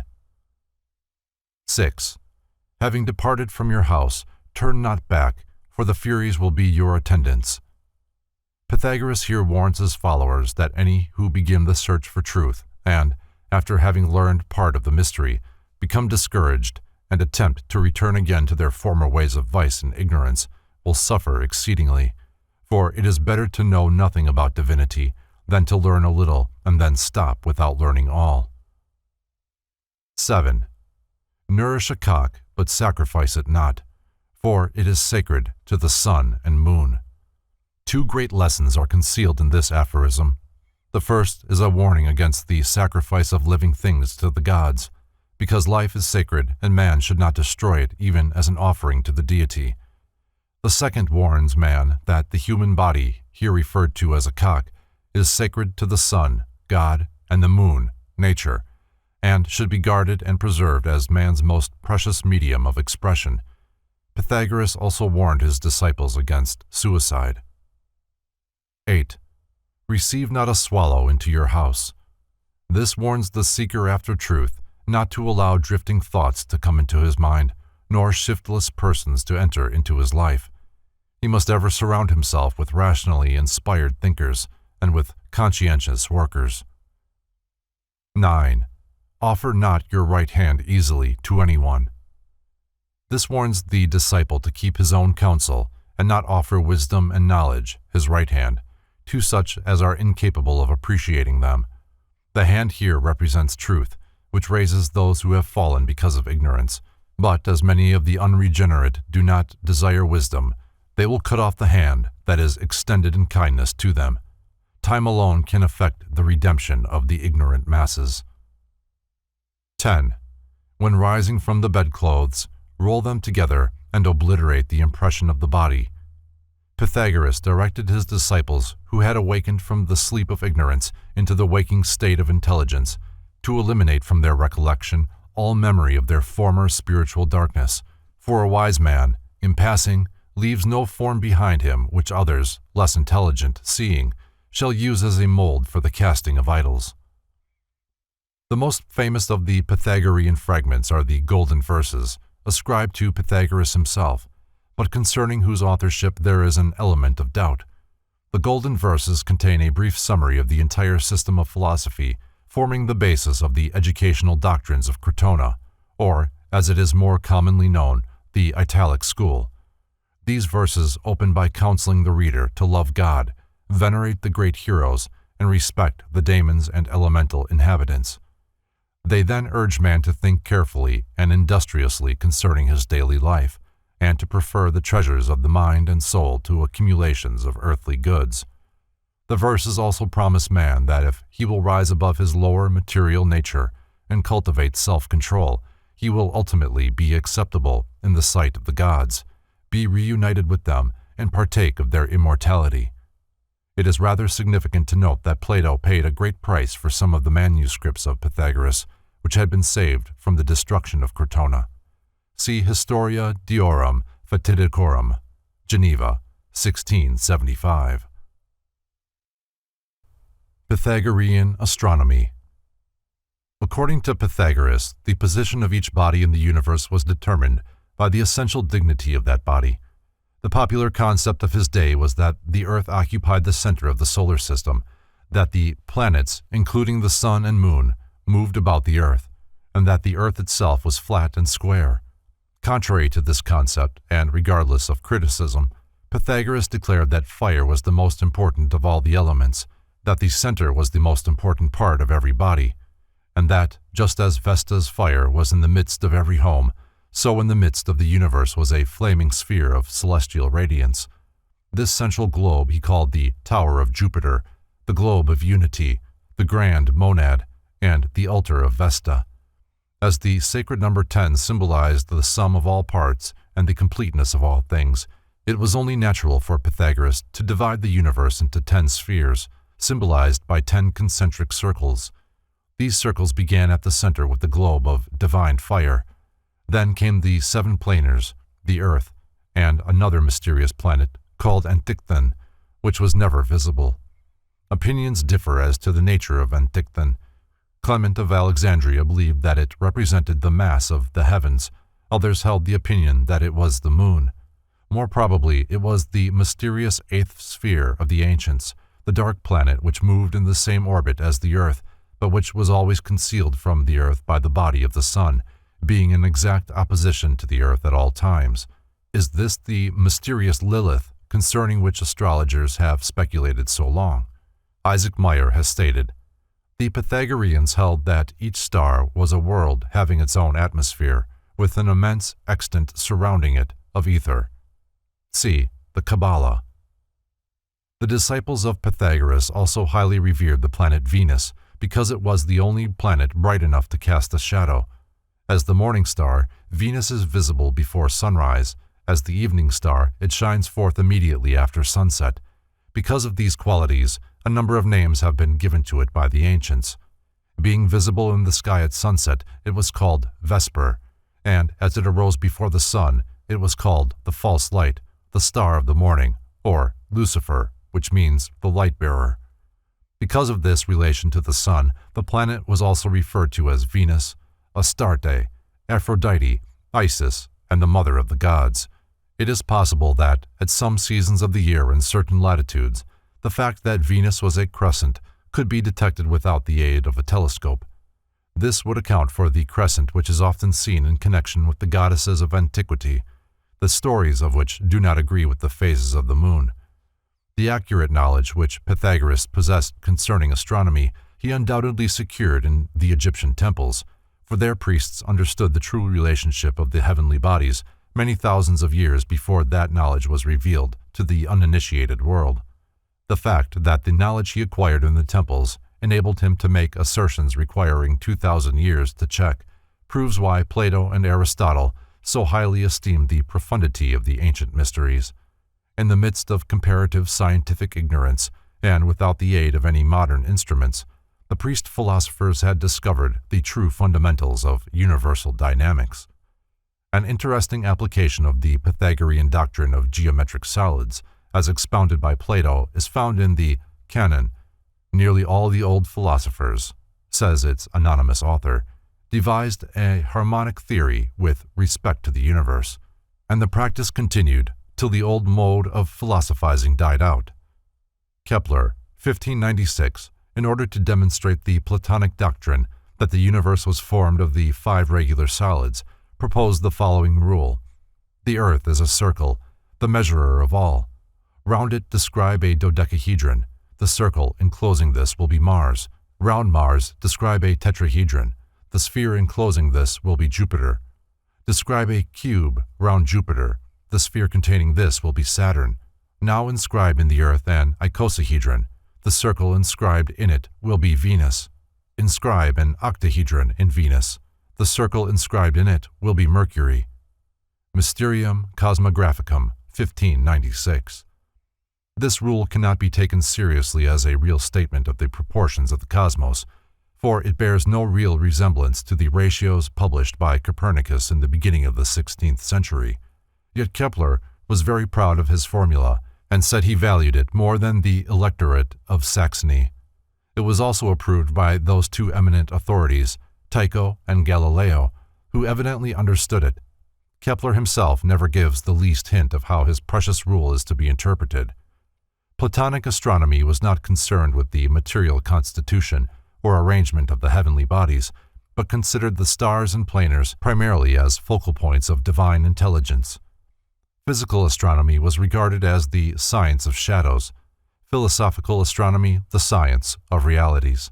The Tetractys, Theon of Smyrna, declares that the 10 dots or Tetractys of Pythagoras was a symbol of the greatest importance, for to the discerning mind it revealed the mystery of the universal nature.